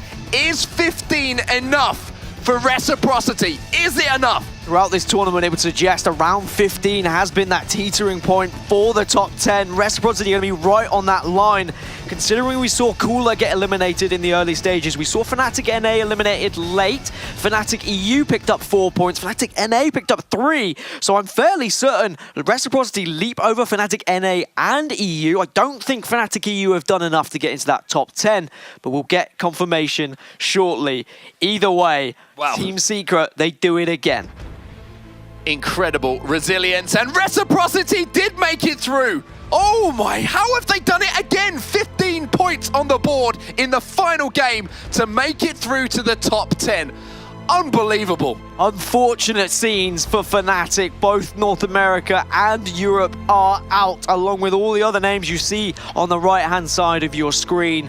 But the big story from that game, Reciprocity and Team Secret, who bumped themselves up from bottom, currently in the group they were going into that game, Reciprocity, all the way up to 10th, and Team Secret from 3 points to 27.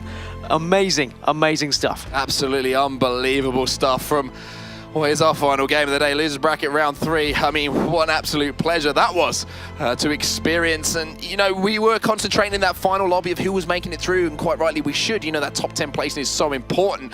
But I want to talk a little bit about Wyvern, because they just ran away with that. Wyvern just look like a different class at the moment. I'm really excited to see how they do as we go into this loser bracket final lobby, and potentially a grand final lobby for them as well. But all these 10 teams don't currently know who they're going to be facing in that losers bracket final. They've done their losers run. What insane group of statistics. Sorry to cut you off, Dan. When you need points on the board, just do that. Just get 27 of them. 12 kills along with a win from Team Secret, and it was great in-game mechanics as well in that endgame to win all of their personal individual battles. But both Team Secret and Reciprocity with big comebacks in this match number 3, and that's what we knew would happen with this format. With there being 3 rounds to try and get through, there's always going to be that possibility of that one victory being enough. Difference being, now we move into the lower bracket final and the winners bracket final. Those 3 matches shift to 4. 1 extra match to get the job done. Absolutely incredible stuff in that final round. What a turnaround it was. And you have to feel for any team getting eliminated at any point in the tournament. But when you go down to comebacks like that, if you're sat in 7th or 8th place at that particular circumstance, going into that lobby, you're feeling pretty confident. You go down early and you're like, oh no, please no, do not let this happen. And then you have to watch the kill feed, Reciprocity, Team Secret, all putting up points, all doing everything they can to knock you out of the tournament. It's gotta hurt even more. Massive shout out again to Limek, the Polish player, 17 years old, picked up a day before this tournament by Team Secret, and he's been able to get them all the way into the losers bracket final alongside some incredible performances. Honestly, that is the perfect way to round out losers bracket round 3. It was an absolutely insane way to round things out. I think that is actually going to do it all now for the B stream. Again, an absolute pleasure to bring you all of the action today. Good news is, of course, the A stream will be continuing. Plenty more action to come in our next round of the losers bracket, and there will also be an interview with Reciprocity after pulling off that insane comeback. Congratulations to everyone who has battled through today. Head over to the A stream to catch all the action from myself and Dan Gaskin. It's been an absolute pleasure.